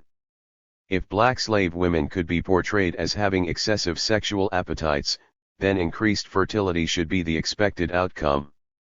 By suppressing the nurturing that African American women might give their own children, which would strengthen black family networks, and by forcing black women to work in the field, wet nurse white children, and emotionally nurture their white owners, slave owners effectively tied the controlling images of Jezebel and Mammy to the economic exploitation inherent in the institution of slavery. Hill Collins, 82. But it is not just black slave women who were placed outside the scope of white bourgeois femininity. In Imperial Leather, Anne McClintock, 1995, as she tells us of Columbus' depiction of the earth as a woman's breast, evokes the long tradition of male travel as an erotics of ravishment. 22. For centuries, the uncertain continents Africa, the Americas, Asia were figured in European lore as libidinously eroticized. Travelers' tales abounded with visions of the monstrous sexuality of far-off lands, where, as legend had it, men sported gigantic penises and women consorted with apes, feminized men's breasts flowed with milk and militarized women lopped theirs off. 22. Within this pornotropic tradition, women figured as the epitome of sexual aberration and excess. Folklore saw them, even more than the men, as given to a lascivious venery so promiscuous as to border on the bestial.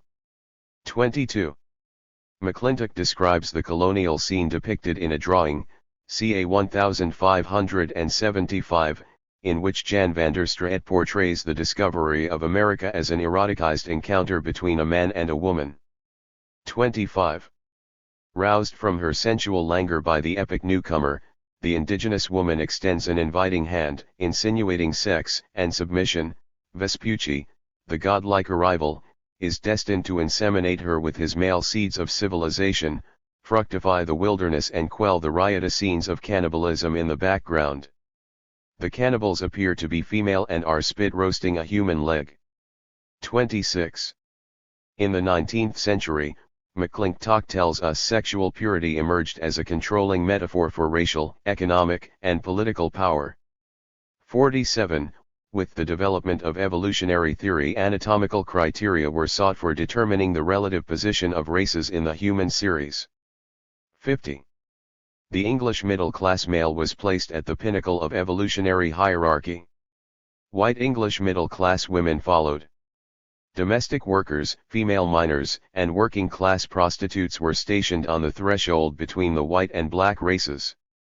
56. Yen Le Espiritu, 1997, tells us that representations of gender and sexuality figure strongly in the articulation of racism. Gender norms in the United States are premised upon the experiences of middle-class men and women of European origin.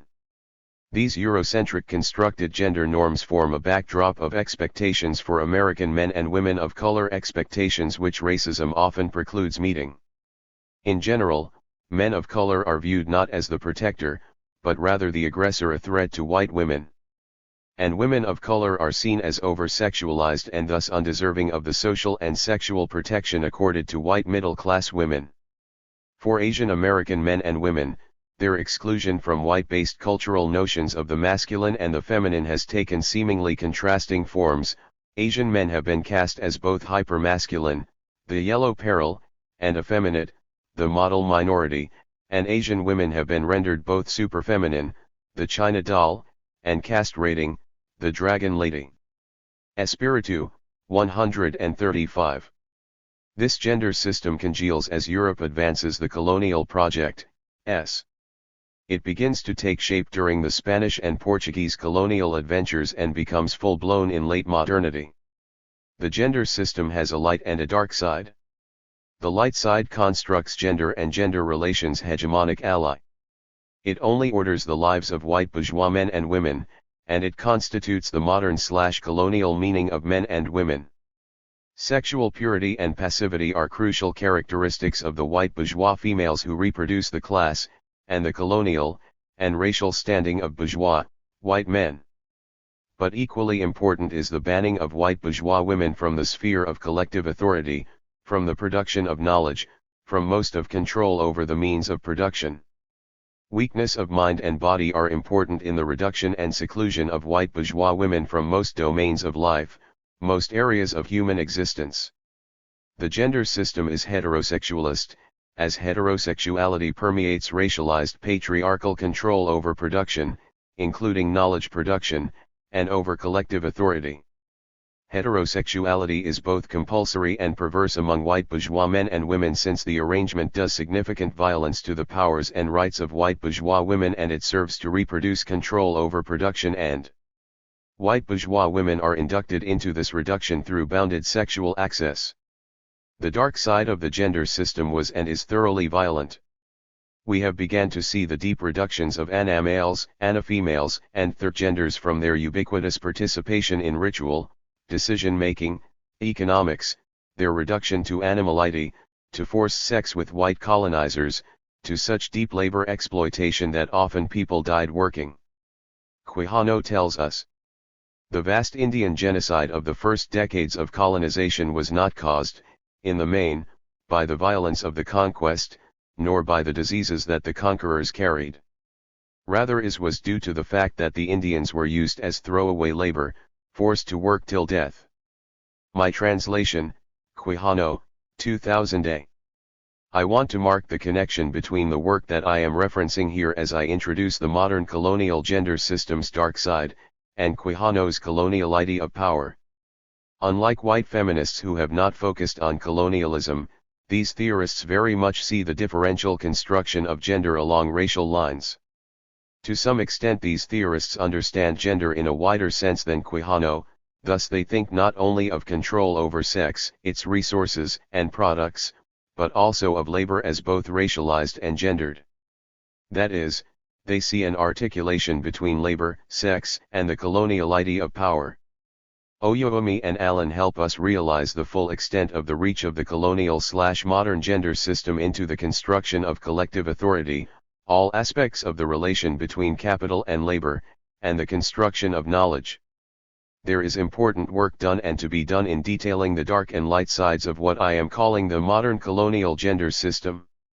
In introducing this arrangements in very large strokes, I mean to begin a conversation and a project of collaborative, participatory, research and popular education to begin to see in its details the long sense of the processes of the colonial/gender system enmeshed in the coloniality of power into the present, to uncover collaboration, and to call each other to reject it in its various guises as we recommit to communal integrity in a liberatory direction. We need to understand the organization of the social so as to make visible our collaboration with systematic racialized gender violence, so as to come to an inevitable recognition of it in our maps of reality. Arturo Escobar. Afterword. One of the goals of this book has been to explore the relevance of the modernity/coloniality/decoloniality research program to various world situations and issues not previously considered. Given its continued ties to Central/South America and the Caribbean, however, it makes sense to resituate within the most recent transformations underway in the continent. The character of these transformations needs to be ascertained simultaneously at the level of the state, of social movements, and at the state-social movement nexus. In keeping with MCD insights, the changes also need to be analyzed well beyond the political and economic realms, delving particularly into the potential for epistemic decolonization and the emergence of worlds and knowledges otherwise. This potential and emergence are also being discussed in terms of post-liberalism and relationality. I would like to explore briefly in this afterword the relation between these emerging concepts and decoloniality.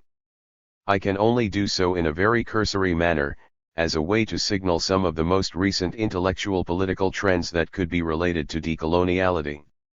Central/South America is the only region in the world where some counter-hegemonic processes of importance might be taking place at the level of the state, and certainly at the level of some social movements. The election of progressive regimes since the late 1990s, Argentina, Bolivia, Brazil, Chile, Ecuador, El Salvador, Nicaragua, Paraguay, Uruguay, and Venezuela, is the most visible sign of the transformation going on. Why is this happening in Latin America more clearly than in any other world region at present is a question I cannot tackle here, other than saying that it is related to the fact that Latin America was also the region that most earnestly embraced neoliberal reforms since the late 1970s, where the model was applied most thoroughly, and where the results are most ambiguous, in the best of cases. For some, these processes might lead to a reinvention of socialism; for others, what is at stake is the dismantling of the neoliberal policies of the past decades, the end of the long neoliberal night, as the period is known in progressive circles in the region, or the formation of a South American, and largely anti-American, bloc. Others point at the potential for un nuevo comienzo, a new beginning, which might bring about a reinvention of democracy and development, or, more radically still, the end of the predominance of liberal society of the past 200 years, that is, one founded on private property and representative democracy. Socialismo del siglo XXI, plurinationality and pluriethnicity, direct and substantive democracy, revolution ciudadana, endogenous development centered on the buen vivir, collective well-being, of people and nature, territorial and cultural autonomy, and post-liberal societies are some of the concepts most commonly used to name the ongoing transformations. Eni Bolquijano perhaps put it best when grasping the historical specificity of the moment: it is a time of luchas, struggles, and of options. Latin America was the original space of the emergence of modern/colonial capitalism, it marked its founding moment. Today it is, at last, the very center of world resistance against this pattern of power and of the production of alternatives to it. 2008, 3. This trend is often described as a turn to the left. However, as Walter Mignolo, 2006, states, this label only reduces the transformation to the terms of Eurocentric political discourse.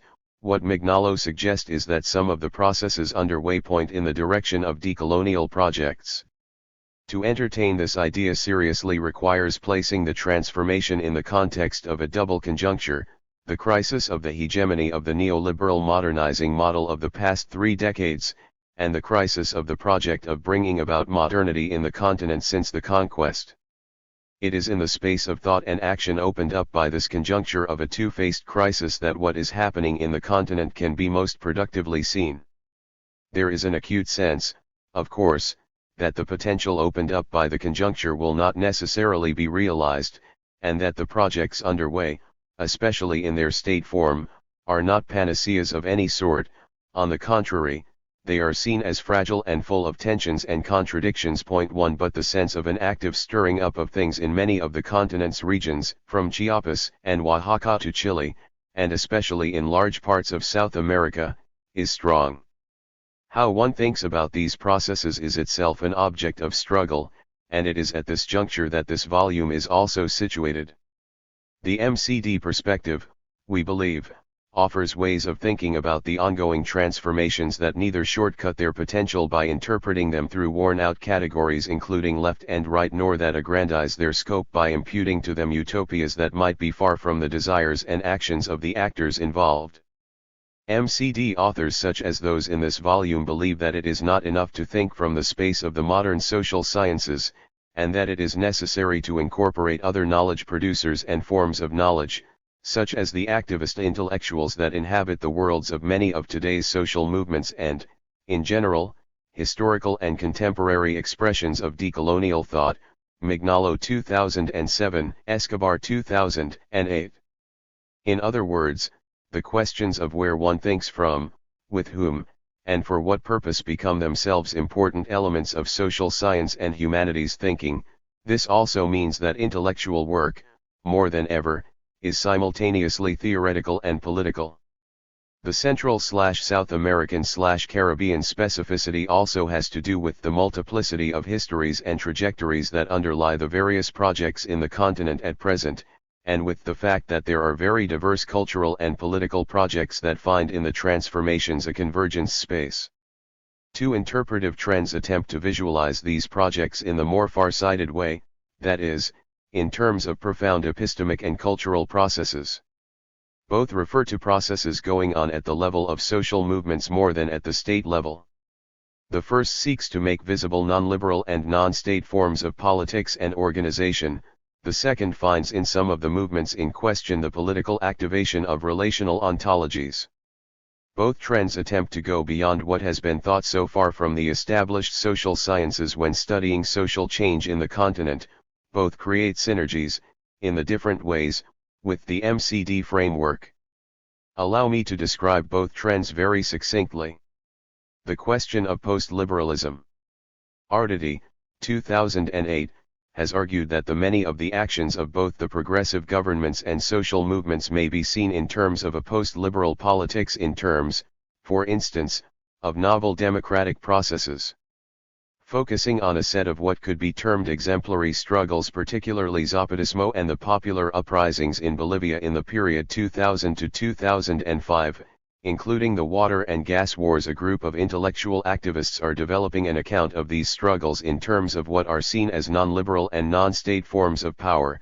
Zibeka 2006, Patsy 2004, Gutierrez Aguilar 2008, Mamani 2005, 2006.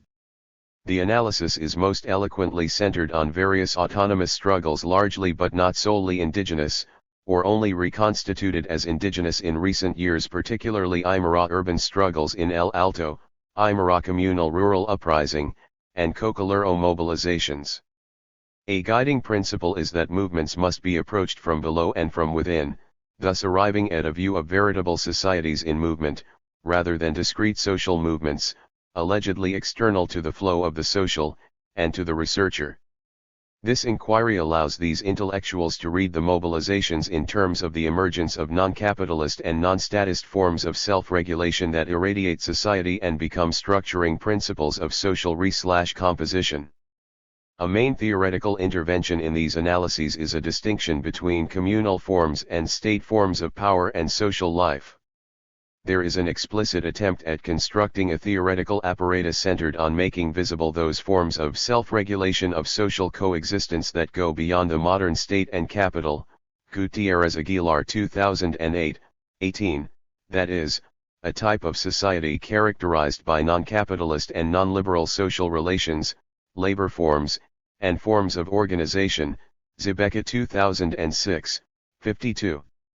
Three of the main features of non-statist and non-liberal regulation identified in the repeated mobilizations and insurrections in Bolivia of the 2000 to 2005 period are, the practice of deliberative assemblies for all important decision-making, the horizontally of organizations, and the rotation of assignments. Popular organization are found to be made up of undivided organs, organos indivisos, in contradistinction with the modern assumption of specialization as the basis of rational action. What emerges from this framework is a characterization of the struggles in terms of self-organization aimed at the construction of non-state forms of power.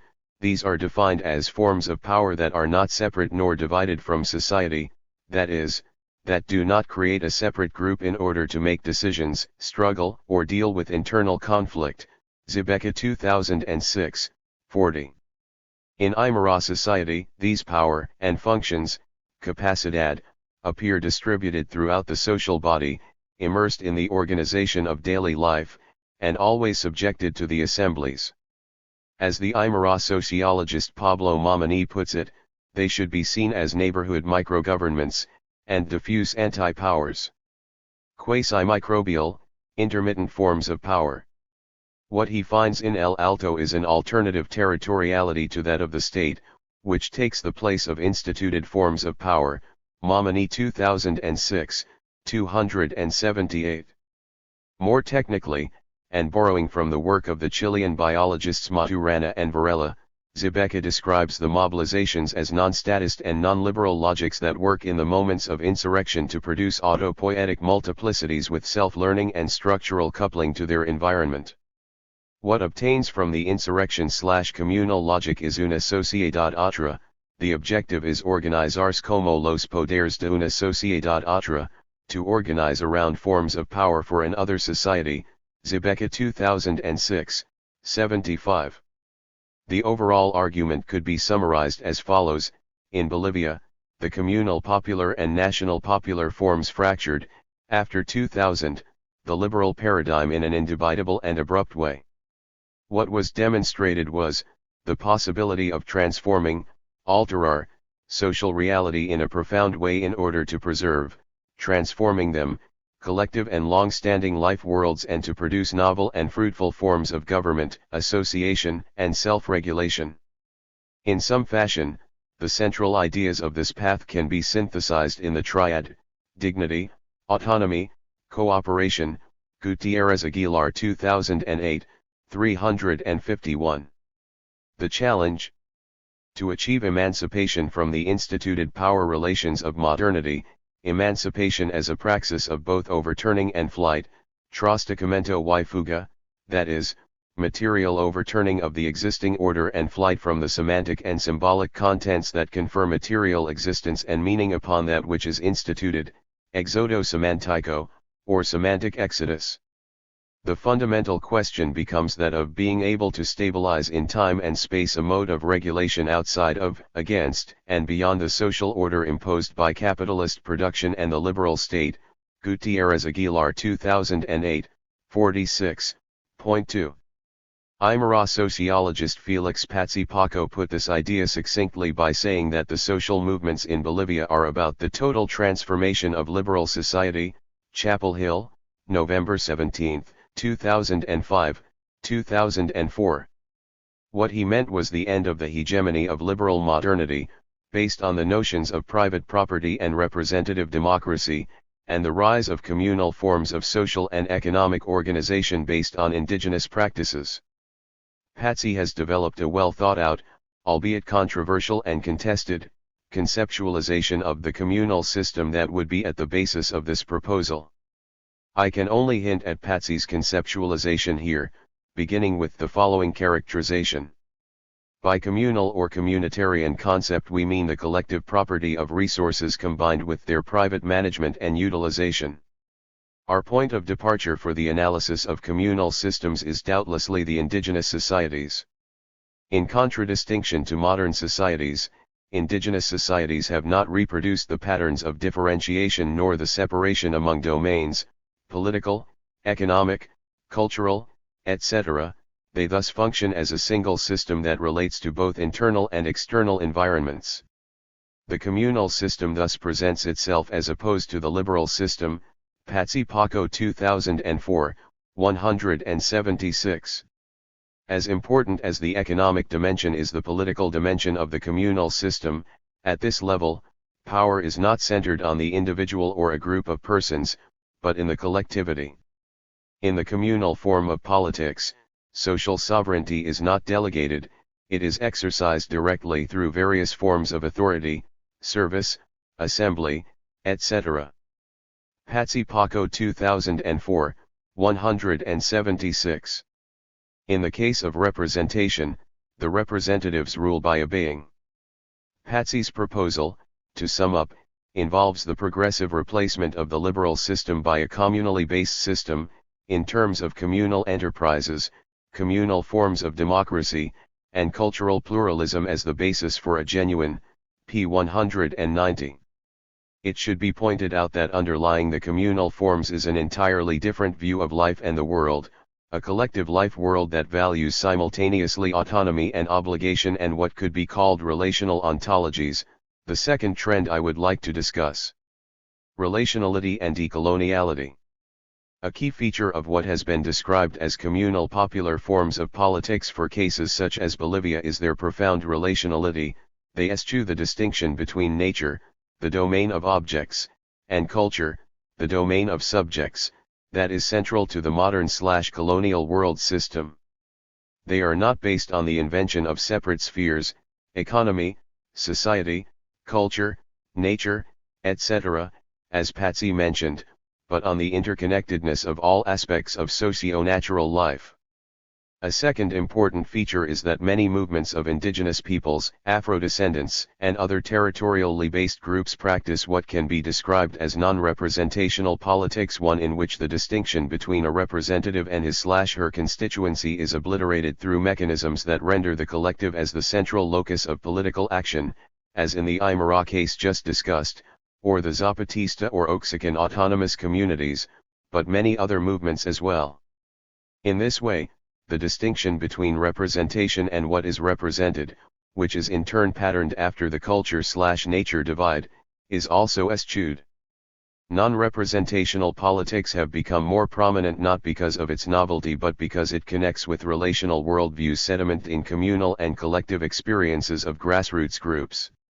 More generally, we can speak of relational ontologies, or relational worlds and knowledges, in the sense that these worlds are built on the basis of the interconnectedness and interdependencies of everything that exists, including all kinds of entities, human and not, on the continuity between knowing, doing, and being, and between the biophysical, human, and spiritual worlds.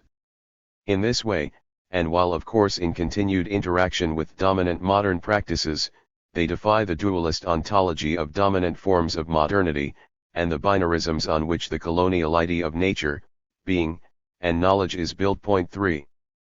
There is thus a larger and widespread process by which relational worldviews, embodied by many groups that contest institutions built on modern binary categorizations, are becoming visible as viable political alternatives.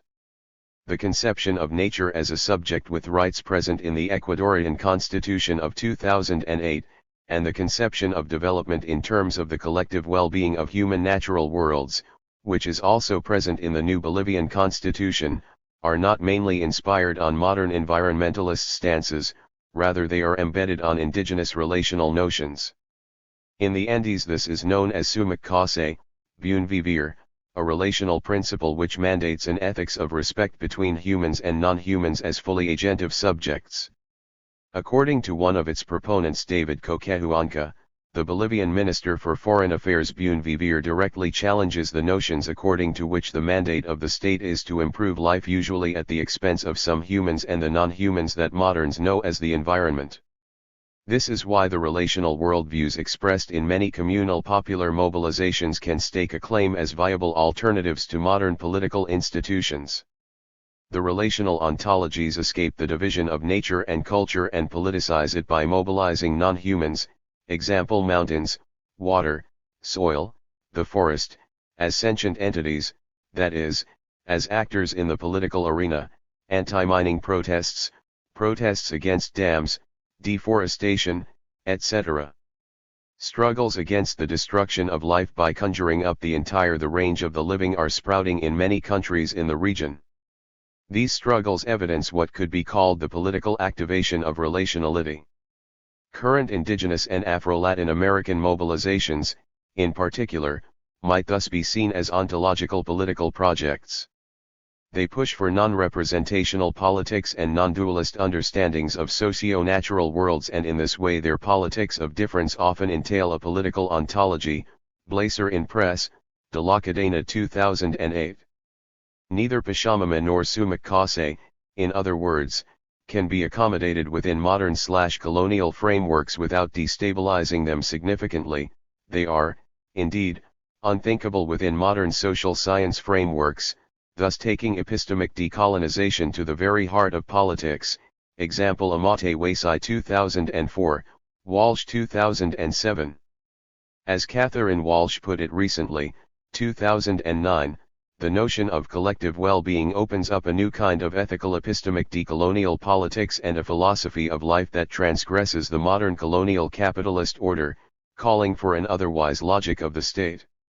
At stake is the creation of new social, political and epistemic orderings, structures, conditions, and articulations. Some of the questions that emerge from the consideration of relationality include: how is the analysis reconfigured when nature is conceived as subject? How does it impact our understanding of politics and the state? What is the relation between relational worldviews, non-representational politics, and decoloniality? More generally, What is the connection between non-liberal/non-state forms and relational ontologies? It could be said that, in the last instance, the emergence of relationality as a set of intellectual tools and social/political practices points to a gradual epistemic decolonization, understood as a long-term process of resignification and re-construction towards words and knowledges otherwise.